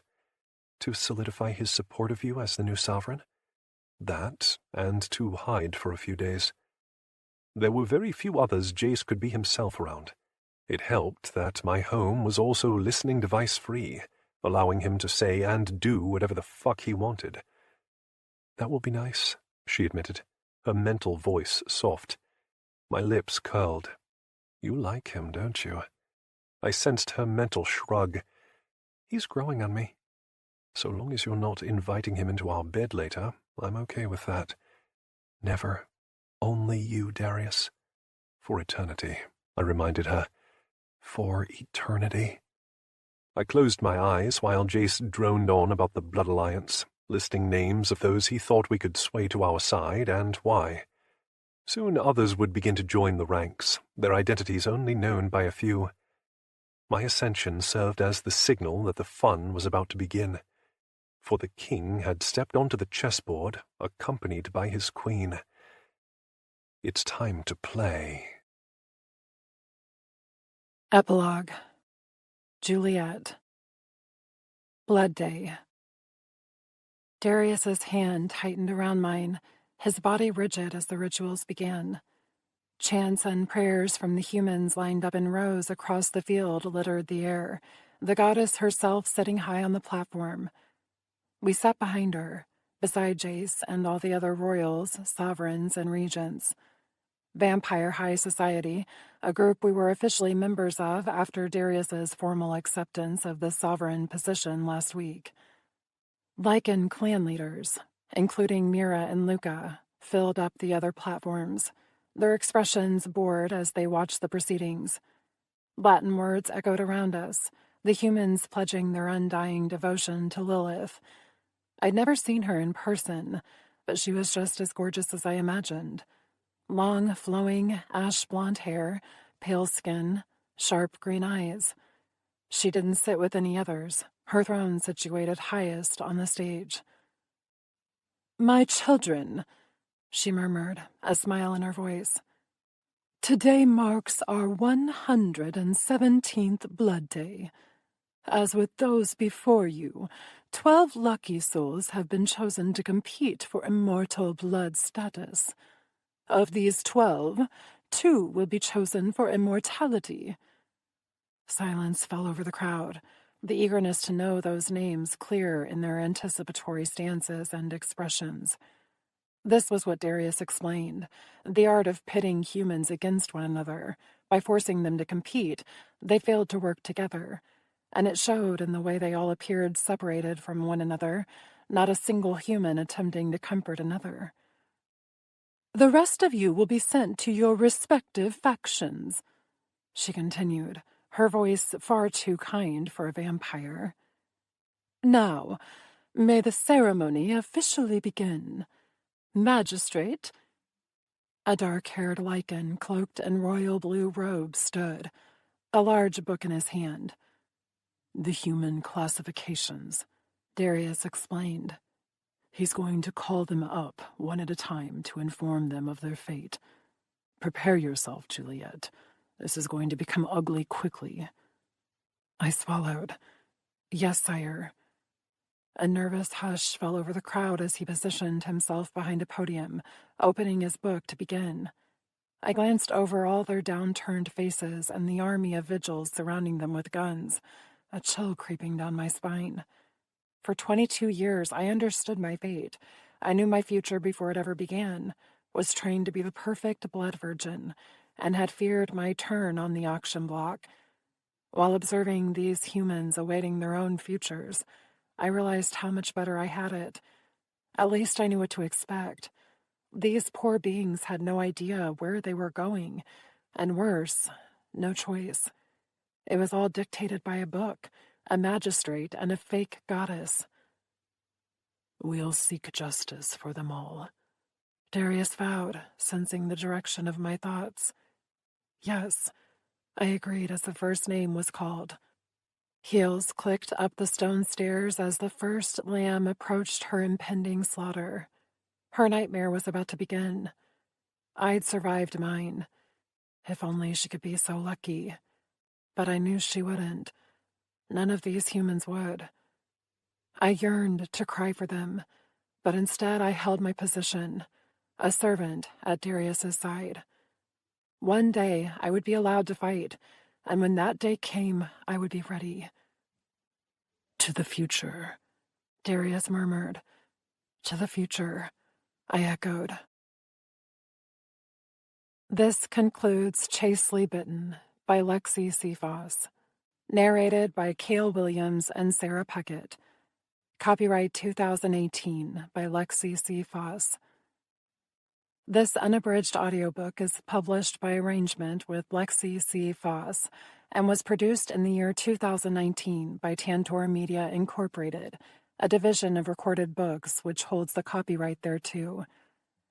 Please visit tantor.com for more information on our growing library of unabridged audiobooks.